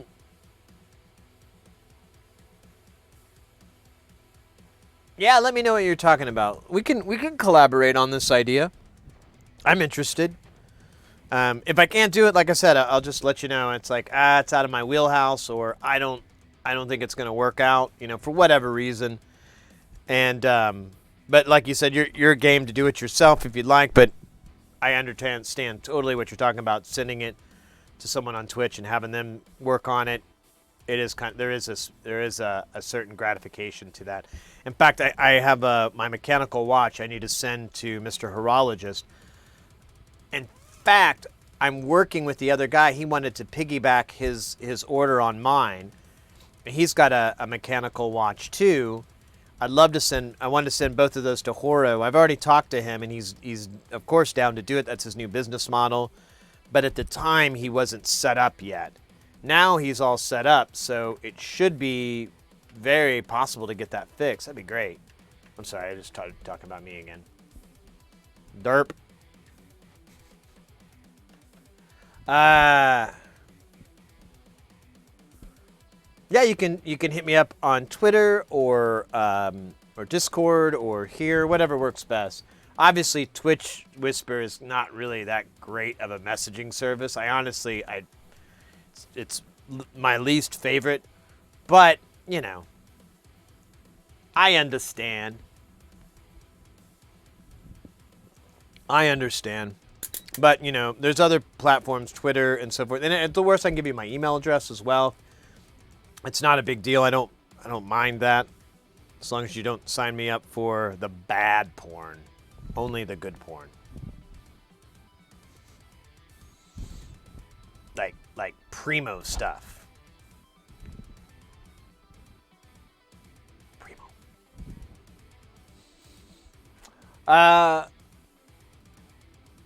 What are we up to now? What are we doing? Hentai. There you go. Just tons and tons of it. Gallons of that stuff. Just to completely dislocate my my brain's sexual origin. It'll just be completely dislocated. It will run off and hide in a closet, screaming, "God, no. Please, God, no. No. No." And I'll be like, yeah. Tentacles. That's what I've been dreaming about all my life. Just snatching some up with my tentacles. That's the love grab.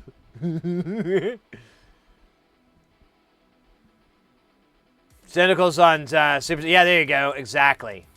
Just tentacles and enormous genitalia. Just absolutely not even okay size. Like, that ain't cool at all size. Yeah, that's what I'm into. That's my life now. Wait, what were we talking about? Oh, yeah, signing me up for that. Please do. I need way more of that in my life. It's been empty without it.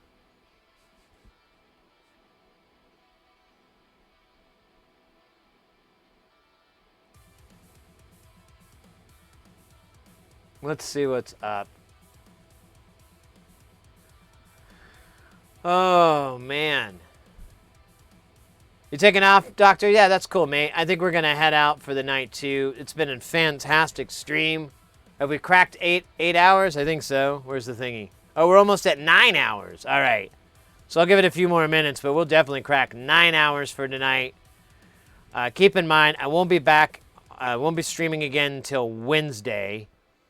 But it's going to be dope. We're going to have some Synthfest loving starting to cook up.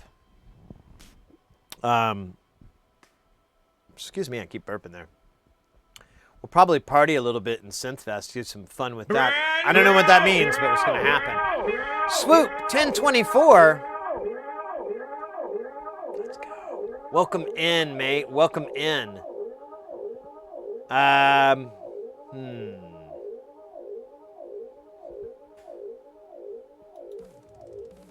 don't know. What are you guys up for? Would you guys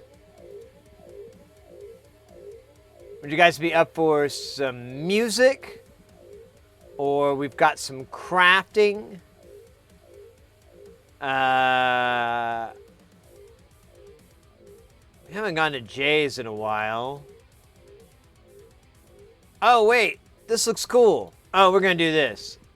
we're gonna do this. This cat's 3D printing, 3D printing dancing skeleton. They've been on for a couple hours. Mighty Bean, I think I remember them. I don't think I've been to their channel before. I definitely know we haven't rated them before. I'm waiting for it to come up just to make sure this is gonna be good. But it looked pretty cool from the thumbnail.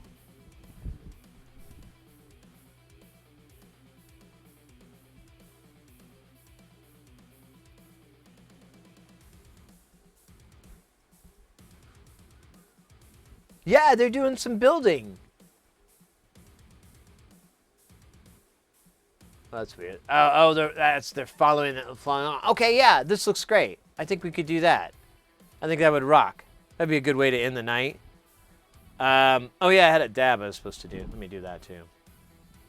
What else do we got going on? We got a stretch on there. All right, let's just get it all out of the way.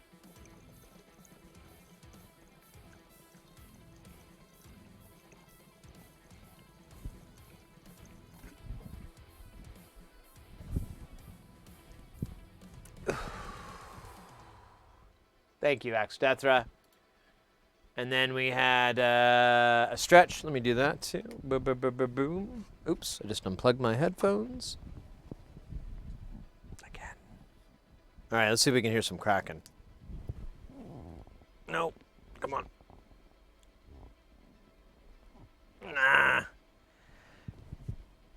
Nah. No sternum crack right now. Maybe later. I'll work on it. I'll try to get a bigger sternum cracking so I can become the greatest sternum cracker there ever was. All right, this is just absolutely stupid. Oh, look at my hair. It's a little dumber than that. Memnor, thank you for that stretch, by the way. Yeah, let's head out of here, guys. Thanks again. We had a ridiculous day today. You see here, we got rated from we got Virtual Labs rated us today. We had Blue Smoke Monster. I think that was everybody. Oh, of course it wasn't everybody. We got Laboratory 424 rated us today as well. Very, very happy to see them back on Twitch. Lab's one of my favorite streamers out there, and they had to take a hiatus, and they're back on Twitch, and things feel better now. I can sleep a little sounder. And it's really great. We made some new friends as well. There's a couple of those names that Blue Smoke is a new streamer, or new to me anyways. And then Virtual Labs is also very new to me as well. So awesome stuff to get rated from those cats. Really excited about that. And we also had a hype train earlier today. I think we got to like level 4, which is redonkulous. I almost died dancing because that's how the hype trains work. I just dance and dance and dance. We ran out of tunes. They were stretching those things out. God bless them. But yeah, no, today was just incredible. Thanks again, everybody, for all the new follows as well, and the bits and the subs and the gift subs is just killer.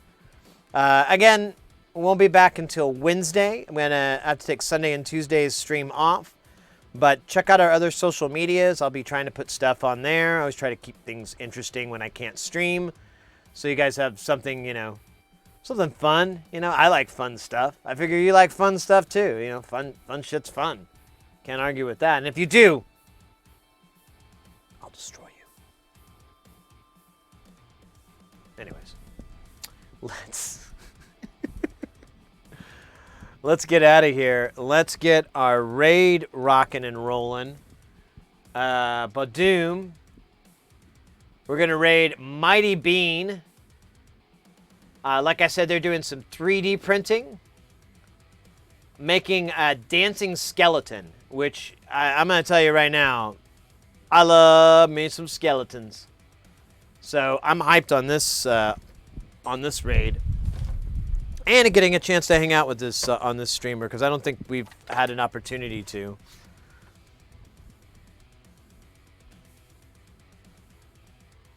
All right. Hey, Mornax, thanks again, mate. Good night to you as well. Take care, mates. Have a good weekend. And what's it? Party on, dudes.